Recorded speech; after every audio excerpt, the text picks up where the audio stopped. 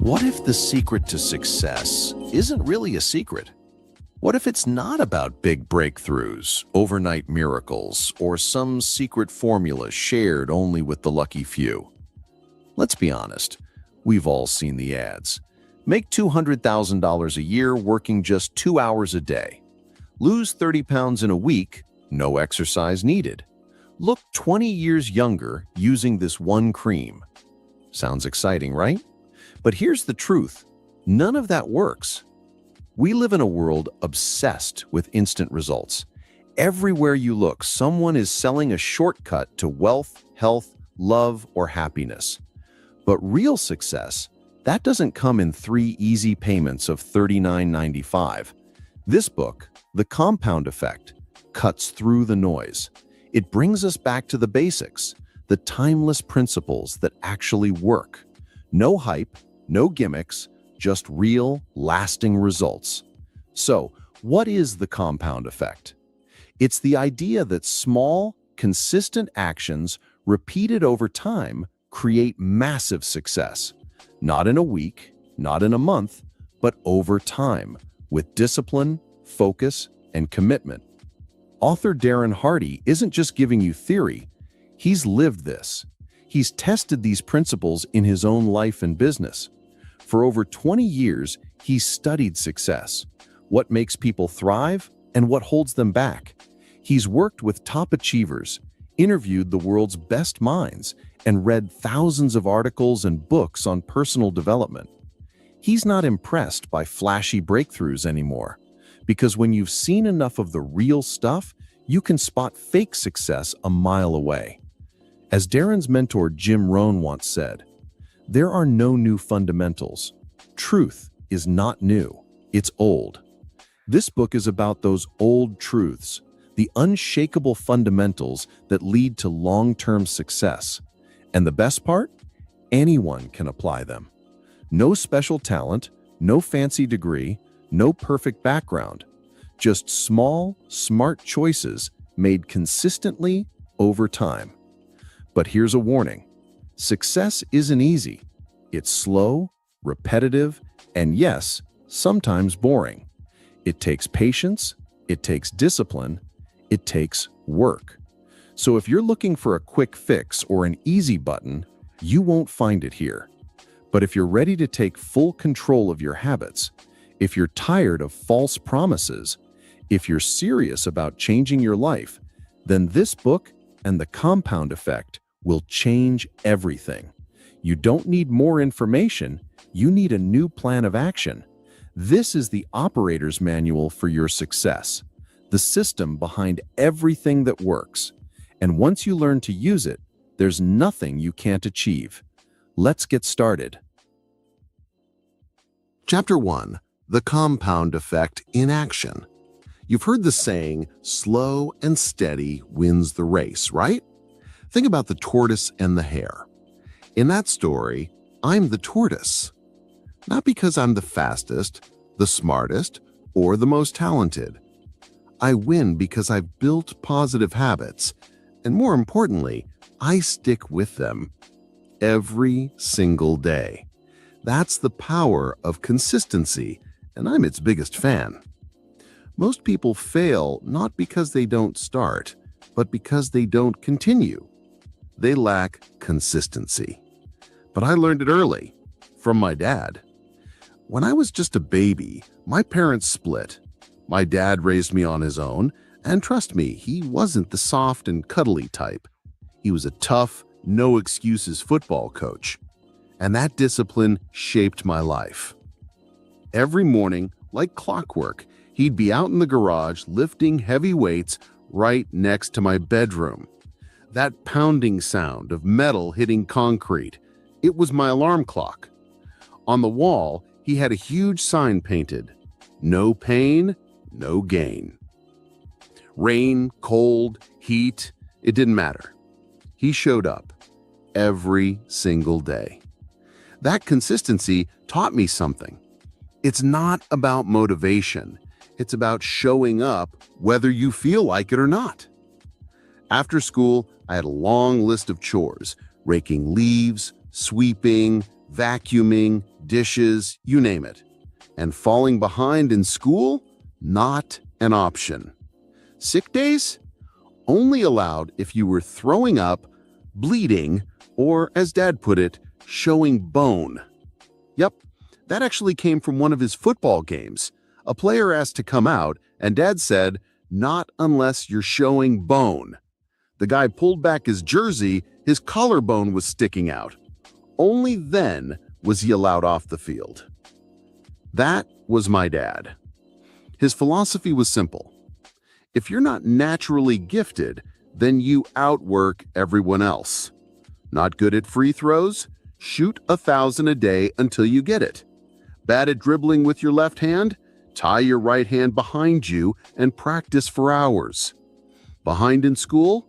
Get a tutor and grind until you catch up. No excuses, just work. And the thing is, he walked the talk. From coach to top salesperson to business owner, he climbed every step with pure grit. But he didn't micromanage. He gave us space to figure things out. He believed in personal responsibility.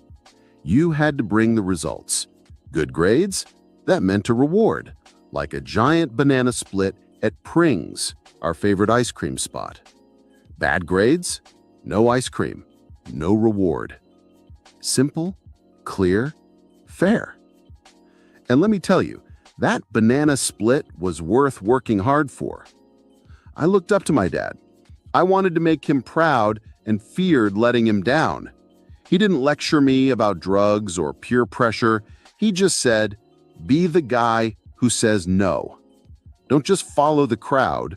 Be the one who stands out." That stuck with me. By the time I was 12, I had a schedule like a corporate executive.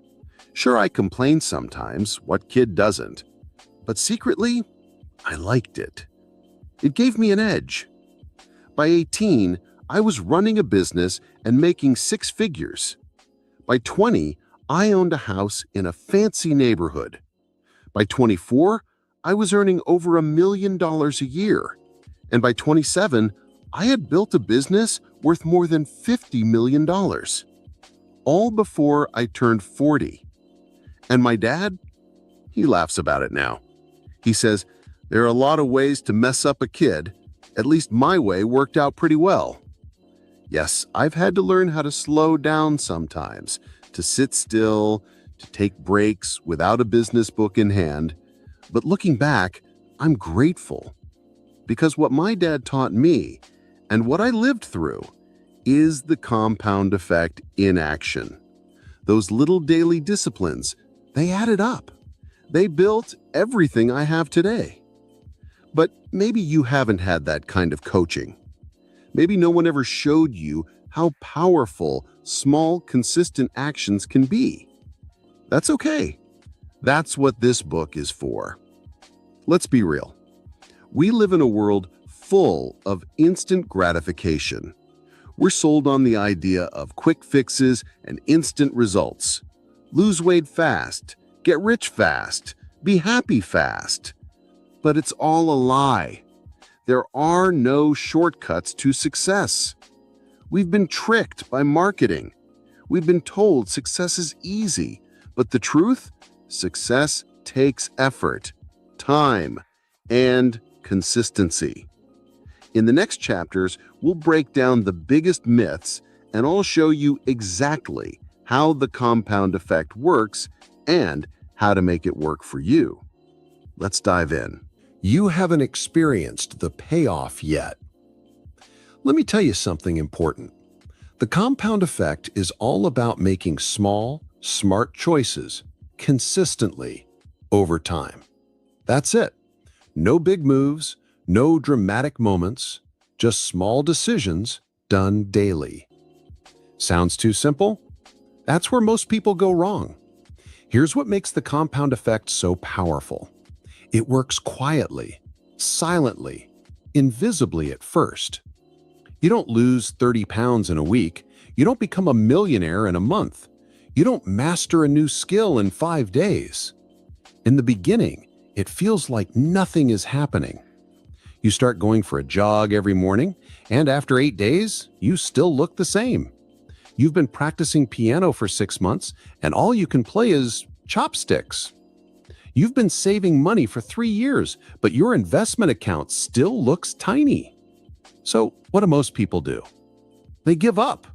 They say, this isn't working. It's too slow. It's not worth it. And that's the tragedy, because if they had just kept going, the results would have started to show. Think about it like this. Small, smart choices, done consistently, over time, equals radical transformation. It's a simple formula, but don't mistake simple for easy. This is why the compound effect is often ignored. We live in a world of instant everything, instant food, instant entertainment, instant answers.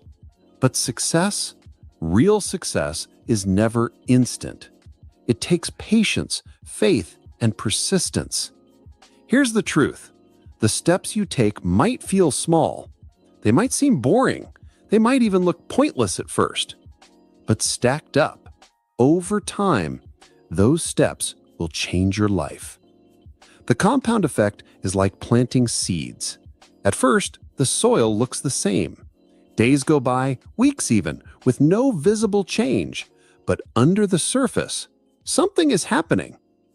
Keep watering, keep showing up, and one day you'll see growth. And soon after that, the harvest will blow your mind. So don't be fooled by what you can't see yet. Keep taking those steps. Keep showing up, because the payoff is coming and it's going to be massive. Let's look at some examples of how this plays out in real life. The magic penny. Imagine this. Someone offers you 2 choices. Option 1, take $3 million in cash right now. Option 2, take just 1 penny, but it will double in value every day for the next 31 days. Which would you pick? Most people would grab the $3 million in a heartbeat. I mean, it's sitting right there. Instant money. No wait, no risk. But here's the twist. That tiny penny, if it doubles every day for 31 days, it'll be worth over $10 million by the end. Sounds impossible, right? Let's break it down. Day 1 to day 10. You chose the penny. Your friend takes the $3 million. After day 5, you've got 16 cents. Meanwhile, your friend is probably shopping for a new car. By day 10, you've made it to just $5.12. Your friend, still sitting on that huge $3 million. You're starting to wonder, did I make a mistake? Day 20. Now you're 20 days in, only 11 days left. Your penny is finally over $5,000. Not bad, but still a long way from $3 million. Your friend, still living large. You, still waiting, watching, wondering if this is ever going to work. But then something starts to happen.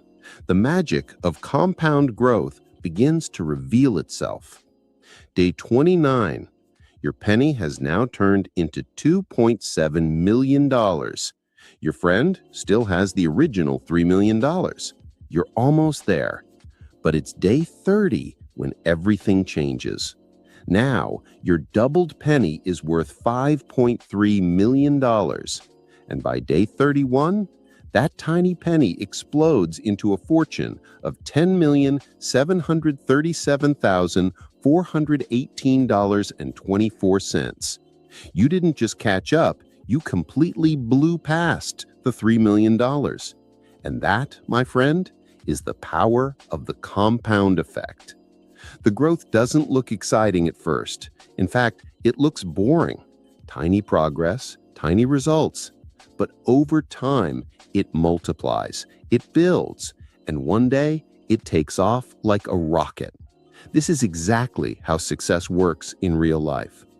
You eat healthy for a week, nothing changes. You read every night for a month, no transformation. You save a few dollars a day, no wealth.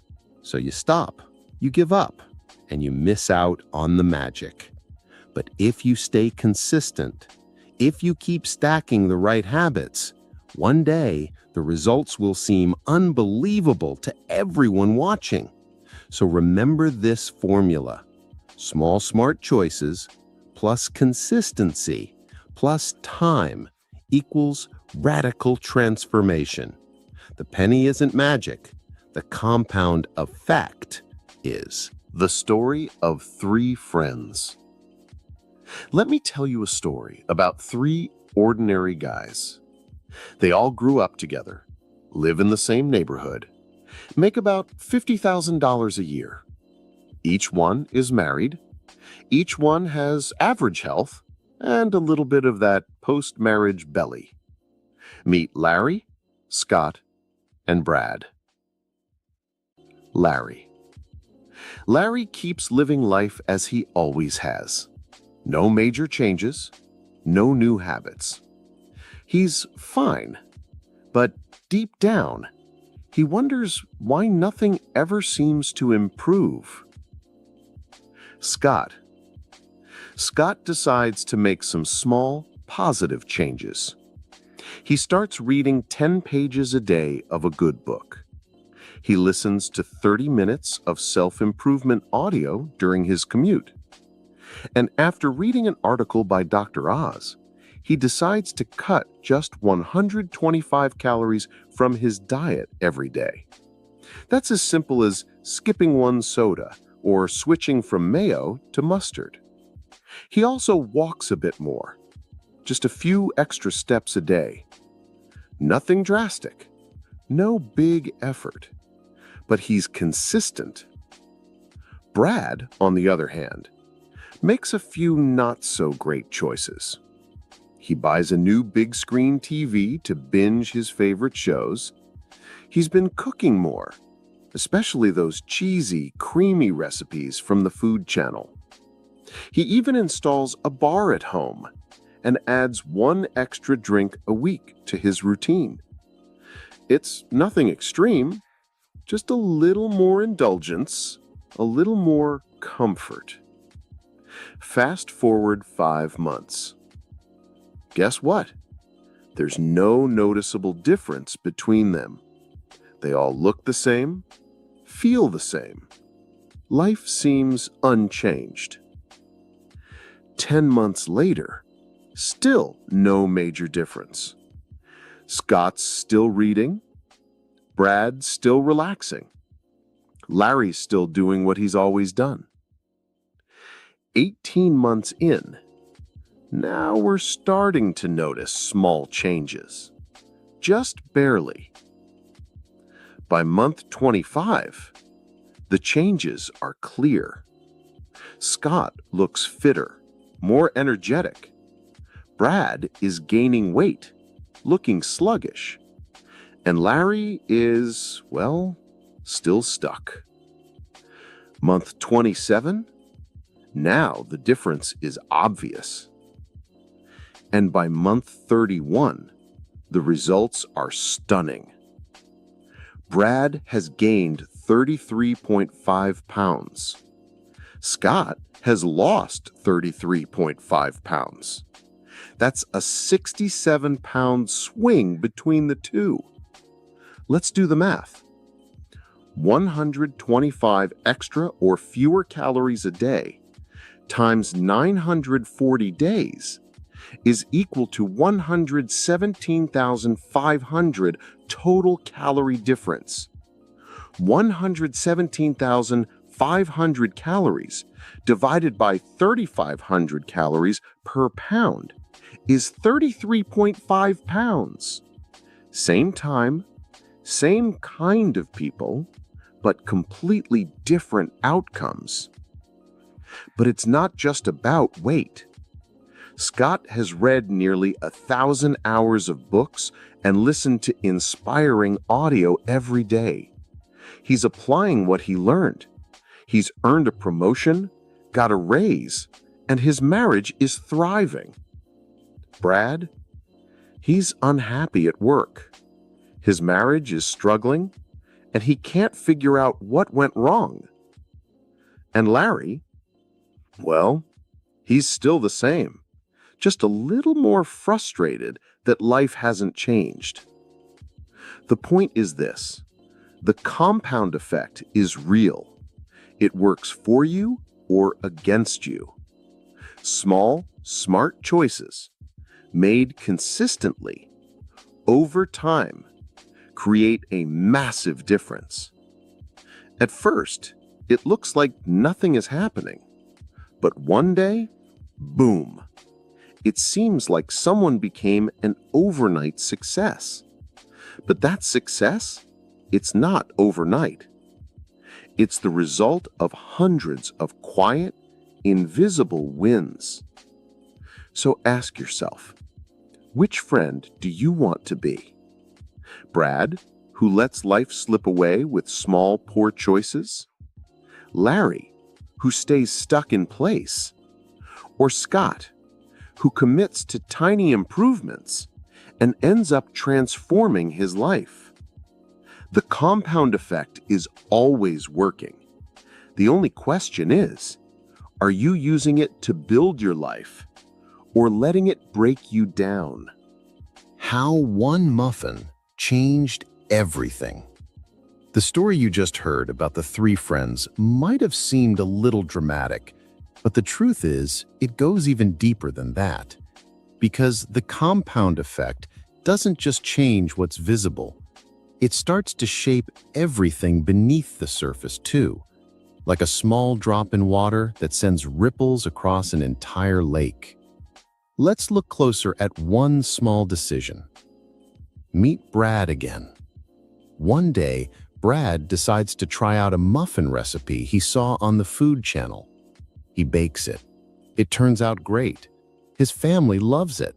He feels proud. It seems innocent, even heartwarming. So, he bakes again. And again. Sweets become a more regular part of his routine. He's loving his own cooking and eating more than his share. Not enough to raise eyebrows, but enough to tip the scales.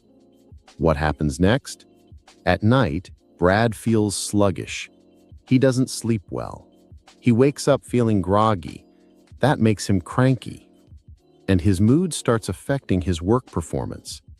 He's now a little less productive, which leads to a few disappointing comments from his boss. That discouragement carries over, and now Brad starts disliking his job. The drive home feels longer, the stress feels heavier, and so he reaches for comfort food again to unwind. The cycle begins. Once upon a time, Brad would take evening walks with his wife, but now he just doesn't feel like it. Low energy, no motivation.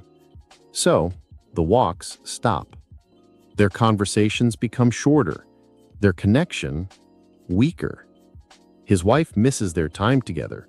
She wonders what's changed. And since Brad's no longer getting fresh air, he's not getting those endorphin boosts that kept his mood in balance. He feels low, unhappy, and it spreads. Brad starts noticing flaws in himself and in others. He doesn't compliment his wife anymore. He feels a little out of shape, a little less confident, a little less romantic. Late at night, he turns on the TV, not for entertainment, but for escape. His wife begins to feel lonely. She tries to talk to him, she complains, but Brad feels like she's just nagging. She becomes needy, then distant. She pours her energy into her work, spends more time with friends. Men begin to notice her, flirt with her. She doesn't cheat, but she feels seen again. Brad can feel something's off, but instead of looking inward, he blames her. He's confused, frustrated, He doesn't realize that it all started with that small muffin habit and how it snowballed into something so much bigger. Meanwhile, his friend Scott, the one reading 10 pages a day, he's thriving. He feels energized, focused, connected. He's getting promoted. He's more present at home. His relationship is flourishing. Not because he made one giant leap, but because he repeated simple daily disciplines consistently. That's what Jeff Olson, author of The Slight Edge, calls simple disciplines versus simple errors in judgment. Every day we're making a choice, and the compound effect never stops working. The results are predictable, they're measurable, they're guaranteed if you stay the course. And that's the good news. You don't need to wait for some giant breakthrough or summon a dramatic burst of motivation.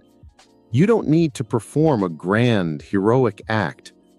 All you need is to take tiny steps, repeat them consistently, and give them time. That's all. Target? The truth is, we've been conditioned to believe in flashy, all-or-nothing transformations. Society praises big wins, not slow progress. But that mindset leaves people burned out, disappointed, and stuck. Instead, choose the quieter, smarter path. Choose the one that compounds. In the book, there's a chart, Figure 1, that shows two lines. At first, both are almost flat. No change, no result. But slowly, one line starts to curve upward, the other downward. The gap between them grows and grows and explodes over time. That's the compound effect. It starts with tiny, invisible choices, but eventually, it creates massive, visible results. So, let me ask you this. Are you planting seeds for success or sowing the slow downfall of your own potential? Remember, one muffin didn't ruin Brad's life, but his daily choices did. Just like one salad didn't transform Scott, but his daily habits built a new life. The compound effect is always running in the background. It's not a matter of if it works. It's a matter of how you use it. Make it your ally and let it carry you toward the life you want, one small choice at a time. Why success often fails and how to avoid it. Let's face it, the hardest part of the compound effect isn't understanding it. It's sticking with it, day in, day out, before we can finally see the payoff. Because the truth? The rewards don't show up overnight. They show up slowly, quietly, then all at once. Our grandparents understood this. They didn't need TV infomercials promising six-pack abs in 30 days, or some guru selling real estate riches in just 6 months. No, they got up early, worked hard, 6 days a week, from sunup to sundown. They didn't chase shortcuts. They lived by something we've almost forgotten today: hard work, discipline, consistent habits. That was their secret formula. Not flashy, not trendy, just solid, honest effort over time. But here's the thing. Success doesn't always last forever. Wealth, prosperity, even strong values, they tend to skip generations. Why?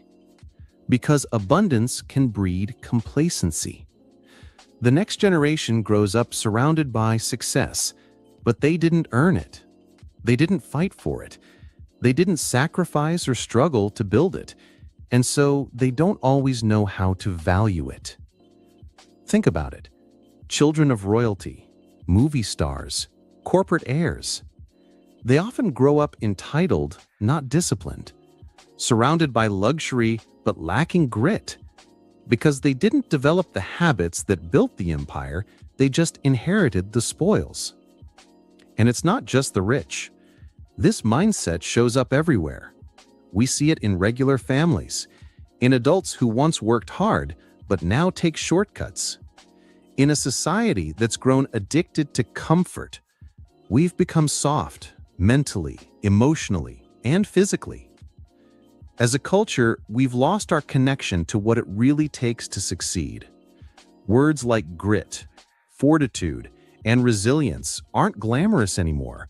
They're old-fashioned, boring, uncool.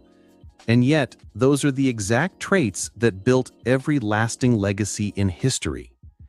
It was the grind that shaped our ancestors, the struggle that chiseled their character, the discipline that made them unshakable. But here's the pattern we often ignore.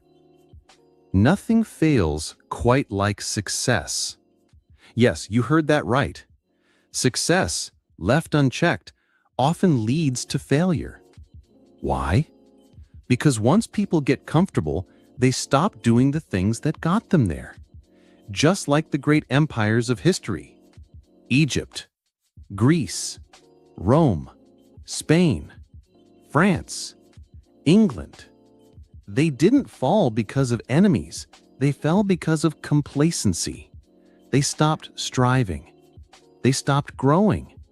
They got lazy and crumbled from within. It's like the story of the boiling frog. If you drop a frog into boiling water, it'll jump out immediately. But if you place it in cool water and gradually heat it, it'll stay there, comfortable, until it's too late. That's what happens with success. We get used to the warmth, and we don't realize the heat is rising until we're cooked. So, what's the solution? It's simple, but not easy. We need to reclaim the work ethic our grandparents had. We need to restore our discipline, our character, and our will to do what's hard. Not just for the country, but for your own life. Don't fall for the magic pill mindset. You can wait on the couch for your dreams to manifest or chant all the affirmations in the world. But success isn't a genie you summon. It's a craft you build, one brick at a time. Let me tell you a quick story. A beautiful restaurant opened up by the beach in San Diego. It had everything going for it. The space was spotless. The hostess had a warm, genuine smile. The service was top-notch, and the food? Absolutely phenomenal. People lined up, waiting more than an hour to get a table. Business was booming. But then, something changed. Slowly, the team began taking success for granted. The hostess became cold and arrogant. The waitstaff looked messy and uninterested. The food? Sometimes good, sometimes disappointing. The magic that once set them apart was gone. Not all at once, but piece by piece. 18 months later, they were out of business. Not because the food wasn't good enough, but because they stopped doing the things that made them successful in the first place. Their success blinded them, and it led to their downfall. So here's the truth loud and clear. You will never change your life until you change something you do daily. Success is not about the big wins. It's about the small disciplines repeated over time without fail. The compound effect doesn't reward talent or luck. It rewards persistence. It rewards those who keep going long after the excitement fades. So, are you willing to show up? Even when no one is watching? Even when it's boring? Even when the results are invisible? Because that's the real test. And if you can pass it, success won't just come your way, it'll stay. Let go of instant gratification and embrace the real path to success. Let's talk about something that's holding so many of us back. A mindset that's quietly ruining our potential. The microwave mentality. We live in a world where everything is instant. Fast food, 1-hour glasses, 30-minute photo processing, overnight shipping, instant texts, microwave meals, even microwave eggs. We're surrounded by speed, and slowly we've started to expect our success to come that way too. But here's the truth. Success does not work on a microwave setting. It's not fast, it's not easy, and it's definitely not instant. Real success is slow, it's boring, it's built one small step at a time. When you truly understand the compound effect, you start to lose those insta-result expectations. You stop waiting for miracles. You stop hoping for shortcuts. You stop falling for overnight success stories because you finally get it. Success is not about one big win. It's about 1,000 small wins, quietly compounding over time. Excellent. Let's talk about the lottery. You see someone on TV screaming with joy, holding a giant check. Everyone celebrates that moment. But what you don't see? The millions of people who lost. Harvard psychologist Daniel Gilbert once said something eye-opening. If every person who lost the lottery got 30 seconds of airtime to say, "I lost," it would take 9 years to get through the losers of a single drawing. 9 years. Yet we keep chasing that 1 in a million fantasy. It's time to let that go. Promise yourself this. No more lottery thinking. No more get-rich-quick schemes. No more thin thighs in 30 days. It's all noise, because deep down you know every successful athlete, every top performer, every master of their craft got there through relentless repetition. They showed up early. They stayed late. They trained while others rested. They failed. They got frustrated. They felt lonely and tired, but they kept going. That's the truth you need to accept. Behind every great story is a grind you don't see. So here's what I want for you. By the end of this book, or maybe even right now, I want you to feel it in your bones. The only real path to success is through a consistent series of mundane, unsexy, repetitive disciplines. It's not glamorous. It's not Instagram-worthy, but it works. And if you stick with it, the life of your dreams, yes, your fairy tale ending, can absolutely be yours. The compound effect is always working. Always. Right now, as you're listening to this, it's either working for you or against you. Your habits, your thoughts, your actions, they're all building momentum in a direction. The question is, which direction? Because it doesn't matter where you are on the curve, you can start today. You can make simple, positive changes, and you can steer the trajectory of your life upward. You're not stuck. You're not too late. All it takes is a decision. Start doing the right small things daily and let time do the rest. So, have I made my point? Let go of the microwave mentality. Forget the shortcuts. Forget the instant fixes. Because your future success won't be the result of some magical overnight breakthrough. It will come from your daily choices, repeated again and again. In the next chapter, we're going deeper. We'll uncover the one thing that controls your entire life. Yes, everything you have or don't have, every victory or defeat, every win or failure, it all begins with this one force. Learn how to master this, and you'll unlock the power to change your life completely. Let's find out what it is. Together. Chapter 2. Choices. We all come into this world the same way, naked, scared, and clueless. None of us arrive with a manual. We all start with a clean slate. But from that moment on, the life we build, the success we achieve, the struggles we face, all come down to one simple thing: the choices we make. Yes, choices.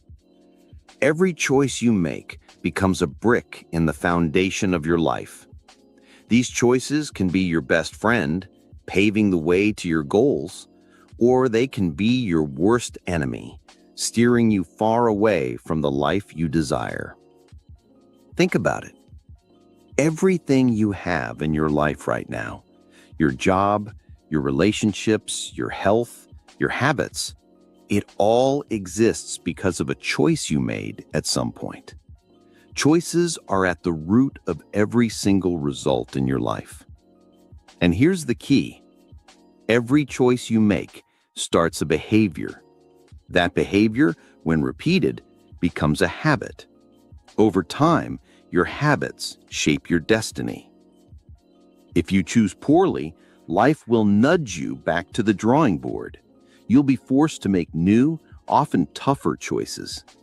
And if you avoid choosing altogether, you've still made a choice. The choice to be passive, to let life happen to you rather than taking charge. You see, you make your choices, but then your choices make you. Every single decision, no matter how small, alters the course of your life. Whether it's deciding to go to college or not, choosing who you marry, whether you take that last drink before driving, whether you join in gossip or stay silent. Even deciding to say, "I love you," or to stay quiet. All these small choices create a ripple effect that compounds over time, shaping your future in ways you can't even imagine in the moment. That's the compound effect in action. This chapter is about becoming aware of your choices. It's about making choices that expand your life, not limit it. It might sound complicated, but trust me, you'll be surprised at how simple it really is. From this point forward, you'll stop making 99% of your choices unconsciously. No longer will your routines and daily behaviors be automatic reactions based on old habits and societal programming. You'll start asking yourself powerful questions. How many of my behaviors have I never consciously voted on? What am I doing every day that I didn't intentionally choose to do? And more importantly, why do I continue to do them? By using the same simple strategies I've applied in my own life, strengthened by the unstoppable compound effect, you'll start to loosen the grip of those invisible habits that are pulling you off course. You'll learn how to hit the pause button, giving yourself a moment to stop before you make a choice that leads you into idiot territory. You'll find that making smart choices becomes easier. You'll develop behaviors and habits that support your goals, not sabotage them. Now, here's something important. Your biggest challenge isn't that you've been making bad choices on purpose. Oh no, that would be easy to fix. If we knowingly made bad decisions, we could simply stop. The real problem is that you've been sleepwalking through your choices. Half the time, you're not even aware you're making them. It's not that you lack intelligence. It's not that you're lazy. The truth is, many of your choices are invisible to you because they are so deeply woven into your routines, habits, culture, and upbringing. You're following patterns that have been programmed into you over years, often without question. Let me ask you, have you ever been going about your day, enjoying life, when suddenly you make a stupid choice, or maybe a series of small, seemingly harmless choices that ultimately derail your progress? You didn't plan to sabotage yourself, but because you weren't actively thinking about your decisions, because you didn't pause to weigh the risks or the outcomes, you found yourself facing unintended consequences. Nobody wakes up and says, "Today I'm going to become overweight." No one sets a goal to go bankrupt. No one dreams of getting a divorce. But these outcomes often happen not because of one huge mistake, but because of a series of small, poor choices. Choices made without awareness. One extra slice of pizza here, skipping a workout there, Over time, these tiny choices compound into significant consequences. This chapter is your wake-up call. It's about taking ownership of your choices. You need to understand that every choice matters. You need to become intentional, deliberate, and mindful of the decisions you make, no matter how small they seem. Because over time, the compound effect doesn't miss a single choice. It multiplies everything. The good news? You can change the direction of your life by making simple, better choices consistently. You don't have to overhaul your entire life in one day. You just need to start choosing wisely, moment by moment. And here's the secret. When you become aware of your choices, you gain power. The power to direct your life intentionally instead of letting life happen to you. So as you move forward from here, I want you to remember one thing. You are the sum total of your choices. The life you are living today is the result of choices you made in the past. And the life you will be living tomorrow depends on the choices you make today. Choose consciously. Choose wisely. Because once you make a choice, that choice starts making you. Elephants don't bite, but mosquitoes do. Let me ask you something. Have you ever been bitten by an elephant? No, but I bet you've been bitten by a mosquito, haven't you? It's always the small things that bite us. We often imagine that it's the massive, catastrophic mistakes that ruin people's careers, relationships, or lives. And yes, sometimes we do see those dramatic collapses. A comedian's career shattered in seconds because of a careless, offensive rant. A celebrity once adored for their humanitarian work, caught in a drunken scandal saying things they can never take back. Or even an admired athlete suddenly lashing out at an official in a fit of rage. These moments are loud. They grab headlines. They're unforgettable. But here's the truth. For most of us, it's not the elephants that destroy our progress. It's not these extraordinary, massive mistakes that are the problem. No. For people like you and me, it's the small, frequent, seemingly insignificant choices that slowly, almost invisibly, derail our success. I'm talking about the little decisions, the ones you think don't matter at all. It's the small, invisible habits that quietly pile up, unnoticed, and take you far off course. Sometimes these choices are obvious bad moves, careless and boneheaded. Sometimes they appear harmless, like small indulgences. And sometimes they even look like positive choices on the surface. But don't be fooled. These seemingly minor decisions can completely throw you off track simply because you're not mindful of them. You're on autopilot, not paying attention. And when you're not aware, the compound effect is still working, but it's working against you. You're still compounding, but in the wrong direction. Let me give you a few examples. You decide to grab a soda and a bag of chips. You're not really hungry, you're just bored. Before you know it, you've polished off the entire bag. And just like that, you've thrown away an entire day of healthy eating. But it was just a small choice, right? Another day, you sit down to relax and start watching TV. You tell yourself it's just for a few minutes. Maybe it's even an educational documentary, so it feels productive.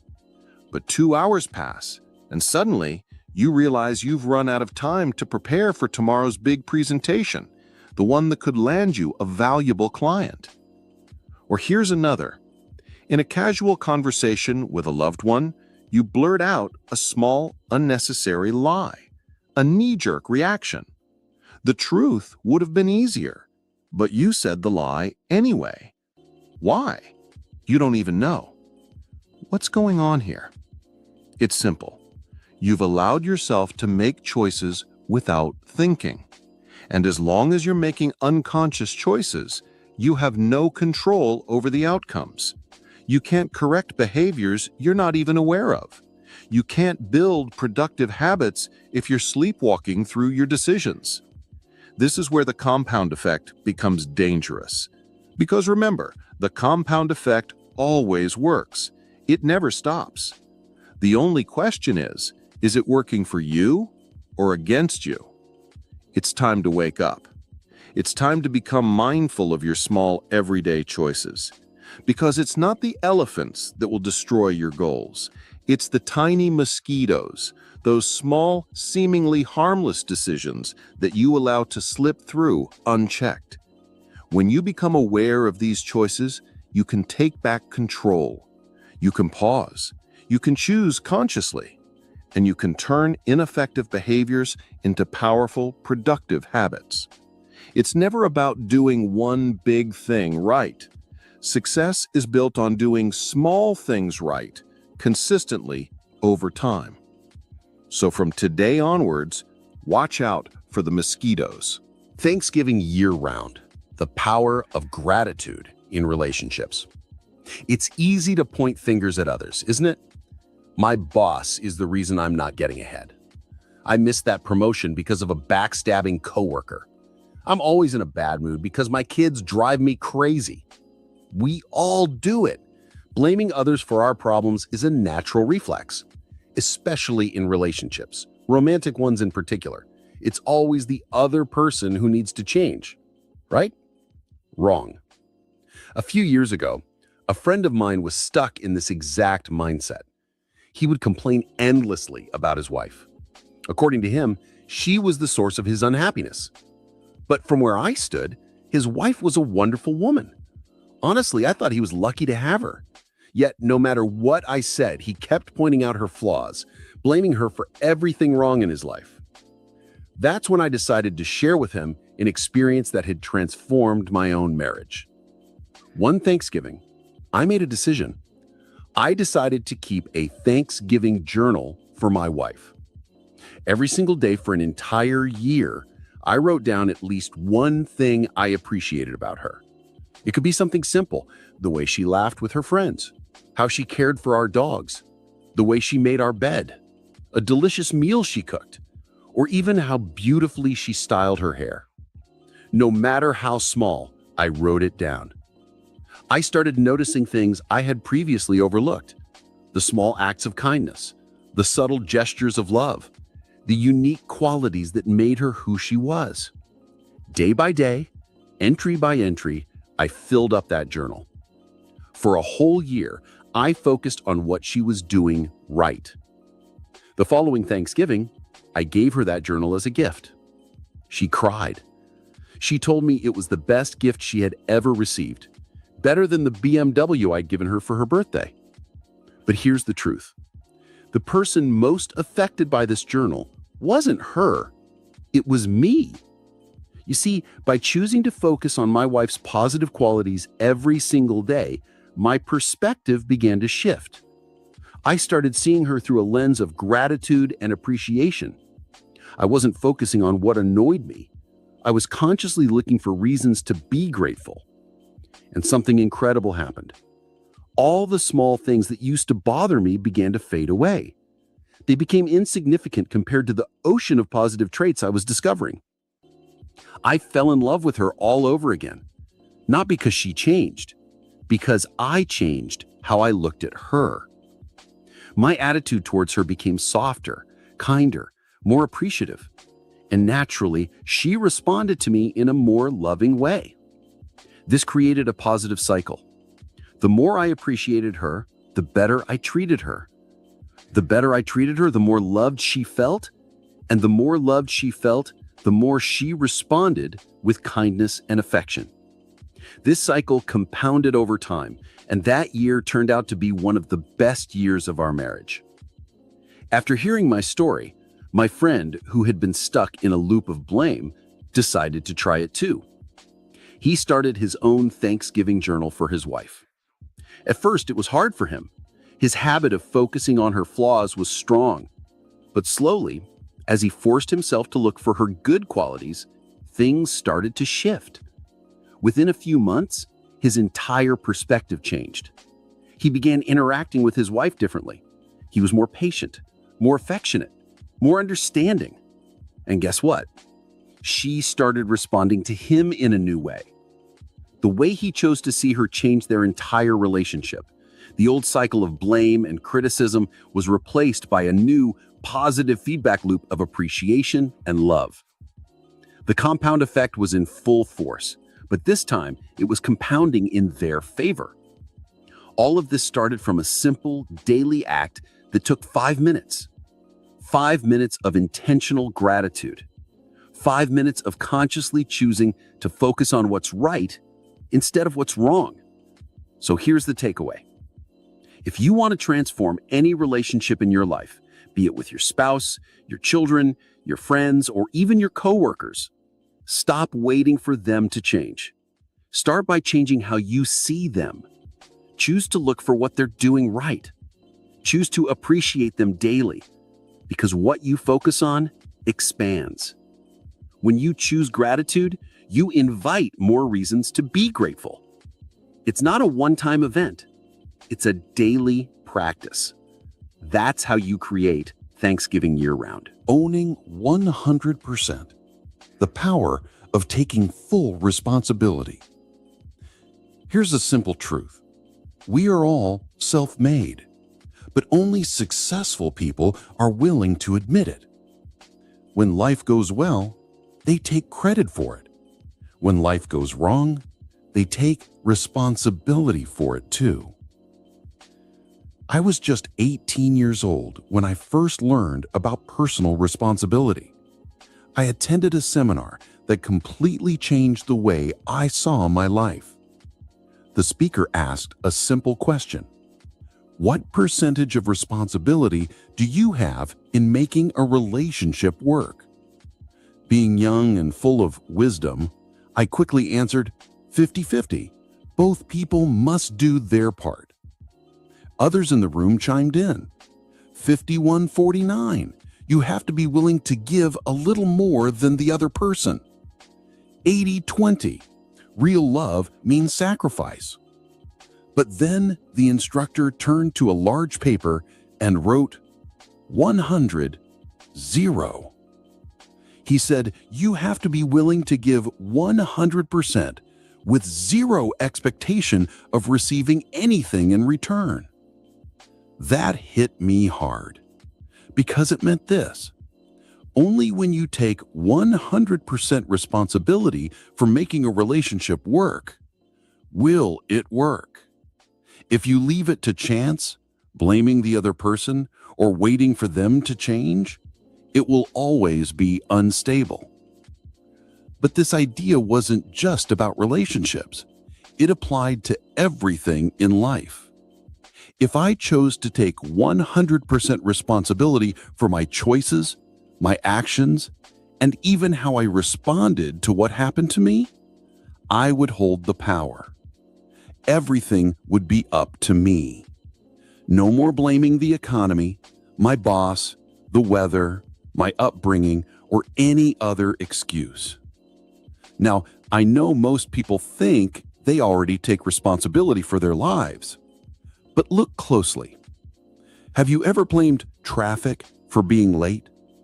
Or said you're in a bad mood because of something your spouse or coworker did? Maybe you said, I couldn't finish the work because the printer was slow. Or, I'm stressed because my teenager is being unreasonable. In all these situations, you're handing over your power. You're saying your life is controlled by others, by circumstances. But here's the truth. You were late? Maybe you should have left earlier. The printer was busy? Shouldn't you have printed it sooner? The presentation got messed up. Did you double check it? Your teen is difficult? There are tons of books and resources to help you improve how you handle it.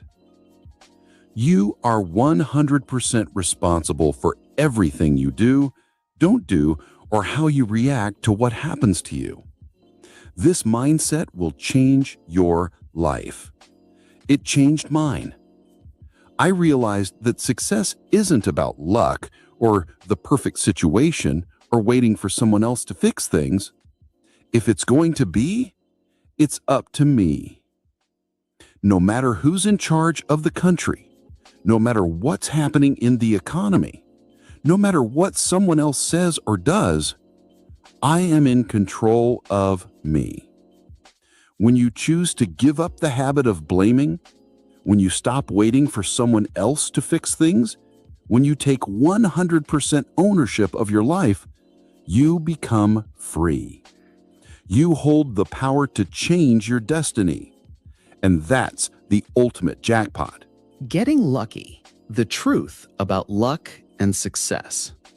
Maybe you've thought to yourself, I'm just not lucky. Maybe you believe that some people are destined for success, while others are doomed to struggle. But here's the truth. That's just an excuse. The difference between people who are rich, happy, and healthy and those who are broke, depressed, and unhealthy is not luck. It's the choices they make, day after day, moment by moment. Sure, luck exists, but it's not what you think. If you woke up today, if you're breathing, if you have your health, if you have some food in the kitchen, you are lucky. Many people in this world don't even have that. The problem is most people don't recognize how lucky they already are. Luck is not some magical force that picks favorites. It's not a lottery ticket that randomly lands in someone's lap. Luck is something that everyone has access to. But what separates the successful from everyone else is how they respond when luck shows up. I once asked Richard Branson, the billionaire entrepreneur, whether he believed luck played a part in his success. He said something powerful. Yes, of course. We are all lucky. If you live in a free society, you are lucky. Luck surrounds us every day. We are constantly having lucky things happen to us, whether you recognize it or not.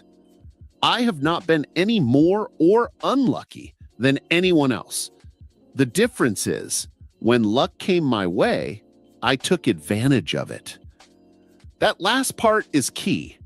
Luck is useless if you're not prepared to act on it. We've all heard the old saying, luck is when opportunity meets preparation. That's true, but I believe there's more to it. There are two other ingredients that most people forget about when it comes to getting lucky. Those two are awareness, taking action. You see, opportunities are all around you every single day. But most people are too distracted, too busy, or too negative to notice them. That's where awareness comes in. You have to train yourself to see the small chances, the hidden opportunities that others overlook. And once you see them, you need to act immediately. That's the second ingredient, action. Many people see opportunities, but they hesitate, they overthink, they wait for the perfect time. And by the time they're ready, the opportunity is long gone. So, if you want to be lucky, here's the formula. Prepare yourself, develop your skills, mindset, and readiness. Stay aware. Keep your eyes open for opportunities. When luck shows up, take action without delay. Success isn't about luck choosing you. It's about you being ready to choose luck when it arrives. The complete formula for getting lucky. People often think luck is this magical force that randomly blesses some people and ignores others. But here's the truth. Luck isn't random. Luck follows a formula. And once you understand it, you'll see that luck isn't about chance. It's about preparation, mindset, and action. Here's the simple formula for getting lucky. Preparation plus attitude plus opportunity plus action equals luck. Let's break that down. Number 1, preparation. Be ready before luck knocks.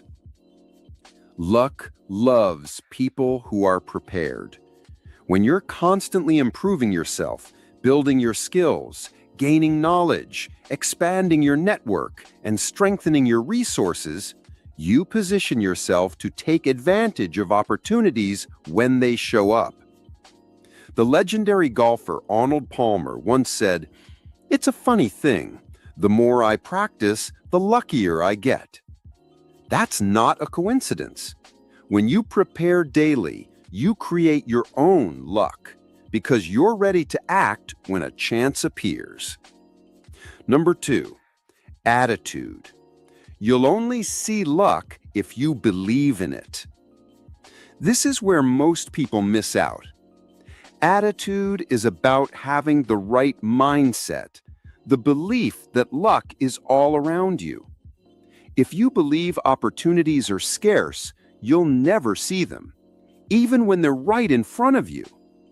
But if you train your mind to look for the positive, to search for chances, you'll start noticing opportunities everywhere. As Richard Branson said, luck is always around us. The difference is whether we recognize it. You can't see what you're not looking for, and you won't look for what you don't believe exists. Number 3, opportunity.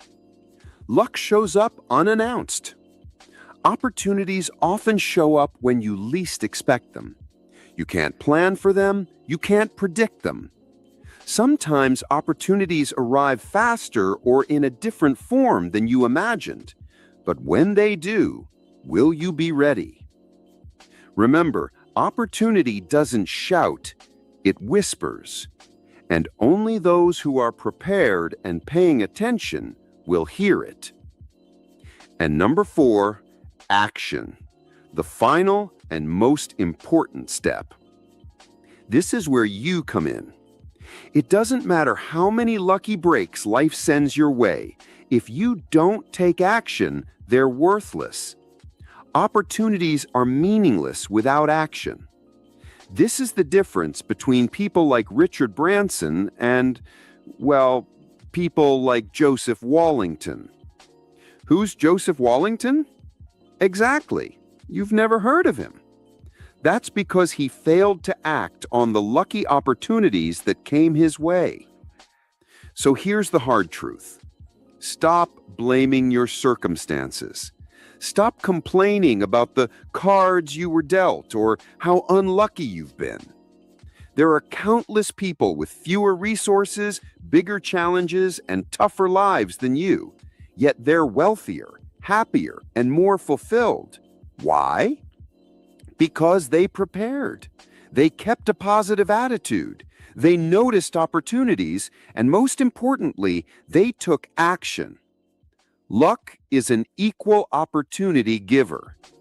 Lady Luck shines on everyone, but while most people walk around with their umbrellas up, shielding themselves from opportunity, successful people keep their faces turned up, ready to receive it. When it comes down to it, it's all on you. Luck isn't magic. It's a choice. And it starts with you deciding to be prepared, to stay positive, to spot opportunities, and to take immediate action. The high price of tuition at UHK, the University of Hard Knocks. Let me tell you a story. Nearly a decade ago, I was invited to join a new startup business as a partner. I invested a huge sum of money, over $330,000, and worked non-stop on it for almost 2 years. But then, everything came crashing down. I discovered that my business partner had completely mismanaged the finances and wasted all the money. Just like that, it was gone. Now, you might expect that I'd be furious, maybe even take him to court. But I didn't. In fact, I later lent him more money when he had a personal emergency. Sounds crazy, right? But here's the truth. That loss was my fault. You see, I had agreed to go into business with him without doing my homework. I didn't check his background properly. I didn't investigate his character deeply enough. And during the business, I wasn't paying attention to the financial details. I trusted him to handle it. But in reality, I was being lazy. I ignored red flags. I overlooked warning signs. Every decision that led to that loss was a choice I made. So in the end, I was 100% responsible for the results. When I found out what had happened, I had a choice. I could waste more time and energy fighting it, or I could accept responsibility, learn my lesson, and move on. I chose to move on. And honestly, if I faced that situation again, I'd make the same choice, because the most valuable lessons in life often come from the University of Hard Knocks. The tuition is expensive, but the education is priceless. Now, I'm challenging you. No matter what has happened to you in the past, no matter who wronged you, betrayed you, or let you down, take complete responsibility for it. Good or bad, victory or defeat, own it. My mentor, Jim Rohn, once said, "The day you graduate from childhood to adulthood is the day you take full responsibility for your life." So let me ask you, are you ready to graduate? Today is your graduation day. From this moment on, choose to take 100% responsibility for your life. No more excuses, no more blame. Understand this: your choices have the power to free you, as long as you're willing to own them. It's time to make the choice to take control. Because when you do, you'll no longer be a victim of circumstances. You'll be the author of your destiny. It's all on you. Your secret weapon, your scorecard. Let me share with you one of the most powerful strategies I've ever used to improve my life. It's simple, but it's a game changer. This strategy will help you control your daily choices. And when you control your choices, everything else starts to fall into place. Your habits, your behaviors, your results, they all start aligning like loyal soldiers marching toward your goals. Here's how it works. Right now, I want you to think about one area of your life that you want to improve. Maybe you want more money in your bank account. Maybe you want to lose weight, or build a stronger relationship with your spouse or kids.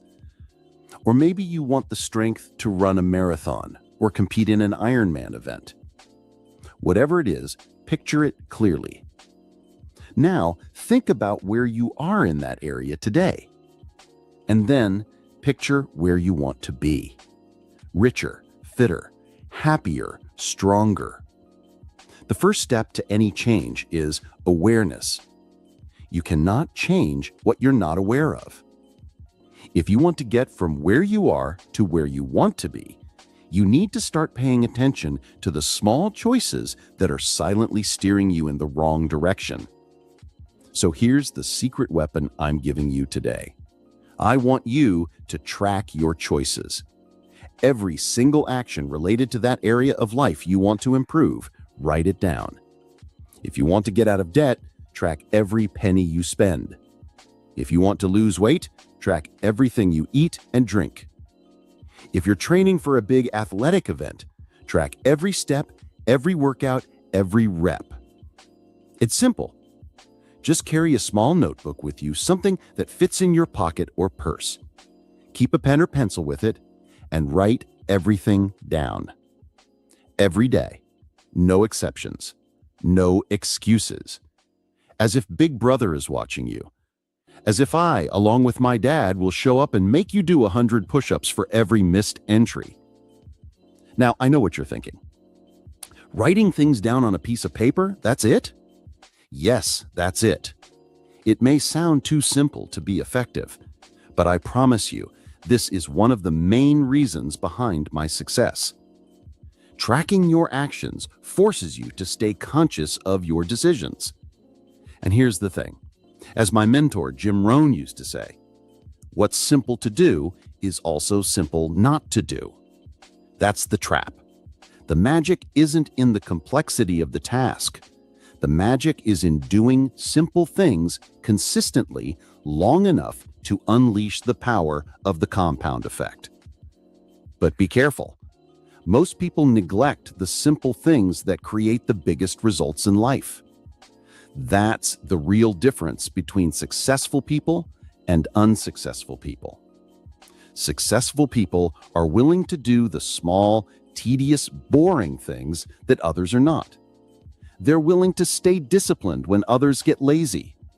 They're willing to track their progress when others lose focus.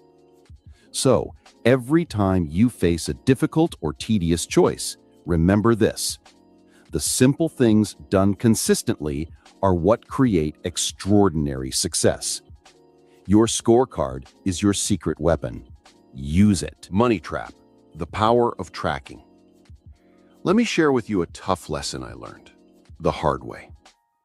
Back in my early 20s, I was making a lot of money selling real estate.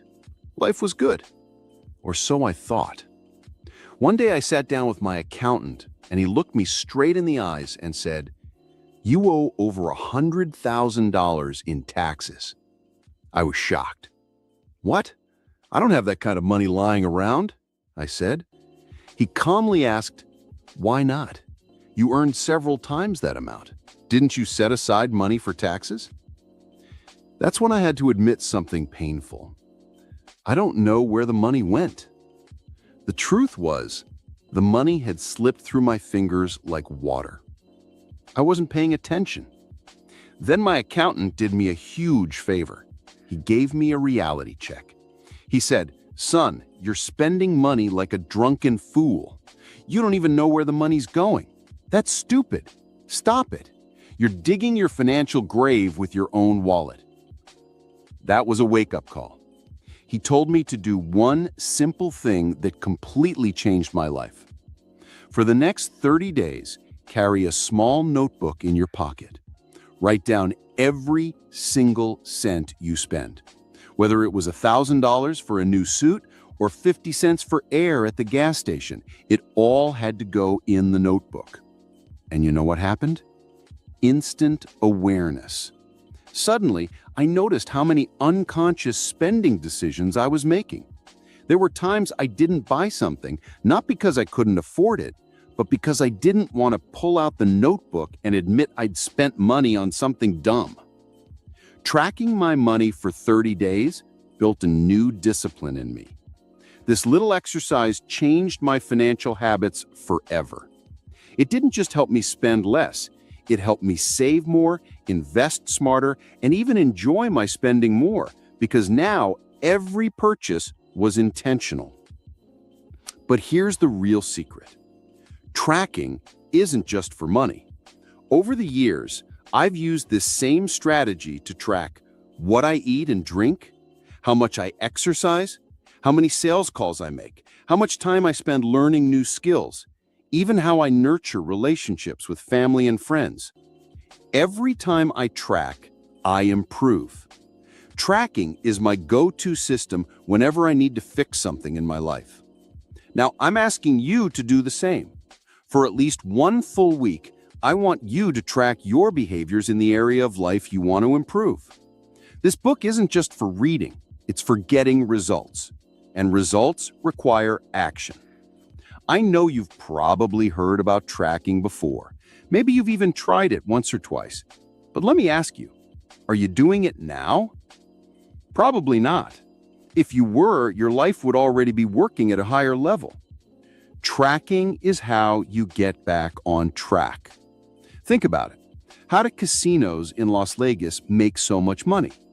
Because they track every table, every hand, every minute. How do Olympic trainers produce world-class athletes? because they track every workout, every calorie, every micronutrient. All winners are trackers. And now, I want you to start tracking your life with the same level of intensity. Tracking works because it brings moment-to-moment awareness to your actions. And here's a universal truth. You cannot improve what you don't measure. Professional athletes track every stat. Golfers track every swing. Pitchers track every pitch. Why? Because when their stats improve, they win more. When they win more, they earn more. From this moment on, I want you to track yourself as if you are a valuable commodity, because you are. This is the idiot-proof system I promised you. Regardless of how aware you think you are, believe me, you're not. Tracking will revolutionize your life and your lifestyle. It's simple, but it works. Start tracking. Keep it slow and easy. Start tracking your life. Okay, take a deep breath. Don't panic. We're not going to turn your life upside down overnight. We're starting off slow and easy. I'm asking you to track just one habit for 1 week. That's it. Pick the habit that seems to control you the most. It could be your eating habits, your spending, your screen time, or anything else that's quietly steering your life off course. That's where you'll start. Let's say you choose eating because you want to lose weight. Your task is simple.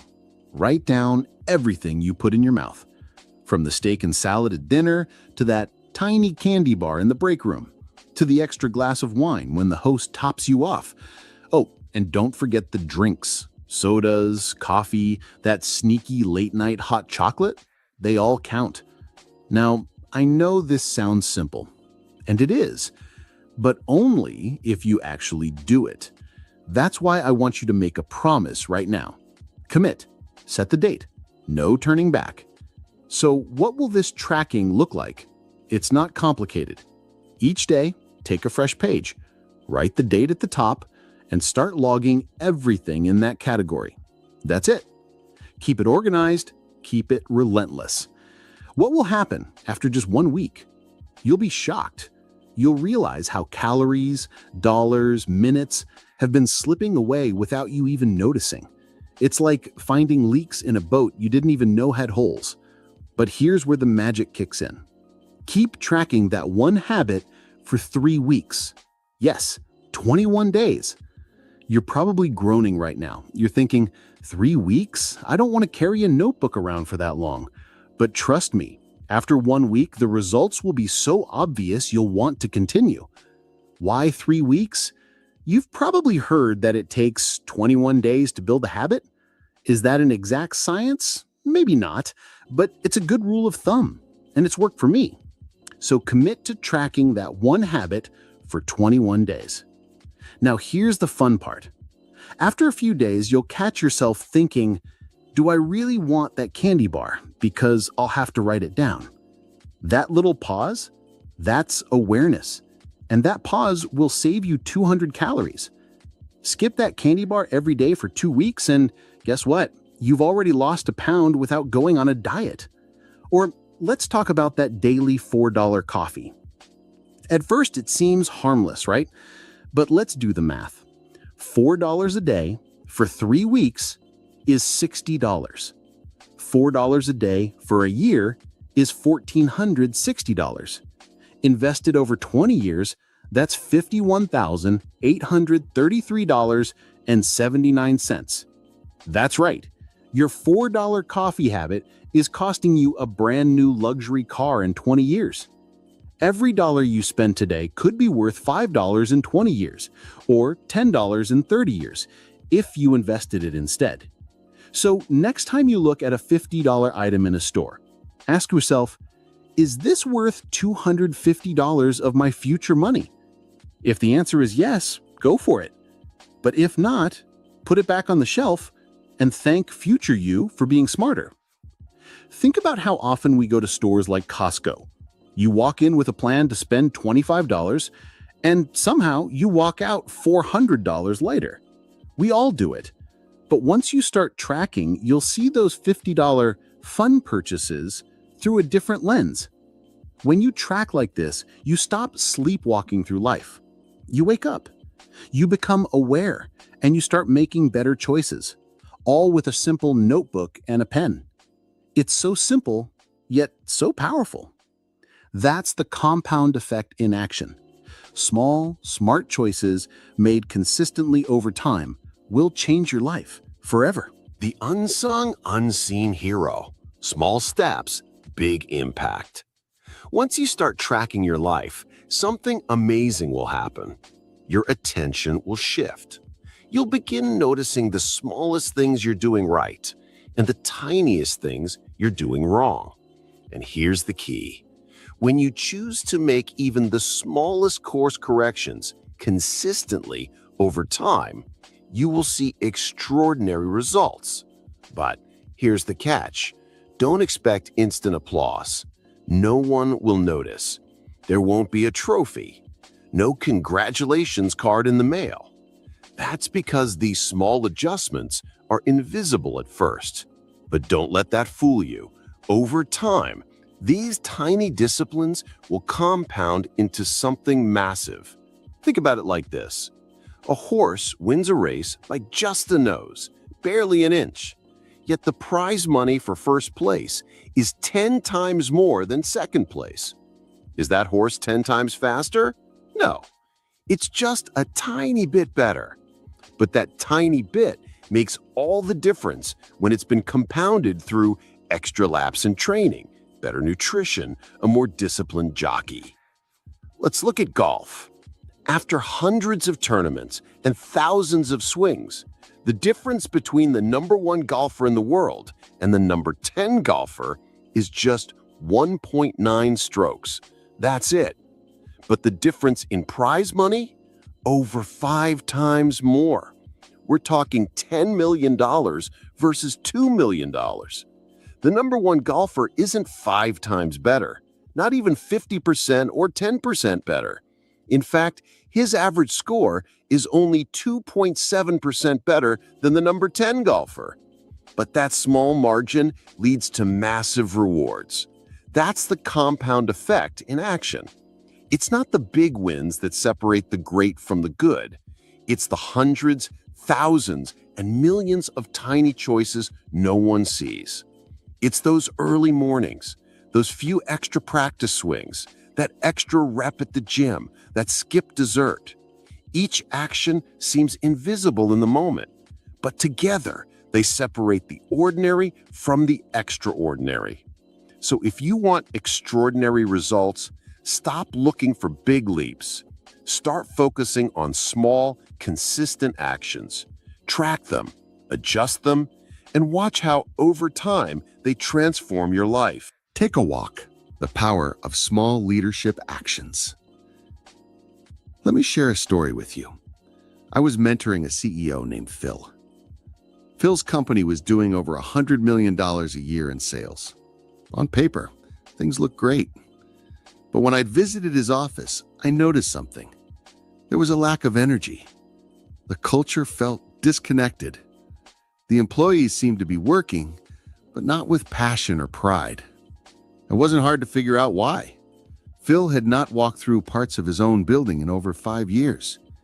He had never even spoken personally to 80% of his staff. He lived in a bubble, surrounded only by his top management. I challenged him with a simple task. 3 times a week, step outside your office, walk around the building, and find 3 employees who are doing something right. Give them a genuine compliment. That's it. This small action took Phil less than an hour a week. But over time, it created massive results. The employees who got his recognition started working even harder to earn more of his appreciation. Others saw this and were inspired to step up their game. Slowly, the entire company culture began to shift. Their positive attitude flowed into how they treated customers. Customer service improved, repeat business increased. Word-of-mouth referrals grew. And here's the kicker. In just 18 months, Phil's company saw net profits grow by over 30%. Same employees, no extra marketing budget, no big corporate overhaul. all from one small habit done consistently. This is the compound effect at work. Tiny steps, repeated over time, leading to extraordinary outcomes. Never underestimate the power of a simple walk. The Money Tree. How $33 made her a millionaire. Let me tell you a story about Kathleen, one of my amazing assistants. 12 years ago, Kathleen was earning $40,000 a year. One day, after one of my seminars, she walked into my office and said, "Darren, I heard you talk about saving 10% of everything you earn. That sounds nice, but there's no way I can do that. It's impossible." She showed me her list of bills: rent, groceries, car payments. At the end of the month, there was nothing left. She said, "I need a raise." But I told her, "I'll give you something better. I'm going to teach you how to become wealthy." Step 1. I asked Kathleen to start tracking her spending. Step 2. I told her to open a new savings account with just $33. That's only 1% of her monthly income. To find that $33, I suggested something simple. Bring lunch from home just one day a week instead of eating out. The next month, she saved 2% by making another small adjustment. We cut her cable package. Month after month, she made tiny, almost invisible changes. She canceled her People magazine subscription. She stopped buying Starbucks coffee twice a week and instead made her own gourmet coffee at the office. By the end of the year, Kathleen was earning 10% of her income. And the best part? She didn't even feel like she was sacrificing her lifestyle. But something else happened too. Saving money awakened her creativity. She started looking for ways to save and make money for our company. She came to me with a proposal. "If I can find ways to save the company money, will you give me 10% of the savings? And for new revenue ideas, will you give me 15% of the profits?" I agreed. By the end of her second year, Kathleen was earning over $100,000 a year, all from her base salary of $40,000. Soon after, she launched her own independent consulting business. Fast forward. I ran into Kathleen at an airport recently. She's now earning over $250,000 a year, and she's built more than $1 million in assets. It all started with saving just $33 a month. That's the compound effect. Small, simple actions, done consistently over time, turning into a financial transformation. Kathleen didn't need a raise. She needed to plant her money tree. Time is of the essence. Start small, start now. Here's a simple truth. The earlier you start making small changes, the more powerfully the compound effect will work for you. Let me give you an example. Imagine your friend listens to Dave Ramsey's advice and starts investing $250 a month in an IRA right after college at age 23. But you wait until you're 40 years old to start saving. Maybe you got distracted. Maybe you started saving once but stopped because you didn't see any big gains. Fast forward. Your friend stops investing at age 40. She doesn't put in another dime after that. You, on the other hand, keep investing $250 every single month, all the way until retirement at 67. But guess what? When you're ready to retire, she will have over $1 million. You'll have less than $300,000. Even though you invested for a lot longer and put in $27,000 more than she did, you end up with 1/3 of what she has. That's the price of procrastination. Waiting to start those small, important habits costs more than you think. Now, you might be telling yourself, I've started so late, I can never catch up. But that's just a story in your head. It's never too late to benefit from the compound effect. Let's say you've always wanted to learn piano, but you're about to turn 40 and you feel it's too late. If you start now, by the time you're 65, you could be a master pianist. It's 25 years of experience. And it all starts with the first tiny step. But what if 25 years feels too long? What if you only have time or patience for 10 years?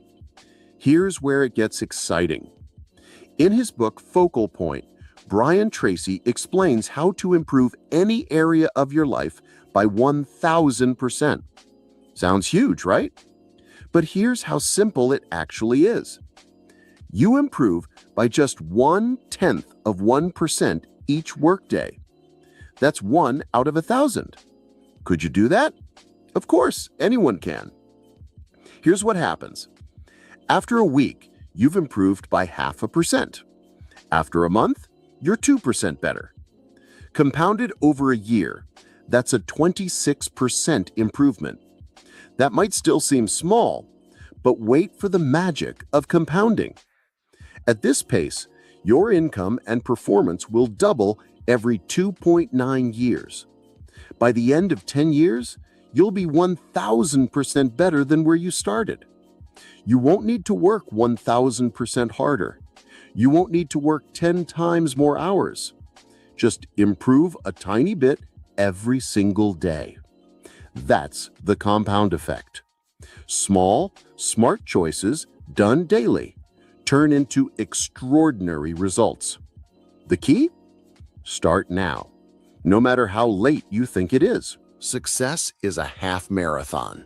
Small steps, big wins. Let me tell you a story about Beverly. She worked as a salesperson in a company I was helping to turn around. One day, Beverly told me, "My friend is running a half marathon this weekend, but me? I can't even climb a flight of stairs without getting winded." She was significantly overweight and truly believed she could never do such a thing. But here's what I told her. If you want to, you can choose to do what your friend is doing. Of course, Beverly laughed it off. "There's absolutely no way," she said. But instead of arguing, I asked her one simple question. Why would you want to run a half marathon? Her eyes lit up. "My 20-year high school reunion is next summer," she said, "and I want to look fabulous." Bingo! We had found her why power, a deep, personal reason to change. Now, you probably know how most people approach fitness goals. They buy an expensive gym membership, hire a personal trainer, spend a fortune on fancy workout gear, go all in for a week, and then quit. That's not what I wanted for Beverly. So we started small. I asked her to drive around the block and map out a 1-mile loop near her house. Then I gave her a simple challenge. Walk that loop 3 times over the next 2 weeks. No running, no pressure, just a simple, doable action. After that, I asked her to walk the loop 3 times in 1 week. Then slowly she started jogging, but only as far as she felt comfortable. The moment she got breathless, she'd stop and walk. Gradually, she could jog 1/4 of a mile, then 1/2 a mile, then 3/4. After 7 weeks, Beverly was jogging the whole loop, 1 mile, non-stop. It might seem like a small victory, but it was a game changer. The compound effect had been set in motion. From there, I asked Beverly to increase her distance by just 1/8 of a mile each outing. That's around 300 steps further, barely noticeable. But over 6 months, Beverly was running 9 miles comfortably. In 9 months, she was running 13.5 miles regularly, more than a half marathon. But the real magic? It wasn't just about running. Beverly lost her cravings for chocolate and junk food. Her energy at work skyrocketed. Her sales performance doubled. Her marriage became more passionate. She became a more active, joyful mom. She outgrew negative friendships and made new, healthier ones. She joined a running club, sparking even more positive changes. All of this started with one small choice: to walk a mile. 9 months later, Beverly had lost over 40 pounds and was a walking, running billboard of empowerment. Today, she runs full marathons. Your life is shaped by moment-to-moment choices. Fitness trainer Jillian Michaels shared a powerful story with me. As a kid, her mom would hide Easter eggs around the house. When Jillian got close, her mom would say, "You're getting warmer, on fire." But when she moved away, "You're cold, freezing." Every choice you make in life works the same way. Every decision either gets you closer to your goals, warmer, or pulls you away, colder. You hold incredible power to change your life by changing your daily choices. Step by step, day by day, your choices shape your actions. Actions become habits. Habits become your destiny. Losing is a habit. So is winning. Now it's time to eliminate the habits that hold you back and build the ones that lift you up. Are you ready to learn how to create winning habits that stick forever? Let's dive in. Chapter 3: Habits. A wise teacher was walking through a forest with his young student. As they strolled, the teacher stopped in front of a small plant. He said to the boy, "Pull this little sapling out of the ground." The boy reached down and easily pulled the tiny plant out with his fingers. "Good," said the teacher. Then, pointing to a slightly bigger sapling, he asked, "Now pull that one up." The boy grabbed the thicker stem, used a bit more effort, but still managed to pull it out without much trouble. Next, the teacher showed him a small tree, about as tall as the boy himself. "Try to pull that one up now." This time, it was not so easy.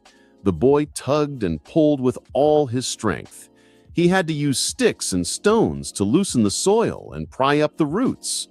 Finally, after a lot of effort, the tree came out. The teacher then pointed to a huge oak tree, towering high above them. "Now," he said, "pull up that tree."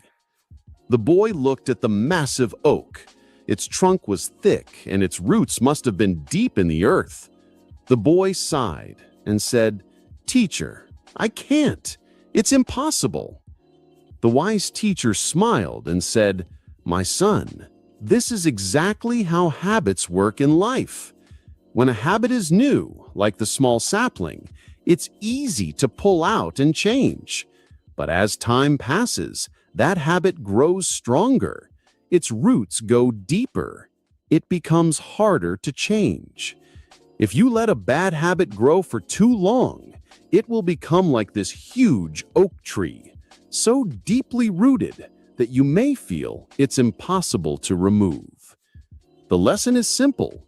Start working on your habits when they are small. Don't wait until they've grown into something massive and difficult to change. Creatures of habit. Aristotle once said, "We are what we repeatedly do." That's a powerful statement, isn't it? What we do over and over again becomes who we are. But what exactly is a habit? The dictionary says, a habit is a behavior we do so often it becomes almost automatic. Let me tell you a simple story. A man is riding a horse. The horse is galloping fast, running as if it knows where it's going. A person standing by the road yells to the rider, "Hey, where are you going?" The man on the horse shouts back, "I don't know. Ask the horse." This is the story of most people's lives. We are riding on the back of our habits, letting them take us wherever they want. We don't stop to ask, "Am I even going in the right direction?" It's time to grab the reins of your life. You can't let your habits control you anymore.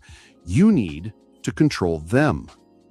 But first, don't be too hard on yourself. There's a reason this happens. Psychologists say that 95% of everything we think, feel, and do is a habit. Yes, 95%. That means most of our actions are automatic. We don't even realize we're doing them. We aren't born with habits. We develop them.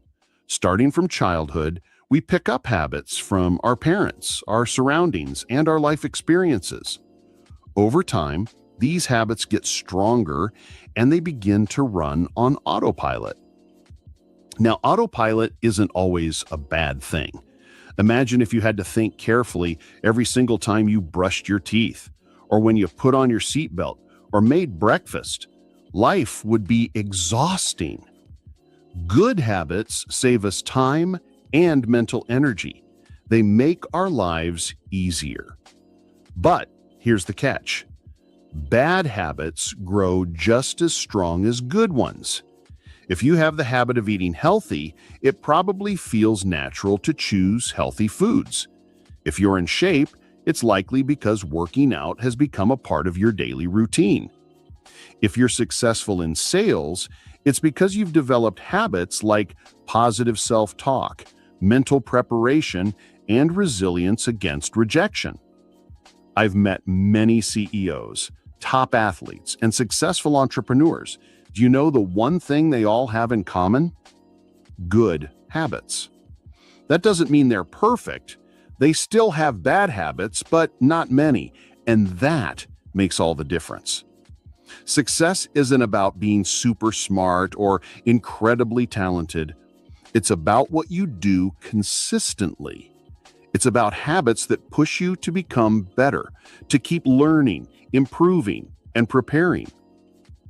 Let me share a story my dad told me about Larry Bird, the basketball legend. Larry wasn't the fastest, the tallest, or the most athletic player. In fact, some people even said he looked awkward on the court. But Larry Bird became one of the greatest basketball players of all time. How? Habits. Every morning before school, Larry would shoot 500 free throws every single day. While others relied on talent, Larry relied on practice, discipline, and habits. That's how he became a champion. And here's the good news. You can do the same for yourself. You can train yourself to build habits that will make you a champion in your own life. It's true that many of your current habits were formed unconsciously.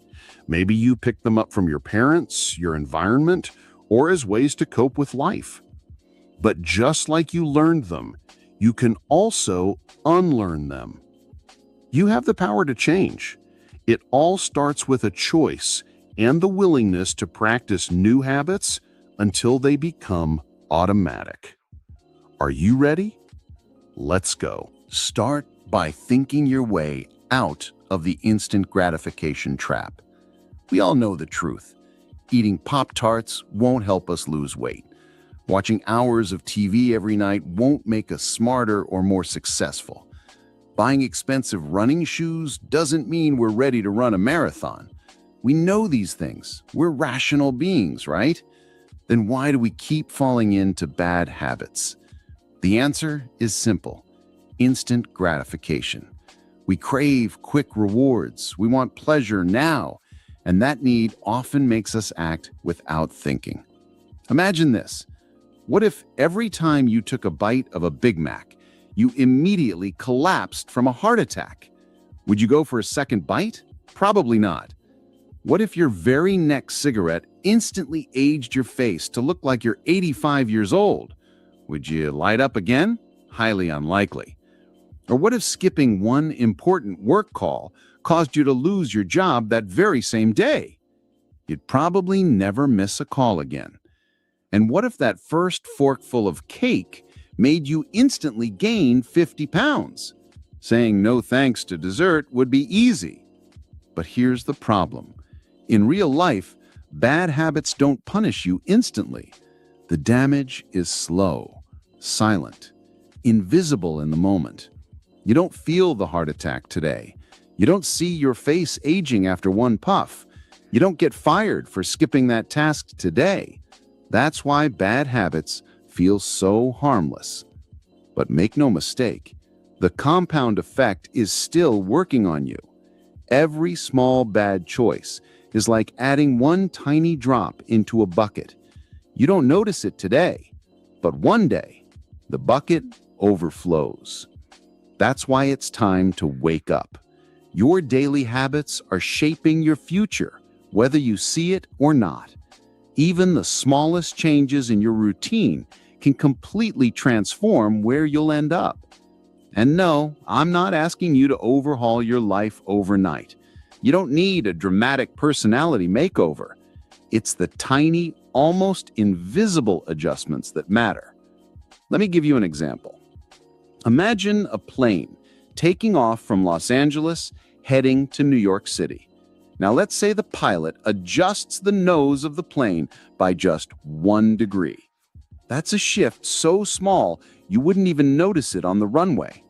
But by the time that plane crosses the country, it won't land in New York.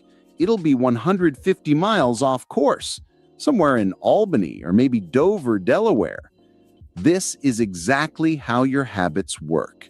A small bad habit might seem harmless today, but over time, it can steer you far away from your goals, dreams, and the life you want. And most people drift through life like that, letting their habits, their autopilot, decide where they end up. But that's not going to be you. You're going to take control of the wheel. I want to help you ignite your passion and aim it in the right direction. Now let's be honest. Pulling out old bad habits, especially the ones that have been with you for years, is not going to be easy. It'll take more than sheer willpower. It requires clarity, vision, and conscious effort. But once you make that choice, even the smallest course correction can change everything. So are you ready to make those tiny adjustments? Because they will lead you to massive success. Finding your mojo, your why power. Most people think they need willpower to change their bad habits. But let me tell you something. Relying only on willpower is like trying to stop a hungry grizzly bear from stealing your picnic basket by covering it with a napkin. It's not going to work. When you're trying to build new habits, you'll face resistance. You'll feel lazy, tired, uncomfortable, and in those moments, willpower alone won't be enough to save you. That's why so many people fail to stick to their goals. You've probably been there too. You promised yourself you'd lose weight. You set a resolution to make more sales calls. You told yourself that this year would be different. But after a while, you fell back into your old routine. The same cycle repeated. It's not because you're weak. It's because willpower isn't the real solution. What you need is why power. Let me explain. Your choices only have meaning when they're connected to your deepest desires and dreams. When you know why you want something, you'll find the strength to keep going, even when it gets hard. But if you don't have a strong why, you'll give up the moment things get uncomfortable. You've tried using willpower before, and you know how that story ends. Let's try something new this time. Let's focus on your why. So, ask yourself, What do you really want? Why do you want it? What's so important to you that you're willing to fight for it day after day, for years if needed? Your why needs to be powerful. It needs to be so exciting, so meaningful to you that it pulls you out of bed every morning with energy and purpose. It's your ignition. Your why is the source of your passion, your enthusiasm, and the fuel for your persistence. When you have a clear why, you don't have to push yourself constantly. Your why pulls you forward. Without it, every goal feels like a struggle. With it, even the hardest work feels worth it. That's why finding your why is not optional, it's essential. It's not just about what you want, it's about why you want it. Because once you're connected to a powerful why, you'll be unstoppable. Why everything's possible. Here's a truth you need to understand. Your why is the key to making everything possible. You can learn all the strategies, the tips, the how-tos of success, but none of it will matter until your why is strong enough. Because when things get tough, when the work feels boring, hard, or exhausting, it's your why that will keep you going. If your why isn't powerful, you'll quit, just like those New Year's resolutions that fade by February. You'll fall back into bad habits and old routines. But when your why is strong, you become unstoppable. Let me give you a simple analogy. Imagine this. I lay a 10-inch wide, 30-foot long plank on the ground. I tell you, walk across this plank and I'll give you $20. You'd probably do it. Easy money, right? Now, let's change the scenario. What if I placed that same plank between two 100-story buildings? Would you still walk across it for $20? I don't think so. You'd probably look at me and say, no way. The risk is too high, the reward isn't worth it. But now imagine this. Your child is on the rooftop of the opposite building. That building is on fire. Would you cross the plank to save your child? You wouldn't even think twice. You'd run across that plank, no matter how dangerous it is. What changed? The plank is the same, the risk is the same, but this time your why changed. That's the power of a meaningful why. When your reason is big enough, you'll do whatever it takes. You'll find a way to get across no matter how hard it is. That's why money and material goals aren't enough. Sure, they're nice. We all love nice things, but they don't reach deep into your heart. If you want to tap into your true drive, you need a why that comes from a deeper place, a reason that stirs your soul. In an interview, Tony Robbins said it perfectly. I've seen business moguls achieve their ultimate goals, yet still live in frustration, worry, and fear. They focused only on achievement, not fulfillment. Success without fulfillment is failure. That's powerful, isn't it? You see, achievement alone won't give you happiness. You can reach your goals and still feel empty inside. But when your why is connected to something meaningful, when it's about growth, contribution, love, family, purpose, that's when success becomes fulfilling. That's why it's not enough to say, I want to be successful. You need to ask yourself, why do I want it? What's driving me? What's the deeper reason that will pull me forward when things get hard? When you find that reason, you'll unlock a superpower inside you, your why power. Core motivation. If you want to tap into your true why power, you need to start with your core values. Your core values define who you are and what you stand for. Think of them as your internal compass, your guiding beacon, your personal GPS. Every day, life throws choices, temptations, and demands at you. Your core values are the filter that helps you decide, Is this taking me closer to my true goals or pulling me off track? But here's the problem. Most people never stop to define their core values clearly. And when your values are unclear, you end up making choices that don't feel right deep down. Let's take an example. If honesty is a core value for you, but you spend your time with people who lie and cheat, you'll constantly feel uncomfortable and frustrated. That's because your actions are not aligned with your values.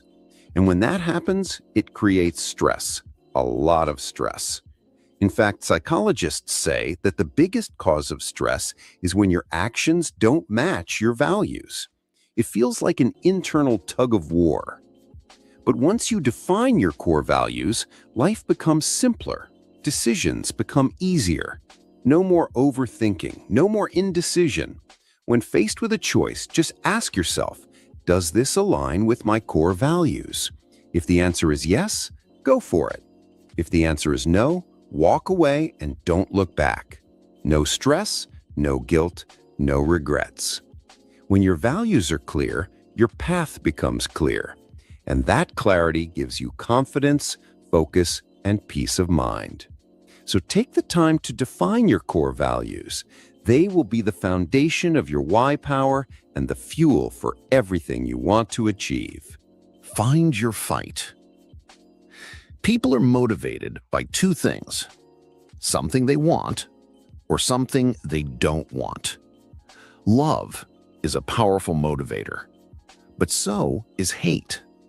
Now, I know, hate isn't a word we like to use, but sometimes hating the right things can be good for you.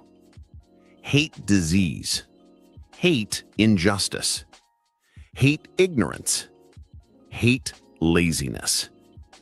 Sometimes the fastest way to find your inner fire is to find an enemy to fight. History is full of stories where having an enemy sparked greatness. David had Goliath. America had the British. Luke Skywalker had Darth Vader. Rocky had Apollo Creed. Even companies have rivals. Apple has Microsoft. Microsoft has Apple. The point is, enemies give you a reason to stand tall. They challenge your strength, your skills, and your determination. Without a fight, we get soft. We get lazy. We lose our purpose. I've had many people tell me they feel guilty because their motivation isn't noble. Some want to prove their haters wrong. Some want to beat the competition.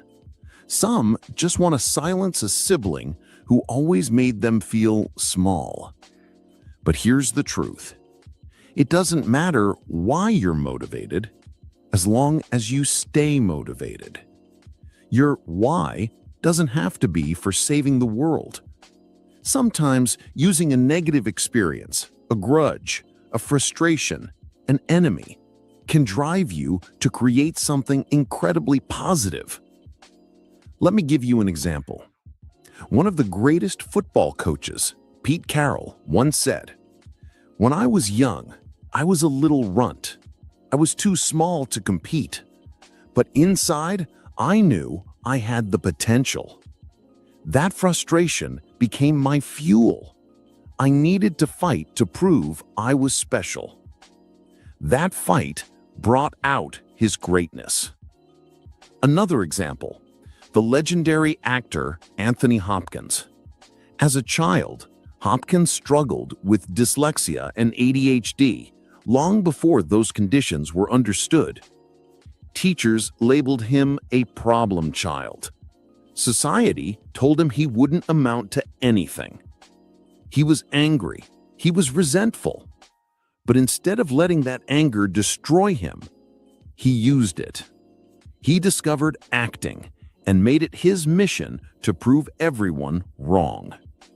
Today, Anthony Hopkins is considered one of the greatest actors in history. His fight started from a place of pain, but it led him to a life of success, impact, and contribution. Here's the lesson. We all have the power to choose how we respond to life. You can blame chance, fate, or other people, or you can take back control. Past failures, insults, and painful experiences don't have to be your weakness. They can be your fuel. Use them to create positive, powerful change in your life. Find your fight. It will bring out your best self. Goals. The compound effect is always working. Every choice you make, every habit you follow, is pushing you in a direction. The question is, where are you going? You can use the power of the compound effect to lift you to incredible success, but only if you know where you want to go. You need clear goals. You need a destination. Let me tell you a story. I once attended the funeral of my mentor, Paul J. Meyer. His life was filled with achievements, adventures, and contributions. He lived a life that most people couldn't match in 10 lifetimes. As I listened to his obituary, I asked myself, am I dreaming big enough? Am I setting goals that truly challenge me? Paul used to say something powerful. If you're not making the progress you want, it's because your goals are not clearly defined. Think about that. If you're stuck, if you're frustrated, it might be because your goals are vague, blurry, or half-hearted.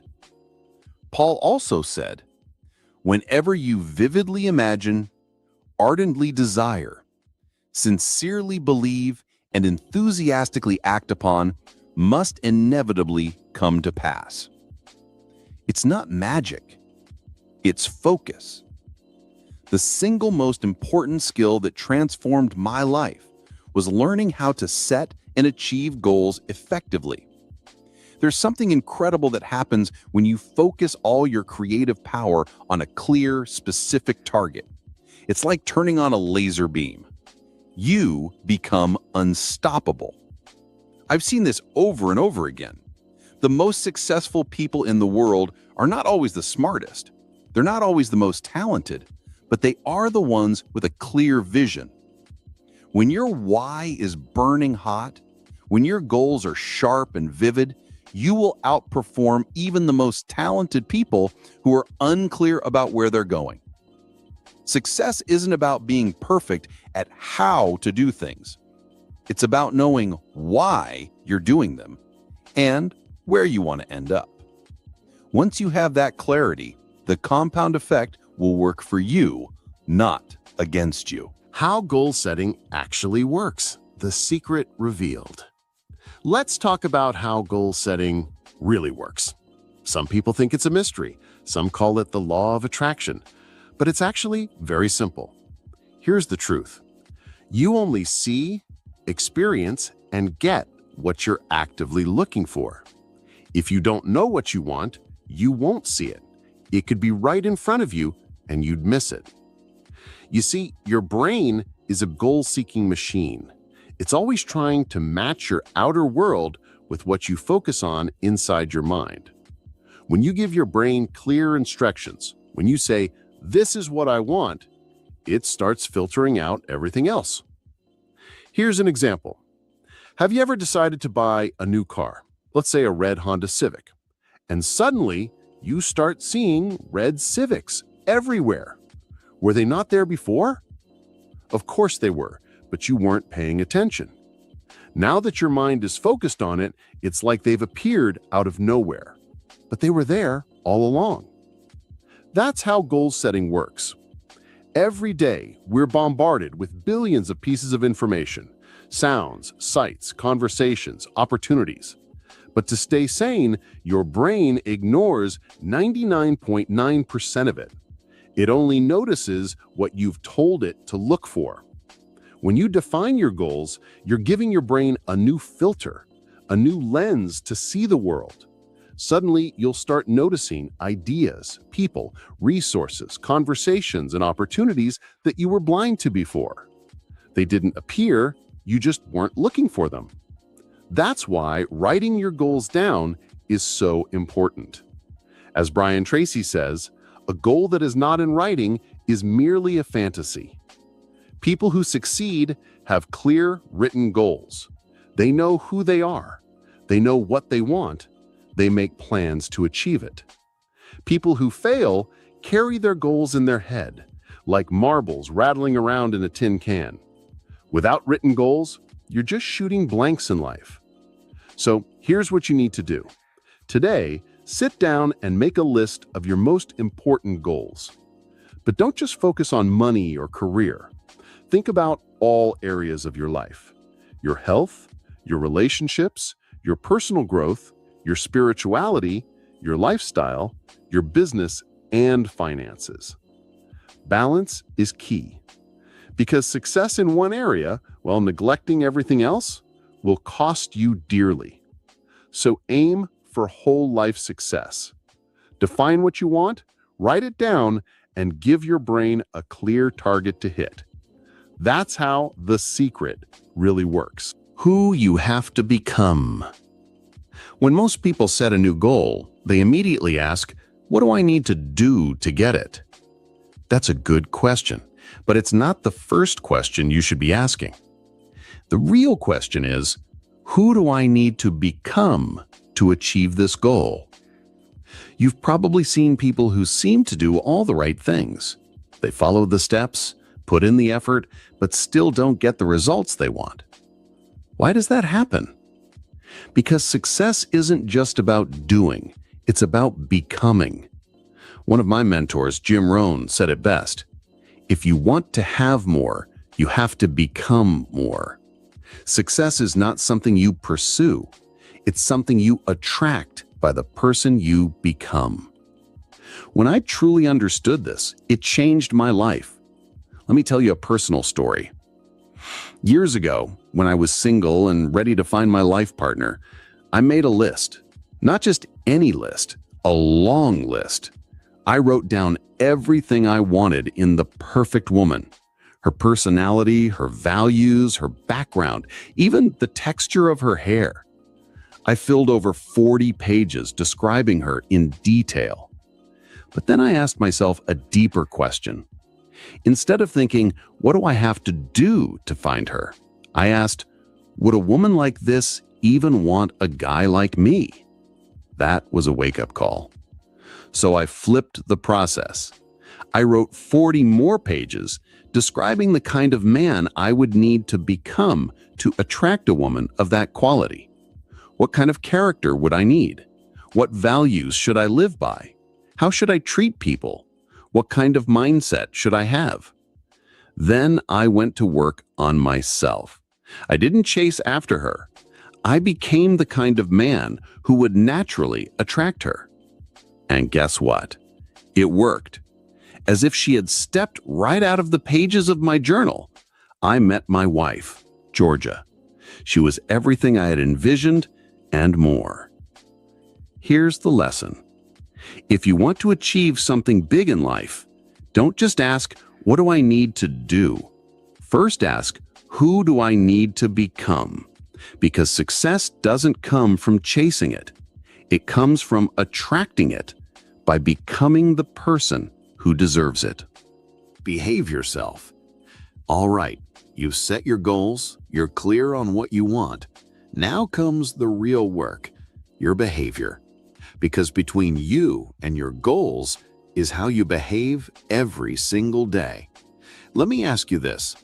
What habits do you need to stop doing?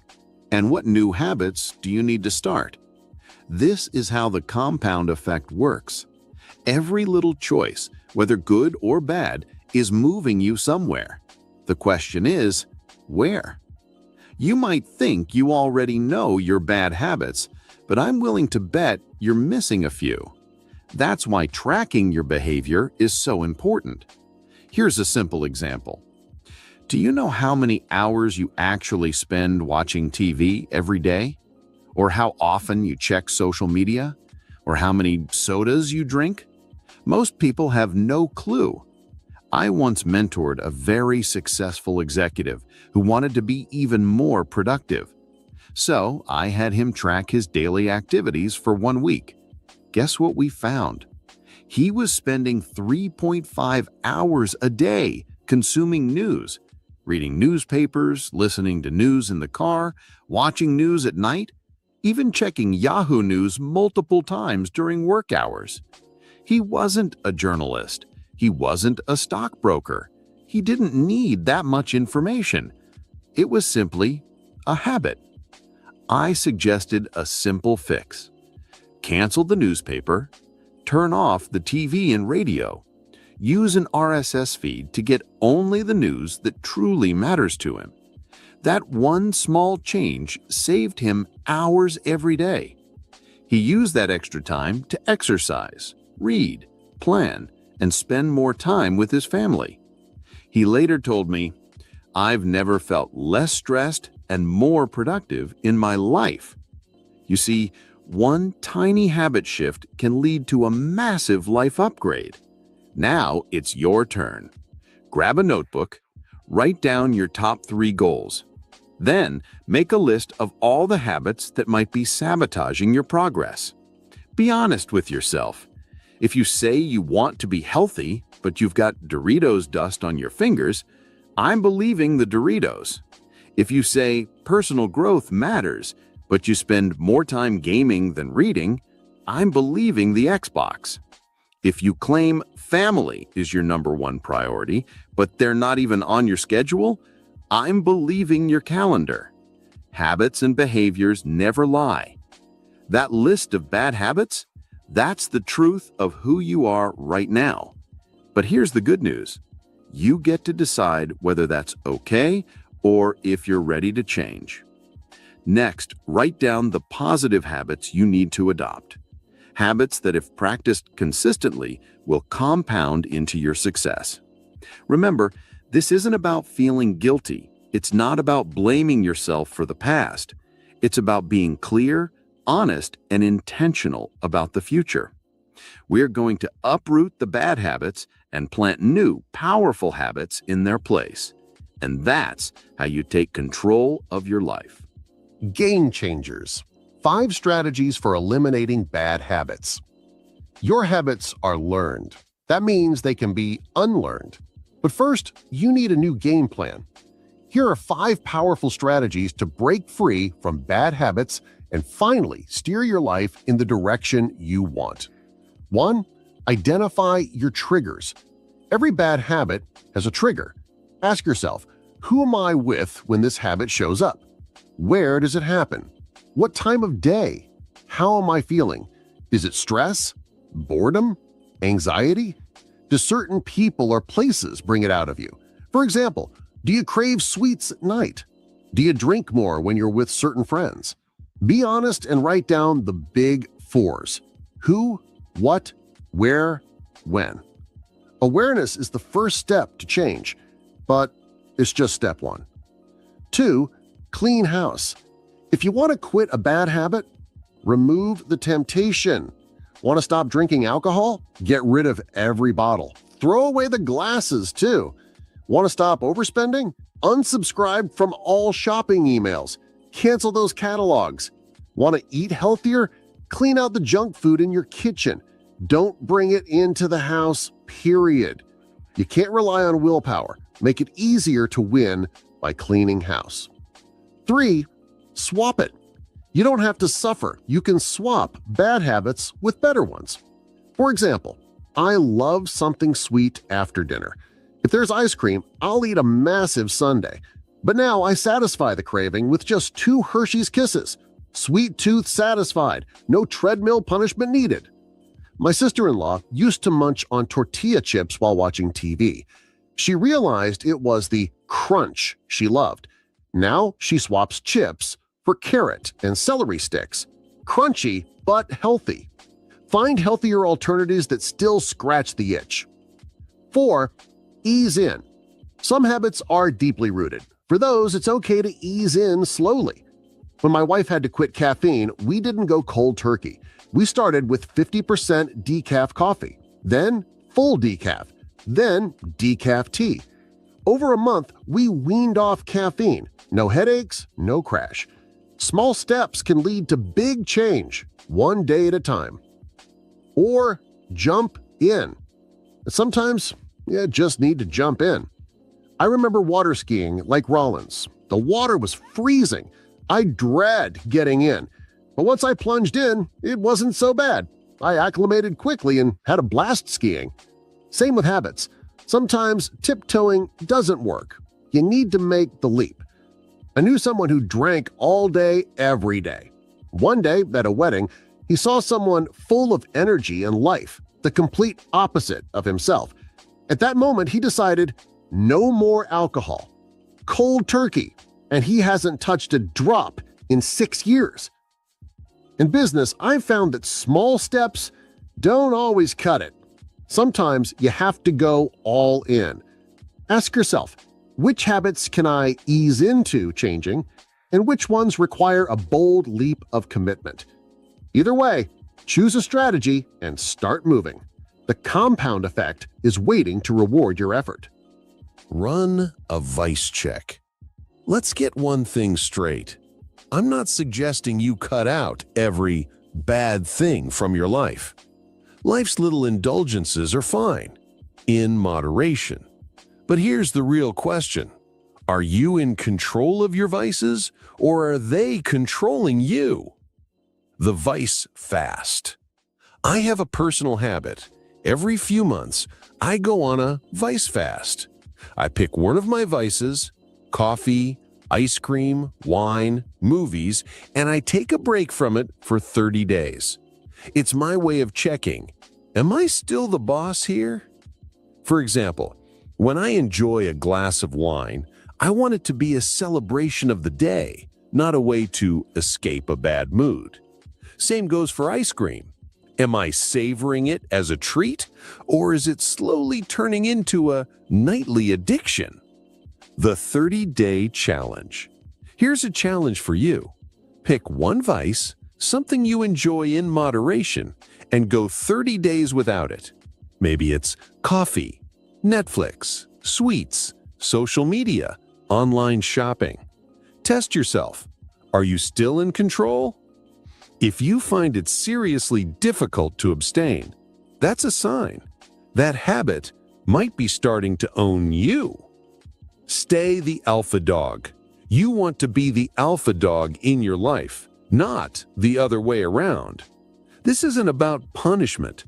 It's about proving to yourself that you're still in charge, that you can enjoy life's pleasures, but only on your own terms. A vice fast isn't forever. It's just 30 days. But the awareness you gain, that can last a lifetime. 6 powerful techniques to build good habits. Now that we've talked about eliminating bad habits, it's time to plant new, positive habits that will lead you straight to success. Creating a good habit is like planting a tree. You've got to plant it, water it, care for it, and make sure it takes root. Let me walk you through 6 powerful strategies to make that happen. 1. Set yourself up to succeed. You want to make your new habits easy to do. If you join a gym that's 30 miles away, guess what? You'll never go. But if that gym is 5 minutes from your home, you'll have no excuse. If you want to eat healthy, make sure your fridge is filled with good options. If you don't want to binge on junk at work, keep healthy snacks in your desk. The key is simple. Remove obstacles. Make success convenient. 2. Think addition, not subtraction. Don't focus on what you're giving up. Focus on what you're adding in. Montel Williams taught me this. Instead of thinking, I can't eat chocolate or burgers, he thinks, today I get to enjoy a fresh salad, juicy fruits, and grilled veggies. Shift your mindset from sacrifice to abundance. A friend of mine replaced his TV time with playing with his kids and learning photography. Soon, the TV wasn't even a temptation anymore. What can you add to your life that's better than your old habit? 3. Go public. Accountability time. Nothing keeps you more disciplined than telling the world about your new goal. Post it on social media. Tell your family, friends, coworkers. Once you put it out there, you'll feel the responsibility to stay on track. I once helped a colleague quit smoking by putting a big calendar on her desk. Every day she didn't smoke, she'd draw a big red X. Soon, everyone cheered her on. She didn't want to quit on herself or on that wall of red X's. 4. Find a success buddy. You don't have to do it alone. Find someone who's striving for their own goal and hold each other accountable. This could be a workout partner, a friend you check in with every week, or a colleague who pushes you to stay disciplined. Every Friday, I have a 30-minute call with my peak performance partner. We share wins, losses, lessons, and keep each other sharp. 5. Competition and camaraderie. We all love a little friendly competition, don't we? I once organized a step count challenge at work. Teams competed to see who could walk the most steps in a month.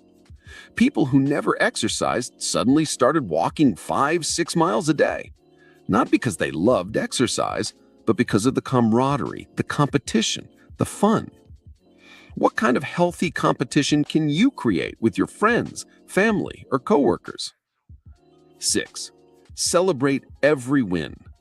No matter how small the victory, celebrate it. Give yourself daily, weekly, and monthly rewards. A walk in the park, a fun book, a nice dinner, a weekend getaway, anything that keeps you motivated. Don't wait until you hit the final goal to feel good. Success needs to feel rewarding along the way. This will fuel you to keep going all the way to the finish line. Good habits don't stick by accident. They take deliberate focus, patience, and smart strategies. But once they're rooted, they grow into the foundation of your best life ever. Change is hard, and that's fantastic. Here's a little secret. Both successful people and unsuccessful people hate doing the hard stuff. That's right, they both dislike it. The only difference, successful people do it anyway. They feel the same resistance, the same discomfort, but they push through while everyone else gives up. This is your big advantage. You see, if change were easy, if everyone was transforming their bad habits and achieving their goals, success wouldn't be special. It would be ordinary. But here's the good news. Most people won't do what it takes. And that, my friend, gives you the opportunity to stand out, rise above, and lead the pack. When things get hard, when it gets boring, when it feels tedious, most people will tap out. But not you. If you can push through when others quit, success becomes inevitable. I actually get excited when it's hard. Whenever something feels difficult, I smile and think, this is where the separation happens. This is the moment where most people fall off track, but it's also the moment where you can pull ahead. Dr. Martin Luther King Jr. said it best.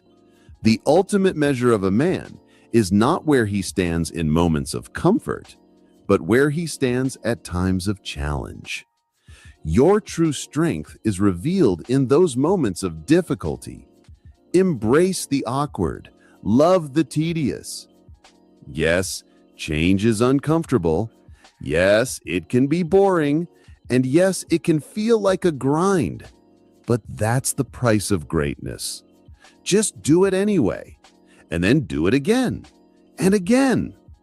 Because the compound effect is quietly working behind the scenes, stacking up your small efforts into massive, life-changing results. That's how success is built. When change feels hard, smile. You're stepping into rare territory where extraordinary people are made. Be patient.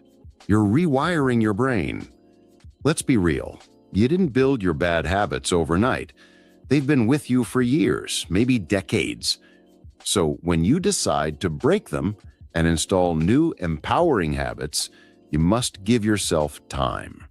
Science tells us that every thought pattern, every repeated action carves a pathway in your brain, like grooves etched into a record. Every time you repeat a behavior, you're deepening those grooves.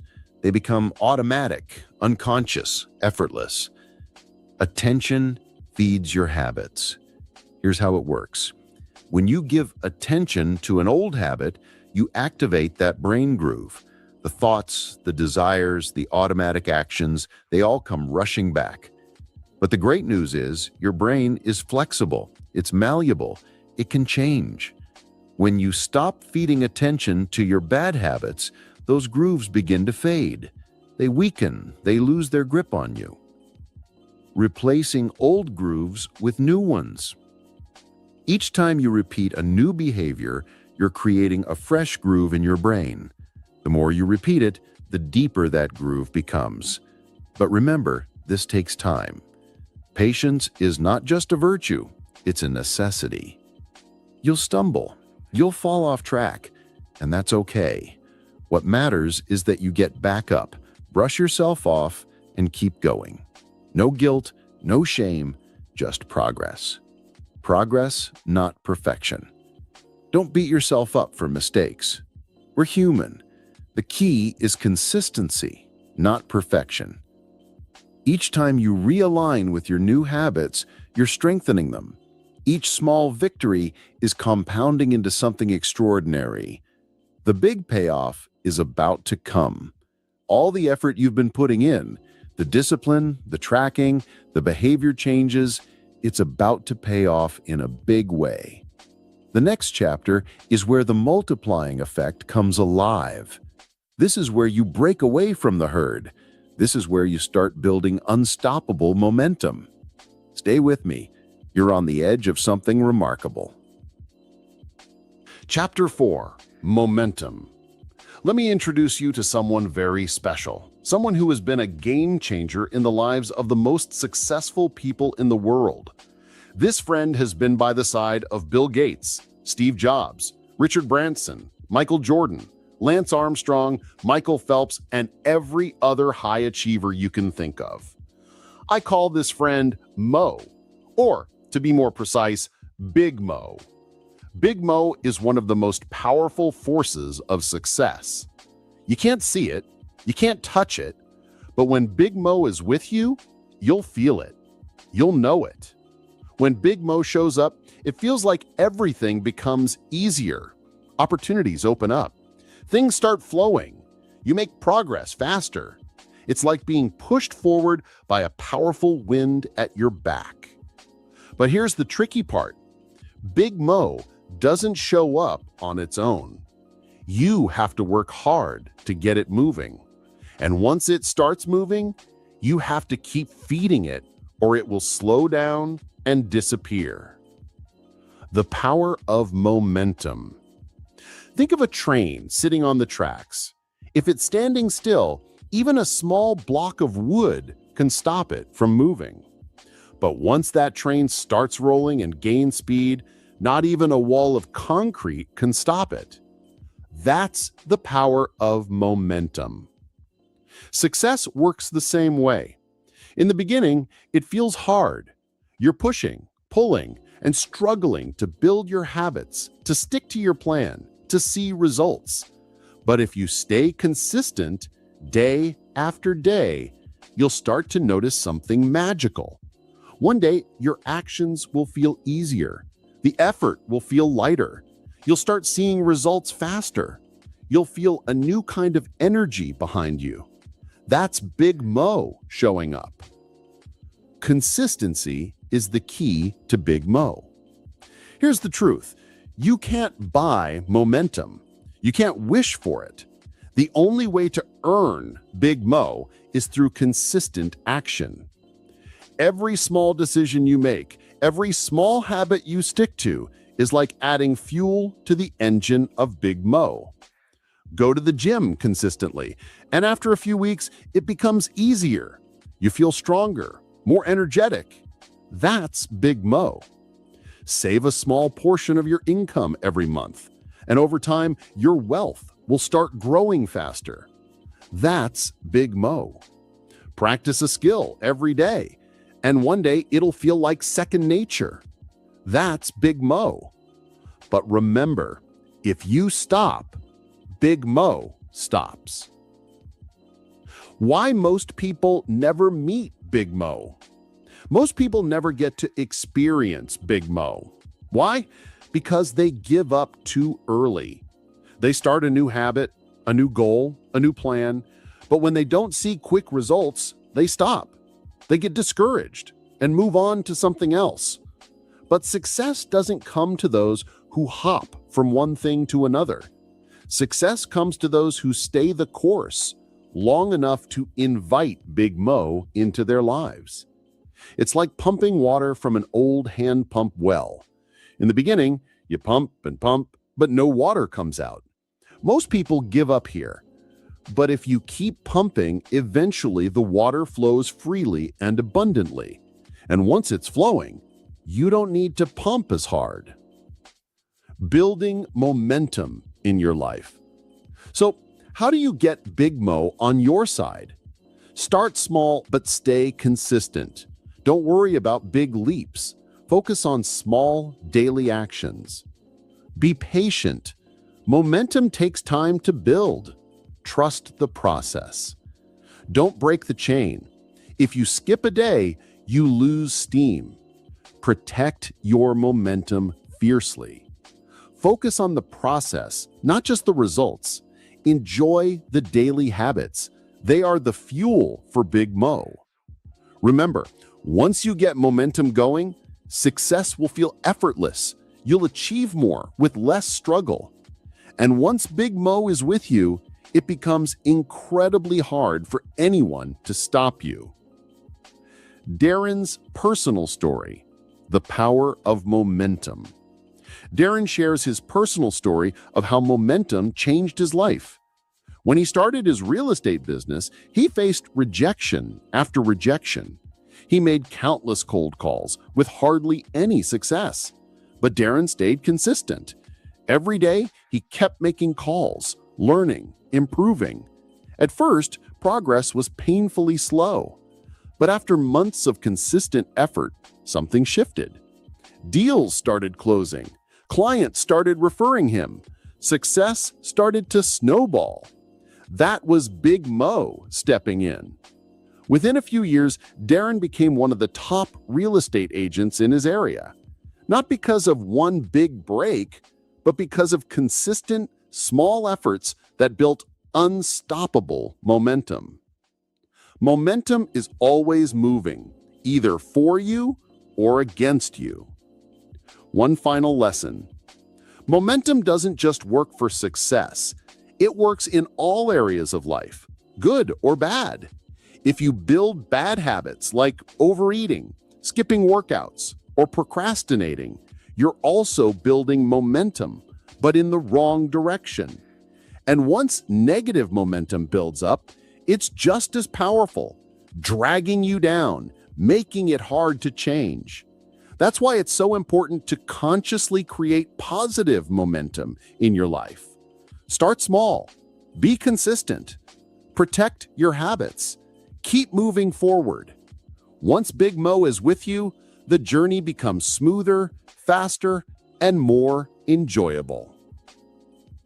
Momentum is your secret weapon. It's invisible, but when you have it, you will feel unstoppable. The hardest part is getting started and staying consistent during the early stages. But once you build it, Big Mo will carry you towards success faster than you ever imagined. Harnessing the power of Big Mo. Do you remember Newton's first law from high school physics? You know, the law of inertia. It says, objects at rest tend to stay at rest, and objects in motion tend to stay in motion. In simple words, couch potatoes will stay couch potatoes, and achievers who build momentum will keep moving and achieving more. This is the secret behind every success story. It's not easy to build momentum, but once you do, everything changes. The merry-go-round example. Think back to when you were a kid playing on a merry-go-round. Remember how hard it was to get that thing moving? At first, it felt like no matter how hard you pushed, it barely budged. You had to lean in, push with all your strength, groan, and even pull with your entire body. 1 step, 2 steps, 3 steps, and still, it felt like you were going nowhere. But then, after all that effort, it slowly started to spin. You kept running, pushing faster and faster, until finally you could hop on and enjoy the ride. Once it was spinning, keeping it going was easy.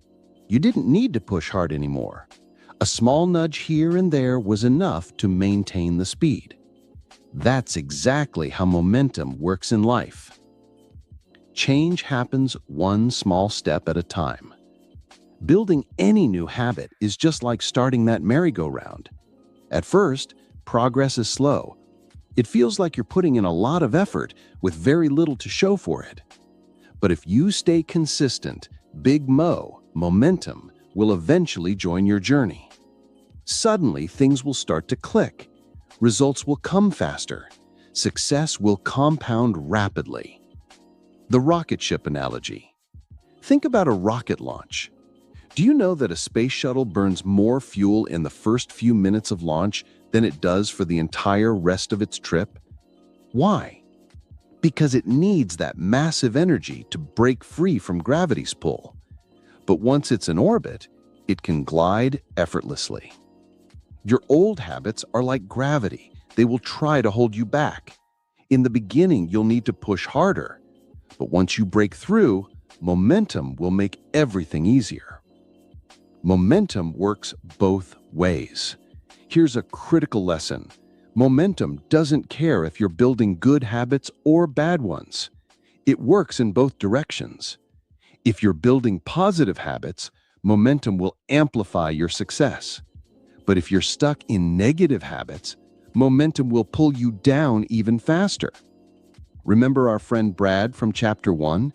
His small bad habits compounded into 33 extra pounds, job stress, and marital issues. Negative momentum was dragging him into a downward spiral. That's why it's so important to control your habits before they control you. So, how do you get Big Mo on your side?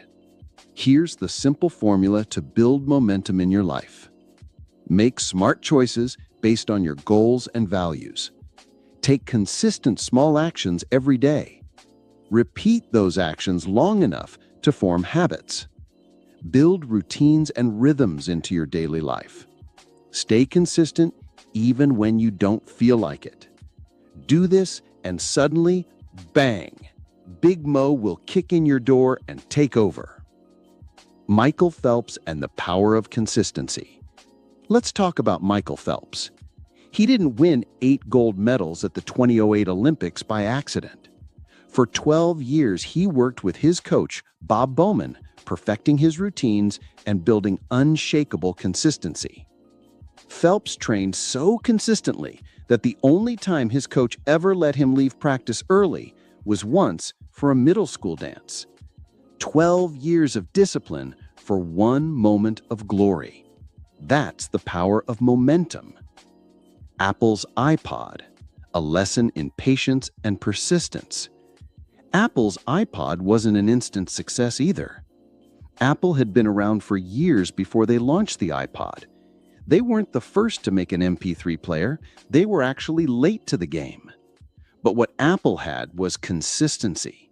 They kept focusing on innovation, design, simplicity, and a loyal customer base. In 2001, the year they launched the iPod, their revenue dropped by 33%. The next year wasn't great either, but in 2003, things started shifting. By 2005, they had Big Mo on their side. Their revenue shot up by 68% and they dominated the market. That momentum later helped them win the smartphone battle with the iPhone and revolutionize digital music with iTunes. Google and YouTube momentum at work again. Google started as a small search engine. It struggled to compete at first, but they kept improving. They stayed consistent, and eventually, Big Mo showed up. Today, they own over 60% of the search engine market. YouTube had a similar story. When it launched in 2005, it was just another video sharing platform. But then one viral video, Lazy Sunday from Saturday Night Live, put them on the map. That single moment of momentum changed everything. Google later bought YouTube for $1.65 billion. That's the power of Big Mo. What's the common thread? Michael Phelps, Apple, YouTube, Google, what do they all have in common? They weren't doing anything different after they achieved success. They built small, consistent habits, stayed disciplined, and when momentum showed up, they became unstoppable. Start now, stay consistent. Momentum is a powerful force, but it doesn't just show up on its own. You have to earn it. You start small, you stay patient, you stay consistent. Then, one day, Big Mo shows up. And when it does, success becomes inevitable. Routine power.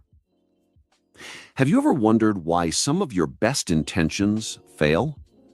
You start off excited about a new goal, eating healthy, exercising daily, but after a while, you lose steam. Why does that happen? The reason is simple. You didn't have a system. Without a solid routine to support your new habits, even the best plans will eventually fall apart. Routines, the secret of high achievers. A routine is something you do every day, automatically. You don't think about brushing your teeth, right? Or putting on your seatbelt. You just do it. That's how successful habits are built, through routines. Look at anything you're successful at, and you'll see a routine behind it. These routines help reduce stress and make your actions automatic and effective. So if you want to achieve new goals, you need to create new routines that support them. The bigger the goal, the stronger your routines. Ever wonder why military boot camps are so intense? Why making your bed or polishing your boots is treated like a life or death task? It's because routines build discipline. In just 8 to 12 weeks, these simple routines transform teenagers into mission-ready soldiers. Through constant practice, they learn to perform under chaos and pressure, automatically, without hesitation. You might not be in a battlefield, but life throws its own battles at you. Without solid routines, your life can become chaotic, stressful, and unpredictable. Predictable routines equals predictable results. Let's take a look at golfer Jack Nicklaus, one of the greatest golfers in history. Jack was famous for his pre-shot routine. Before every single shot, he followed the exact same sequence of steps. He would line up his club face, adjust his stance, waggle his club, and visualize his target. Only after this entire dance would he strike the ball. During a major tournament, a psychologist timed Jack's routine from the moment he pulled out his club until he hit the ball. The result? His routine never varied more than 1 second from the first tee to the final putt. That's incredible consistency. When routines break, performance suffers. On the flip side, let's talk about Greg Norman at the 1996 Masters. During that tournament, as the pressure increased, Greg Norman's pre-shot routine got faster and faster. He rushed through it. The result? His rhythm broke. His consistency vanished, and so did his chance of winning. Changing his routine under pressure made his performance unpredictable. The same thing happens to football kickers. Without their pre-kick routine, their accuracy significantly drops. It's not because they forgot how to kick, it's because they're out of rhythm. Routines center you. Even pilots with thousands of flight hours go through their pre-flight checklist before every flight, without exception. Not just for safety, but to center themselves mentally and prepare for top performance. Routines aren't just about actions, they're about mindset. High achievers live by routines. Every high achiever, every successful entrepreneur, athlete, or leader has routines that regulate their daily disciplines. That's the difference between people who succeed consistently and those who only succeed occasionally. Routines are what separate the extraordinary from the ordinary. Without routines, you're relying on willpower, and willpower fades. With routines, your actions become automatic. So how do you create effective routines that support your goals? Step 1. Decide which habits you want to implement. Look at your goals. What behaviors do you need to add? What bad habits do you need to remove? Step 2. Design your routine intentionally. Be like Jack Nicklaus. Create a specific sequence of steps that prepares you for success. Step 3. Lock it in place. Once you design a morning routine, for example, treat it like it's carved in stone. No negotiations, no excuses. Step 4. If interrupted, start over. If life throws a distraction at you, go back to the start of your routine. Anchor yourself. This builds discipline and strengthens the foundation for the day's performance. Routines are your launch pad. Here's the truth. A daily routine built on good habits is the most powerful weapon you have. It's what turns dreams into results. It's what keeps you grounded when life gets chaotic. It's what transforms small efforts into massive achievements. Design your routines carefully. Protect them fiercely. Execute them daily. And soon, success will become your default setting. Bookend your days. If you want to become world-class in anything you do, you need to build world-class routines. But here's the challenge. You can't always control what happens in the middle of your day. Unexpected calls, sudden emergencies, distractions, life happens. However, there are 2 times in your day that you can almost always control: the beginning and the end. That's why successful people bookend their days with powerful routines. Why morning and evening routines are critical? Think of your day like a sandwich. The bread, the top and bottom, is what holds everything together. Even if the middle gets messy, a strong foundation on both ends keeps everything intact. That's what morning and evening routines do. They give your day structure and stability, no matter how chaotic the middle gets. Start your day with intention. Let's start with the morning. How you begin your day sets the tone for everything that follows. If you wake up late, check your phone, and rush into the day, you're already playing defense. But if you start your day with a deliberate routine, you take control. For me, it starts with reviewing my goals. I remind myself of what I'm working towards. This aligns my mindset with my mission. Then I dive into a few key behaviors: reading something positive, getting some physical movement, and planning out my top priorities. This simple routine ensures that no matter what surprises come later, I've already set the right momentum. End your day with reflection. Now let's talk about the evening. At the end of the day, I go through a shutdown routine to reflect and reset. I review what I accomplished. I note what could have gone better. I realign myself with my goals. I also take time to plan for the next day. This helps me clear my mind and sleep with a sense of direction and calm. By bookending my day like this, with intentional routines at the start and finish, I create a framework that supports my success regardless of how unpredictable the day becomes. Design your own bookends. The routines that work for me might not be perfect for you, but the principle remains the same. Start your day with intention. End your day with reflection. You don't need a complicated schedule, just a few simple actions that anchor you in your goals and values. When you control the start and end of your day, you give yourself the power to stay grounded and focused no matter what challenges show up in between. Protect your bookends. Think of morning and evening routines as sacred time. They're your chance to reset, refocus, and realign with your bigger vision. You might not win every battle during the day, but if you win your mornings and your evenings, you'll win the war over time. Success is built in these small, consistent bookends. Rise and shine. Let me share with you a morning routine that has completely transformed my life. It's my personal version of Jack Nicklaus's pre-shot routine. It sets me up for a productive, focused, and intentional day every single day. My morning ritual, locked in. My alarm goes off at 5 a.m. Okay, sometimes it's 5:30 a.m. I'm human too. I hit the snooze button. Now, here's a fun fact. The snooze on an iPhone gives you exactly 8 minutes. Why 8? I have no clue. Ask Steve Jobs. But I use these 8 minutes for 3 powerful mindset exercises. The 8-minute mind reset. First, I think about all the things I'm grateful for.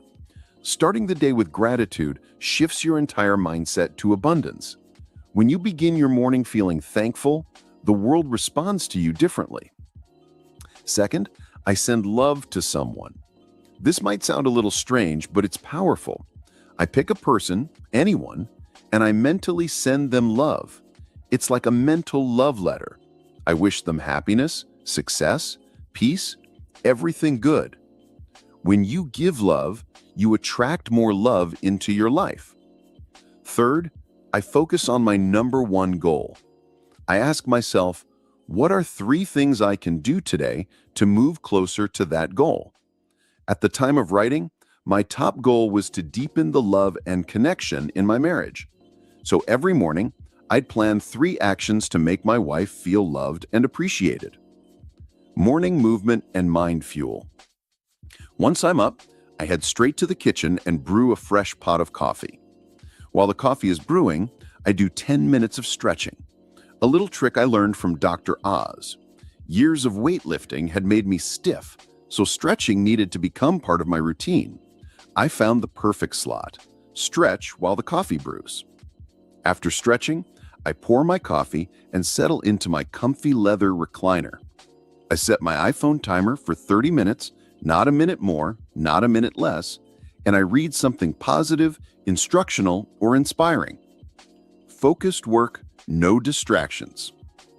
When the timer goes off, it's time for focused, undistracted work. I spend the next 1 hour on my most important project. Notice something here. I haven't opened my email yet. No notifications, no distractions, just deep, focused work. Calibration appointment, setting the day. At 7 a.m., I have what I call my calibration appointment. It's a 15-minute meeting with myself, scheduled in my calendar. During this time, I review my 1-year and 5-year goals, look at my key objectives for the quarter, remind myself of my top goal for the week and month. Then comes the most crucial part. I set my top 3 MVPs, most valuable priorities for the day. I ask myself, if I only get 3 things done today, which actions will move me closest to my big goals? Once I've locked in my MVPs, I open my email, just briefly. I send out quick tasks and delegations to my team to get them rolling. Then I close email and get back to working on my MVPs. Why this routine matters? Here's the thing. The rest of my day can unfold in a million unpredictable ways. But as long as I execute this morning routine, I've already taken care of my most important disciplines. This routine grounds me. It ensures that I start each day with clarity, focus, and intentionality, instead of letting bad habits or chaos take over. Own your morning, own your day. Starting your day with a routine like this gives you power. It's not about being perfect. It's about building a predictable system that aligns your mindset and actions with your goals. Win your morning, and the rest of the day will follow. Sweet dreams. Let's talk about the other bookend of your day, your evening routine. You see, the way you end your day is just as important as how you start it. No matter how chaotic or unpredictable your day was, you have the power to finish strong. Cashing out your day. When I was younger, I worked as a waiter. At the end of every shift, before I could go home, I had to cash out. That meant turning in all receipts, credit card slips, and cash. Everything had to balance, or else there was trouble. I apply that same principle to my day. Before I wrap up, I cash out by asking myself, how did today go compared to my plan? What tasks do I need to carry over to tomorrow? Did anything new show up that needs to be added to my plan? What's no longer important and should be scratched off? This quick reflection helps me stay organized, intentional, and on track. Capture your ideas. Build a treasure chest. Another thing I never miss is journaling my ideas and insights. Throughout the day, I'm always learning, whether it's from conversations, books, podcasts, or just life experiences. Before bed, I log these aha moments into my journal. Over the years, I've filled more than 40 journals with strategies, insights, and ideas that have helped me grow. These journals are like my personal treasure chest of wisdom. Feed your mind before sleep. One last thing I do before sleeping is I read at least 10 pages of an inspirational book. Why? Because the mind continues to process the last thing you fed it before bed. If you end your day watching negative news or mindless scrolling, your subconscious will stew on that all night. But if you end your day reading something uplifting, instructional, or aligned with your goals, your mind will keep working on your success while you sleep. Control your bookends, control your life. Here's the beautiful part. Even if all hell breaks loose during the middle of the day, if you've locked in strong morning and evening routines, you're still in control. These bookends ensure you always start strong and finish strong. That consistency compounds into massive success over time. Protect your nights. Your evening routine is not just about winding down. It's about reflecting, learning, and setting yourself up for a productive tomorrow. Small actions like cashing out, journaling, and reading can transform your nights into a powerful success ritual. So tonight, instead of crashing into bed with unfinished thoughts and scattered plans, take 5 minutes to cash out, capture your insights, and feed your mind something positive. You'll sleep better and wake up ready to conquer. Shake it up. Routines are powerful, but if you're not careful, they can also become your prison. You see, doing the same things the same way at the same time day after day can lead to boredom. You stop growing, you lose excitement, and worst of all, Big Mo disappears. Why you need to interrupt your routines. Let me give you a simple example. When I work out with weights, if I follow the same routine for weeks, same exercises, same order, same tempo, guess what happens? Nothing. My body adapts. Progress plateaus. I get bored. I lose passion. Momentum. Gone. That's why it's so important to shake things up. Changing your routine challenges your body, your mind, and your spirit. It refreshes your experience and reignites your energy. Inject adventure into your life. Right now, I'm on a mission to add more adventure into my life. I set small challenges for myself, weekly, monthly, and yearly goals where I push myself to do something new. It's not always something huge or life-changing. Sometimes it's as simple as trying a new type of food, taking a class I've never considered before, visiting a new destination, joining a club to meet different people. These small shifts keep life exciting. They wake me up from autopilot, and they open doors to fresh perspectives and opportunities. Check your routines. Are they still working? Here's a question for you. Look at your current routines. Are they still energizing you? Are they still producing powerful results? Or have they become same old, same old? If something that used to fire you up now feels dull, it's time to shake it up. You don't need to abandon your routines completely. Just add a twist. Change the scenery. Raise the difficulty. Explore something new. Keep it fresh. Keep growing. Sticking to good habits is essential, but remember, growth happens when you challenge yourself. So every now and then, step out of your comfort zone. Experiment, explore, play. This keeps you passionate, creative, and in the zone for long-term success. Don't let life get stale. Keep shaking things up and watch how Big Mo comes rushing back into your life. Getting into a rhythm. Find your new groove. All right, so you've built your daily disciplines. You've started developing positive routines. But here's the next step. You need to get into a rhythm. Rhythm brings momentum. Think of your disciplines and actions like the wheels of a steam locomotive. In the start, it's hard to get moving. Even a tiny block of wood can keep that huge train from moving an inch.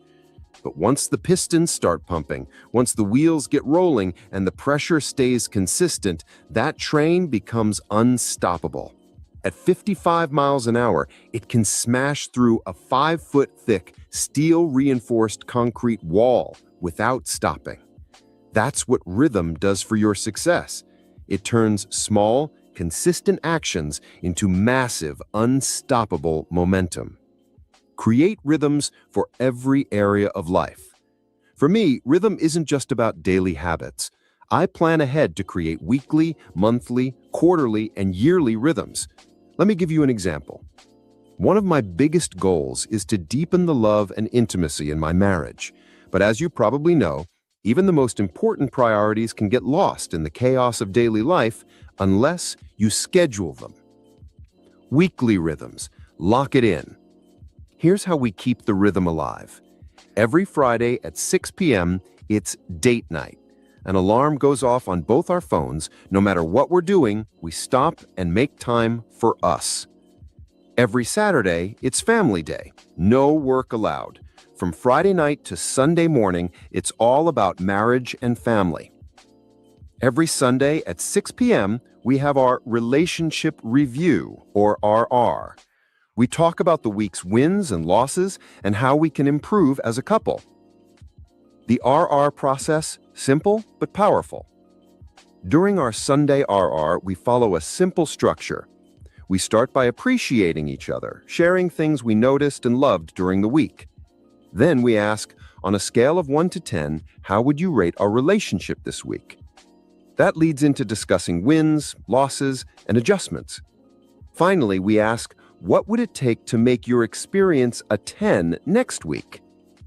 This honest but loving conversation helps us stay aligned and connected. It's simple, it's powerful. I highly recommend it, if you dare. Monthly and quarterly rhythms, creating memories.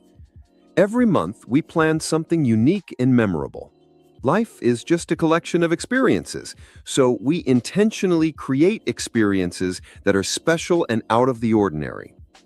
It could be a drive up to the mountains, an adventurous hike, trying a fancy new restaurant, a sailing trip. The key is to break out of routine and create lasting memories. Every quarter, we plan a 2 to 3 day getaway.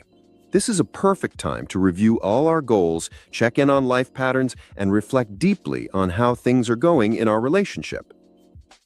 Yearly traditions. Build your life calendar.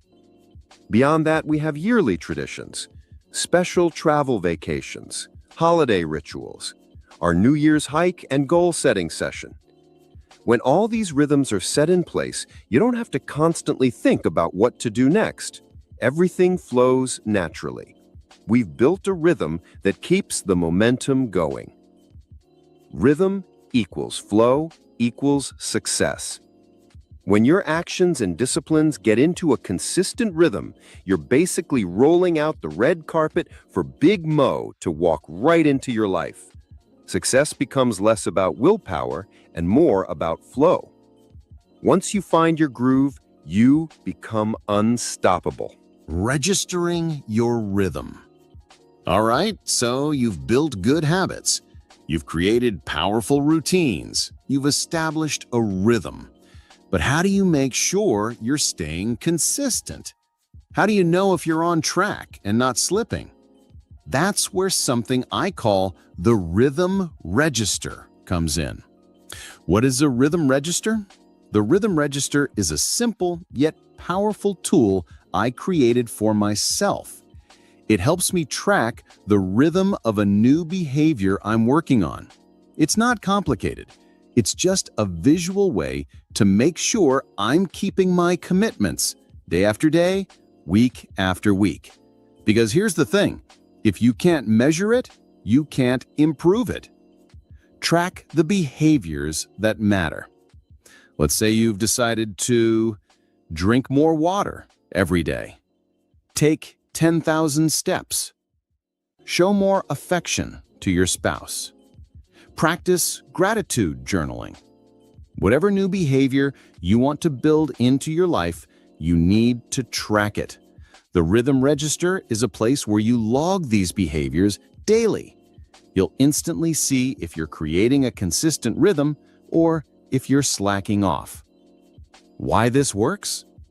When you track something, it brings awareness, and awareness is the first step to real change. The simple act of logging a check mark, a number, or a note keeps you accountable. It forces you to stay honest with yourself. Plus, seeing your progress builds confidence. And when you start stacking small wins, Big Mo, momentum, kicks in. What gets measured gets managed. So if you're serious about developing a new behavior, don't leave it to chance. Track it, measure it, register your rhythm. That's how you go from intention to action to success. The rhythms of life. When people start something new, they almost always overdo it. They go all in, too fast, too hard, and they burn out. Excitement is good, but sustainability is better. Look, I want you to feel excited about setting up a rhythm for success. But here's the real key. You need a plan that you can absolutely, positively do for the long term. Not just this week, not just this month. I'm talking about a rhythm you can sustain for the rest of your life. The compound effect needs time. The positive results you're after, the true compound effect, only happen when you make smart choices and repeat them consistently over time. You don't win by doing a lot for a short burst. You win by doing a little, day in, day out, over the long haul. The common mistake, doing too much too soon. Let me tell you a story. A friend of mine, we'll call him Richard, saw a photo of himself I posted on Twitter. He decided right then and there, I'm getting in shape. This was a big lifestyle shift for Richard. He sat at a desk for 12 hours a day. He avoided bending down just to grab a dish. He hated exercise. But now he was fired up. He joined a gym. He hired a personal trainer, and he started working out 2 hours a day, 5 days a week. I told him, Richard, that's a mistake. You won't be able to keep that up. You're setting yourself up for failure. But he pushed back. No, I've changed. I'm committed. I want abs. What's your real goal? So I asked him, what's your real goal? He said, I want to be trim. I want to be healthy. Why? I want vitality. I want to be around to see my kids have kids. Bingo! That's his true motivation. He wasn't in it for six-pack abs. He was in it for the long haul. Don't design for bikini season, design for life. I told Richard, okay, you've convinced me, but your plan is unrealistic. Here's why. In a few months, life will get busy. He'll say, I don't have 2 hours to work out today, so I guess I won't go. Then 2 days missed becomes a week missed. Soon, it's over. Build a rhythm you can sustain. So I advised him, do your 2 hours a day, 5 days a week, but only for the first 60 to 90 days. That's just to build momentum. After that, scale down to 1 hour or 1 hour 15 minutes 4 days a week. Sustain that for another 60 to 90 days. Eventually, transition to a rhythm of 45 minutes to 1 hour 3 to 4 times a week. That's a program you can maintain for the next 50 years, not just 5 months. The hard truth about success. Consistency is the critical ingredient of success. Anyone can go hard for a short time, but the real winners, the ones who see the compound effect work its magic, are those who set up a rhythm they can stick to for life. Pace yourself to win. So when setting up your success rhythm, ask yourself, can I keep this up for the next 5, 10, 20 years? If not, adjust. Start smaller. Focus on what's sustainable. Because success isn't a sprint, it's a rhythm. The power of consistency. If there's one superpower that gives me an edge over others, it's not talent. It's not intelligence. It's not even hard work. It's consistency. Consistency, the ultimate competitive advantage. Let me tell you, nothing kills Big momentum, faster than a lack of consistency. You can be smart, passionate, ambitious, but if you're not consistent, you're going nowhere. It's consistency that transforms good intentions into real results. A simple analogy, the flight from LA to New York. Imagine this. You and I are both flying planes from Los Angeles to New York City. But here's the catch. You are flying at 500 miles per hour, blazing fast. But you stop and land in every single state along the way. I, on the other hand, fly at a modest 200 miles per hour, but I never stop. I fly straight through. Who's going to reach New York first? I will, by a landslide. Why? Because stop and go is a killer. Every time you land, you lose time. Every time you stop, you burn fuel starting back up again. It doesn't matter how fast you fly in bursts. The start, stop cycle destroys your momentum. It drains your energy. It saps your motivation, and eventually, you run out of fuel. Slow and steady wins the race. Meanwhile, I just keep going. No bursts of speed, no flashy takeoffs, but I don't stop. Even at a slower pace, I'm making steady, uninterrupted progress. The real secret is small, consistent actions over time. That's how success works in real life. It's not about giant leaps. It's not about random bursts of effort.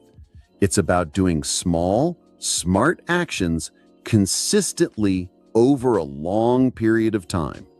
It's boring. It's unsexy, but it works. Commit to consistency. So if you're serious about reaching your goals, Make consistency your best friend. It will take you further than talent. It will outlast motivation. It will beat anyone who relies on speed without staying power. Consistency is what keeps Big Mo on your side. The pump well. Let's talk about what really happens when you slack off on your routines. It's not just missing a workout or skipping a prospecting call or postponing date night one Friday. No, it's much bigger than that. You're not just losing the small results of that single missed action. You're losing something far more precious: momentum. The hand-pumped water well analogy. Picture this. You're standing next to an old-school hand-pumped water well. The water you want is buried deep underground. To get it, you've got to pump that lever again and again to create the vacuum that pulls the water up. You pump and pump. And what do you see? Nothing. Most people give up here. They think this is pointless, it's not working, and they walk away empty-handed. The few who persist. But the wise ones, they keep pumping. And after a while, a few drops of water appear. But even then, most people quit. All that work for a few lousy drops? But those who persevere, they keep pumping. And suddenly, the stream bursts forth. Water starts flowing freely. Now you don't have to pump as hard. You just need to keep pumping steadily to maintain the flow. The cost of inconsistency. But here's the catch. If you stop pumping for too long, the water doesn't stay at the top waiting for you. It drops back down. And when you come back, you're back to square one. You'll have to pump furiously just to get those few drops again. That's exactly how life works. Stop and go kills momentum. You get excited about a new project. You go hard for a few weeks. Then life gets busy. You slack off. You're making prospecting calls daily until you get a few deals. You're doing date nights until Netflix starts winning again. You're working out until life happens. Every time you stop, you kill Big Mo, momentum. It's not just a pause, it's a reset. And starting over is exhausting. Be the tortoise, not the hare. Winning is about pace, not sprints. Be the tortoise, the one who, with enough time, beats everyone else, not by speed, but by consistency. Positive habits, right choices, applied daily without fail. That's how you win. Protect your momentum. Every skipped action isn't just a small loss. It's a crack in your momentum. Protect it. Cherish it. Because once you lose it, getting it back is a painful uphill climb. In the next chapter, we'll dive into the invisible forces that can either boost you up or drag you down. The influences that shape your success, often without you even realizing it. Chapter 5. Influences. Let's take a moment to reflect. By now, you know how powerful your small choices are. Every choice, whether big or small, adds up over time. Like drops of water filling a bucket, they compound, creating an enormous impact on your life. You've also learned something very important. You are 100% responsible for your life. Yes, you. You are responsible for every choice you make, every action you take. No excuses, no blaming anyone else. But here's where it gets tricky. Even though you are in charge of your choices are constantly being influenced by outside forces. Forces that quietly shape your thoughts, your habits, and your behaviors, often without you even realizing it. Most people live unaware of this subtle control. But if you want to stay on track toward your goals, if you want to keep growing, keep succeeding, you must become aware of these influences. More importantly, you need to take control over them. Otherwise, they will control you and possibly pull you away from your dreams. Darren Hardy explains that we are all affected by three main types of influences. Let's explore them one by one. 1. Input. What you feed your mind. Think of your mind like a garden. If you plant flowers, water them, and care for them, you'll have a beautiful, blooming garden. But if you let weeds grow, they'll take over everything. The same happens with your mind. What are you feeding your mind every day? Are you filling it with positive, uplifting information? Or are you letting negative, toxic stuff get in? Most people don't even realize how much garbage they're consuming. News filled with negativity, gossip on social media, endless scrolling through meaningless content.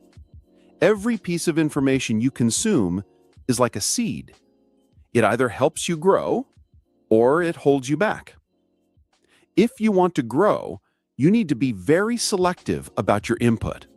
Start feeding your mind with books, podcasts, videos, and people who uplift you. Fill your mind with ideas that inspire you, challenge you, and push you toward your goals. Remember, garbage in, garbage out. But greatness in, greatness out. 2. Associations. The people you spend time with. You've probably heard this before. You become like the 5 people you spend the most time with. It's true. The people around you shape your thoughts, your attitudes, your habits, even your income. If you hang out with lazy, negative people who complain all the time, their mindset will slowly rub off on you. You might not notice it immediately, but over time, it will affect your actions and decisions. On the other hand, if you surround yourself with positive, ambitious people who challenge you, encourage you, and push you to be better, you'll naturally rise to their level. Darren Hardy calls this the association effect. He suggests you categorize your relationships into 3 groups. Disassociation, people you need to cut off. These are toxic, negative people who drain your energy and pull you down. Limited association, people you need to spend less time with. Maybe they're not bad people, but they don't align with your goals. And expanded association, people you need to spend more time with. These are your role models, mentors, and peers who inspire you to grow.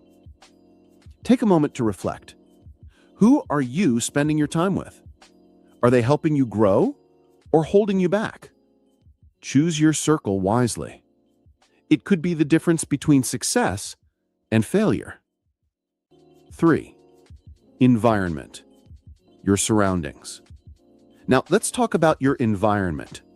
This includes your home, your workspace, your city, even the content you see online. Everything around you affects your mindset, even in ways you don't consciously realize. If your workspace is messy and chaotic, it's hard to focus. If you live in an environment filled with negativity, it will influence your mood and energy. But if you intentionally design your environment to support your goals, it becomes a powerful ally. For example, if you want to eat healthy, stock your kitchen with nutritious food. If you want to read more, place books where you can see them. If you want to exercise regularly, set up a workout space at home. Small adjustments to your environment can create huge shifts in your behavior. Be intentional. Create an environment that makes success easy and failure hard. You are the gatekeeper. In the end, here's what you must remember. You are the gatekeeper of your mind, your relationships, and your environment. Nobody else will protect you from negative influences. It's your job. Be mindful of what you allow into your life. Control your input, choose your associations, shape your environment. When you align these influences with your goals, success becomes a natural outcome.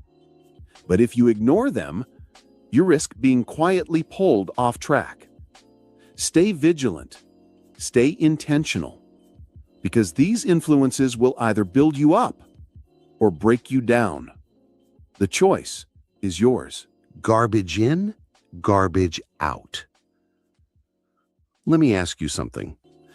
If you want your body to be healthy and perform at its best, what do?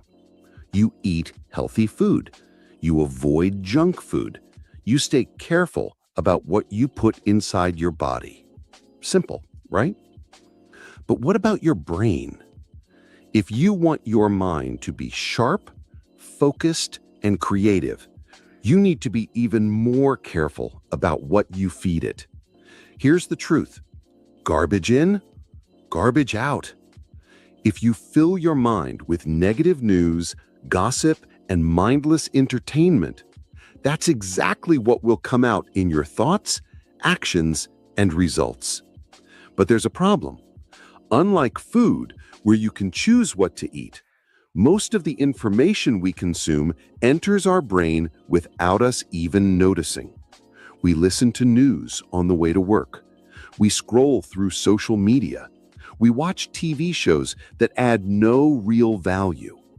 All this information seeps into our minds quietly, and it shapes how we think. Your brain's default mode is fear and survival. Here's something important to understand. Your brain's primary job is not to make you happy. Its main job is to keep you safe.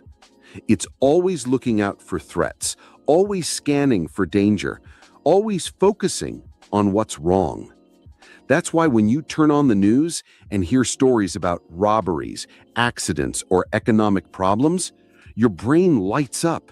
It grabs onto that negativity, and then it keeps chewing on it over and over again. You carry that fear and worry into your entire day. Left on its own, your brain will keep focusing on the negative. It's part of human nature. But here's the good news. You can change your behavior. You can take control of what you allow into your mind. Don't drink dirty water. Imagine your mind is like a glass of water. If you pour dirty, muddy water into the glass, everything inside becomes dirty. That's what happens when you fill your mind with negative input, bad news, gossip, drama, complaints. All your thoughts, your expectations, and your results will be filtered through that muddy water. But here's the solution. Flush it out. Keep pouring in clean, fresh water, positive, inspiring, uplifting content. If you do it long enough, eventually the dirty water gets flushed out and your mind becomes clear and focused. What is this clean water? It's books, podcasts, success stories, motivational videos, positive conversations. Content that feeds your mind with ideas of growth, abundance, success, and possibility.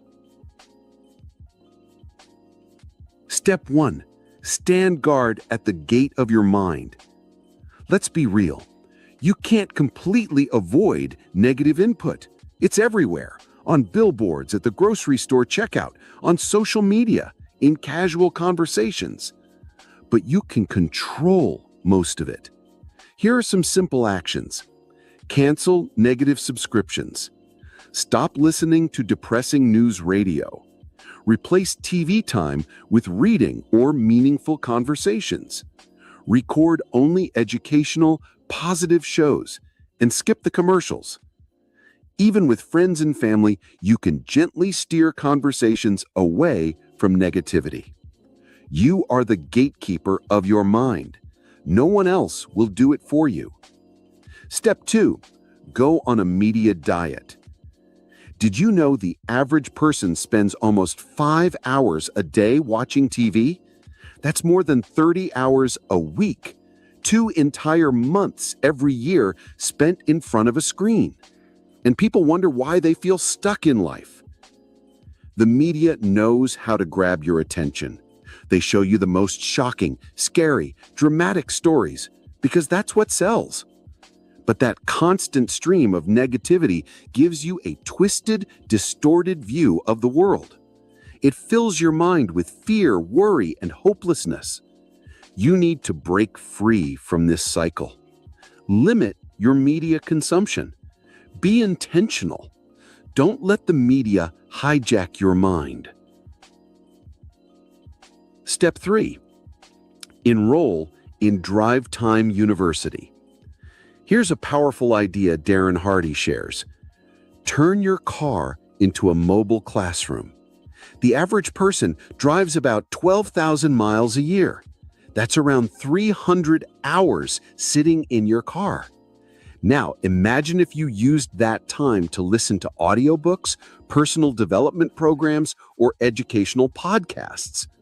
You could earn the equivalent of a college degree just by listening while you drive. Instead of wasting time on mindless radio chatter, you're using that time to grow, learning new skills, developing a success mindset, and staying motivated. That's how you separate yourself from the crowd. One CD, one audiobook, one lesson at a time. You control the input. At the end of the day, your life will reflect what you put into your mind. If you allow negativity, fear, and nonsense in, that's what will come out. But if you intentionally fill your mind with positivity, knowledge, and inspiration, you'll create an extraordinary life. Be selective. Be disciplined. Stand guard at the door of your mind, because garbage in, garbage out, but also greatness in, greatness out. Associations. Who's influencing you? There's a simple truth in life. Birds of a feather flock together.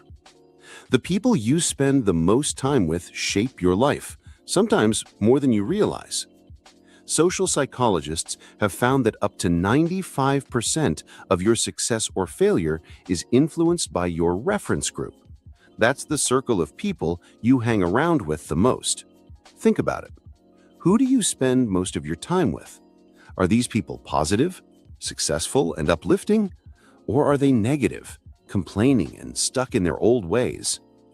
Jim Rohn famously said, "You are the average of the 5 people you spend the most time with." Your income, your health, your attitude, all of it can be predicted by looking at those 5 people. Subtle influence over time. Here's the tricky part. This influence doesn't happen overnight. It's slow, quiet. It's like being in an inner tube at the beach. You think you're floating in place, but when you look up, you've drifted far down the shore. Your friends' habits will slowly become your habits. Their conversations become your conversations. Their mindset becomes your mindset. If your friends always order greasy food and extra drinks, soon you'll be doing the same. If your friends talk about success, read great books, and strive for more, you'll find yourself matching their pace. You cannot hang around negative people and expect to live a positive life. Take inventory. Who are your 5? Here's a challenge for you. Write down the 5 people you spend the most time with. List their main traits, both good and bad. What's their average income? How's their health? What's their attitude like? Are they growing or stuck? Look at that list and ask yourself, is this who I want to become? If the answer makes you uncomfortable, it's time to make some changes. 3 types of associations. Jim Rohn taught Darren Hardy a powerful way to manage relationships. You need to sort people into 3 categories. 1. Disassociations. People you must cut off. These are toxic, negative influences that drag you down. It might be a difficult decision, but it's necessary. You wouldn't let your kids hang around bad influences, so why allow it for yourself? It's hard. People will resist. They may accuse you of changing or being selfish, but it's not about them. It's about protecting your future. Their discomfort is a reflection of their own guilt and fear. Stay strong. You have to be willing to let go of relationships that no longer serve you. 2. Limited associations. People you see in small doses. These people are okay in small doses. You can spend 3 minutes with them, maybe 3 hours, but not 3 days. Their influence is real, so be intentional about how much time you give them. Even with family, you can limit how much energy you invest. Don't let anyone's negativity cloud your vision. 3. Expanded associations. People you want to emulate. These are the people who inspire you. People who are already living the kind of life you dream of. Seek them out. Spend more time with them. Learn from them. Join groups, clubs, events, and organizations where these people gather. Even if you can't meet them in person, you can absorb their wisdom through books, podcasts, and videos. Darren Hardy shares how he spent thousands of hours with his mentor, Jim Rohn, mostly through audio programs. You can do the same with any mentor you admire. Find a peak performance partner. Here's another powerful strategy. Find an accountability partner. This is someone who's equally committed to personal growth, someone who will call you out when you slack off, and someone you'll hold accountable in return. Darren had weekly calls with his friend Landon Taylor. Every Friday, they'd discuss their wins, their failures, their goals, and what needed improvement. Knowing he had to report back to Landon kept him sharp and focused. You can have the same advantage. All it takes is finding someone who's willing to be honest with you. Invest in mentorship. Mentorship is one of the fastest ways to grow. You don't need a formal program or expensive coaching. Sometimes all it takes is a simple lunch or coffee conversation with someone you admire. Successful people are often willing to share their wisdom as long as you respect their time. Mentorship is a two-way street. Be open to learning, to feedback, and to being molded by their insights. As John Wooden said, mentoring is your true legacy. It is why you get up every day. Build your personal board of advisors. Here's a pro tip. Create your own personal board of advisors. These are people you respect, admire, and want to learn from. Reach out to them regularly. Ask for their thoughts, feedback, and ideas. Their perspectives can open up opportunities and help you avoid costly mistakes. You'll be surprised how many successful people are willing to help when you show genuine curiosity. Choose your circle wisely. In the end, your environment shapes you. The people around you either lift you up or pull you down. If you want to live an extraordinary life, you must be intentional about your associations. Choose to surround yourself with those who reflect the person you aspire to become, because you rise or fall to the level of your circle. Make sure your circle is moving in the direction you want your life to go. Environment. Change your surroundings, change your life. Imagine this. Darren Hardy was working in real estate in the East Bay of San Francisco. Every day, he saw the same people, doing the same things, living at the same level. But deep down, Darren had bigger dreams. He knew he needed to be in an environment that would inspire him to level up. So he started driving across the bay to a place called Tiburon, one of the most beautiful, affluent spots in California. It wasn't about meeting wealthy people there. It was about feeling the energy of success. He'd sit by the wharf, look at the stunning hillside homes, and ask himself, Which one of these would be my dream home? One house always caught his eye, a blue 4-story home with an elevator and a whale lightning rod on top. One day, after brunch, he followed a random open house sign after sign, zigzagging up the cliffs. And when he walked into the house, he realized it was that blue house. He bought it. Your environment shapes your dreams. Here's the key point. Darren didn't meet anyone at that restaurant who changed his life, but the environment did. Being in that space, seeing those houses, feeling that energy, it expanded his vision of what was possible. He worked harder, stretched further, and made his dream a reality. You are like a sapling in a pot. Think of yourself as a sapling, a young oak tree. If you plant it in a small pot, its growth is limited. It becomes root-bound and stunted. But plant it in an open field, and it becomes a mighty oak. Your environment is the same. If you stay in a limiting space, physically, mentally, emotionally, you limit your growth. Environment is more than just a place. When we talk about environment, it's not just where you live, it's everything around you. Your workspace, your home, your car, your phone, your schedule, even the clutter in your mind.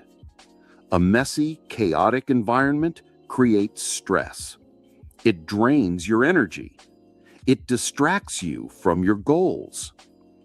Every incomplete task, every broken promise, every piece of clutter, it's like a small anchor holding you back. So start clearing it out. Even small actions like cleaning your workspace or fixing that thing you've been ignoring can release mental energy. You get what you tolerate. Here's a hard truth. You get in life what you tolerate. If you tolerate disrespect, people will disrespect you. If you tolerate being underpaid, that will continue. If you tolerate poor health habits, your body will stay tired and unhealthy. The world responds to the standards you set for yourself. Some people think they're victims of how others treat them, but in reality, you teach people how to treat you by what you accept and what you refuse to accept. Protect your space. You must protect your mental, emotional, and physical space. Don't let chaos, negativity, and distractions invade your environment. If you want to build a life of consistency, rhythm, and high performance, your environment needs to support that. Make your space a place where success is the default, not the exception. Life organizes around your standards. Life is like water. It fills the container you give it. If you raise your standards, life will rise to meet you. But if you settle, life will give you exactly what you tolerate. Protect your space. Raise your expectations and watch how your environment begins to shape you into the person you want to become. Next step, accelerating your results. In the next chapter, we'll talk about how to take everything you've learned so far and unlock the secret to getting greater results with just a little more effort. It might feel like cheating, but life rewards those who know how to leverage the compound effect. Chapter 6: Acceleration. Let me take you to La Jolla, California. A beautiful place with stunning ocean views and steep mountains. For exercise, and to test my willpower, I used to ride my bike up Mount Soledad. It's a 2-mile ride, straight uphill. No stopping, no excuses, just you the bike, and the climb. Now, let me tell you something. Riding up a steep mountain is one of the most painful things you can choose to do. Not many things compare to the suffering you experience when you're pushing yourself up that slope. You hit a point where your muscles scream, your lungs are on fire, and your mind starts talking to you. It's in those moments where you meet your true self. All the ideas you had about being strong or disciplined, they vanish. You're left with raw honesty. The question stares you in the face. Do you keep going, or do you crack and give up? This is what I call a moment of truth. You see, life gives us these moments often. They are tests to see how much you really want something. Tests to see if you will push through the pain or surrender when things get tough. I remember watching Lance Armstrong during his first Tour de France victory. It was 1999. The race had entered the brutal mountain stages. The weather was cruel, freezing rain, mist, and even hail. Lance was not known as a great mountain climber. Many riders thought he wouldn't survive these stages, but they were wrong. On a particular climb up to a place called Sestrere, Lance found himself alone. His team was nowhere near. He had to face the toughest climbers in the world, all by himself. Imagine, after 5.5 hours of climbing mountains, exhausted, freezing, and soaked to the bone. With 5 miles to go, Lance was 32 seconds behind the leaders. In mountain cycling, 32 seconds can feel like forever. But Lance did something remarkable. He stood up on his bike and surged forward. He caught up with the 2 leading climbers, but he didn't stop there. With everything he had left, Lance launched a powerful attack and pulled ahead. He described it best in his book, It's Not About the Bike. He said, when you open a gap and your competitors don't respond, it tells you something. They're hurting. And when they're hurting, that is when you take them. Despite the pain, despite the exhaustion, Lance kept pushing. No one could catch him. He won that stage, and eventually, he won the entire Tour de France. Why am I telling you this? Because this chapter is about acceleration. It's about those critical moments when you decide who you are. It's about pushing through, even when everything inside you wants to quit. Now here's the truth. The compound effect is always working. Every little action you've taken, every effort, every practice session, every late night you spent studying, they all add up. When you stay consistent, life will eventually hand you a moment of truth. And when that moment comes, you will be ready. You'll be able to push through barriers, rise above your competition, and surprise everyone, even yourself. You'll realize that all those small steps, done over and over, gave you the strength to seize the opportunity. Growth doesn't happen in easy moments. Improvement doesn't come when things are comfortable. It happens when you are in pain, when you are tired, when you are at the edge. Those are the moments where you either step forward or shrink back. Most people stop when they feel discomfort, but high achievers, they know that discomfort is the signal to keep going. That's when breakthroughs happen. Here's a powerful lesson. You don't build character in the easy moments. You reveal it in the hard ones. But there's more. One of the smartest ways to accelerate your success is always to deliver more than expected. Go beyond what people ask for. Do more than what's required. When you do this consistently, you multiply your rewards. It's the principle of exceeding expectations. Every time you over-deliver, you build trust, reputation, and goodwill. These are things that compound over time. Eventually, you'll find doors opening for you that you didn't even know existed. Here's a simple formula: preparation plus opportunity plus massive action equals acceleration. You prepare by staying consistent with your habits. You wait patiently for the right opportunity, and when it comes, you take massive, decisive action. It's like a rocket launch. The rocket burns most of its fuel just to escape the Earth's gravity. That's the hardest part. But once it's in orbit, it glides smoothly. Success works the same way. The early stages require tremendous effort, but once you break through, everything becomes easier. Remember, there are no shortcuts. You have to pay the price. But the compound effect ensures that every ounce of effort is never wasted. It's quietly working behind the scenes, building your momentum. And then, when your moment of truth arrives, you will be unstoppable. Moments of truth. There's a powerful line from Lance Armstrong's autobiography. He writes, "There is a point in every race when a rider meets his real opponent and realizes it's himself." That's such a deep truth, isn't it?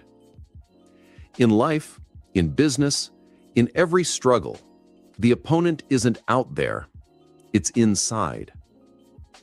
Lance talks about how in his most painful moments on the bike, he becomes curious.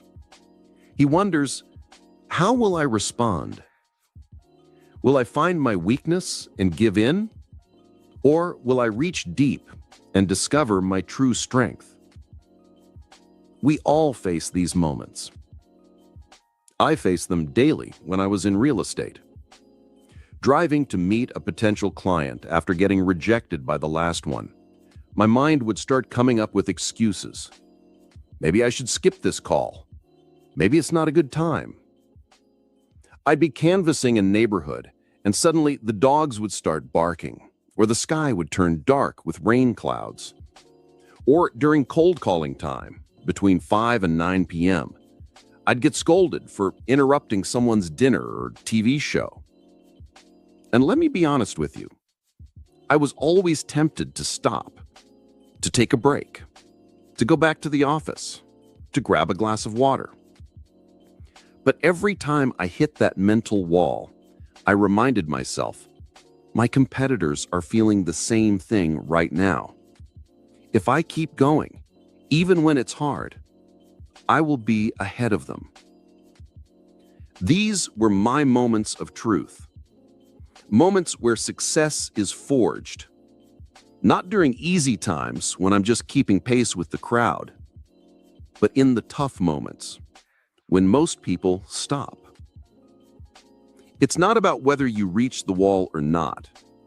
It's about what you do after you hit the wall. Lou Holtz, the legendary football coach, understood this well. In one game, his team was losing 42-0 at halftime. But Lou didn't scold them. Instead, he showed them highlight reels of players making second efforts, diving for tackles, blocking harder, going the extra inch. He told his team, everyone gives their best on every play. That's expected. But what wins games is the extra effort after you've done your best. That's why you're on my team. That team came back and won the game in the second half. That's how victories are earned. Think about Muhammad Ali. October 30th, 1974, the legendary Rumble in the Jungle. Almost no one believed Ali could defeat George Foreman. Foreman was a powerhouse. He had knocked out Joe Frazier and Ken Norton in just the second round. But Ali had a strategy. He knew Foreman was strong, but lacked endurance. Ali invented the rope-a-dope. He leaned on the ropes, protecting his face, while Foreman threw hundreds of punches. Round after round, Ali absorbed the blows, waiting. By the 8th round, Foreman had hit his wall. He was exhausted. That's when Ali struck, delivering a combination punch that floored Foreman and reclaimed the heavyweight title. Do you see the pattern here? Hitting the wall is not an obstacle. It's an opportunity. Let me take you back to Lance Armstrong's second Tour de France. Earlier that year, he had crashed on a wet mountain road. The crash left him with a concussion and a broken vertebra. Now, as fate would have it, the Tour returned to the same mountain. And once again, it was raining. But Lance's mindset was different. He said, "This is perfect attacking weather, because I know the others don't like it. I believe nobody in the world is better at suffering than me." That's a mindset shift. He turned his pain into his advantage. That day, Lance won his second Tour de France. Do you see the pattern here? Hitting the wall is not an obstacle. It's an opportunity. Let me take you back to Lance Armstrong's second Tour de France. Earlier that year, he had crashed on a wet mountain road. The crash left him with a concussion and a broken vertebra. Now, as fate would have it, the Tour returned to the same mountain. And once again, it was raining. But Lance's mindset was different. He said, "This is perfect attacking weather, because I know the others don't like it. I believe nobody in the world is better at suffering than me." That's a mindset shift. He turned his pain into his advantage. That day, Lance won his second Tour de France. Do you see the pattern here? Hitting the wall is not an obstacle. It's an opportunity. Lance Armstrong said about the fear of crashing again, "I'm looking forward to thrashing out with him in real time." That's a mindset shift. He turned his pain into his advantage. That day, Lance Armstrong won his second Tour de France. You see, when conditions are perfect, sun is shining, no distractions, no problems, everyone performs well. But when things get tough, when problems arise, when distractions pull at you, that's when you get to prove your worth. That's when you separate yourself from the average. Jim Rohn, my mentor, used to say, "Don't wish it were easier, wish you were better." And that's the truth. Every time you hit the wall, whether it's in your daily disciplines, your routines, or your consistency, it's a signal. It's life's way of saying, this is the moment where you leave your old self behind and step into a stronger, more powerful version of you. Scaling that wall, pushing through when it's difficult, that's where victories are made. That's where champions are born. Multiplying your results. I want to share something exciting with you today. We've talked about how small, simple disciplines repeated consistently will eventually compound into big, life-changing results. But here's a powerful thought. What if you could speed up that process? What if you could multiply your results, not just add to them? Wouldn't you want to know how? Well, I'm going to show you exactly how just a little bit of extra effort can explode your outcomes beyond what you ever imagined. Let's take a simple example, weight training. Imagine your workout plan says you need to do 12 repetitions of a certain exercise. You do the 12 reps, and that's great. You've done what's expected. And if you stay consistent, this effort will compound and give you results over time. But what if, after those 12 reps, even when you feel like you can't go on, you push out another 3 to 5 reps? Yes, it will hurt. Yes, it will be uncomfortable. But here's the truth. Those extra reps will multiply the impact of your workout. You see, the first 12 reps got you to your limit, but the real growth happens in the reps after you hit that wall. This principle applies everywhere in life. Arnold Schwarzenegger, the bodybuilding legend, used a method called the cheating principle. Now, don't get it wrong, Arnold was all about perfect form, but once he reached his max in perfect form, he'd allow a slight adjustment, maybe a small wrist turn or leaning back a bit, to push out 5 or 6 more reps. Those cheat reps were where the real muscle growth happened. Sometimes it wasn't just about cheating. He'd have a workout partner help him with those last few reps, the ones he couldn't do on his own.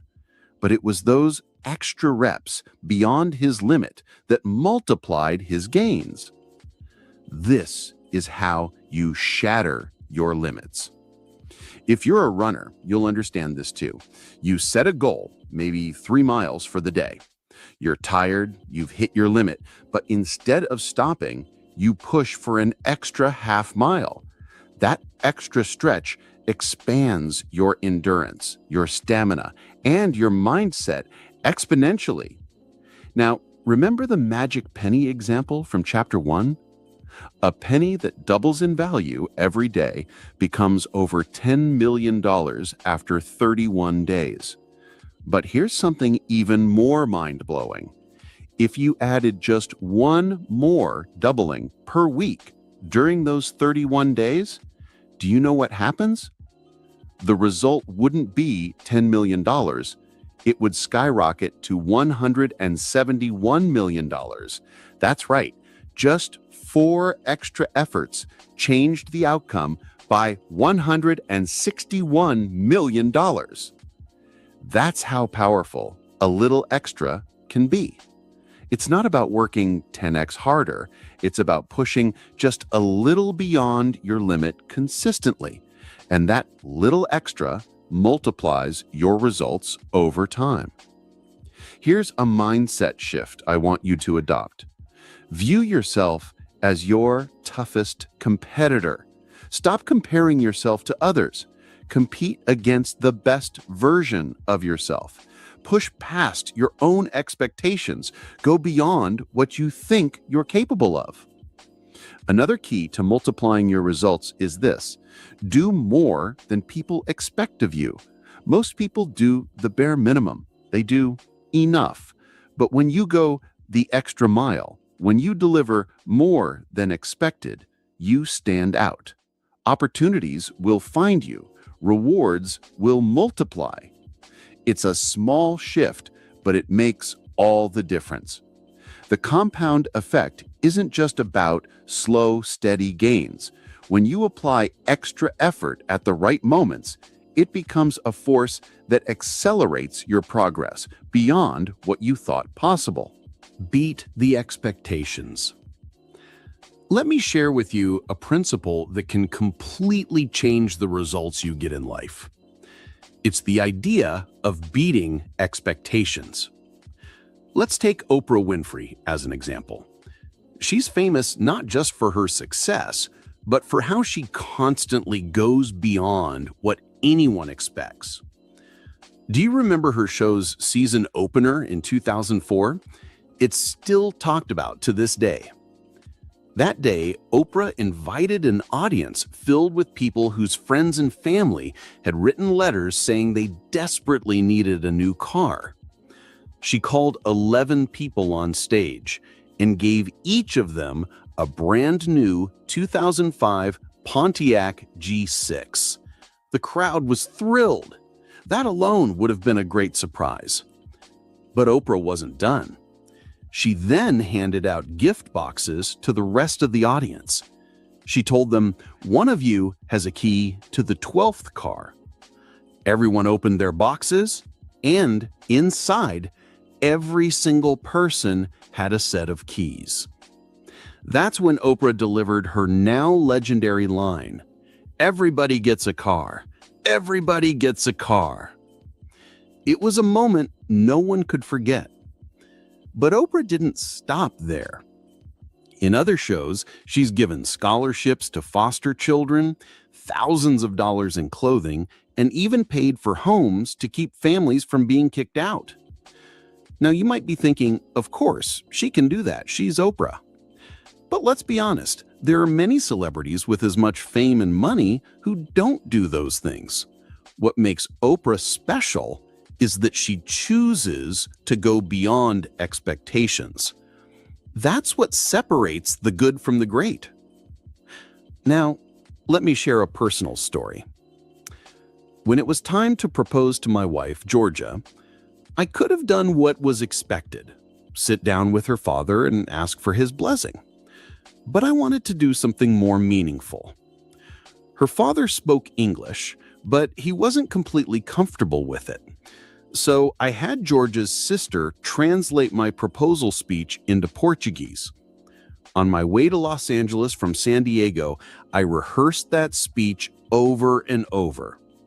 I showed up with flowers and gifts, sat with him, and delivered my speech in his native language. Thankfully, he said yes. But I didn't stop there. Over the next few days, I called each of Georgia's 5 brothers to personally ask for their blessing as well. Some agreed easily, others made me earn it. But in the end, Georgia told me that what made my proposal so special was how I honored her family. That extra effort made all the difference. Let's look at another example. Stuart Johnson, the owner of Success Magazine, took a huge risk when he acquired the magazine during one of the toughest economic times in history. Print media was struggling and businesses everywhere were pulling back. But Stuart didn't just stop at acquiring the magazine. He went beyond expectations.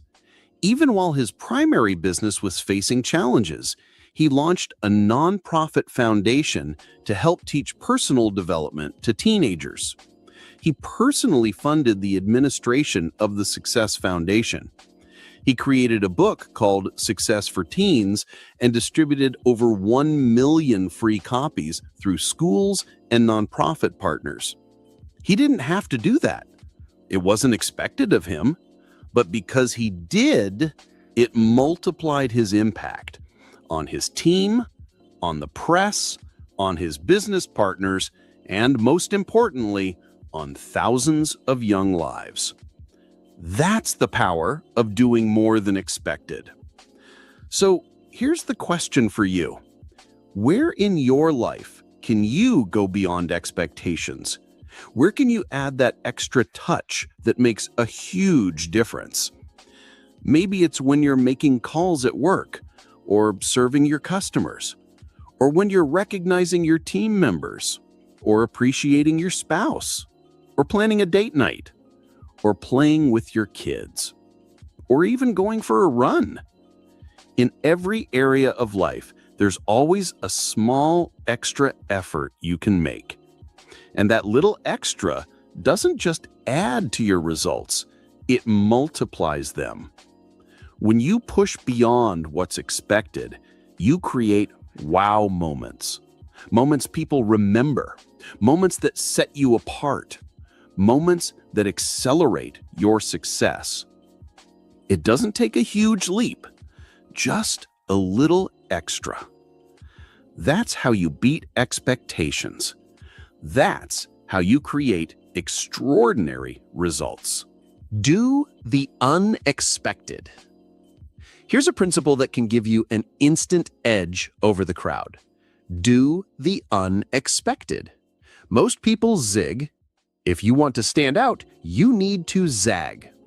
Let me explain. I've always been a bit of a contrarian. If something is popular, if it's what everyone is doing, I tend to do the opposite. Why? Because common actions lead to common results, and I'm not interested in common. Think about it. The most popular restaurant is McDonald's. The most popular drink, Coca-Cola. The most popular wine, Franzia, the kind that comes in a box. Nothing wrong with any of that, but if you consume what's popular, you'll blend into the average pack. I prefer to aim for extraordinary. Here's a simple example. Everyone sends Christmas cards, but since everyone does it, how much emotional impact do you think it really has? Not much. So instead, I send Thanksgiving cards. How many Thanksgiving cards do you get? Exactly. It makes people pause. It makes a statement. And rather than printing off a generic best wishes message, I handwrite personal notes telling people exactly why I'm grateful for them. Same effort, but it creates a far bigger impact. Richard Branson, the founder of Virgin, is a master of doing the unexpected. When he launches a new company, he doesn't just send out press releases or host fancy parties. No, he does something bold, something daring, like flying a hot air balloon around the world, or driving a tank down Fifth Avenue in New York City to launch Virgin Cola. And guess what? He probably spends the same amount or even less than other companies on marketing. But his unexpected stunts multiply his impact. People remember him. His brand stands out. Doing the unexpected doesn't always require money or massive resources. Sometimes it's just about a little extra effort. When I was in real estate, everyone else would cold call expired listings. I did something different. I would drive to the homeowner's doorstep and personally hand them a sold sign. I'd say, "You'll need this if you hire me to take over this listing." It cost me nothing but a tank of gas, but it dramatically increased my chances of winning the listing. Let me tell you a story about my friend Alex. Alex had an opportunity for his dream job. He lived in California, but the job was in Boston. He was one of the final 12 candidates. The company planned to interview locals in person and out-of-towners via video conference. He called me and asked me, "Do you know how to set up a webcam interview?" I asked him, "Alex, how badly do you want this job?" He said, "It's my dream job. I've spent 45 years preparing for this." So I told him, "Then get on a plane and show up in person." Alex hesitated. "No need. They're flying in the final 3 later for a last round of interviews." I told him, "If you want to be in that final 3, do the unexpected. Fly across the country now. Show them how serious you are." I even advised him to go all in, what I call a shock and awe campaign. I said, research everyone involved in the decision-making process. Find out their hobbies, their family's interests. Send them books, articles, small gifts. Yes, they'll know what you're doing, but they'll appreciate your effort and creativity. I told him to reach out through his network, find any personal connections to the company, and get referrals. Send emails, texts, faxes, social media messages. Hit every angle. Sure, it might seem overly aggressive, but here's the truth. You might lose 1 out of 5 people for being too aggressive, but you'll win over the other 4.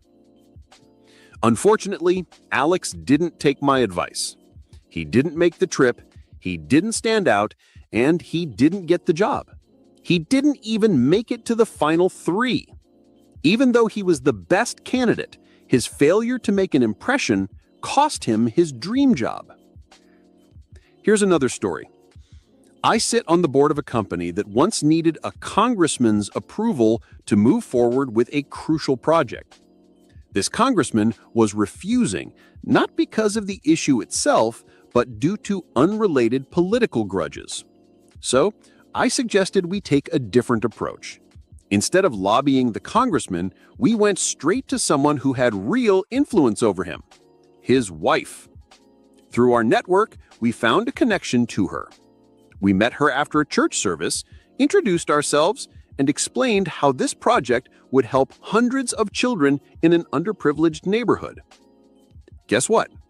By Tuesday of the following week, the congressman had signed off.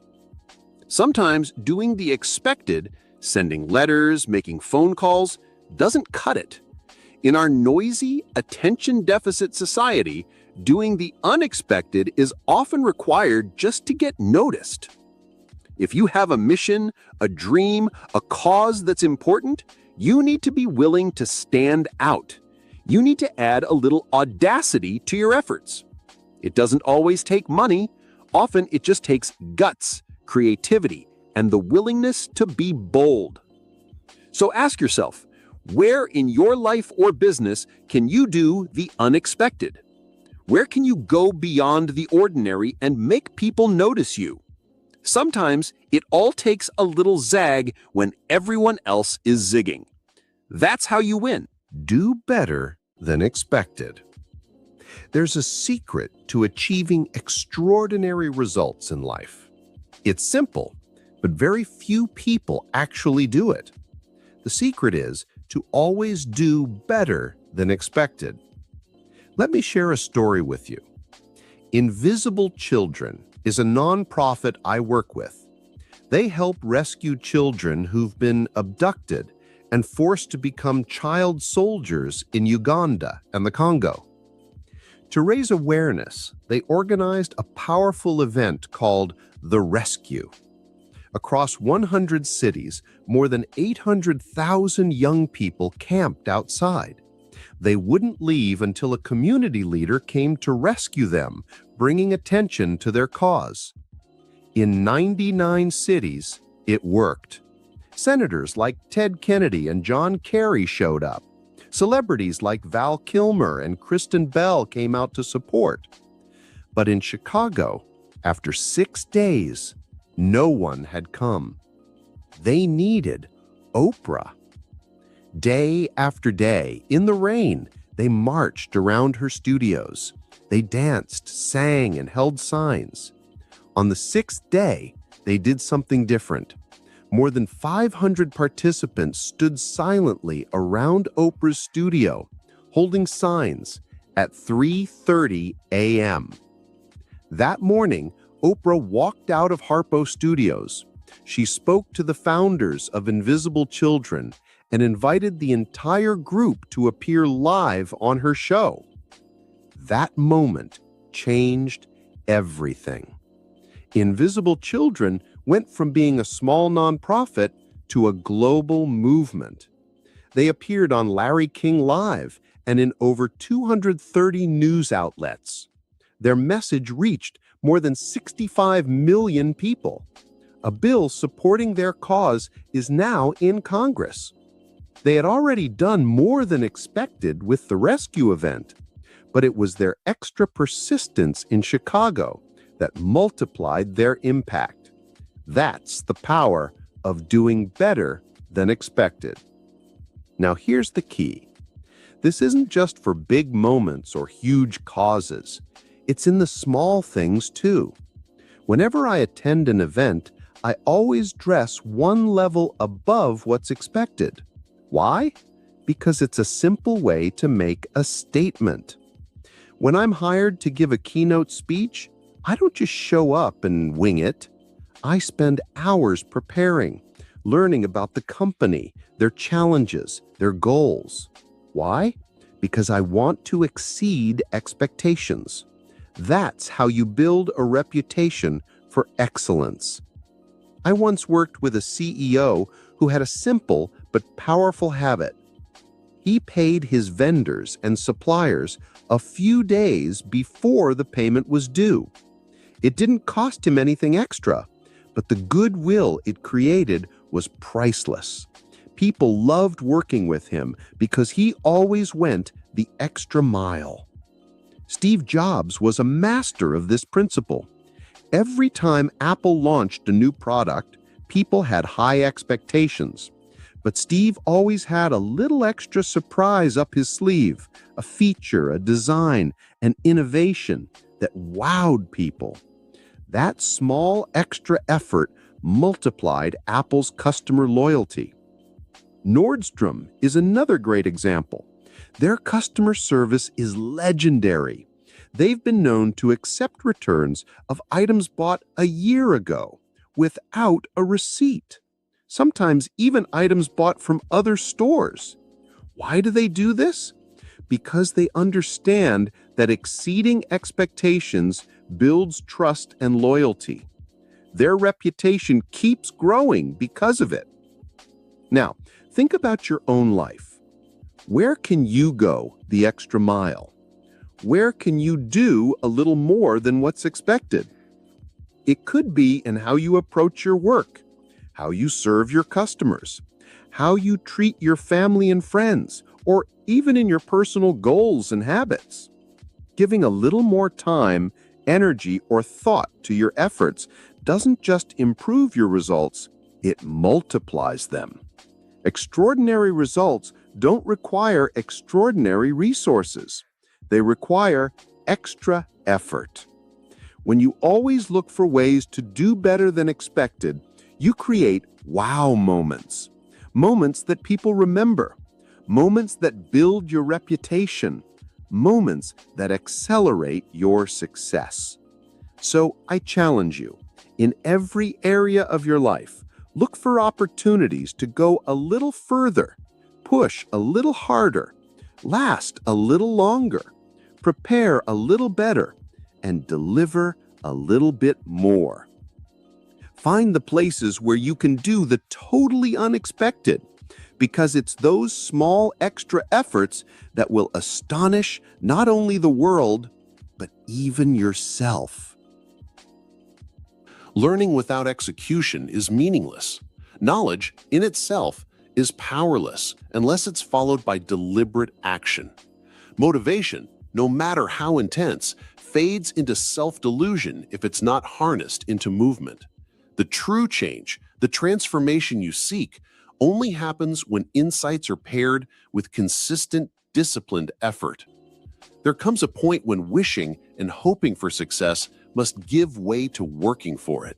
Success isn't a matter of luck, chance, or fleeting inspiration. It is a result of small, deliberate actions compounded over time. You now possess a method, a philosophy that can guide you toward tangible, measurable success. But it demands your participation. It requires your commitment.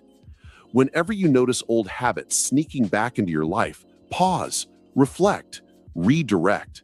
The moment you catch yourself slipping into inconsistency, remember your mission, reignite your purpose, refocus your energy.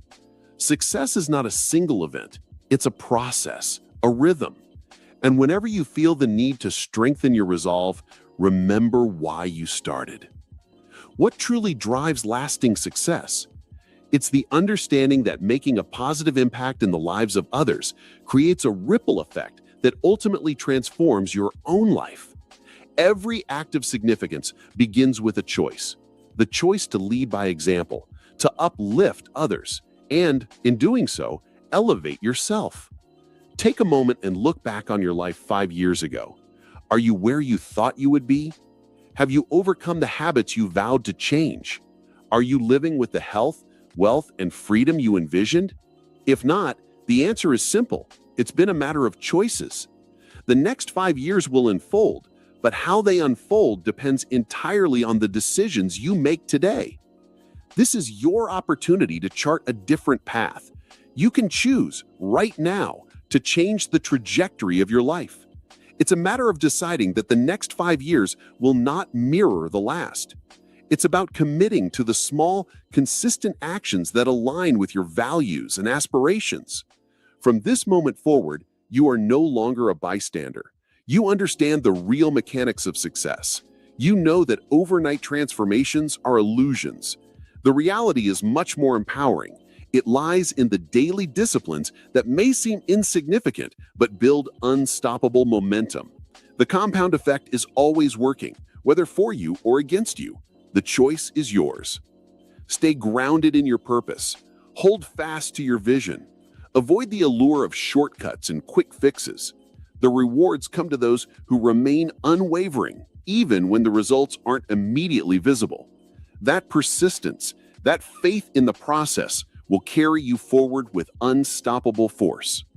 There's a principle deeply rooted in the human experience that magnifies success. To receive more, give more. If you seek confidence, empower someone else to find theirs. If you desire inspiration, become a source of it for others. When you help someone else succeed, you inevitably pull yourself toward greater success. Start small. Begin with a simple act of giving. Share the knowledge, the strategies, that mindset that has inspired you to take action. It could be with a friend, a family member, a colleague, or even a stranger whose life might change with a single conversation. You never know.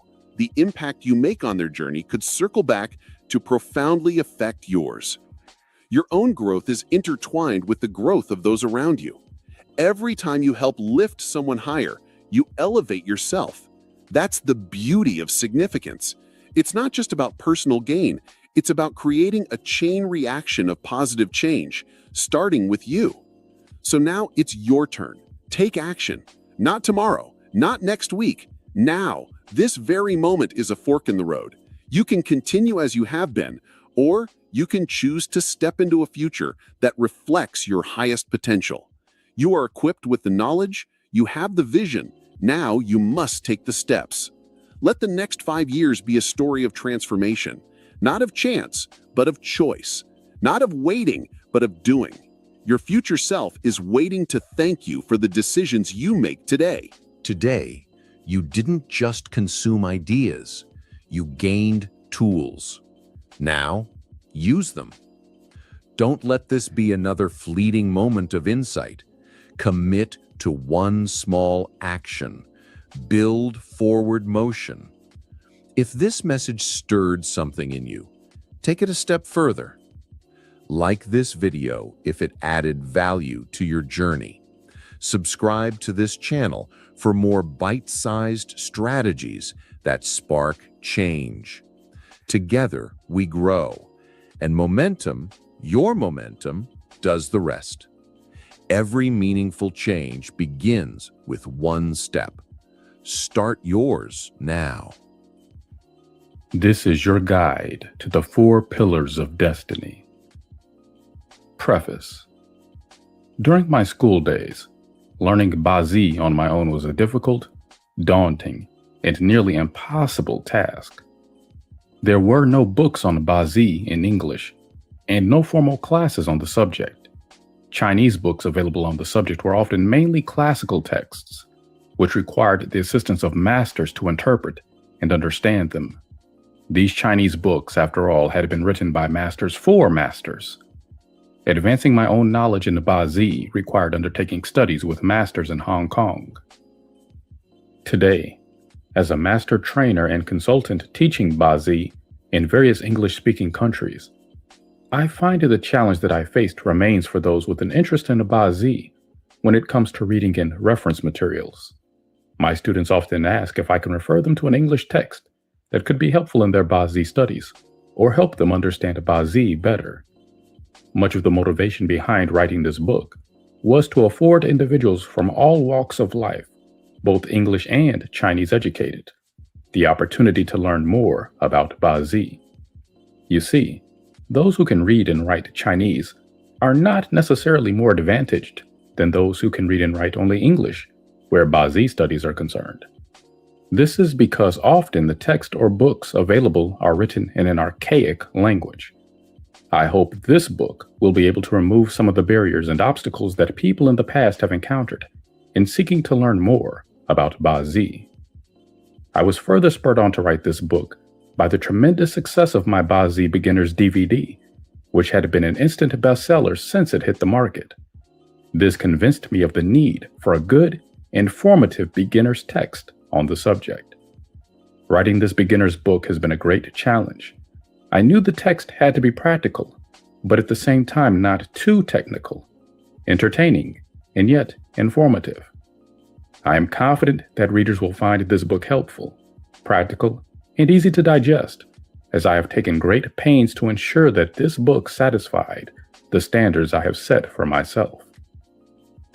I have also viewed the writing of this book as an opportunity to establish a benchmark for the respect that the practice of Bazi rightfully deserves. In recent years, feng shui has been over-commercialized to the extent that today it suffers an image problem. A once respectable ancient science has become the stuff of hoo-ha and superstition. A misinformed public is not the way forward for any field of study. Accordingly, I feel it is important to write this book to help put people on the right footing about Bazi and to prevent needless commercialization of the subject.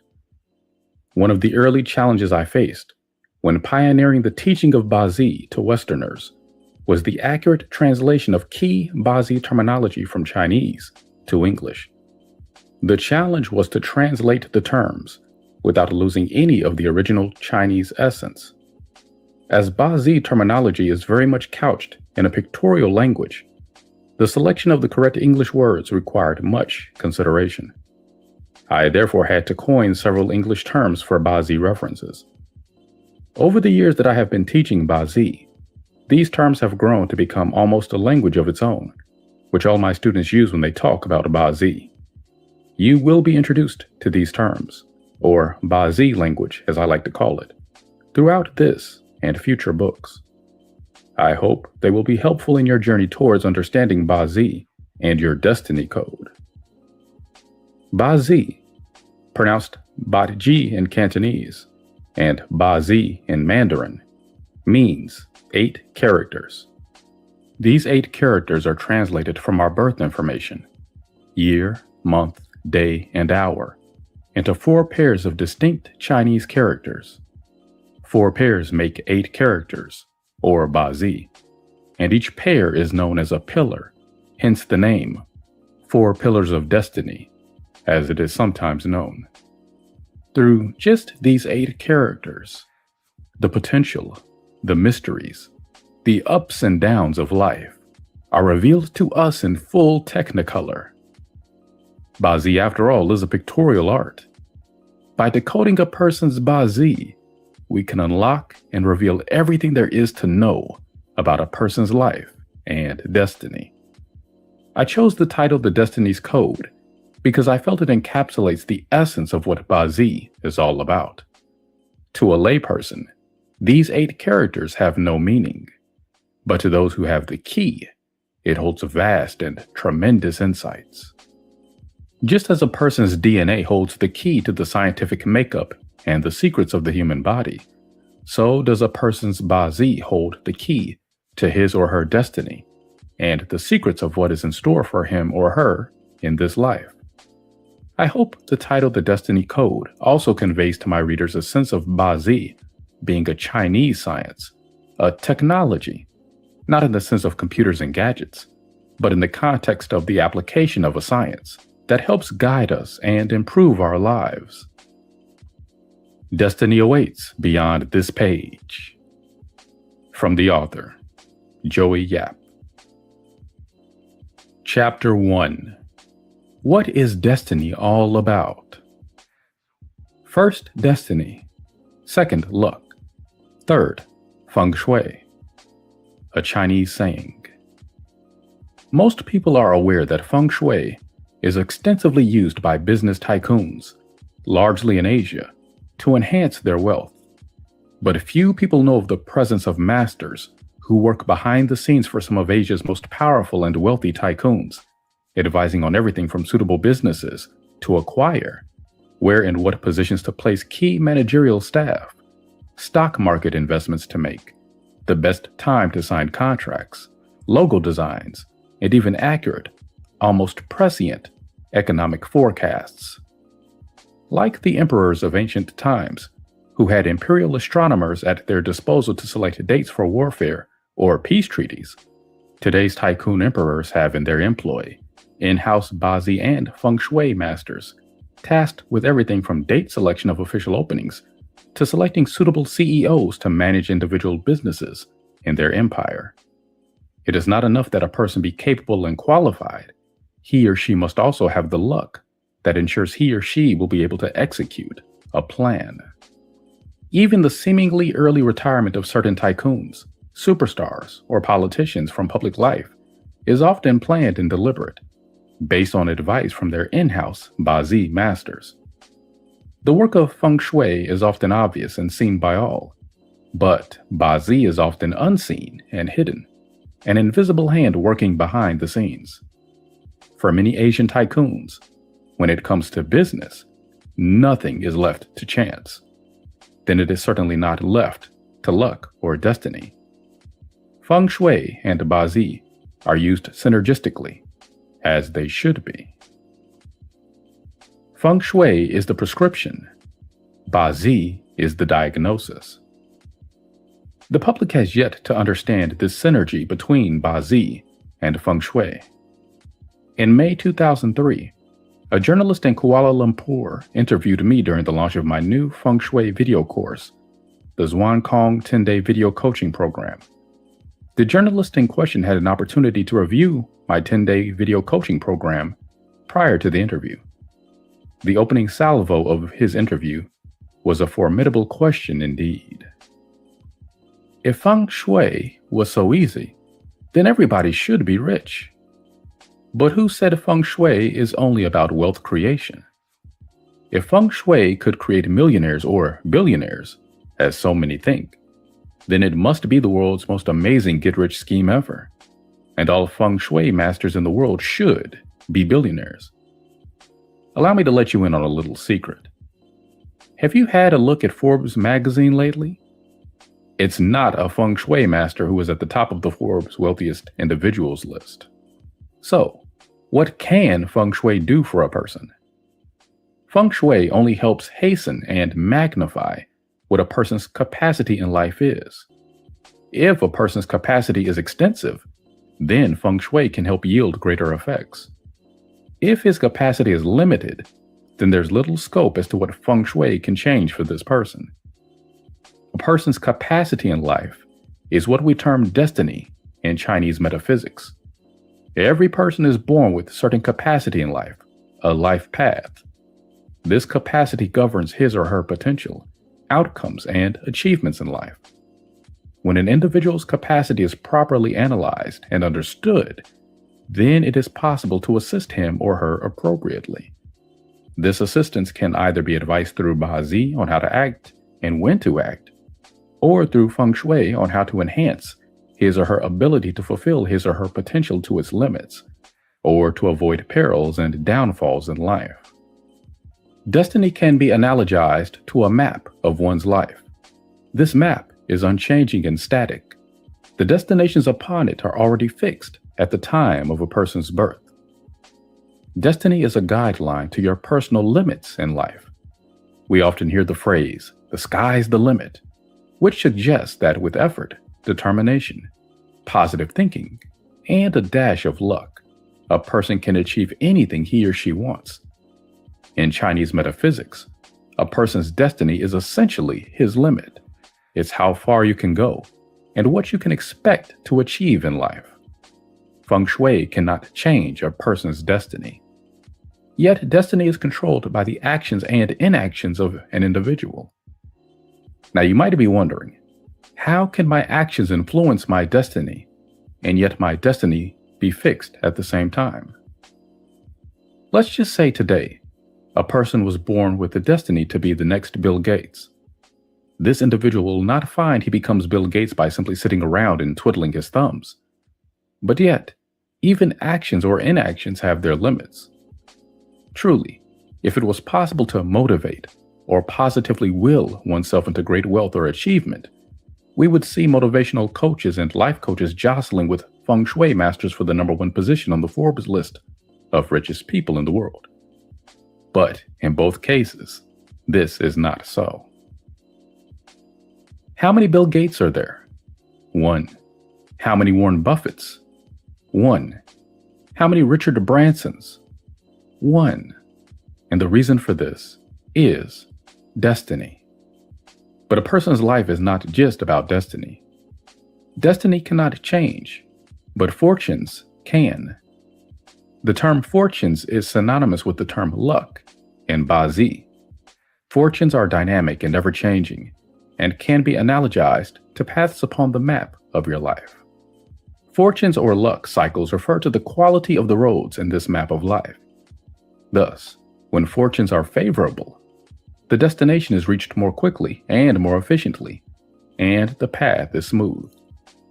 When fortunes are unfavorable, then the path to a destination is fraught with challenges and obstacles, even failure to reach the destination. Hence, the Chinese often talk of destiny and fortunes. Ming Yun. Issues of destiny. Men at some times are masters of their fates. William Shakespeare. In the course of my experiences as a master trainer teaching Chinese astrology, I have often found that destiny is something that people have lots of hang-ups about. Many people believe that their lives are 100% within their control, and that individuals have the ability, if they so wish, to achieve anything in this lifetime. Yet, one must acknowledge that there are few areas of human experiences that are entirely untouched by the question of destiny. Whether you are religious or an atheist, there will always be a point, a moment, when one realizes there are greater forces at work in our lives, and that things sometimes happen that are beyond our control. The Chinese say, "That which you are not meant to have, you can never have." Your destiny sets out broadly what in this lifetime you will be able to have, and what you will not be able to have. Destiny does not mean that you cease to be in control of your own life. Destiny does not mean that you cannot, through effort, hard work, persistence, and industriousness, achieve or improve things in life. The study of destiny is about knowing what is within your control and ability, and what is not. The fated problem.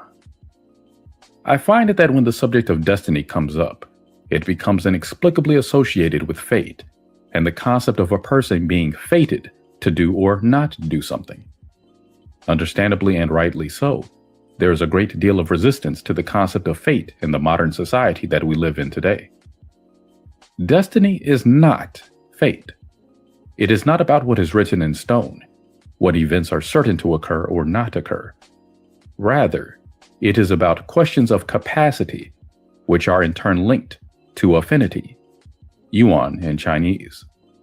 It is about making the right decisions or not taking certain actions that will assist you in achieving or avoiding certain outcomes. Limitations. What limitations?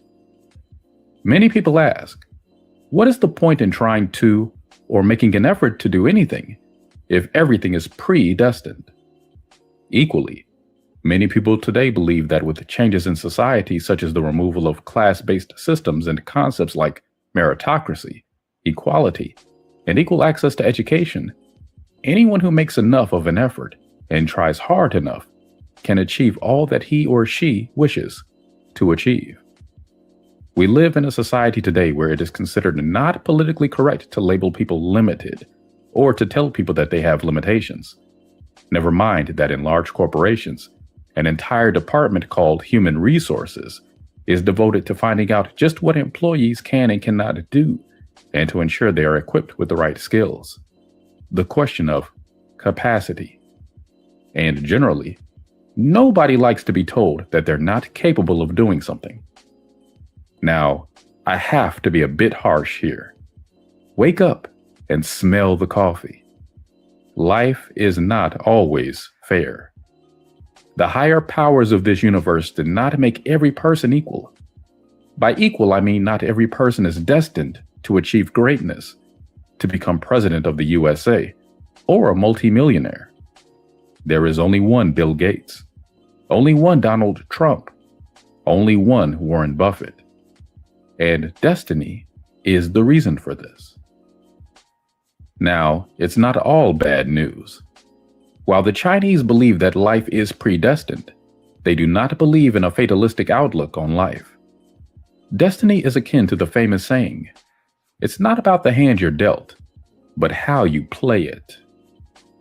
In the study of Chinese metaphysics, the ancient sages believed that the universe is made up of a triumvirate of heaven, earth, and man, known as the Cosmic Trinity. Each of the elements of the Cosmic Trinity, heaven, earth, man, controls or exerts an influence equivalent to 33%. The path of our life and a certain degree of our fortunes are set out by heaven, The environment or feng shui magnifies our fortunes or luck. But man's own action or inaction is what makes an outcome swing one way or the other. Hence, a person with a limited capacity may have many achievements thanks to his hard work and positive thinking attitude, while a person with the capacity to do great things may squander his potential by choosing to sleep all day at home. Now, you may be wondering, if it's all predestined, what's the point in knowing? The truth is that it is good to know one's limits in life. The English have a saying, you cannot make a silk purse out of a sow's ear. Think about it. Knowing the limits, knowing the no-goes, knowing what could never be achieved would save many people a lot of heartbreak, disappointment, unhappiness, and frustration. Surely life would be so much more pleasant and enjoyable without the pressure to achieve something that may well be impossible. Surely there would be more happy people in this world if people focused on the can-dos rather than getting upset over the can't-dos. There are many ways in which destiny can be viewed in a positive light. Knowing your limits is just one aspect of destiny. The other aspect of destiny is knowing your true abilities and hidden talents, understanding yourself better. An entire industry has been spawned in the last 20 years, aimed at helping people understand themselves better, make better use of their talents, discover their true inner selves. All this and more are revealed through the study of one's destiny. So what's not to know? We all believe we are special. We all believe we are unique. And we all believe that because we are special and unique, we are destined for something. The question is, what? Decoding your destiny code. Like most forms of astrology, Chinese astrology has 4 types of applications. 1. Personality analysis. Discovering a person's character, nature, behavior, and potential. 2. Destiny analysis. Investigating the life path or destiny of a person. A. Static chart. Investigating the potential of wealth, relationships, career, and health. B. Dynamic chart. Exploring the future through 10-year cycles, annual and monthly cycles. 3. Event analysis. Studying of a particular event that occurs or will occur at a place and time. 4. General analysis. Exploring the astrology of a country or city, economic and political cycles. There are 2 major systems of Chinese astrology which can be used to ascertain a person's destiny code. Bazi, the 8 characters or 4 pillars, and Ziwei, Dao Shu, purple star astrology. Both systems are equally potent and fascinating. Finding out what destiny has in store for you is a bit like finding out your DNA. First, you need to be able to find the code. Then you need to be able to read the code. Both these systems utilize distinct techniques to decode an individual's destiny code. Bazi's most useful feature is its use in helping us understand the personality traits, character, behavior, and potential of a person. It is also a technique for destiny analysis which is used to evaluate a person's life path. Generally, Bazi is relatively easier to learn than Ziwei Dao Shu because there are fewer star names to memorize. Bazi is a system that centers on the concept of balance between the elements, while Ziwei uses many stars to classify events, personalities, and outcomes.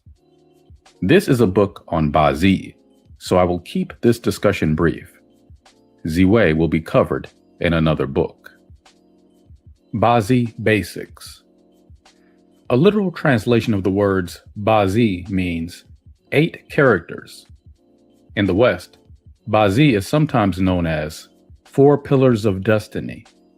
As these 8 characters are derived from 4 pairs of characters, Bazi is sometimes called Sizu, or 4 pillars. Now, Bazi is much more sophisticated and precise than the daily newspaper forecasts that are based on the 12 celestial animal signs. Do bear in mind that these Sunday horoscopes are mainly for entertainment purposes. It is not possible to generalize entire swaths of people born in dragon years as bold, fierce, and ambitious. Honestly, how many people are born in a dragon year? Can they all be bold, fierce, and ambitious? Probably not. By all means, read them and have a chuckle, but remember, they are not true examples of Chinese astrology or Bazi applications. Bazi is a complete system of astrology that consists of hundreds and thousands of possible combinations.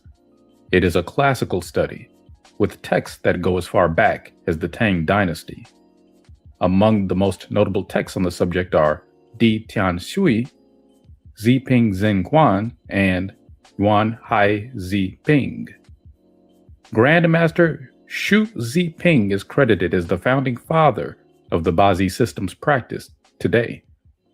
Grandmaster Zhu Ziping lived during the 5 Dynasty era, from AD 907 to 978. He revolutionized the Bazi system then and formulated the Ziping Bazi system that is widely practiced today by many renowned masters of the subject. Bazi translates our birth information, a person's year, month, day, and hour of birth, into 4 pairs of distinct Chinese characters called Jiazi. 4 pairs make 8 characters, or Bazi. Each pair is also known as a pillar, hence the name 4 pillars. The 8 characters are made up of yin and yang variations of the 5 elements: wood, water, metal, fire, and earth. By analyzing the structure of a person's Bazi, which reveals compatibility, clashes, combinations, and the interplay between these 8 characters, we can determine, with significant accuracy and great detail, a person's character, nature, and life path. By decoding a person's Bazi, we can unveil his or her destiny code. An individual can make use of the information contained in his or her destiny code to accelerate performance at work, strengthen relationships with others, overcome weaknesses, maximize talents and potential, and make informed decisions based on forecasts of his or her upcoming cycle of luck. The basics of Bazi. The sky has its randomness in terms of weather, and a person's life has its fluctuation in terms of fortune. A Chinese saying. What are the origins of Bazi as a scientific study, and why do we need to know where Bazi originates from? It is important to understand the source of Bazi so that it can be viewed in its proper context, as a scientific study, and not as fortune-telling or some kind of religious or superstitious practice. Science, even in its modern high-technology form today, remains an accumulation of experiences and observations. Modern science and its discoveries are a result of observation and recording of the results from experiments. Meteorology, or the study of weather, is a good example of how seemingly random events can be developed into a science through observation. Accordingly, Bazi and Chinese metaphysical studies such as Feng Shui were developed in a similar fashion, through observation. In the case of Bazi, these observations were recorded in philosophical studies. The Chinese 5 Arts. Legendary, mystical, and historical incidents were often used as a reference to study and formulate patterns of determining one's destiny in the early days. The legendary sage Fu Shi's early heaven Bagua, King Wen's later heaven theory, and Confucius's I Ching contained such developed and profound observations that during the Han Dynasty, these texts were commonly used by destiny analysts for decoding a person's destiny code. As early as the era of the Huangdi, Yellow Emperor, there were imperial astronomers responsible for observing the stars and heavens and advising the emperor on the well-being of the country and nation based on their observations. During those ancient times, Imperial astronomers also served as strategists and advisors to the emperor, as they were supposed to be well versed in the secrets of heaven and earth. By analyzing the stars and using the secrets of heaven and earth, the imperial astronomer advised the emperor on timing and opportunities for warfare and other important actions. The records these astrologers or strategists kept later became sources of reference for astrologers of the later dynasties in China. For example, the text River Map Low Book was studied and later reinvented into numerology and divination of early and later heaven. Ancient sages spent much time studying, researching, and understanding the meaning of life by observation of men's destiny. Through this, they were able to develop methodologies for forecasting a person's destiny, a subject known as destiny studies. In order to study a person's destiny, several methods of assessment are used. And this includes Chinese astrology systems like Purple Star Astrology and Bazi. To complement the destiny studies, and in order to predict the outcome of incidents and events, the sages developed the science of divination, or Bushi. In modern terms, the science of divination can be akin to the mathematics of probability. By accumulating experiences and empirical data on the observations of physical appearances, such as the shape and appearances of the human body, facial features, lines on the palm, location of stars in the heavens, the study of physiognomy was developed. This field of study consists of the study of facial features and appearances, palms, grave sites, and residential sites. Xiang, fortune telling through physiognomy, includes methods based on observation of appearance, physiognomy, symbolic imagery, and the mathematical science of the Bagua, and time and space to determine our life or character and possible outcomes in life. In this category, we have techniques like face reading, palm reading, and feng shui. Feng shui is equivalent to the fortune telling of the house through observation of its appearance, direction, and location in the environment. By observing the human body and through theories of the Yi Jing, I Ching, and Bagua, the study of medicine was developed. This field includes the study of herbs and how they react to the human body, how meridians of qi flow in the anatomy, and how to harness the invisible forces in nature to vitalize oneself. Chinese medical studies are largely based on concepts of the Yi Jing, Bagua, 5 elements, and most of all, the yin and yang. Through investigation of men's emotional boundaries and energy patterns, the study of alchemy was established. This includes the study of magic, spells, rituals, exercises for prolonging life, and physical conditioning that enhances the quality of health. This study mainly converges on ways to maintain and develop personal physical and emotional health. The ancient Chinese termed these 5 types of studies as the 5 techniques or 5 arts, wushu. Today, we refer to them as Chinese metaphysics. Very loosely translated, these 5 arts are mountain, medical, fate, physiognomy, and divination. Bazi is part of the destiny studies category. The study of Ming, the study of life.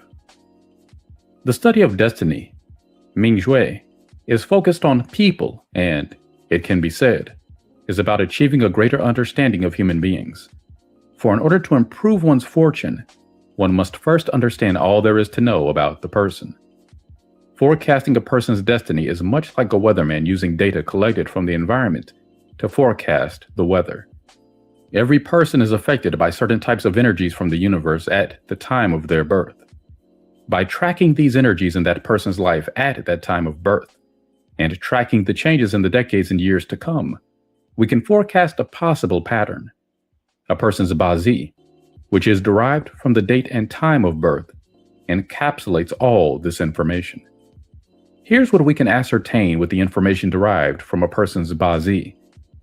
Characteristics and talents, family relationships with his or her parents and siblings, life with his or her spouse, children and their well-being, the ability to amass, accumulate, manage, and/or save wealth, outcomes of certain actions and decisions in life, physical conditions and common illnesses, issues that are created by his or herself, judgment and relationships with his community and friends, relationship with superiors and subordinates, working capabilities and career prospects, and opportunities to enjoy one's life.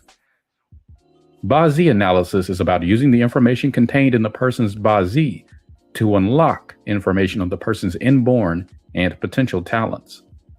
A person's Bazi, in essence, contains his or her destiny code. Many Asian businesses make use of Bazi to determine which senior managers should be placed in what positions at which time. This is to ensure that the person's capabilities are not just properly utilized, but that his or her luck is suitable and beneficial to the company's endeavors. This is a tremendously sophisticated form of management that is more than just basic human resource management. The human resource department may be able to tell a company what an individual is capable of, but it cannot tell if a person's personal life is likely to be affected in the next 6 to 12 months before a big merger deal. For example, by a divorce, the death of a family member, or illness. The HR department cannot tell if a person will be able to effectively deal with certain problems that a business is facing, or if a person will have difficulties with staff or legal difficulties when moved to a certain department.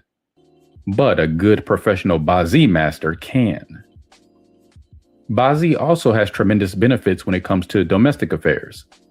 Parents can set their children's education path according to their talents and potential, and pave a better foundation for them to maximize their true innate talent and gifts.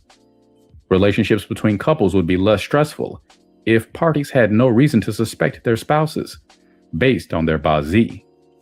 Alternatively, difficult times or trying moments in a relationship can be more easily worked out if the parties understood the source of the conflict or tension. Bazi can help you make use of talents that you have or seek out opportunities which maximize your inherent abilities and avoid entering into a field which appears to be suitable, but in fact will not bring you any achievement or success. It is like planting the seeds in an area of the field that is already fertile, rather than attempting cultivation in an area that cannot yield anything. Bazi can also be used to forecast the general fortune of a person in 1 decade, big limits of 10 years, the yearly cycles, or the monthly cycles. Forecasting your luck cycles helps you understand what to expect in your life path. Knowing what's in store is a great advantage in life. If you like your destination, follow through and enjoy the journey. If you don't like it, go the other way. Often, Bazi is a tool largely associated with fortune telling. I think this is not an appropriate term to describe the capabilities of this art. Bazi helps you understand yourself, the external factors that influence you, and helps guide you in making better decisions and improving your life. Bazi is about possibilities, a better future, and better fortunes. That is why I don't think the term fortune telling does Bazi any justice.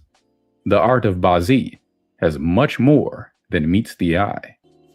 A Bazi practitioner is like a life coach or counselor. Their role is to help you understand the path of your life and to guide you to a better living. By the time you finish this book, you will understand what I mean. Your destiny code is your Bazi. Now is the time to decode your destiny and improve your future.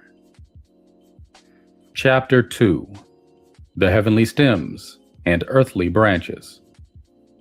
In the introduction, I explained how Bazi enables extremely accurate forecasting of a person's destiny from only an individual's birth data, their year, month, day, and hour of birth. The reason why Bazi is sometimes called 4 pillars of destiny is because when viewed together, a person's Bazi data, or year, month, day, and hour of birth, generate 4 pairs of characters. These characters, one on top, one below, are read together as 1 pillar, hence the term 4 pillars. Like all of the Chinese five arts, the five-element theory is an extremely important component of Bazi. A Bazi chart, which is plotted from the Bazi data, is essentially an expression of these four pieces of information in the form of the five elements: fire, water, wood, earth, and metal. A Bazi chart is a code, one which, when decoded, tells us what is the strength of the various elements at the time of a person's birth. As each of the elements represents a particular aspect of a person's life, such as wealth, career, or relationships. By examining the individual elements, a Bazi practitioner is able to ascertain the outcomes, the potential, and the events in a person's life. Bazi has many complex layers, much like an onion. I have simplified many of the ideas in order to make the subject more accessible and understandable for a beginner. However, as your understanding of Bazi grows, you will begin to see the many layers within a Bazi chart. Getting Bazi. A few thoughts on learning Bazi.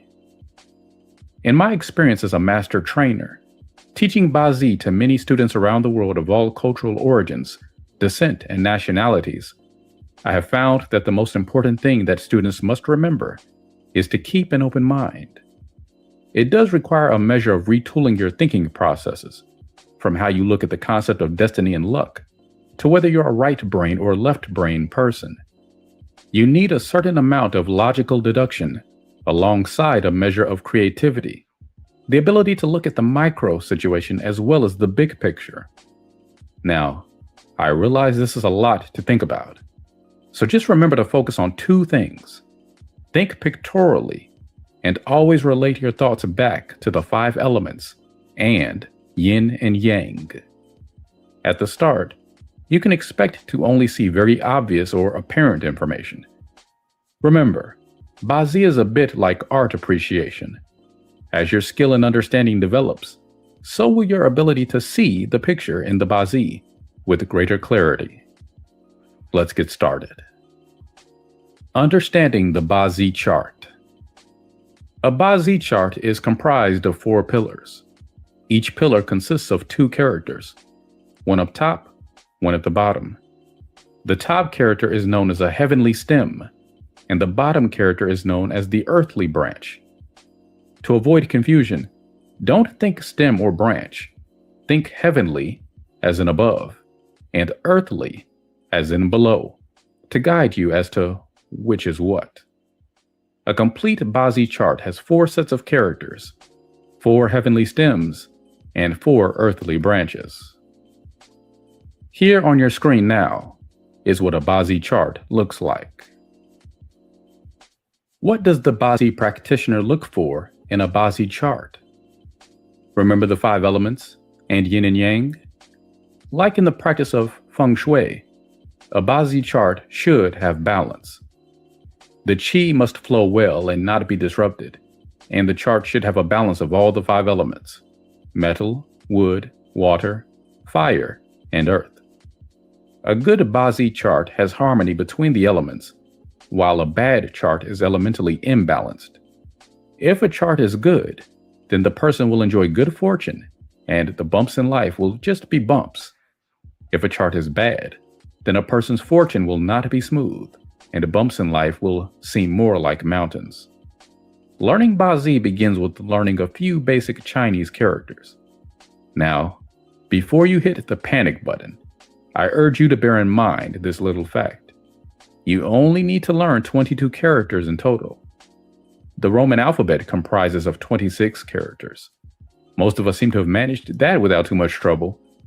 So let me assure you, learning the Bazi characters, all 22 of them, will not be difficult. Once you've learned the Bazi characters, you will already have begun to learn the language of Bazi. The next step after that is to plot your own Bazi chart using your own birth data. To do this, you'll convert your Bazi data into Chinese characters, comprising the heavenly stems and earthly branches. The Bazi language. The 10 heavenly stems.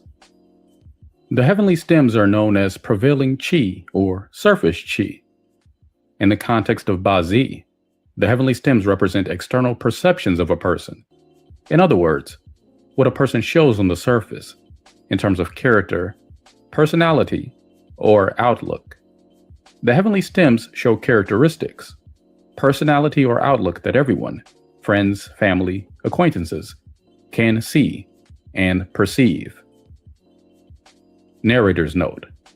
For those currently more familiar with Western astrology, this is similar to the role played by the ascendant or rising sign in our natal birth charts. For example, if a person's wealth element appears in the heavenly stems only, this denotes a person who likes people to know that he or she is wealthy. These people are likely to be ostentatious in showing off their wealth, so everyone knows that they have money. Whether they actually have that much wealth or not is another matter. By contrast, an individual with wealth elements that appear only on the earthly branch does not make his wealth readily apparent and will be modest with showing his wealth. He may, for example, keep a low profile, drive a simple Japanese car rather than a Mercedes, and not be readily known by many people to be wealthy. There are 10 heavenly stems, and they comprise of the yin and yang polarities of the 5 elements: wood, fire, earth, metal, and water. Now, I realize that often people associate the concepts of yin and yang with weak and strong. While this is broadly correct, it is best at this point not to make judgments based on whether an element is yin or yang. Yes, there are concepts of weak and strong in Bazi, but they are not based on the polarity, but other factors which will be discussed later in this book. For now, just treat the stems as yin and yang versions of the 5 elements, and nothing more. Getting to know the 10 heavenly stems. A little pointer before we begin to learn more about the 10 heavenly stems. The study of Bazi is one that requires a little bit of imaginative capability and a little bit of logical deduction. It is a right brain and left brain study. You need to be able to picture a Bazi. You'll understand why in a minute, and see the elements in pictorial form. So as you go through this section, don't just focus on the text. Remember also to try and get a mental picture of the 10 heavenly stems as they are described to you. To help you along, I've included some pictures. Jiark represents yang wood.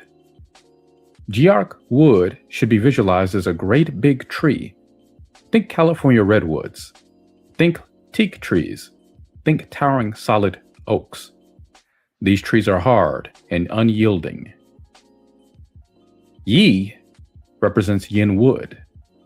If Jiark wood is a great solid redwood tree, then Yi wood are the leaves, flowers, small bushes, twines, and vines and grass.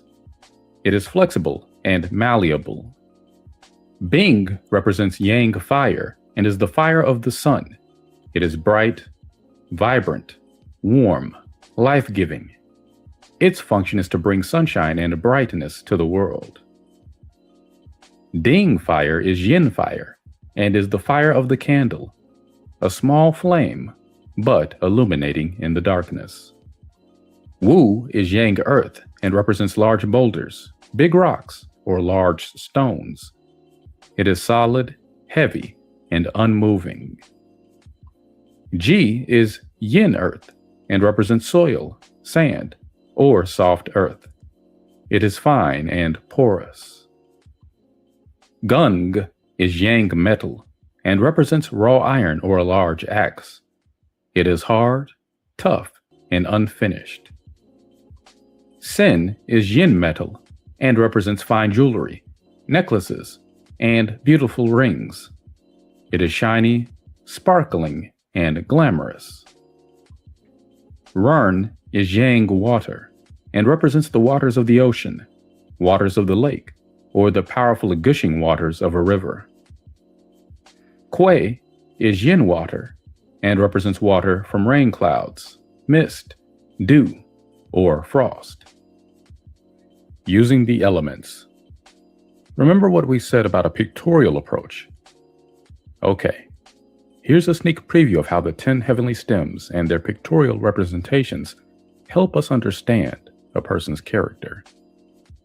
A person who is the element of Kuei, yin water, will be harder to pin down or is more elusive than a person who is Wu, yang earth.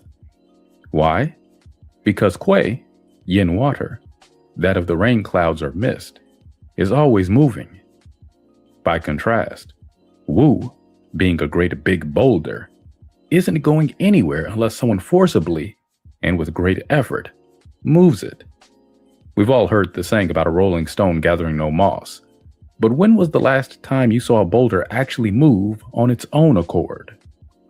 Now, think about some of the other heavenly stems and their characteristics. These will give you a general picture about the inherent characteristics of a person's chart. To help you along the way, here are a few questions to get you thinking. Which of the two woods, Jiark wood or Yi wood, do you think is more stubborn? Is a Sin metal or a Gung metal person likely to be more showy and vain? If you haven't figured it out, don't worry. Keep thinking in pictures, asking yourself questions, and you'll figure it out soon enough. More Bazi language. The 12 earthly branches. When it comes to the 12 earthly branches, do not think about the conventional understanding that most people have about the Chinese zodiac. You know, the one that says dragons are fierce and ambitious, dogs are loyal, and snakes are sly.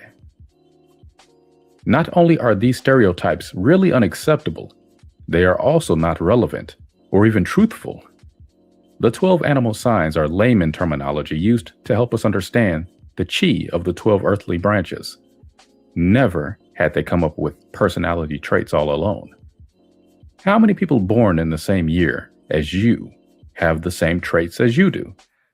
Probably not more than a handful. My point exactly. The use of the animals in the earthly branches is largely due to the fact that in the old days, when Bazi was developed, it was too difficult to explain the earthly branches to lay people, other than by using animals commonly found in the household. Furthermore, anyone who knows Chinese or Mandarin will realize that the Chinese characters and pronunciations for the words used to describe the earthly branches are not the actual words used to describe the animal. For example, rat in the Chinese language is shu, but in the earthly branches, rat is si. I think a better way of looking at the earthly branches is as codes for the yin and yang versions of the 5 elements.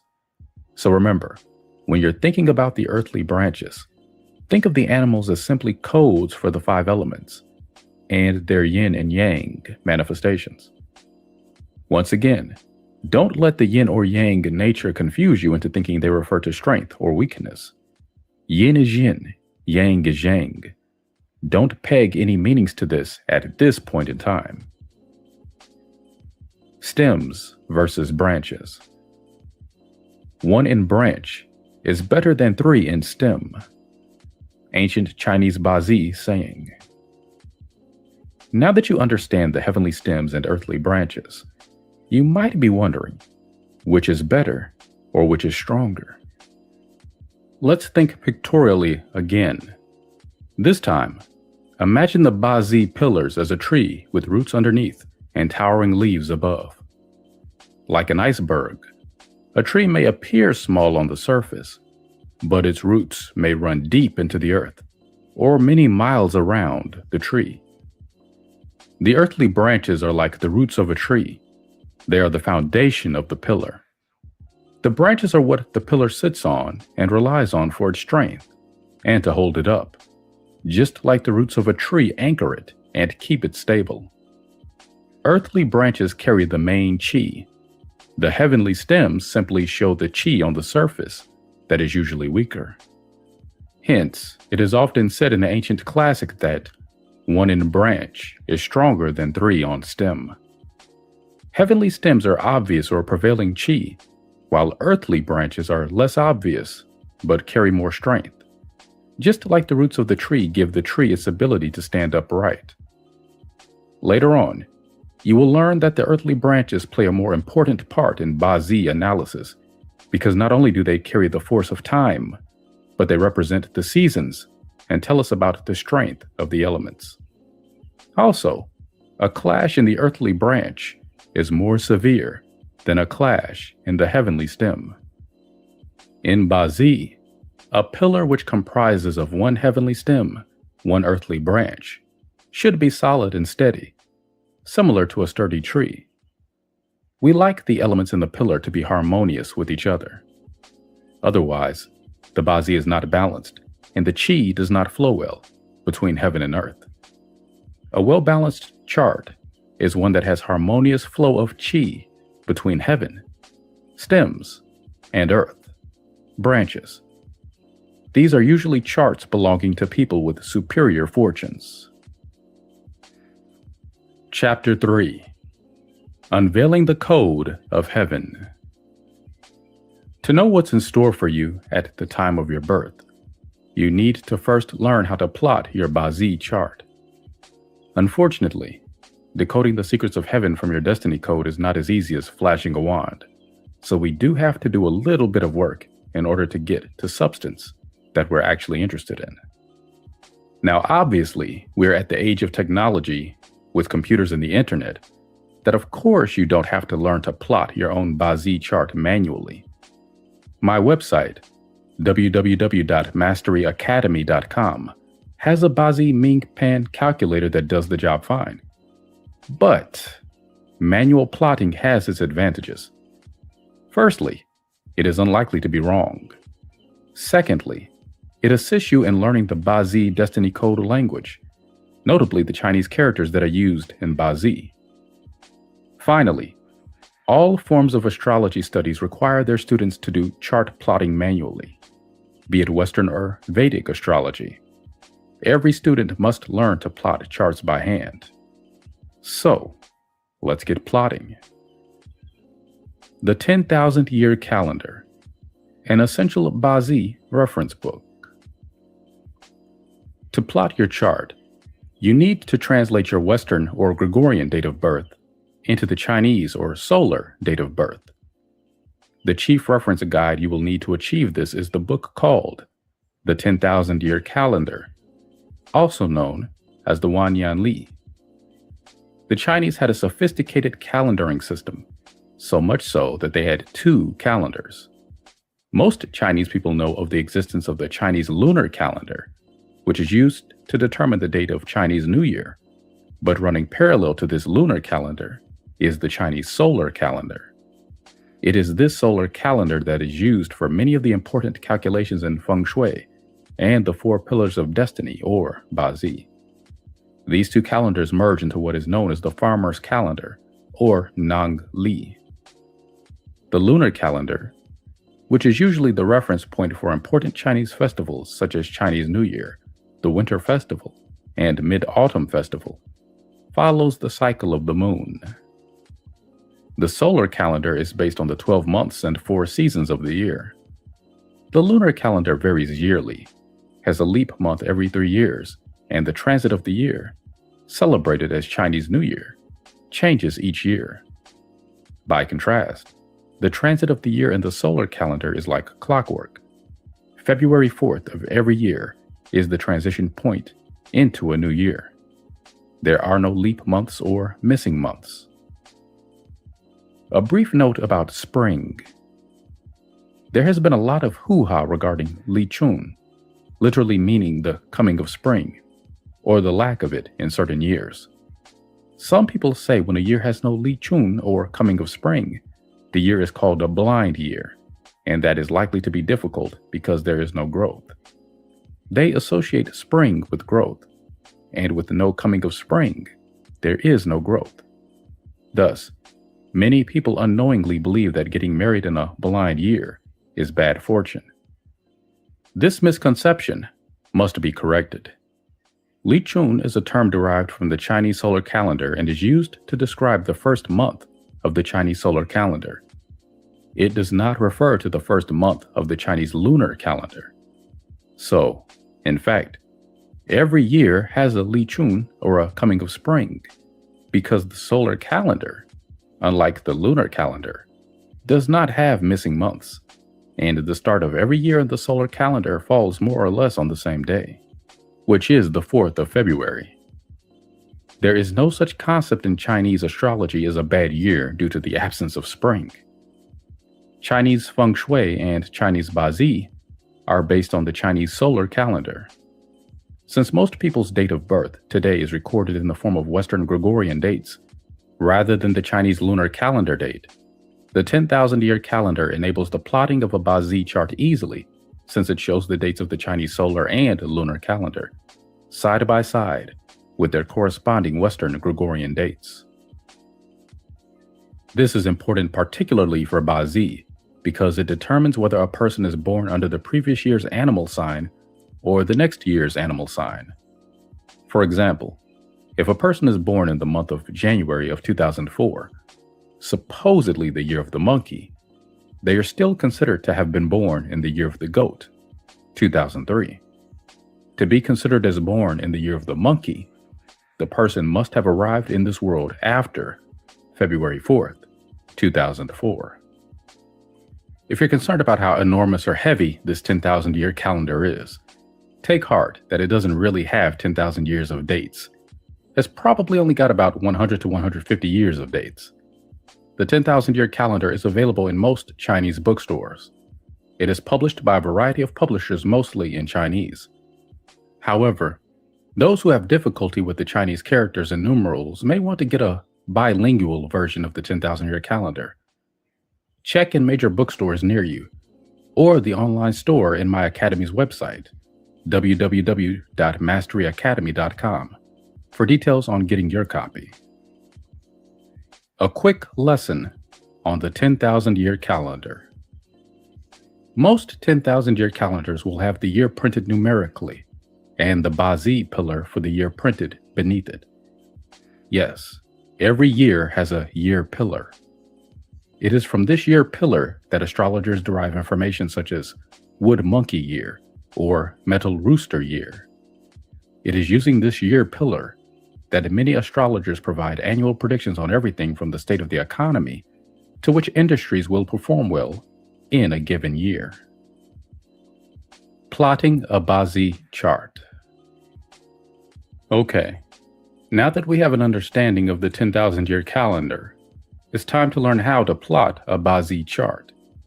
Each bazi chart contains two aspects: a static bazi chart, which comprises of the 4 pillars, and the dynamic aspect of the chart, which is the luck pillars. We'll start with the static chart first. To begin, you will need to have the relevant birth data to plot your bazi chart. This would be your date of birth, year, month, and day, as well as your time of birth and gender. Here's the checklist. 1. Name. 2. Sex, male or female. 3. Date of birth, the day, the month, and the year. And 4. The exact time of birth. Fill in the Western Gregorian birth details. The following section will show you how to convert the data into the Chinese solar equivalent. Step 1. Preparation. Draw the diagram above. This will provide you with guidance when filling in the bazi characters and ensure no mistakes are made.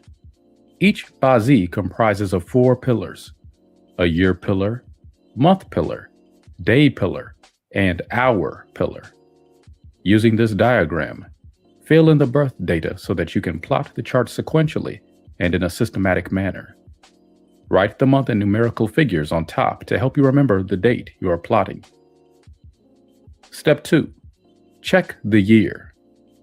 In the Western Gregorian calendar, a new year is celebrated on the 1st of January of each year. The Chinese Xia calendar also has the same tradition of transiting each year at the same date, which is February 4th. Contrary to popular misconception, you do not use the Chinese New Year as the transition date for each year. That is because we do not use the Chinese lunar calendar for bazi. We only use the Chinese solar calendar. So if a person is born on February 6th, 2004, he or she is definitely born in the year of the Jiark Shen, wood monkey.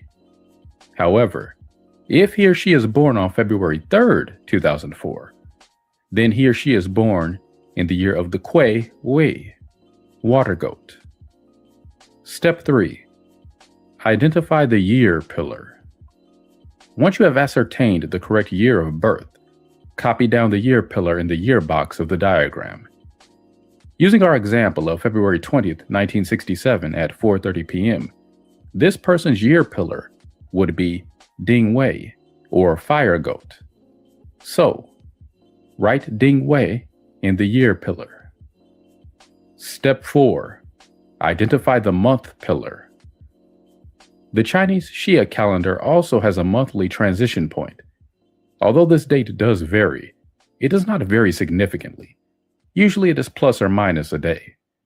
Use the table below as a rough guide, but always refer back to the actual 10,000-year calendar to be sure. It's well worth committing the information in this table to memory. Once you know the information by heart, you will be able to ascertain almost immediately what is the earthly branch of the month pillar. So, if it is a person born on October 23rd, you immediately know that this person is born in the month of the Shu, or dog.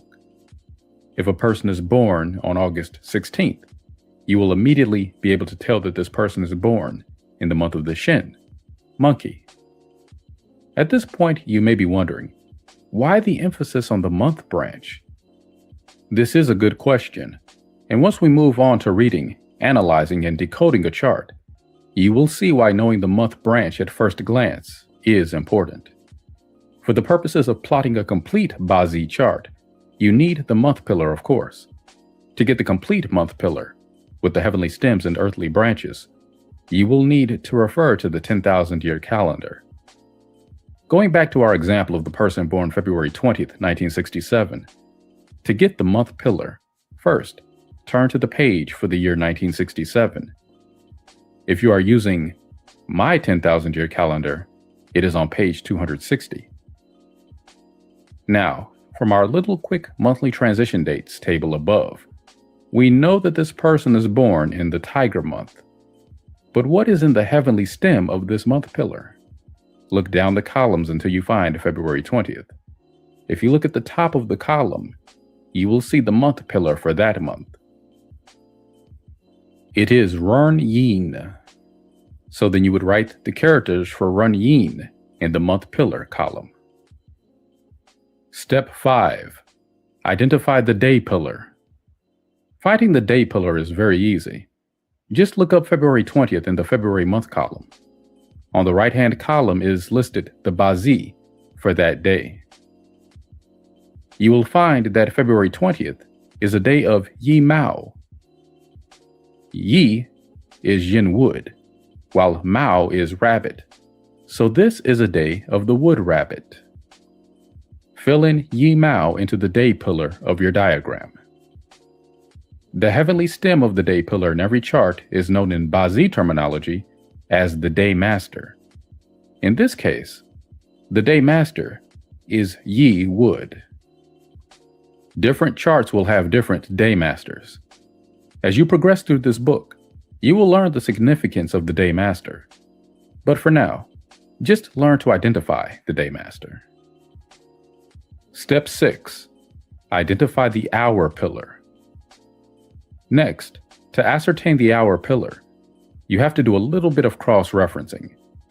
The table below is known as the 5 rat chasing day establishing hour table. This table is found on page 18 of my 10,000-year calendar. It is duplicated here for your easy reference. To ascertain the hour pillar of a Bazi, you will need to reference 2 pieces of information, the time of birth and the day master.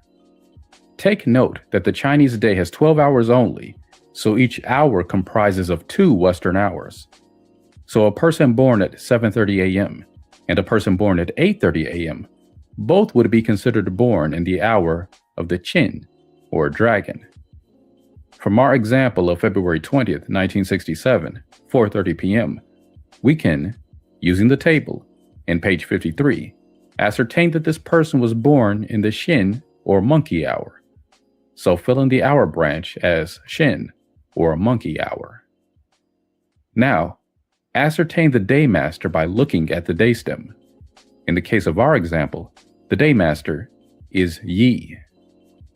From the Shin hour, slide your finger vertically across the columns until you come to the pillar for Yi.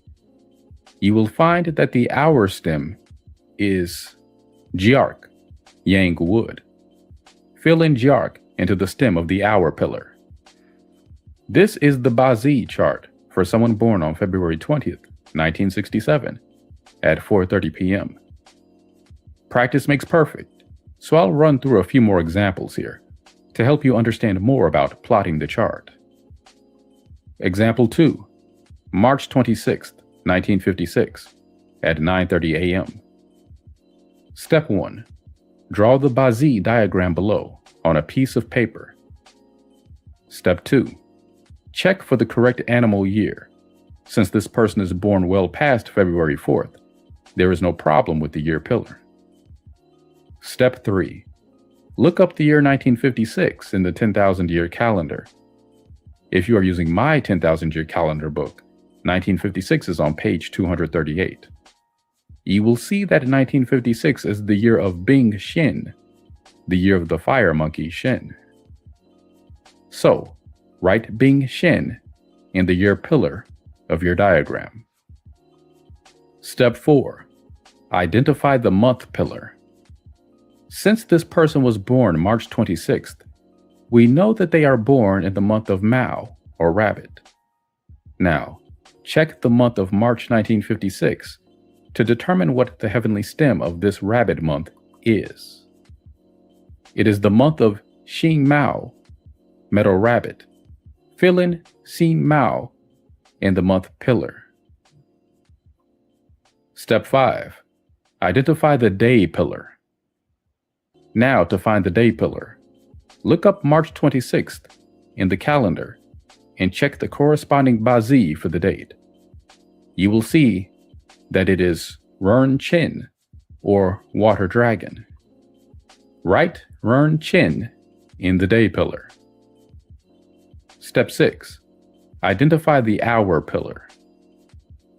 This person was born at 9:30 a.m., which, as we can see from the table above, is the Z, or snake hour. To find out the heavenly stem of the hour pillar, look at the day master, which is the day pillar's heavenly stem. It is Yi.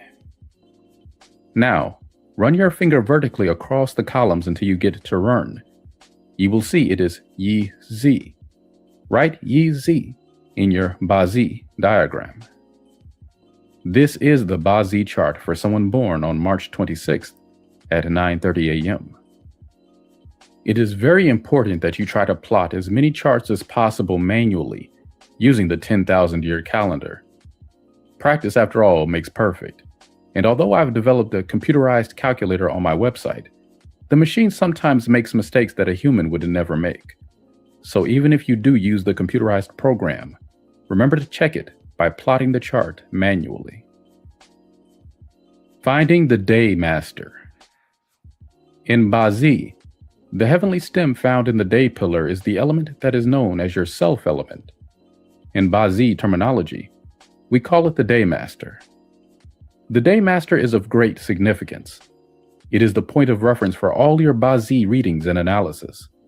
In other words, without the day master, it is not possible to read a person's Bazi. Conversely, an experienced Bazi practitioner can tell a lot about a person just by looking at his or her day master. For example, in the above chart, the day master is Rern, which is Yang water. We can say that this person belongs to the Yang water element, or that he is a Rern water person. This is a good point to start putting into practice the Bazi language you have learned in the last few chapters. Try not to say Yang water person. Refer to a person by their day master. For example, Rern water, man or woman.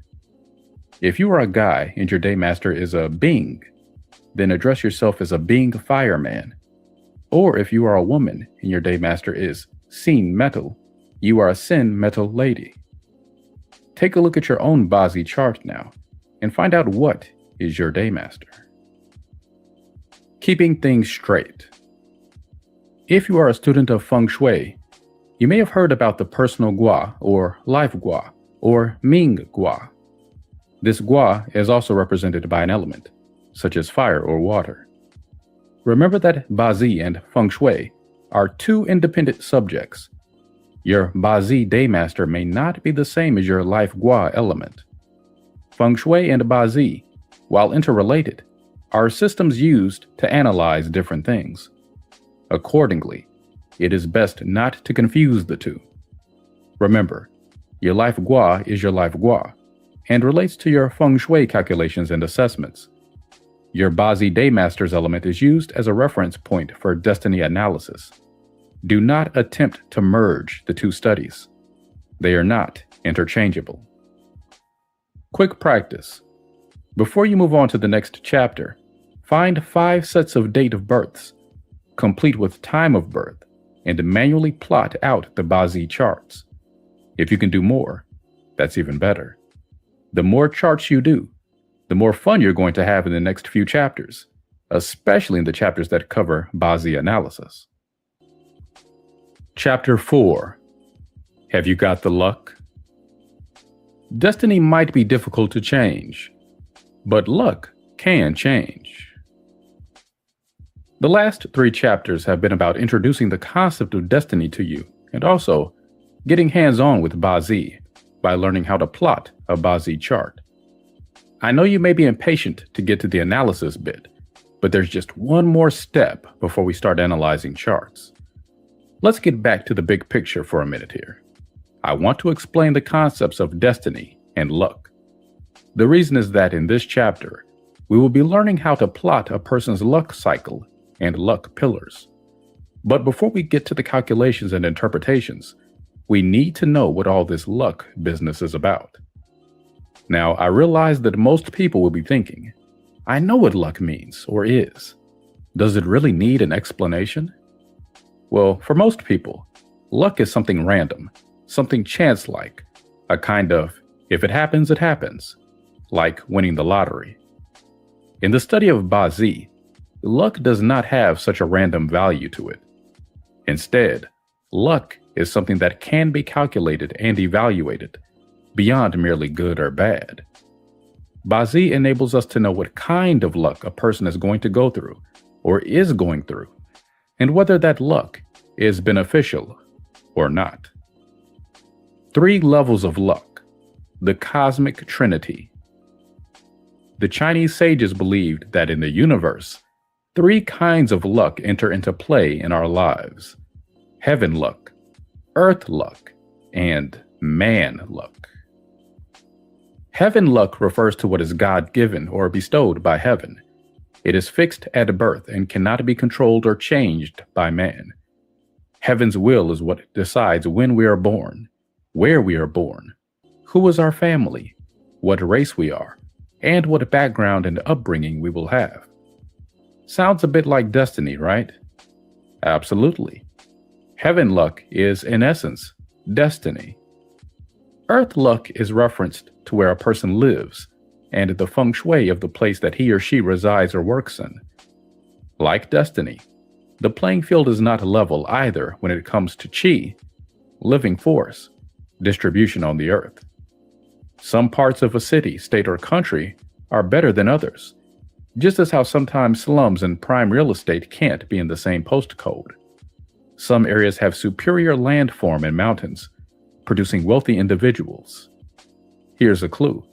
The Hollywood Hills have a lot to do with why Hollywood is the place for entertainment, movies, and superstars. Finally, there is man luck. This refers to choices that people make, their morals, their virtues, their beliefs, and life decisions. Man luck is what makes individuals strive to better themselves. It is what positive thinking and motivational coaching is all about. If a person has good man luck, they will strive hard to improve and advance themselves. By contrast, if their man luck is not so good, they are likely to be individuals who do not see the value in self-improvement, or even reading the papers. These three forces are interrelated, and what we're essentially left with is a metaphysical chicken and egg scenario. Each of these types of luck do not operate in a vacuum. They are interdependent. I call this interplay of interrelated forces of the cosmic trinity. Let's get a bit philosophical. Understanding this interdependence, or the concept, is not difficult. I have found that most people have difficulty accepting the concept of the cosmic trinity, heaven, earth, man. Allow me to illustrate how, in fact, the concept of the cosmic trinity is virtually infallible. Yes, this is one theory that has no flaw. Many people think that they can control their destiny by being highly motivated, controlling their vices, constantly improving themselves by reading books or attending life-changing self-improvement seminars. However, we must acknowledge that no amount of positive thinking, no amount of determination, drive, or willpower can turn a person into Bill Gates or Donald Trump. Your average how-to-get-rich life coach is at best a millionaire or a multimillionaire. Now, if all that was required to overcome an unfavorable destiny is the power of mind over destiny, as it were, many motivational gurus would be positive thinking themselves into billionairedom. Of course, wealth should not be the only measurement of success. There are many life or relationship coaches who also suffer from relationship problems, health, or family issues. It is a fact that there are things beyond human control that affect our lives. Who you are born to, where you were born, who your parents are, who your relatives and close friends are from early life. All these factors are not controlled by mere motivation or positive thinking. From this, we can obviously and logically rationalize that there is an X factor that makes a difference. That would be heaven luck. You can't achieve something which you're not destined to achieve, no matter how much you want it or work for it, or motivate yourself to achieve it. I also like to use the example of the Feng Shui master as an illustration of the cosmic trinity concept. Now, the Feng Shui master is supposed to know the secrets of heaven and earth. He is able to not only select the most suitable, most favorable location for his home or office, but he can also fix a less suitable location to optimize it for wealth creation. So how come there are hardly any billionaire Feng Shui masters? Again, it's heaven luck. They may have the heaven luck to be able to learn and practice Feng Shui well. They may have the skills to locate an excellent piece of land, but they may not have the money to buy that piece of land, or it may simply not be for sale at that particular point in time. There is no lack of man luck, no lack of earth luck either. The Feng Shui master naturally would have improved his own home or office to the maximum, but the missing piece in the puzzle is the heaven luck. It is not meant to be. There are factors that are beyond our man or earth luck's control. This is called heaven luck, your destiny. Do the right thing, at the right time, at the right place. Heaven, earth, man. Thus, when each of these three factors connect at their optimum points, that is when kings, emperors, and billionaires are made. The X factor, luck. There are instances of individuals born with an excellent destiny, which is to say a good Bazi chart, but who do not live up to their potential until late in life. Alternatively, promising individuals are cut down in the prime of their life, hit, as it were, by a serious spate of bad luck. It is said that sometimes all a person needs is a little luck. This could not be more true. Even in an optimum situation of highly favorable man luck, earth luck, and heaven luck, in other words, a person who exerts effort, has good feng shui, and is born to be great, will not succeed without luck. Consider these examples. Colonel Sanders of KFC fame did not truly become a household name until he was in his 60s. Abraham Lincoln failed 3 times to be president of the United States, died in office, but yet is often considered the greatest American president. JFK, John Lennon, and Bruce Lee are examples of individuals who probably had a superb destiny, but didn't have the luck to carry out what destiny had in store for them. The Chinese often talk of Ming Yun, or destiny luck, to indicate that these two are in fact one. It's not enough to be destined to succeed. You need a bit of luck too to enjoy that success. Wriggle room in heaven. Destiny is not the be-all and end-all in the game of life. Each person's destiny may be set at birth, but there's still wiggle room, as it were. If heaven is not fair in not giving each and every person an equally stellar destiny, then heaven evens the odds by ensuring that no person has perpetual everlasting good luck or perpetual everlasting bad luck. A person's earth luck and man luck have a role to play in his or her life. But there is also the luck cycle, a dynamic changing factor that is drawn from the Bazi chart. You see, a person's Bazi chart, which is supposed to contain information about a person's destiny that is fixed and static, has a dynamic feature which is the luck cycle. So, a superior destiny chart that also has a good luck cycle enables a person to truly benefit and make use of what heaven has bestowed upon him. A person with a superior destiny chart, but a less ideal luck cycle, may find that he only enjoys luck later in life. Plotting the luck cycle. In chapter 3 of this book, you would have plotted with the assistance of the 10,000-year calendar, your personal Bazi chart. Now remember that a Bazi chart only contains the static aspect of your Bazi. To unlock the dynamic aspect of your Bazi, to discover whether or not you have the luck, or when you will have the luck, you need to plot your luck cycle.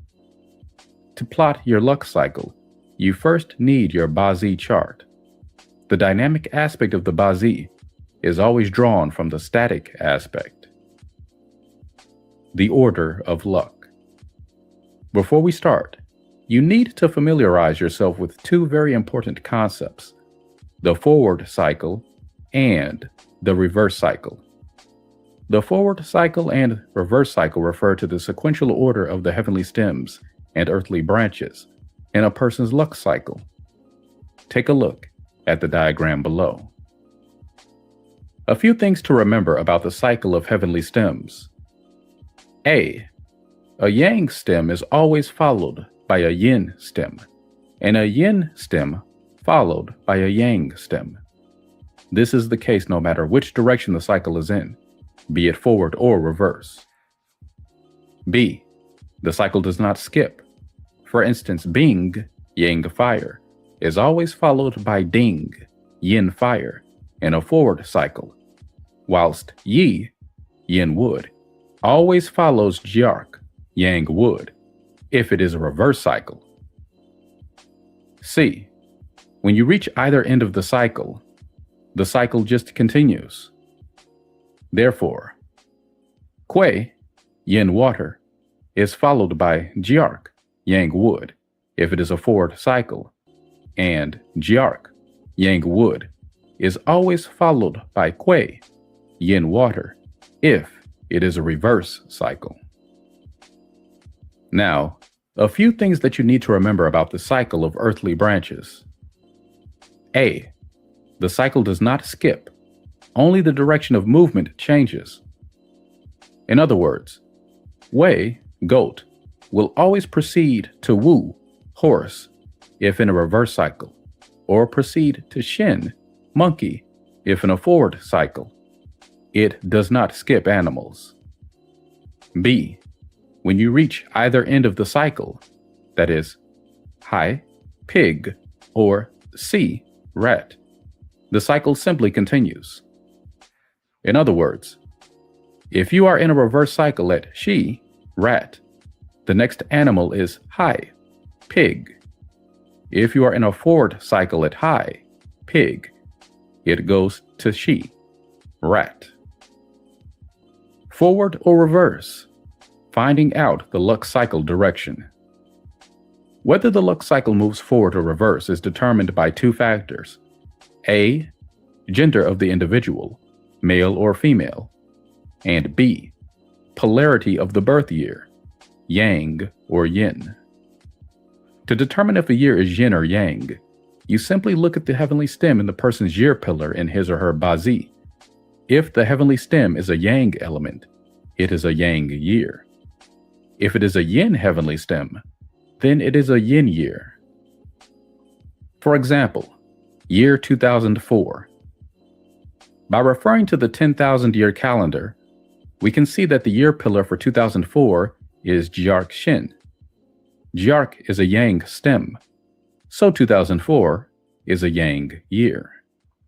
Or for 2005, when we refer to the calendar, we can see that the year pillar for 2005 is Yi Yu. Yi is a yin stem, so 2005 is a yin year. A male born in a yang year is called a yang male. A female born in a yang year is called a yang female.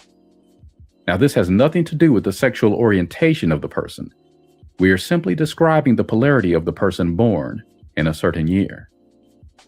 The table below tells us when to use the reverse cycle and when to use the forward cycle. The forward cycle is yang male, yin females, and the reverse cycle applies to yin males and yang females. Accordingly, a person born in a yang year who is male will have a luck cycle that moves in a forward cycle. A person born in a yin year who is a male will have a luck cycle that moves in a reverse cycle. A female born in a yang year will have a reverse cycle, while a female born in a yin year will have a forward cycle.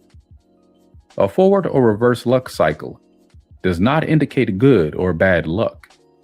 It is just the way the luck cycle is plotted. Nothing to do with the quality or type of luck the person would experience in his or her lifetime. Plotting the luck pillars.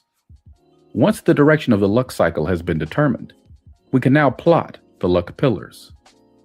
What are luck pillars? Just like it is not possible to read a person's bazi without the Daymaster, so it is not possible to gain a complete picture of a person's destiny without looking at his or her luck pillars. Luck pillars answer the two most important questions in bazi: when and what. The luck pillars reveal when a person is going through what kind of luck. In life, it is not just a case of being able to take the right action, but being able to take the right action at the right time. If your bazi chart tells you what you can and cannot do, then your luck pillars tell you when you should and should not take action, and what kind of action you should or should not take. Remember, nothing is permanently good and nothing is permanently bad. If you have a good destiny, you need a good set of luck pillars to help bring out the best of your destiny. Similarly, if your destiny is not ideal, all you sometimes need is a run of good luck in your luck pillars to overcome your weak points and maybe even bring out the hidden potential of your bazi. A good set of luck pillars can turn a bad destiny chart around completely, making fortune smile on you, while a good destiny chart can turn disastrous through untimely luck pillars. Your bazi chart is akin to a ship that is given to you at the time of your birth, and your luck pillars are like the winds and tide. A good destiny is like having a good ship from the start. If the wind and tides travel the same direction as your navigation, your life is as smooth as silk. If the winds and tide are blowing against your ship, your travels will be bumpy and at worst, stormy. In this respect, you could say luck pillars are like resources. When your resources are good and your destiny is good, things proceed smoothly and according to plan. With good resources, even the tough times don't seem so tough, and if things are not going that well, then a change of luck is all it takes to bring those resources back to fore again. The key reference point for plotting the luck pillars is the month pillar in the person's main Ba-Z chart. Now you will need to utilize what you have learned from the preceding pages on the forward and reverse cycles for the heavenly stems and earthly branches to plot the luck cycle. Example: a male born on May 14th, 1944 at 5:15 a.m. This is a male born in a Yang Wood year, so he is a Yang male. His luck cycle therefore moves forward. The reference point is the month pillar. This person's luck cycle is a forward luck cycle. The heavenly stem in the month pillar of his Ba-Z is G. Therefore, the heavenly stems for the luck cycle starts at Gung, the heavenly stem after G, and moves forward. After Gung is Sin, after Sin is Run, and so on. What about the earthly branches then? Remember this table? The earthly branch in the month pillar of his Ba-Z is She, snake. Therefore, the earthly branch of the luck cycle starts at Wu, horse, which is the animal after She, snake. Wu, horse, is followed by Wei, goat, and Wei, goat, is followed by Shin, monkey, and so on. Accordingly, this person's first luck pillar is Gung Wu. His second luck pillar is Sin Wei. Remember, the luck pillars are always plotted from right to left, and not from left to right. This is the standard universal Ba-Z chart plotting method, and should be adhered to at all times when plotting a Ba-Z chart. Never plot the Ba-Z luck pillars from left to right. Let's take a look at another example.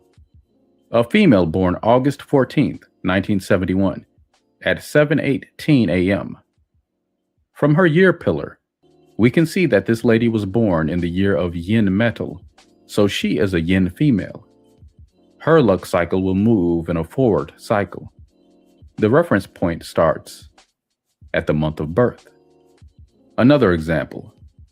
A male born March 11th, 1931 at 11:30 p.m. This is a male born in a Yin metal year, so he is a Yin male. His luck cycle follows the reverse cycle. Reverse cycle means from Sin, the heavenly stem for the month of birth. The next in the cycle is Gung, and following Gung is Ji, and after Ji is Wu, and so forth in the reverse order. In the earthly branches, after Mao, rabbit, will be Yin, tiger, and after Yin, tiger, will be Chou, ox, and so forth in reverse order. This is the reverse cycle. One final example. A female born on January 6th, 1969 at 4:16 p.m. This is a female born in a Yang Earth year, so she is a Yang female. Her luck cycle follows the reverse cycle. From the month pillar Yi Chao, the luck pillar will be plotted in reverse order. From Yi stem, the next stem in reverse order will be Jiark, and then followed by Kui, and then by Rern, and so forth. From the month of Chao, the luck pillar's month branches will be plotted in the reverse order. So the luck pillar branches will start with Shi, the rat, and then followed by Hai, pig, and then Su, dog, and so forth. Practice time. It is now time to plot your own Ba-Z chart and your luck pillars. If you have a spouse or a partner, do theirs too. Practice makes perfect. Then, proceed to the next step. Calculating the age limits. Now, the luck pillars, which tell us what kind of luck a person is undergoing, are not much use unless we know when the years are good and when they are less favorable.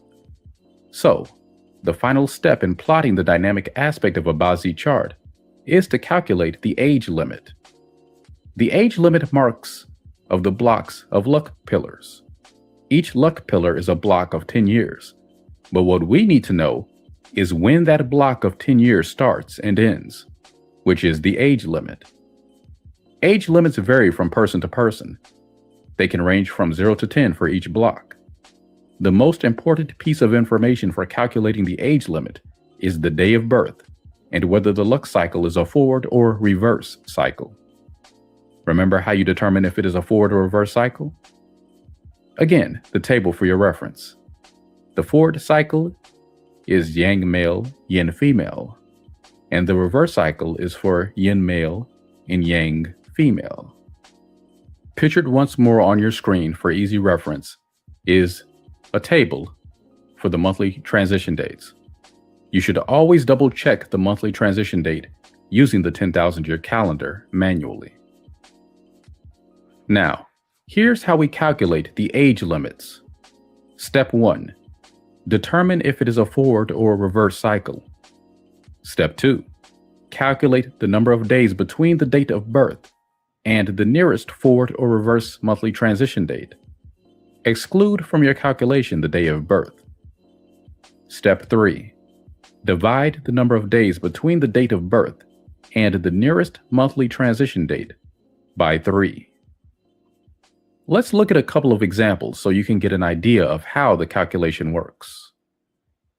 This is for a male born May 14th, 2004 at 5:14 a.m. Step 1. Determine if it is a forward or reverse cycle. This person is born on a wood monkey year. He is a yang male. Accordingly, his luck cycle is a forward luck cycle. Step 2. Calculate the number of days between the date of birth and the nearest forward or reverse monthly transition date. The number of days from May 15th and June 5th, the nearest monthly transition date going through the forward cycle, is 22 days, counting from May 15th onwards.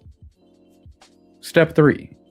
Divide the number of days between their date of birth and the nearest monthly transition date by 3. 22 divided by 3 is 7.3. Round up 7.3 to the nearest number, which is 7. His age limit starts from the age of 7. He will enter his first luck pillar at 7 years old.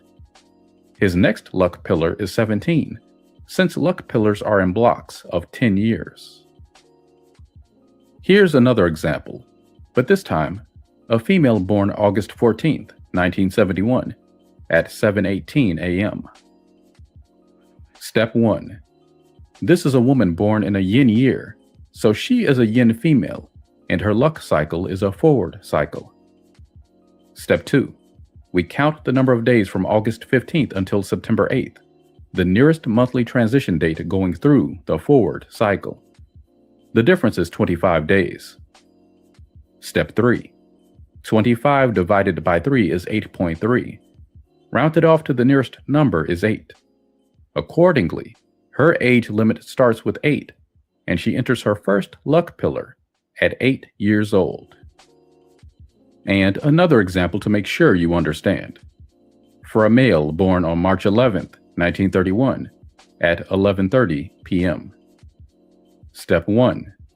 He is born in a yin year, so he is a yin male. His luck cycle is a reverse cycle. Step 2. We count the number of days between his date of birth and the nearest monthly transition date going backwards, which is March 6th. The difference is 5 days. We count backwards here because he follows a reverse cycle.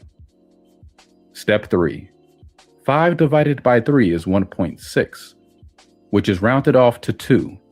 So his age limit starts at 2, and he enters his first luck pillar at 2 years old. And another example. A female born on January 6th, 1969 at 4:16 p.m. This is a yang female, so we need to follow the reverse cycle. Her date of birth is January 6th. The nearest transition date counting reverse or backwards is January 5th, which is only 1 day. Divide 1 by 3 to get 0.3. Her age limit starts at 0, and she enters her first luck pillar at age 0. Bazi shortcut. Watch the transition years. The luck pillars are a very quick and immediate way to check your Bazi. The luck pillars usually represent years of capital transformation or change in your life. Things look up, proceed more smoothly, hidden talents appear, and opportunities that weren't there before suddenly appear. Remember that the reference years in the luck pillars are your Chinese age. What is this Chinese age? The Chinese count the 9 months spent in the womb of the mother as 1 year, so everyone is born as 1 year old. Accordingly, a person's Chinese age is his or her Western age plus 1 year. Thus, if you are 42 by the Western calendar this year, you are considered 43 in the Chinese age. The big picture. This is a snapshot of a computer-generated Bazi from my calculator at www.masteryacademy.com. It is best if you practice manually plotting the charts before resorting to using this calculator. I have explained here each aspect of information that is derived from this calculator. The 10 gods will be examined as you progress to higher levels of Bazi. They are basically manifestations of the basic 5 factors that we will discuss in Chapter 7. Each 10 god is actually a star name and has nothing to do with the spiritual deities. They are just verbatim translations of special Bazi terms. Noble Man Star is not your secret helper. This star is derived based on your Daymaster and indicates the presence of helpful people in your life. Why learn about luck and destiny? You have now learned how to plot a full Bazi chart, and in the chapters to follow, we'll be looking at how to analyze and decode a Bazi chart to establish a person's destiny code. This code holds the story of your life, your character, your talents, your future possibilities. For the Feng Shui practitioner, Bazi is an indispensable tool, providing the diagnosis that forms the foundation for the prescription in Feng Shui. This is because Feng Shui only helps if a person has a good destiny and suitable luck in the first place. By studying a person's destiny and luck, we can then find out what is the real problem and proceed to take the correct man luck, human actions, or Feng Shui for those who practice this art to help find a solution or resolution. Bazi is perhaps one of the most important diagnosis tools to understand a person. Contrary to popular misconception, Feng Shui is not a one cure for all art. What works for one person will not always produce the same results for another. And the moral of the story is, don't copy someone else's Feng Shui. A little story on Bazi. A wealthy client called me to carry out a Feng Shui audit for his home. He was having money problems, but not a lack of it. Rather, his children were busy jostling and fighting over their inheritance, despite the fact that their father was still healthy with plenty of good years ahead. His home had been Feng Shuied. A so-called water dragon formula had been applied to increase his wealth. Unfortunately, this was a bad idea. Why? My client's Bazi chart revealed that he was going through strong wealth luck. The powerful water formula that enhanced his wealth even further ended up throwing everything out of balance in his life. He had too much wealth, and it was the root cause of his family problems. Now you might be thinking, why is Joey, the author, against his client having more money luck? This is a good point to go back to the introduction of the book and read it again. But let me save you the time and trouble and say it again. Feng Shui is not about wealth creation. It's about balance. It is all about balance. In Bazi, there is a saying, too much wealth deteriorates the health. Remember the early section about how Feng Shui, Bazi, and personal actions are all interdependent? Accordingly, a good Feng Shui practitioner will use Bazi to look at what should and should not be done with the feng shui to ensure that it produces a harmonious outcome and strengthens the weak areas. For example, family life, personal relationships, rather than one that throws the person's life into turmoil, all in the name of wealth enhancement. A feng shui practitioner must also work within the ambits of what heaven has given a person in his or her destiny. So wealth enhancement for someone who cannot take it is like giving penicillin to someone who is allergic to penicillin. The outcome is never pretty. Understanding your luck and destiny will enable you to find out what's in store for you and help you plan ahead. Remember the old saying, failing to plan is planning to fail. Bazi is all about making the best use of your life, avoiding the pitfalls and maximizing your gains in favorable times. Your luck pillars reveal to you where and what you should focus on to make the best out of your life, and which areas will be causing you much heartache and setbacks. Bazi is about making informed decisions in life. Same time, same day, same month, same year. Why am I not a millionaire?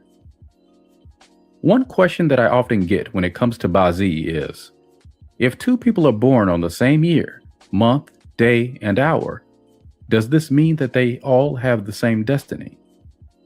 If you happen to have the exact birth data down to time, as say Bill Gates or Donald Trump, or Warren Buffett, and you are reading this book, then you have your answer.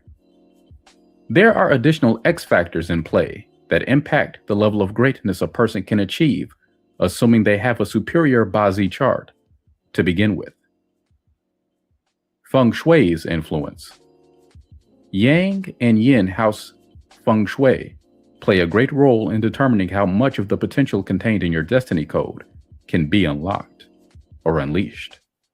You might have the exact same time and date of birth as Bill Gates, but if you aren't living in the same place he is living, knowing the same group of people he knows, meeting the same people he has met, you don't get to maximize your potential as much as he does. Nevertheless, since you still share the same Bazi, you might enjoy similar greatness, just on a different level. For example, a person sharing the same Bazi chart as Mr. Bill Clinton or Mr. George Bush, but living in another country, may not rise to become president of the United States, but he or she may well achieve political success in his or her own country. This person is still a president of a country. He or she is just not the president of the USA. It is all a case of the playing field that you are in, and where you get to unleash the potential of your Bazi. Then there is the Yin house factor. Yes, you have the exact same birth data, even time of birth, as Bill Gates. But are your ancestors buried in the same place as his? Yin house feng shui is the most powerful form of feng shui, and it plays an extremely important role in determining the quality of a family's fortune. Emperors of the past from various Chinese dynasties have painstakingly sought superior burial grounds solely to ensure a lasting dynasty. It is for this reason that the Ming dynasty lasted for more than 300 years, and the Qing dynasty for 260 years. How many dynasties of the business world today survive past the third generation? Not too many, unfortunately. This is the Yin house factor. Ultimately, all things being equal, why does one person rise up and tower above the others? The answer probably lies in the graves of his or her ancestors. Ancestors who are buried in good locations with powerful feng shui give their descendants an added edge, icing on the cake that enables their descendants to enjoy good luck or power or wealth or all of the above if the location is truly superb. This is a book about Bazi, so I will not dwell too much on the issue of the Yin house feng shui. Suffice it to say that when the question arises as to how two people born on the exact same day, in the exact same time, may have different levels of greatness, the ancestral grave may hold the key. If you wish to know a little bit more about Yin and Yang house feng shui, I have a book titled Stories and Lessons on Feng Shui, that has some of these fascinating stories about Yin House Feng Shui. Besides the Feng Shui, look at the face. Every year, I conduct an annual forecast talk for over 1,000 Chinese astrology and Feng Shui enthusiasts who wish to know more about the Feng Shui and astrology for the year. Once, during a question and answer session, a lady stood and asked a very pertinent and relevant question. She said, "There are thousands of people born in the same animal year and probably using the same Feng Shui door. So how can they all suffer the same bad luck?" My answer was this: the thousands of people born in the same year using the same Feng Shui sector in their respective houses don't share the same face. The Chinese art of face reading, or Mingjiang, explains how different features from the face reveal different fortunes and outcomes. By reading a person's eyes, nose, ear, mouth, eyebrows, forehead, and other facial features, the fortunes of a person can also be ascertained. So much so, individuals can have the same Bazi, but since they all have different faces, they will all have different outcomes in life. Even twins who share the same Bazi do not share the same destiny.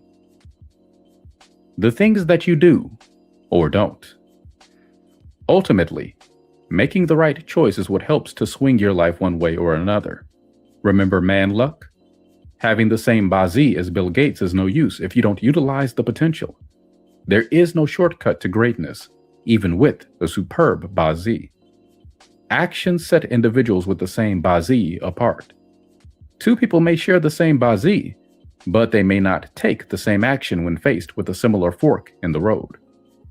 A good Bazi chart is the basis of a good life and a good luck. A good ancestral burial spot and a good fortune face are icing on the cake. To have a good Bazi chart is already a tremendous advantage in life. You may not play in the same field as a Bill Gates does, or be as rich as he is, but you arguably will not be a slouch either. And remember, you will only have half of his problems. A good Bazi is like owning a Ferrari. You must know how to drive it and know what it is capable of doing. If you do nothing with it, or drive it on bumpy roads all the time, it would be a waste of an excellent vehicle. The best tool in the world must still be wielded by a master. Now that you have better understood the potential of Bazi, let's get on with some analysis, finally. Chapter 5. Bazi Fundamentals. An analyst is only as good as his tools. Now that you have learned how to plot a Bazi chart and the luck pillars, you have 2/3 of the tools needed to analyze a Bazi chart and decode your own destiny code. The most critical component to Bazi analysis is a mastery of the 5 elements and an understanding of the basic principles of yin and yang and qi. At any point in your Bazi studies, even as you advance past this book to more advanced materials, always try to correlate everything you learn with these 3 key concepts: yin and yang, qi, and the 5 elements. Yin and yang. There exist 2 opposing, interdependent, and interrelated forces in our universe. Yin and yang are natural forms of energy that are in constant states of change, movement, and interaction. This dynamic relationship creates and governs all life, from birth, growth, sickness, and death. The stages of existence are in constant evolution. The interaction of yin and yang is reflected by night and day, positive and negative, active and passive, hard and soft, fast and slow, male and female, hot and cold, anger and happiness, and so forth. We can see this interplay in nature in the form of the 4 seasons, where yang is reflected as the peak of summer and yin in the coldness of winter. Yin and yang are therefore the 2 primordial forms of qi. The interaction between yin and yang subsequently relates to the 5 phases of qi, known as the 5 elements. Let's relate this concept to Bazi. The Bazi chart has a static and dynamic quality, yin and yang. Luck, as I have said earlier, can never be always good or always bad. Again, this goes back to the principle of yin and yang. Finally, a good Bazi chart is one where there is a good balance or equilibrium. This is the core of the concept of yin and yang. There cannot be one without the other, and balance or equilibrium is what is sought. Now, with this very elementary knowledge of qi and yin and yang, what can we deduce from a Bazi chart?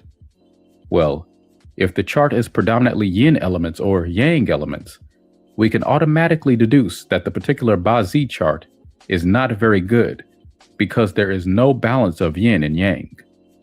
Why? Because anything that is too yang or too yin indicates a disharmony between the elements. Individuals with such charts may be lonely or unable to express their emotions effectively. A person's chart is completely yang or completely yin when all the heavenly stems and earthly branches in the Bazi are of the same polarity. Every heavenly stem and earthly branch has its unique yin or yang polarity. Refer to the table on the next page for a reference on their polarity. Qi, the essence of life. Qi is life force energy. It cannot be seen or heard. However, its influence can be felt around us and in all places. It is the invisible force that shapes, nurtures, and governs all living beings. From the peaks of the highest mountains to the depths of the deepest oceans, the flow of the rivers to the undulating ridges of the land, and from busy malls to the quaint little corners of the street, qi permeates our world. Qi is the force that brings life to all beings. What does qi have to do with Bazi? In Bazi, we are studying the qi that makes up and influences a person's life at the time of his or her birth. The year qi, the month qi, the day qi, and the hour qi. The 8 characters, the destiny code that forms the Bazi chart, represents the type of qi that is infused in us at the time of our birth. The luck pillars represent the changing or moving qi that will influence us along the path of life.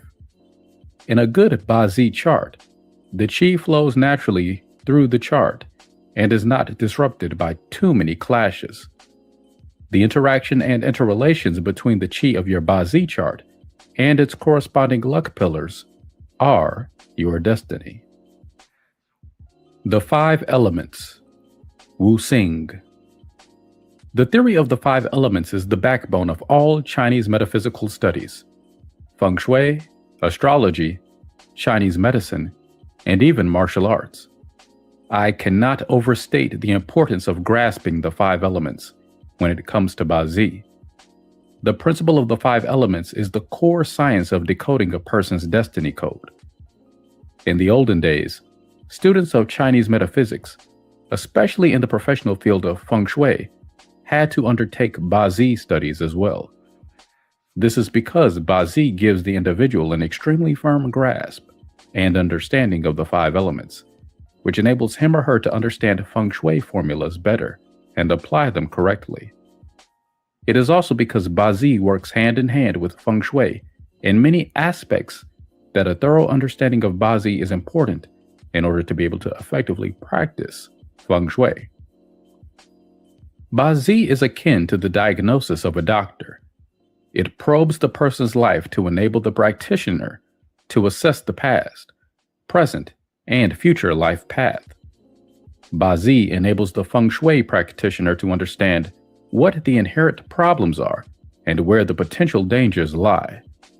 When practitioners then apply Feng Shui, it is akin to a prescription to help smoothen the life path, or perhaps to rectify certain problems or potential pitfalls.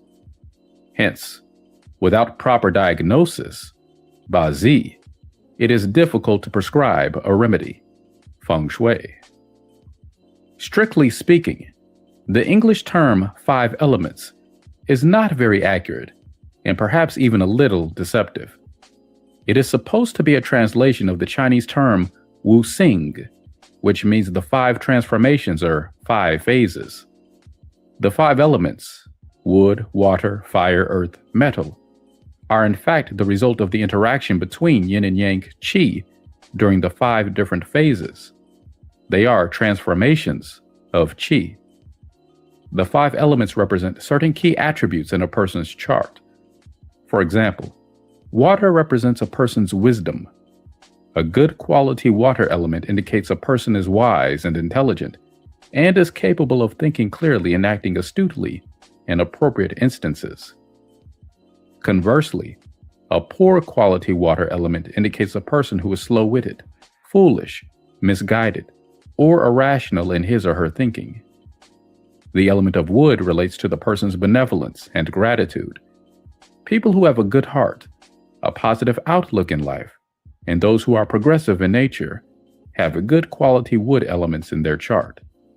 Those who lack kindness or compassion, and who are unable to make progress in life, invariably have poor quality wood elements. The element of fire is extremely important because it governs a person's elegance and mannerisms. A good fire element in the chart denotes that the person behaves appropriately, elegantly, and graciously. Fire also represents passion. A poor quality fire element belongs to an individual who gets depressed easily and often feels inadequate. How do you know if a person can be trusted? Look at his or her earth element, because earth represents trustworthiness. Excessive or a lack of earth elements causes problems with the person's stability. Finally, the element of metal. Metal is what gives a person decisiveness, a sense of justice and righteousness. A good quality metal element in a person's chart means a person has good leadership and decision-making ability. The 5 elements in interaction. The 5 elements each have 3 distinctive reactive relationships with each other: a productive relationship, a controlling relationship, and a weakening relationship. We refer to these as the productive cycle, the controlling cycle, and the weakening cycle. The productive cycle. The productive cycle is a phase where the elements support and strengthen each other. In this phase, the relationship is supportive, giving, attractive, pleasing, and generous. This cycle is in harmony and in constant movement. In the productive cycle, the elements feed and support each other. The qi flows smoothly. The cycle can be easily remembered if we rationalize the cycle and see it in a logical manner. Water nourishes plants. Thus, water produces wood. Wood is used to make fire, so wood produces fire. Fire in turn burns material into ashes and forms earth. Fire produces earth. Earth is where we can find minerals, so earth produces metal. Metal through condensation produces water. Thus, metal produces water. The controlling cycle. At first glance, the word controlling sounds negative. Many newcomers to the subject of 5 elements tend to see controlling as something unfavorable or despotic. This is far from the truth. In the context of the 5 elements, controlling merely means to guide and to keep in order. In the area of Chinese metaphysics, the translation of the term from Chinese to English sometimes results in some confusion because it is not possible to exactly translate the words. The Chinese word is ke. There is no actual and accurate translation for this word. The closest words are to control, to counter, or to destroy. It's not correct to classify the controlling cycle as good or bad. Remember yin and yang? There are always 2 sides of a coin. A world without control is a world without law and order, and chaos reigns. So control is good if it brings order. Proper control denotes responsibility, stability, and peace. On the other hand, too much control becomes a dictatorship and a stifling situation. So too much control is not desirable either. Good control is akin to the control of a mother over her child. The mother exercises restriction and concern over her child's actions and behavior, so that her child would not be endangered or grow up to become a bad person. Bad control is analogous to an abusive parent beating up his child, causing emotional torment and physical pain. So remember, it is fine to control. Control brings order and direction to an element. Thus, it is always desirable to have appropriate controlling element in your Ba-Zi. However, to over-control, now that is different, because over-control involves excessive restriction or stifling. Over-control brings hatred, anger, and frustration. The controlling cycle is how the 5 elements interact to manage, manipulate, restrain, or influence each other. Learning the controlling cycle is relatively easy as long as you focus on thinking pictorially and using logical deduction. In the controlling sequence, water controls fire because water puts out fire. When the weather is hot, you drink more water to cool down your body temperature or jump into a pool. Fire controls metal because the heat of fire melts and molds metal. This is how raw iron is molded into useful tools of machinery. Metal controls wood because a large tree or a small bush is cut and trimmed using objects made from metal, such as an axe or a saw, scissors, or blades. Wood controls earth. How do you prevent a landslide? You plant trees, shrubs, and bushes to hold the earth together. Earth controls water because no matter how large the lake or ocean is, it is still bordered by earth.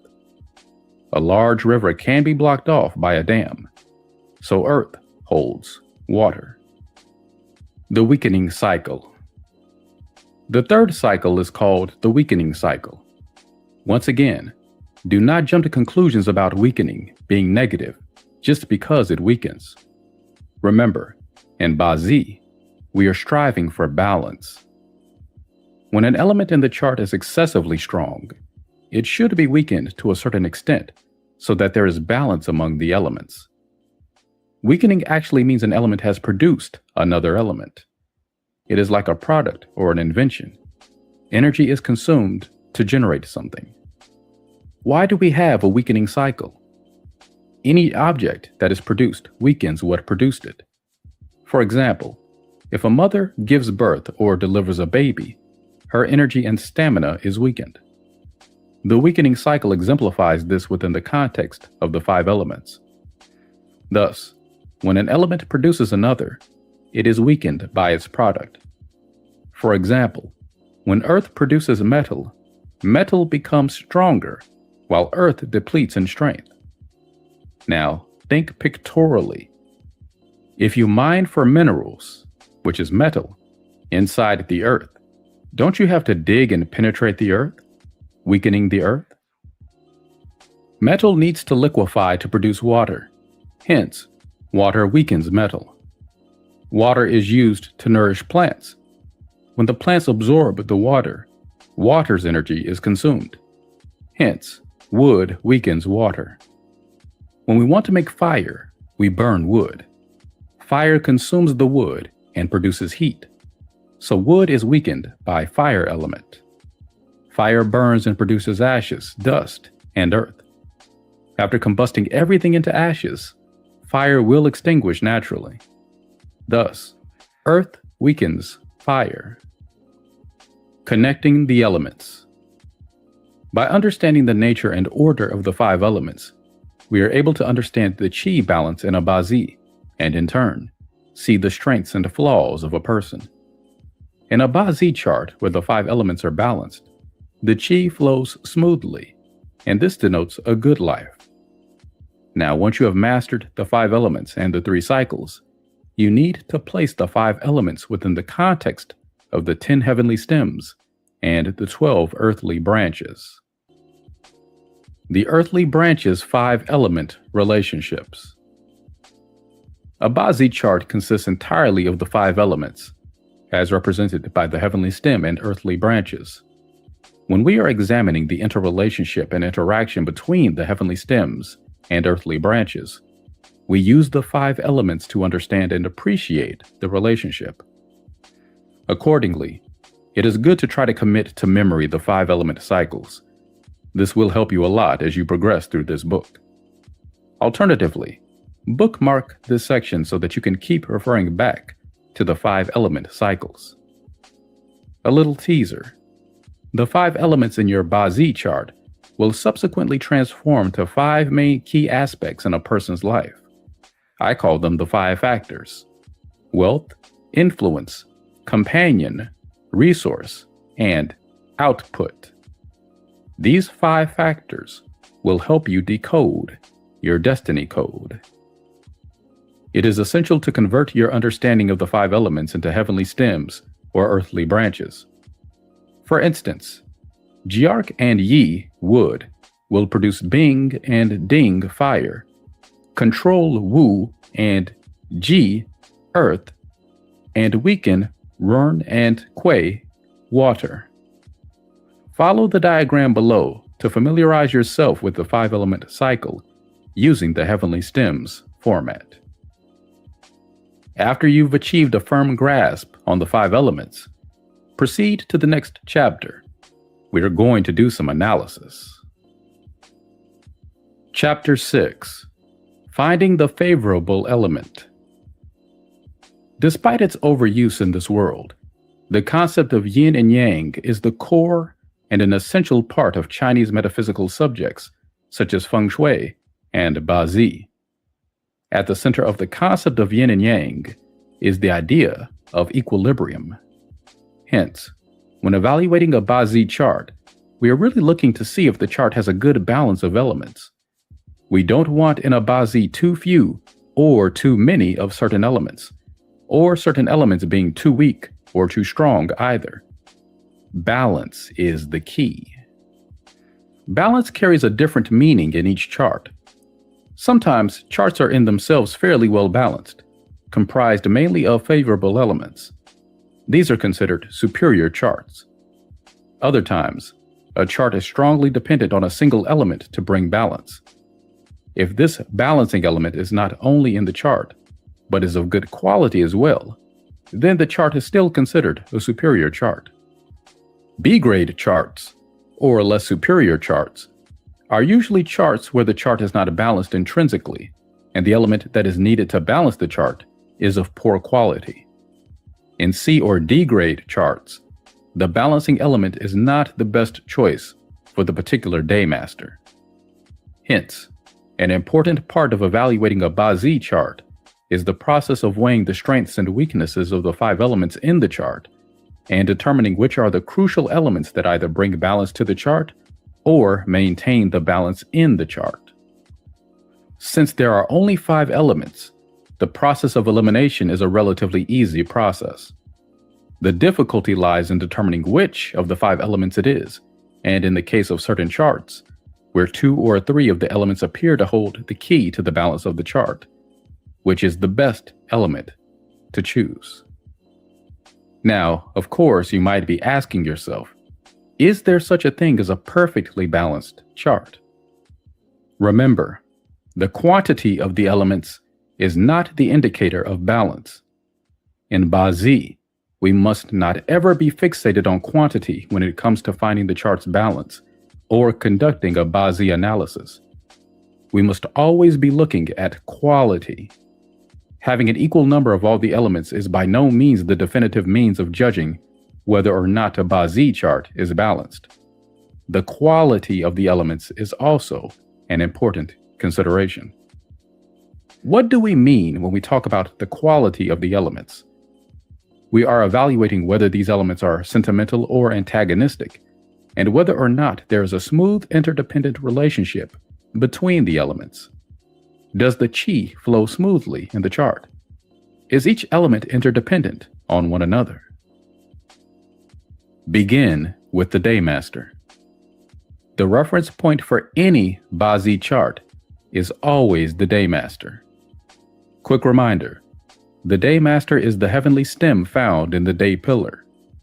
The Daymaster is also known as the self element.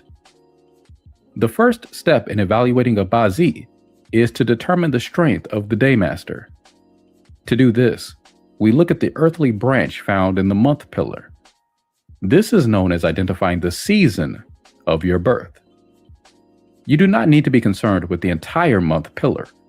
Just look at the month of birth's earthly branch.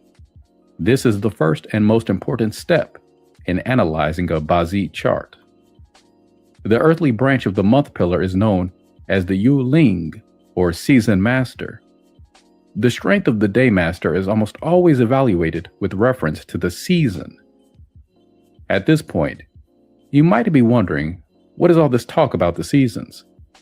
What if I live in Newfoundland, where it's cold 9 months of the year? Or in Malaysia, where there is no winter? Or in Australia, where Christmas is probably the hottest time of the year? The concept of the seasons in Bazi is simply a form of descriptive terminology. It is not based on the real climates or the real seasons changing. Remember how the ancient sages used household domestic animals to describe the earthly branches? Similarly, the use of the seasons is just a code to describe the strength of the chi of a particular element. So how do you know which season you are born in? Look at the chart here. This table explains which animal sign of the earthly branches belongs to which season. It is useful to commit to memory the information in the table on this page. For example, it's helpful to be able to remember that yin, tiger, mao, rabbit, and chen, dragon, as spring, and shi, snake, wu, horse, and wei, goat, are summer. So what does the season have to do with the strength of the Daymaster or self-element? You see, in each season, certain elements are stronger or weaker. Wood, for example, is very strong in spring, while fire is prosperous in summer. It's not difficult to remember which element is strongest in which season if you utilize the pictorial method. What flourishes, blooms, and grows during spring? The trees, the flowers, the grass, all of which are represented by wood. At the height of summer, naturally, fire is strong because summer is when it is the most hot. You might be thinking, there are 5 elements, but only 4 seasons. So what is the season of Earth? Earth is read rather uniquely, and determining how to read Earth lies in the ending month of each season. For example, the Chen, dragon month, is the last month of spring. So people born in the Chen month are considered to have spring Earth. The Wei, goat month, is regarded as the last month of summer and is regarded as summer Earth. The Su, dog month, is the autumn Earth, while the Chao, ox month, is the winter Earth. Strength of the elements. The above chart describes the 5 stages of strength for each of the 5 elements, with reference to the 4 seasons. This chart provides a very simple and quick means to evaluate the strength of a Daymaster based on the season of birth. The 4 seasons.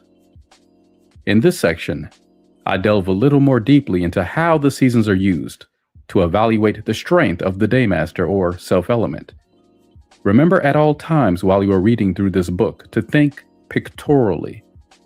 Finally, look out for key words like prosperous, weak, trap, strong, and dead.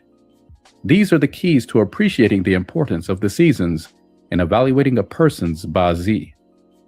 Also, remember to think about the 5-element cycle pictorially, and not just the production cycle, but the controlling and the countering cycle. Spring season. Spring is the season of wood, hence wood is the most prosperous element here.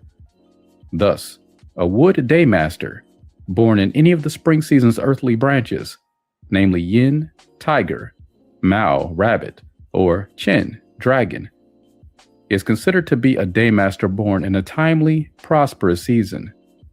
This means the wood is vibrant and thriving. In the 5 elements, wood produces fire, so fire in the month of spring is also considered strong, with long-lasting flames of the fire. Thus, fire element is strong in spring. In spring, wood is strong, thus water is weak. Why? Remember the 5 elements. Think now of the weakening cycle. When wood is so prosperous and strong, it naturally consumes a lot of water. But water is not completely drained of qi either, because spring season comes just after winter, and winter is the season of water. Hence, water is weak in spring. In spring, metal is considered to be trapped. This means the qi is frail and fragile. Furthermore, in spring, wood is strong, vibrant, and thriving. Metal, which in the 5 elements controlling cycle controls wood, cannot do so and will be blunted from all the chopping of wood. In the season of spring where wood rules supreme, earth would be dead. Why? Because in the cycle of the 5 elements, wood controls earth. As wood is very strong, it will over-control earth, thereby making earth very weak. Although the chen, or dragon element, is earth, it is still the spring season where wood qi is strong. Thus, this type of wu, earth in this month, looks hard and thick, but is actually weak inside. This concept of analyzing earth is slightly sophisticated, and I will elaborate on it in later books. Right now, treat this as just an initial taste or appetizer, and don't worry if you don't understand the concept completely right away. Summer season.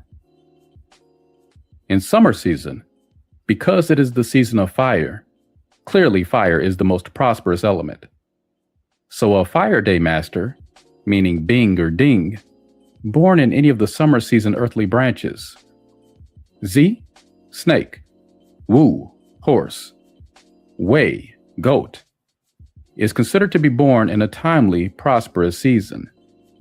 This means the fire is very vibrant, shining, and bright. As fire produces earth in the 5-element cycle, so an Earth Day Master, meaning Wu or Ji, born in the month of summer, is considered strong. In the season of fire, wood will be weak, because wood is weak when fire is so prosperous. A lot of wood will be consumed for it to burn brightly. But wood cannot be regarded as totally and extremely weak, because summer is just one season away from spring, which is the season of wood. So wood qi is weak in summer. Water is very weak in summer. As the heat of summer is strong, water will evaporate. Water is in the trap stage of qi during summer months, meaning qi at this stage is frail and fragile. Although in the controlling cycle, water controls fire, in summer, fire is very strong, so water, which is already weak, cannot control fire adequately. In the season of summer when fire rules supreme, metal is dead. Why? Because in the cycle of the 5 elements, fire will control metal. As fire is extremely powerful and strong, it will over-control the metal element. Thus, metal will be very weak. Autumn season. Autumn is the season of metal, so we say that metal is the most prosperous element. So a metal day master, meaning Gung or Sin, born in any of the autumn season earthly branches, Shen, monkey, Yu, rooster, and Su, dog, is considered to be born in a timely, prosperous season. This means the metal is very shiny, strong, and beautiful. Metal produces water, so water in the month of autumn is also considered strong. In the season of metal, earth will be weak.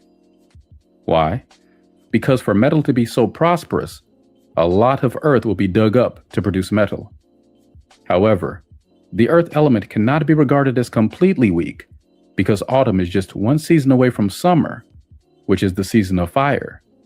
So there's plenty left over of earth. Remember, earth is also strong in summer. So we say earth chi is only weak, but not that weak, in autumn. Fire is very weak in autumn. It is in the trap stage of chi, meaning chi at this stage is frail and fragile. Now, in the controlling cycle of the 5 elements, fire controls metal. But in autumn, metal is so strong, fire cannot heat, mold, or melt the excess metal. Fire is outnumbered and made weak. In the metal season of autumn, where metal chi rules supreme, wood would be dead. Again, let's refer to the 5 elements. Metal controls wood, but since this is over control of an element, wood will be very weak. Winter season. Winter is the season of water, so water is the most prosperous element. A water day master, meaning Rern or Quay, born in any of the winter season's earthly branches, Hai, pig, Si, rat, and Chow, ox, is considered to be born in a timely, prosperous season. This means the water is very strong, radiant, and flowing. Water produces wood, so wood in the month of winter is also considered strong. In the season of water, metal will be weak, because for water to be so prosperous, metal will be exhausted by the task of condensing the water. However, the metal element cannot be regarded as completely weak, because winter is just one season away from autumn, which was the season of metal, so there's plenty left over of metal chi. So we say metal chi is weak in winter. Earth chi is very weak in winter. It is in the trap stage of chi, meaning chi at this stage is frozen and hardened. Now, in the controlling cycle of the 5 elements, earth is supposed to control water. But in winter, water is so strong and earth is frozen. It cannot control the excess water. Earth is flooded and weak. In the season of winter, where water chi rules supreme, fire would be dead. Again, let's refer to the 5 elements. Water controls fire, but since this is over control of an element, fire will be completely extinguished. The season says it all. You might be wondering, what about the other heavenly stems and earthly branches in the Bazi chart? Don't they count towards something? Yes, of course they do. And as your understanding of Bazi develops, the other heavenly stems and earthly branches will come into play. Even then, they are of secondary importance. The primary indicator of the strength of every chart is significantly dependent on the month of birth, as this dictates the seasonal chi strength. The above method of determining the strength of the Daymaster based on the season is just the first step in the study of Bazi. There are always exceptions to the general principles and other more sophisticated techniques of evaluating Daymasters, as well as exceptions that relate to the condition of the Daymasters, which will be discussed in more advanced books. This is a beginner's book, an entryway, so I have begun with simple ideas, concepts, and techniques designed to enable you to be able to engage in analysis by the end of this book. Having said that, basing the judgment of the Daymaster's strength on the month of birth is by and large still the most accurate means of quickly and simply evaluating the strength of a Bazi. As you progress through this book and the other books in the series, you will be exposed to more sophisticated techniques for evaluating the Daymaster's strength. But for now, stick to the month of birth. In later books, I will share with you more sophisticated concepts, methods, and techniques on determining the Daymaster's strengths. Finding the favorable element. After you've determined the strength of the Daymaster through the seasons of your birth month, You need to determine which is the most favorable element that the Ba-Z chart needs to achieve balance. The concept of balance is not an easy one. If only it were as simple as making the number of elements add up. In essence, in the study and practice of Ba-Z, what we are looking for is a Daymaster that is not too weak, not too strong, but just right. Take a look at this example. This is a wood Daymaster born in the month of Wu, horse. Which season does the horse month belong to? Summer. This wood is born at the height of summer, when fire is the strongest. Now remember, think pictorially. If fire is strong, it will consume wood. Wood chi in summer month is considered weak. So what then is the favorable element? Whatever strengthens and supports the wood, which in this case is water. How do we arrive at this conclusion? Let's think about the 5-element cycle and use it to eliminate the possibilities. Weak wood does not need to be weakened any further, but strengthened. Fire, as we already know, consumes wood, therefore weakening it. So fire cannot be the favorable element. Weak wood does not want to be chopped by metal either, so metal is not the favorable element. So what grows wood? Water. Hence, water is the favorable element. What does this mean now that we found the favorable element? After pinpointing it, let's evaluate the person's luck based on his or her luck cycle. If this person is to go through the water element in the luck pillars or annual pillars, then this person will experience good fortune, and his life path is likely to be smooth and generally not too difficult during these years. By contrast, if he were to go through the fire element in his luck pillars, he will suffer bad fortune or bad luck. What is this bad luck? It may mean obstacles in life, difficulties with relationships with those around him, generally a less than smooth situation. Useful God versus favorable element. If you've had some exposure to Ba-Z, you may have heard of this concept called the useful God, or Yongxin in Chinese. This is an advanced Ba-Z concept that will be covered in my next book. Remember, the journey of 1,000 miles begins with the first step. Practice familiarizing yourself with the 5 elements and finding the favorable element first. Don't be misled into thinking beginner's material is not useful.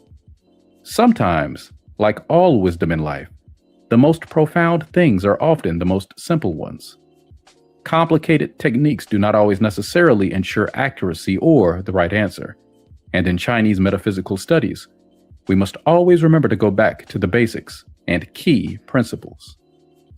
Your goal at this point, and by the end of this book, is to be able to tell whether a person is currently undergoing good or bad luck, and when they will experience good or bad luck. Focus on answering this question first. The rest will come as you progress through this book and Ba-Z studies in general. I promise. The have and the have-nots. Let's look at the same Ba-Z chart, but change a few elements a little bit, and you'll see how the situation is very different. Pictured here, we have example A and example B. Now, both A and B are born in the same month. Based on our earlier analysis, we concluded that a Jiark person born in the horse month would have water as his favorable element and fire as his unfavorable element, with Jiark being Yang wood. In example A here, there is a Kuei water in the year stem, and in example B, there is a Bing fire in the month stem. Which is the better Ba-Z chart? A's chart is better because there is a favorable element present in the chart. In B's chart, not only is there no favorable element, but there is an additional unfavorable element, being fire, right in the month pillar. So, the person in example B must wait until he goes through water element years in his luck or annual pillars to have the benefit of his favorable element. The person in example A, by contrast, already has the water element in his Bazi to help him out. What do these two examples, coupled with the earlier example, show us? How do we separate the wheat from the chaff? What is a good chart and a not so good chart? Remember, the chart with the favorable element actually present is always better than the one without the favorable element in it. What if both charts also have the favorable element? Then your comparison would be which one is in a better position in the chart than the other. Let's try another example. This Daymaster is Gung, metal born in the Shin Monkey metal month. Shin Monkey is the season of autumn. In autumn, metal is prosperous, so clearly, this is a strong, prosperous metal Daymaster. Since it is strong metal, what element do you think is this chart's favorable element and unfavorable element? Take a moment and think about it. Pause if you need to. Gung is raw metal or iron ore. Metal that has been dug out from the earth is useless unless it is forged or molded into something useful, like a sword or an axe. So strong metal needs fire to make it useful. So you might be thinking, easy. Obviously the favorable element for this chart is fire, right? Rewind back to the section on the 4 seasons, which explains the strength of each of the 5 elements in the individual seasons. Remember that in autumn, fire is in the trap stage. It is weak and fragile. Imagine weak fire trying to mold and melt a huge boulder of raw metal ore. It would be extremely difficult. So what is the solution? We need to feed the fire a little to make it strong. So some wood would be helpful. So the favorable element in this chart would be both fire and wood, which means if this chart encounters fire and wood in the luck pillars, this person will enjoy good luck. Does this chart need more metal element? Definitely not. Why not? It is already strong metal, so more metal would not balance out the chi. Remember what I said earlier about how a chart had to be balanced. The Daymaster should neither be too strong nor too weak. Too strong an element is a flaw in the Bazi chart, and it means that when the person goes through metal element pillars in the luck cycle, he will not enjoy good fortune. The chart reading will of course be a little more complicated than this, because there are 8 characters instead of just a few we've chosen as examples. Sometimes, in Bazi, people get confused because they try to look at a Bazi and derive everything from it all at one go. The trick with Bazi is to always focus on looking for one thing at a time. At this stage, concentrate on evaluating the Bazi based on the strength of the Daymaster. Joey's quick guide to assessing the favorable element. These are very simplified guidelines that will enable a quick evaluation of the favorable element. Bazi is a layered and deep subject, so to keep things simple, I have come up with these general guidelines. As your knowledge of Bazi grows and deepens, the exceptions to these guidelines are easier to understand. But for now, you may utilize these guidelines to help you analyze your own chart. The key to utilizing these guidelines is to first determine if your Daymaster is strong or weak. The strong Daymaster. Strong Daymaster favors controlling another element, being controlled by another element, or producing another element. If your Daymaster is strong, your choices of favorable elements are the element the Daymaster controls, the element that controls the Daymaster, the element that the Daymaster produces. Now you might be curious as to why. Remember again what I said earlier about a balance. We want a Daymaster that is not too strong, not too weak. If your Daymaster is strong, you should make it less strong to achieve balance. How do we reduce the strength? Now, let's think 5 elements again. By controlling another element, the Daymaster has to exert strength. So a strong Daymaster will usually favor the element it controls. A strong Daymaster can also keep its excessive strength in control by being controlled by another element. For example, a very strong gung metal needs to be kept in shape by the fire element. Since fire controls metal in the 5-element cycle, fire is needed to mold the excessive metal.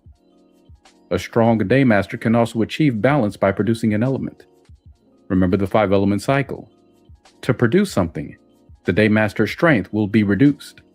So using the example of strong wood, that is, wood born in spring or in winter season, we can say that fire is a favorable element because fire will consume some of the excessive wood, qi, thus weakening the wood slightly. Remember, if your Daymaster is strong, it should either control, be controlled, or produce. Now, what is unfavorable, then, for a strong Daymaster? Clearly, that which is already strong does not need to be strengthened even more, as this will lead to imbalance. So any element that adds to the strength of the Daymaster will be considered unfavorable. A strong Daymaster dislikes the same element or the element that produces the Daymaster. If, for example, your Daymaster is a strong Kuei water, your chart will not favor any additional water, obviously.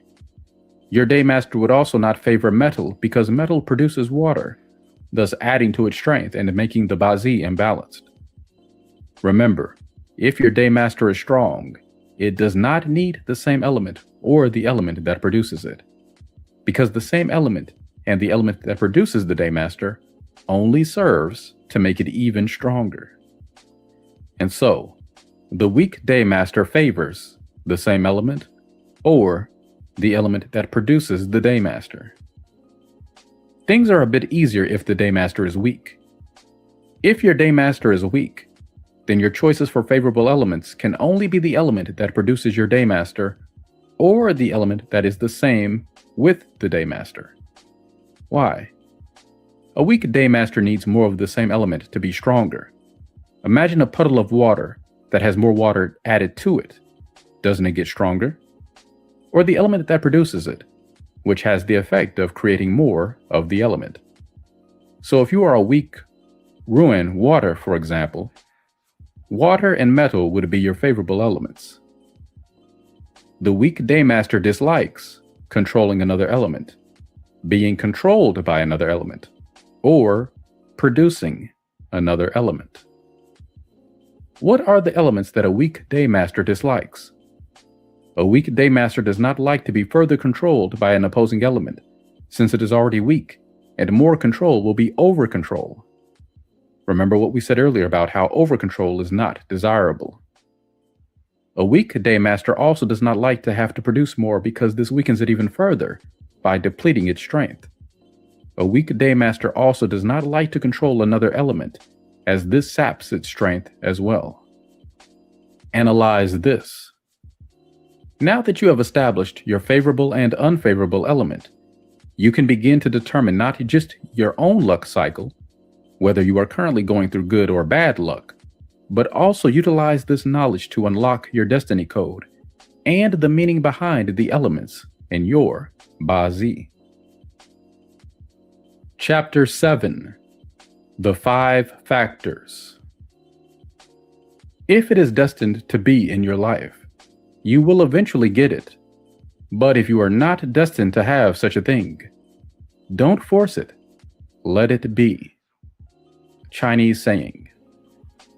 At this stage, you should already be familiar with your own Bazi chart and the various elements in your chart.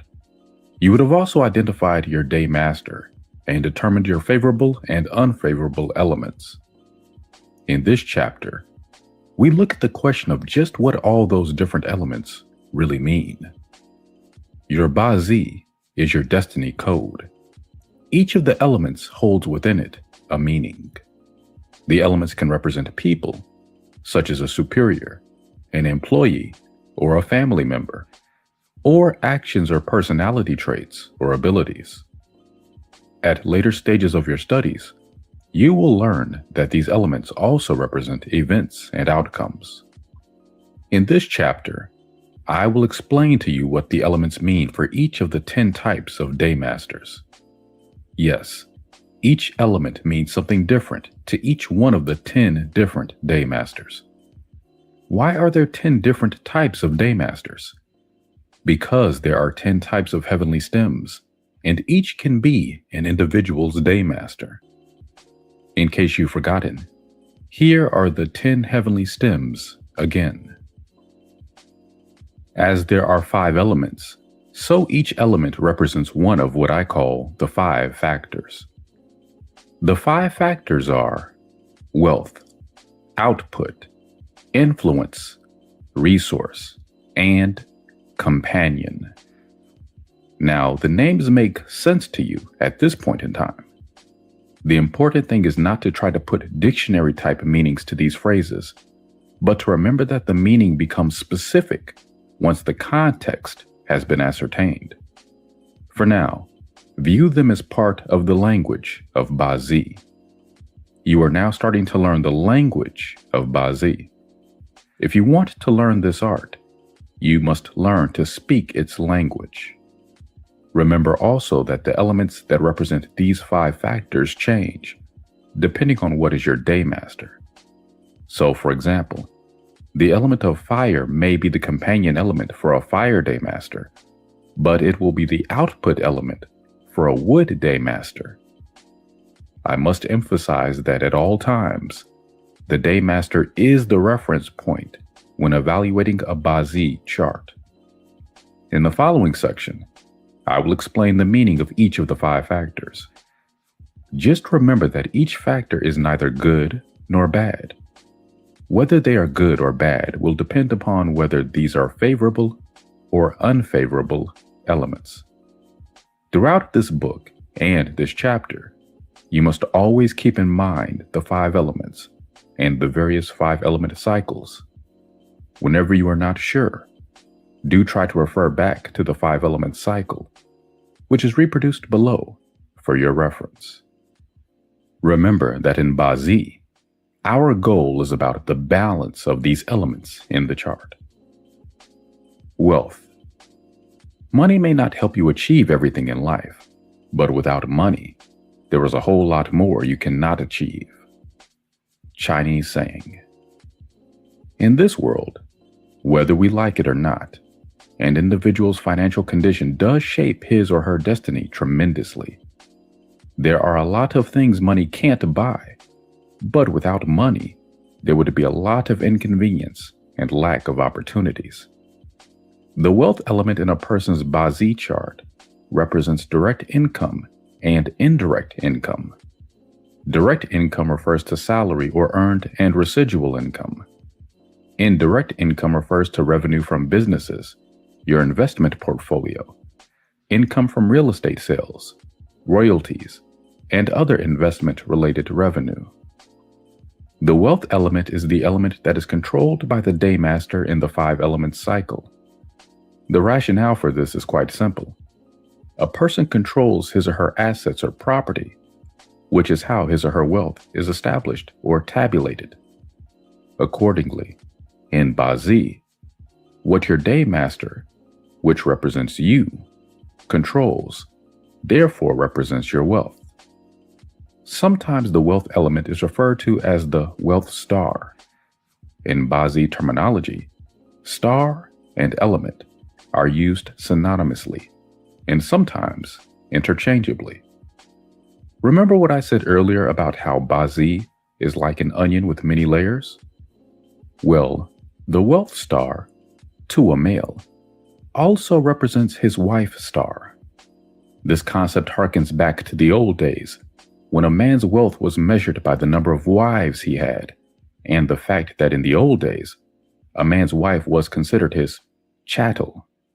Thus, if a man has a good quality wealth star in his destiny code, he will also have a very good wife. Vice versa, a poor quality wealth star denotes a less than desirable wife. I must emphasize that this principle applies only to men. For women, The wealth element does not represent the husband. For a woman, her husband is represented by what is called the influence element. A little patience, we will get there. A little personal note. In the course of teaching Bazi over the years, I have noticed that some women do not like to be viewed as an asset. I think women shouldn't take this concept too personally. Remember, this is just the way we classify the attributes of the elements and their relationships in the study of Bazi. This is the way it has been since the inception of Bazi, and we should not change this approach just because we don't like the idea of a woman being an asset. I often tell the female students in my class that being viewed as an asset is infinitely better than being classified as a liability. Surely? I must emphasize that the wealth element need not be many to make a chart of a rich person. It is always the quality and not the quantity that we are concerned with when analyzing a person's destiny code. How do you find out what your wealth element is? For quick reference, check the chart below to find out what your wealth element is. So for example, if you are a wood day master, then your wealth element is earth. You will need to know the elements of the heavenly stems and earthly branches in order to fully appreciate the little table above. In case you have forgotten these elements, here is a quick reference for you. Keep in mind that each wealth element has a yin and yang manifestation. In my later books, I will introduce this concept called the 10 gods, which provides more depth for Bazi analysis and further analyzes the wealth star as direct wealth and indirect wealth. In a man's Bazi, the wife is usually represented by the direct wealth star specifically. But to keep things simple for now, we will keep the analysis collectively to just the term wealth star. How do we analyze the wealth element? Sometimes in a Bazi chart, we may see the wealth element being clashed away. This means that the man may face the possibility of losing wealth at that particular period of time, or may face separation from his wife, or the loss of a wife. For example, in a Bazi chart with the Sin, which is yin metal day master, its wealth element is wood. In this chart, the wealth element is the Mao, rabbit, earthly branch. Now, remember what I keep saying about the number of elements. It's not about how many you have. A chart that is surrounded by wealth elements is not necessarily the chart of a rich person. It could be the chart of the teller who works at the bank. They are, after all, surrounded by money. It just isn't theirs. Keep reminding yourself, quality, not quantity. In Bazi, there is a saying, too much wealth deteriorates the health. Remember that too many wealth elements weaken the daymaster. Let's take a look at this example. This gentleman is Sin, metal, born in Chin, dragon month.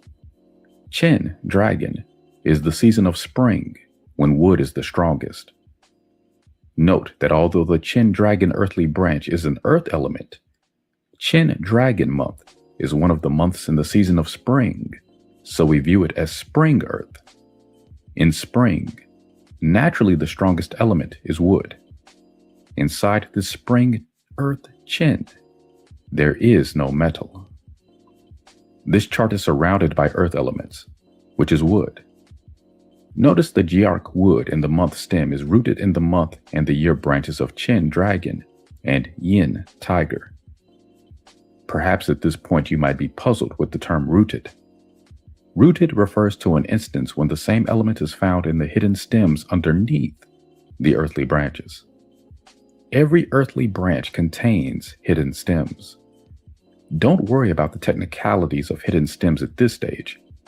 As you progress through this book and your knowledge of Bazi grows, you will be able to appreciate better their significance.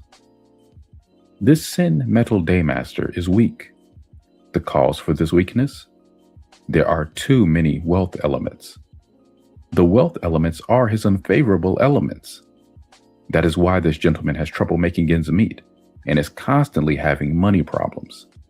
He is surrounded by money, but it is not money that he can take in the sense of putting it in his pocket. His Sin Metal Daymaster is not strong enough to control the wealth element, which is wood. This also means that wood becomes a negative element.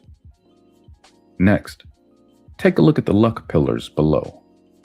This chart first goes through 30 years of fire luck. Check the earthly branches between the ages of 7 to 27.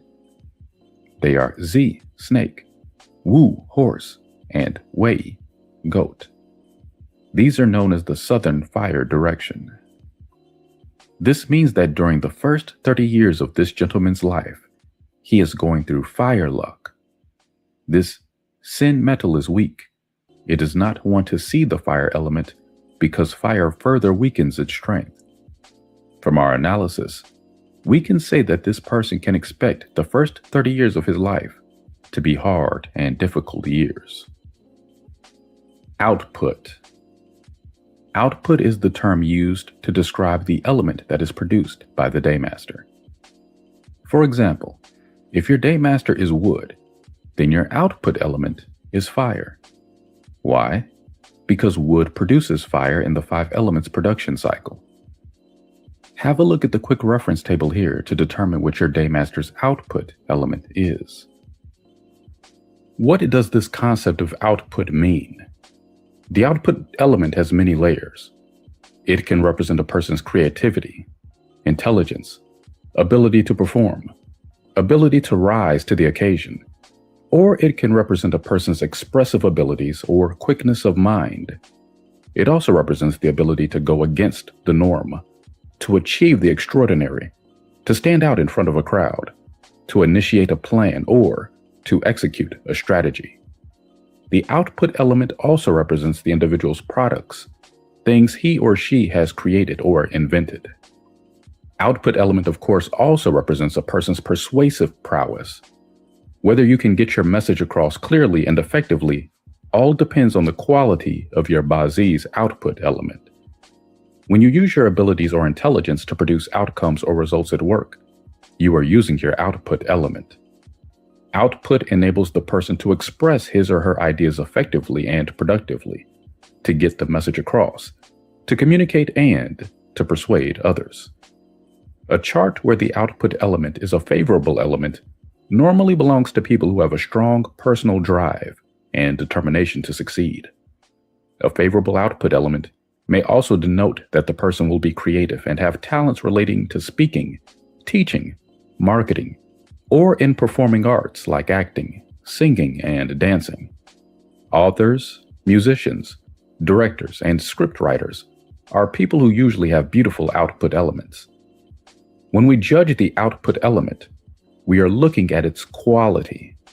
Finding one is not good enough. It needs to be of good quality, to be beautiful, to be useful to a Bazi chart. You might be wondering why I keep using the words beautiful and quality to describe the elements. This is because not every Daymaster reacts the same way to their output elements, nor do all Daymasters use their output elements equally as well. As your study of Bazi advances, you will appreciate this concept better.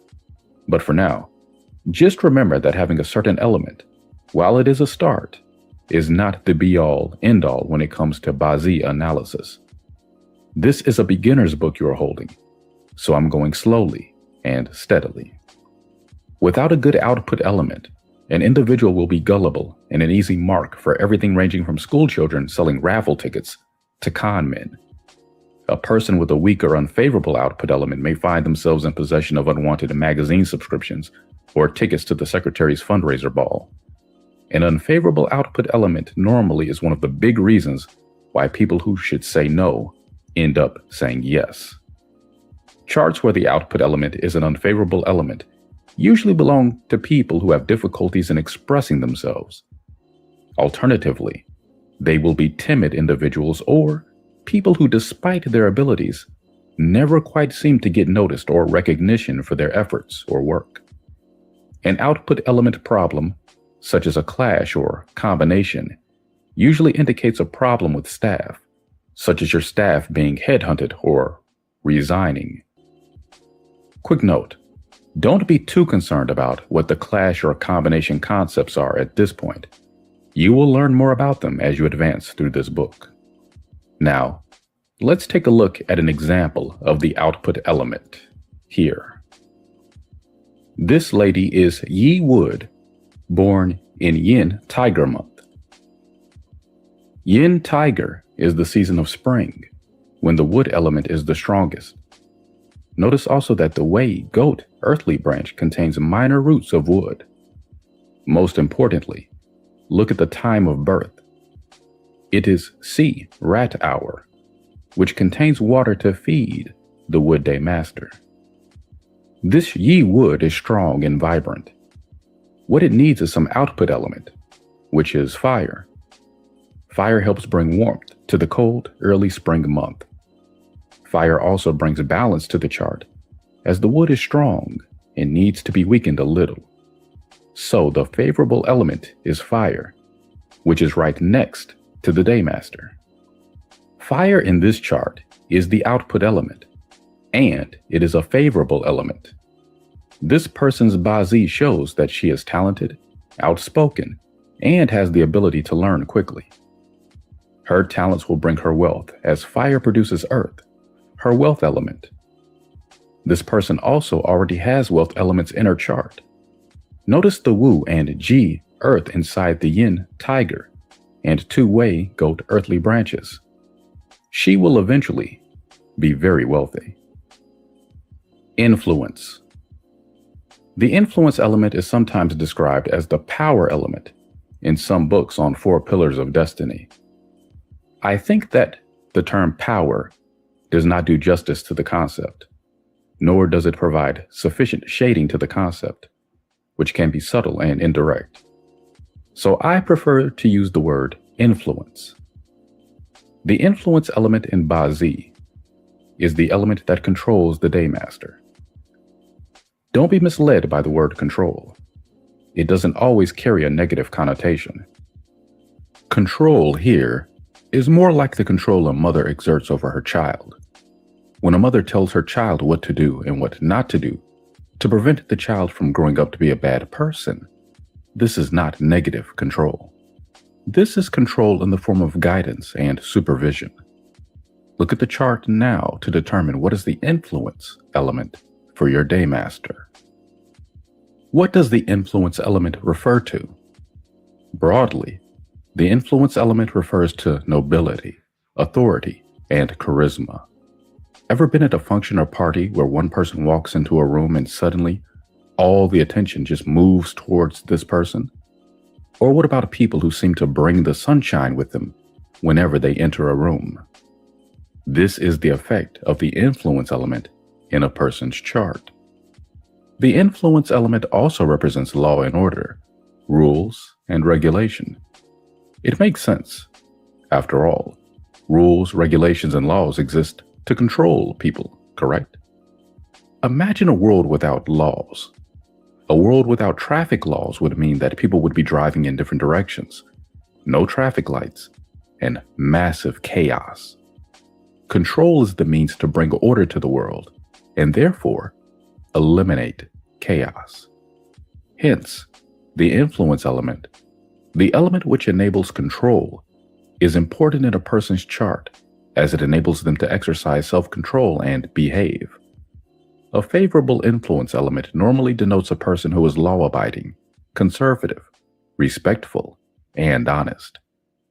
Now, like all things, we don't want too much control. Too much influence will cause the chart to become imbalanced, and the Daymaster will dislike being overly controlled. What happens when a parent over-controls their child? The child rebels. The same thing with the Bazi. If the influence element is too strong, you are looking at the Bazi of a rebel, a nonconformist, someone who defies authority or must always walk their own path in life. An unfavorable influence element usually results in a person who is radical, restless, and does not like to take orders and advice from others. Women should take special note of the influence element, as this is the element that represents the husband. The influence element is also called the husband star in a woman's Bazi. This Rern Water man is born in the month of Si, Rat. Si, Rat month is the winter season. In winter, the strongest element is water. So this person's Rern Water Daymaster is classified as strong. Perhaps a little too strong. Rern water is the water of the river or the lake. Think pictorially now. This Rern water is not the calm lake, where the waves lap gently on the banks. It's more like a torrential, gushing waterfall. What is needed to balance it? A little earth to help control and direct the water by damming it up. Earth is the influence element in this chart, and because it is needed by the Rern Water Daymaster, it is a favorable element. Having decoded this person's Bazi, we can determine that this individual is someone who respects the rules, is law-abiding, is principled, righteous, and disciplined, since the influence element also represents self-control. Now, remember the influence element also represents a person's status and position. A favorable influence element denotes that the person will achieve certain ranking or certain positions in life, and or will command respect from others. Finally, the influence element also represents elegance, nobility, and charisma. Remember what I said earlier about the influence element being the element that represents a woman's husband element. Let's take a look at an example now. This woman is Ji, Earth, born in Yin Tiger month. It is the season of spring, when wood is the strongest element. Wood is the influence element to a Ji Earth person. This means that this lady's influence element is born in the season in which it is strongest. Her influence element, wood, is very strong. You will notice that I have read the chart slightly different this time. You see, you can actually, using the month's earthly branch, determine the strength of each and every one of the elements, and not just that of the Daymaster. Now, this is quite an advanced concept in Bazi analysis, so if you don't quite understand how it works, don't worry. Remember, analyzing your Bazi and unveiling the destiny code is like peeling an onion. Go layer by layer. Now, what about the Daymaster? This Ji Earth Daymaster is not weak. It has roots in the Wei, goat, which contains earth, and also the Shu, dog, in the year pillar, which also contains earth. In Bazi, if you're too weak, you don't like to be controlled. You need to be a little bit strong. This Ji Earth is strong enough to be able to accept the control of the influence element. Since this Ji Earth actually likes the control of the influence element, and the influence element is of good quality, this denotes that this Ji Earth lady has good husband luck and will enjoy a good marriage. Resource. The resource element is the element that produces your Daymaster. Since resource is the element that feeds the Daymaster, it represents the person's thinking and knowledge, the person's learning ability, wisdom, thoughts, and knowledge. This element also represents a person's family background or the support from superiors. Resource also represents intuition or sixth sense. It represents help or assistance received. Individuals with good resource elements are individuals who are intelligent, who enjoy learning, and are focused on self-improvement.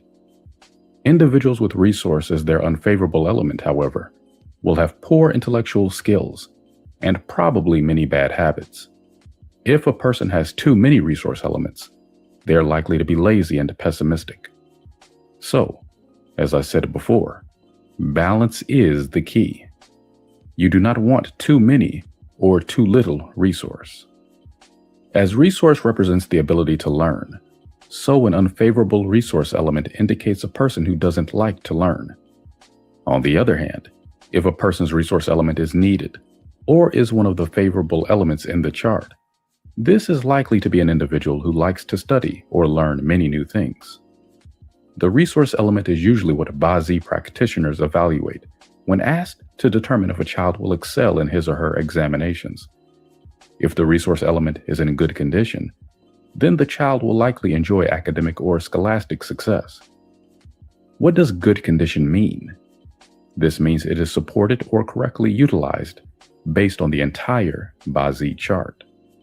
In a chart where the resource element is clashed away or is hurt by opposing heavenly stems and earthly branches, this denotes bad fortune in exams.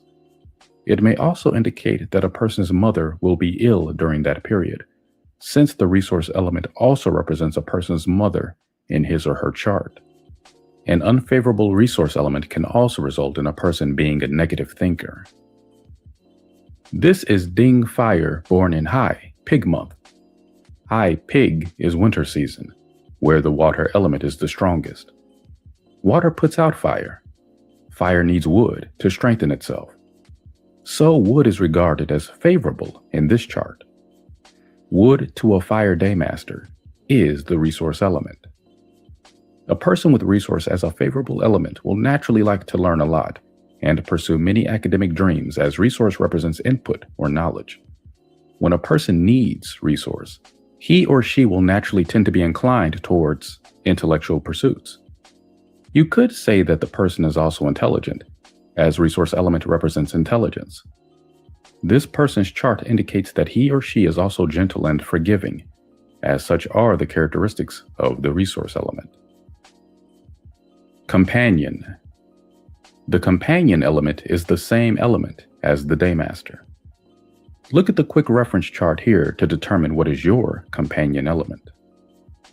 As the companion element is the same element as your daymaster, it represents a person's willpower, thoughts, sense of self-esteem, self-consciousness, and self-confidence. It also represents his or her personal outlook in life, how a person perceives or feels about him or herself. Companion elements also represent friends, siblings, and rivals or competitors. Companion elements help a person have a healthy measure of personal ambition and drive to succeed. A person whose chart has good companion elements will never be lonely in life. This person will always be surrounded by friends and supporters. By contrast, a person without any companion elements or too many companion elements is likely to be solitary or always feel lonely. Having no companion elements, or having too many, creates an imbalanced chart. Now you might be wondering, how can having many companion elements result in a person being lonely? Remember, we are never concerned with quantity. We are always talking about quality. And as the section on wealth has demonstrated, many does not always denote better. In a Bazzi chart, your companion elements also represent your siblings. If your companion element is unfavorable to you, you will not have good affinity with your siblings. Conversely, if your companion element is favorable, you will enjoy a good relationship with your siblings. A chart with negative or unfavorable companions elements belongs to a person with either an ego problem or low self-esteem. A quick clarification. The word or term companion here does not refer to spouse or lover. Remember, your spouse element is, if you are a man, your wealth element, and if you are a woman, your influence element. Don't let the word companion give you the wrong idea. Example. This person is a Yi Wood born in the month of Yin Tiger. Yin Tiger is the spring season when the wood element is prosperous. What does prosperous mean? It's a notch up from strong. It means the wood element is very strong. You will notice that there are many wood elements or companion elements in this Bazzi. Look at the month and hour pillars. There are Jiark woods in both those pillars. Notice that the Yi Wood Daymaster is also seated on top of a Mao rabbit, earthly branch. The Mao rabbit is yet another wood element.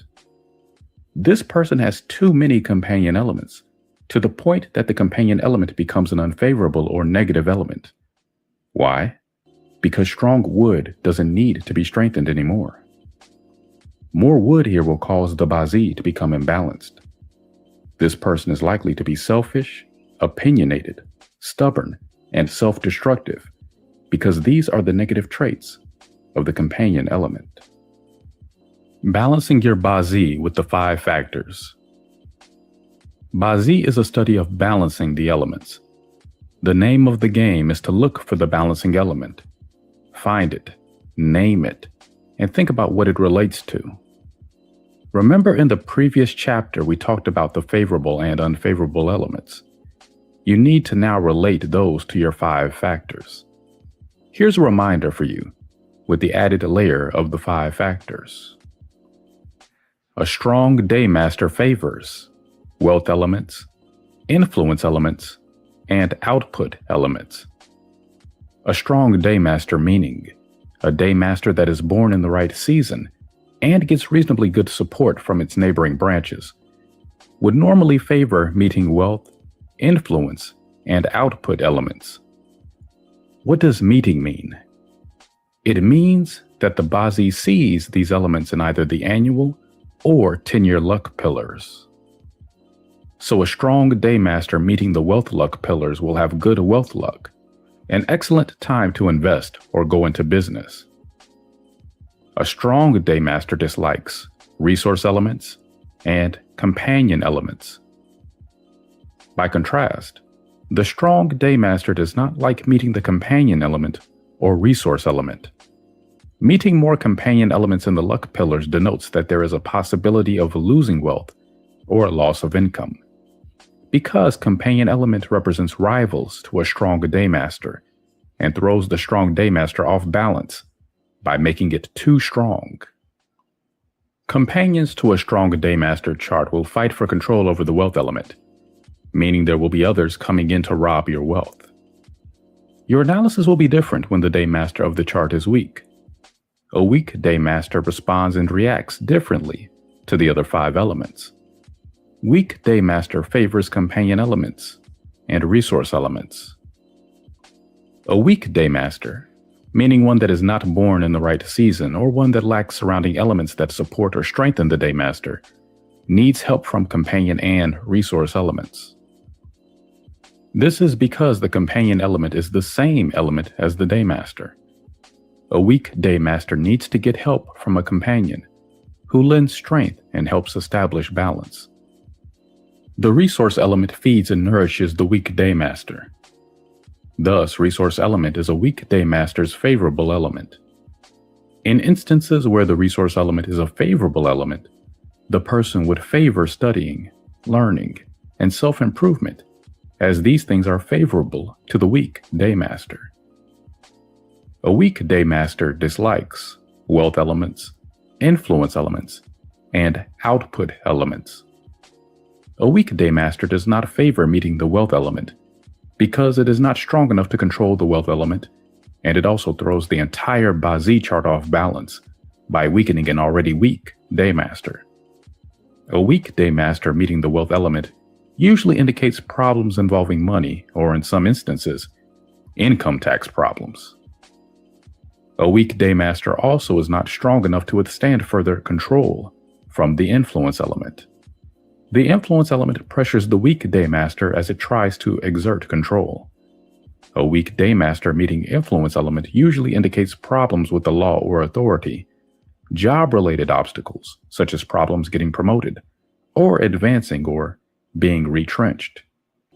The weak Daymaster also does not like to meet output elements in the luck pillars, because it is already weak. It does not have enough strength to produce even more. When a weak Daymaster meets an output element, it is forced to produce out, depleting its strength and again, causing an imbalance in the Bazi. Situations like these normally indicate staffing problems. A weak Daymaster meeting an output element may also result in arguments or disputes that arise out of accidentally saying the wrong thing or offending someone. Working out the favorable and unfavorable elements. It is very important that you must first determine the strength of the Daymaster. Then you will be able to determine what elements the chart favors and what it does not favor. From this, you can derive what type of luck is the person going through in which particular point in time, or what kind of obstacles the person is likely to face during certain luck pillars. Determining the strength of the Daymaster is a very complex form of analysis with many layers and subtleties. However, it is always the month branch that gives you the bulk of the information. In later books, I will discuss concepts such as about the roots and formation when it comes to the strength of the pillars. But at the beginner level, focus your attention on determining the strength of the Daymaster, determining your favorable and unfavorable elements, and corresponding these to your 5 factors. Chapter 8. Will I be rich? My email inbox is constantly inundated with emails from many individuals who are often desperate to know when they will be rich, and not just rich, but millionaires. Now, of course, money and wealth are not everything in this world, but it is an important consideration for many people today. One of the reasons why the "when will I be rich" question is difficult to answer in Bazi is because the meaning of rich or wealthy is difficult to define. How much money is enough? Or how much is a lot? Indeed, how much is too much? Donald Trump once remarked that when he owed hundreds of millions of dollars in debt to the banks at one point in his life, he considered the beggar who had $2 in his begging bowl more rich than him. It's all about context. Unfortunately, and I must disappoint some readers with this statement, your Bazi is not read like a bank statement. It does not tell you how much money you will have in exact figures or net worth. Instead, what a Bazi chart tells you is whether or not you have the capacity to amass great wealth, and whether or not this wealth will last or will simply be a flash in a pan. How do you judge your wealth capacity? Usually, a Bazi practitioner will first look at the Bazi and determine if the wealth element is present.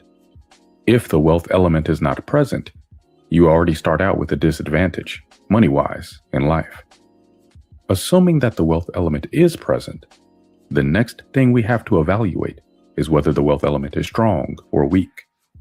Even if the wealth element is strong, we still want to check your luck cycle to determine if you are going through good luck, thus allowing you to capitalize on your wealth potential, or even better, going through wealth luck.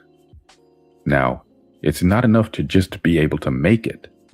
The famous rap artist MC Hammer managed to make over $30 million a year and lose it all in that same year. So, we must also look at whether a person will be able to hang on to this wealth, or will they make it and lose it just as quickly? Finally, we need to look at issues of personality and career. You have to enter the right career in order to maximize your wealth potential, but you also need the right personality and attitude to amass the wealth. You can have all the wealth potential in the world, but being a lazy bum isn't going to help you get rich. Let's take each of these issues one at a time. Evaluating the wealth element. The wealth element in your Bazi chart is the element that your Daymaster controls. For example, for a metal person, his wealth is wood.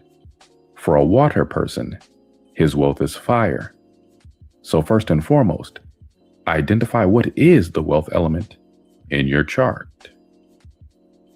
Now, after you have identified your wealth element, you need to determine if your Daymaster can actually exert control over your wealth element or not. What do I mean by this? You see, the Daymaster must be strong enough to exert control over the wealth element.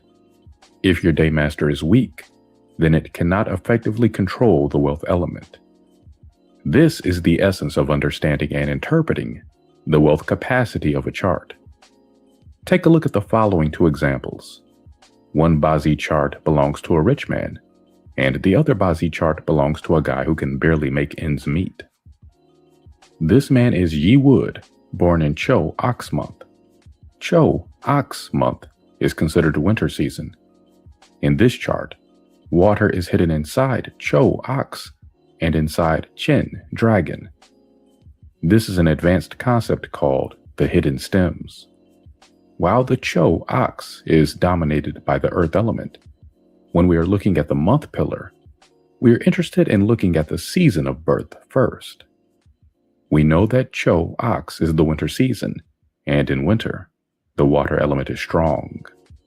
Now, as water produces wood, we can conclude that wood is strong. So this Yi Wood Daymaster is quite strong. Now you might be wondering, isn't Cho Ox the earth element? And since wood controls earth, this weakens wood's chi. So shouldn't this wood be weak? The answer is because Cho Ox is, in this chart, the month of birth. That is why you need to consider the season and not just the earth element. The Cho Ox belongs to the winter season, and that is why the water element is considered strong. The earth in this chart, which is the wealth element for Yi Wood, is not weak either. Can you see that there are a number of earth elements in the earthly branches? Look in the Cho, Ox, Chin, Dragon, and Shu, Dog. Do you see how the earth element penetrates to the heavenly stem? And what does this concept of penetrate to heavenly stem mean? It means that the same element appears on both the heavenly stem and earth branch. In Bazi, this means the element is strong because from the branch, it pierces all the way to heaven. The element is very dominant and strong. So we can conclude that the Daymaster and wealth element are strong. This means that this Yi Wood can control the earth element, its wealth star. So we can conclude that this person has the potential to become rich. What makes this Bazi chart stand out is the being fire in the hour pillar. Being fire, as explained in previous chapters, is the fire of the sun. Now let me introduce yet another advanced concept of Bazi called Tiao Hao, regulating the climate. The temperature of this chart is cold. I say that because this person was born in the Cho Ox month, which is the winter season. And in winter, it's cold. A Bazi chart should be warm and comfortable. Otherwise, the elements will not foster growth, and there will be no liveliness in the chart. So what this chart needs is a little bit of warmth to help the Yi Wood grow. That is exactly what the Being Fire in his hour pillar supplies. Being fire, in case you have forgotten, is the fire of the sun. Hence, this person is able to become wealthy because he is able to use both fire and earth well. Now, in our second example, this person could hardly make ends meet most of his life. Let's find out why. He is Gung Metal, born in the High Pig month. High Pig month is the winter season, when water element is the strongest. Take a look at the other characters in his Bazi chart. Do you also see the two Z rat characters? These are water branches. Observe the heavenly stems. Notice the two Kuei water heavenly stems on the top, one on the month and the other on the hour pillar. In this chart, we have water penetrating to the heavenly stems from the branch. So we know that water element is very strong in this chart.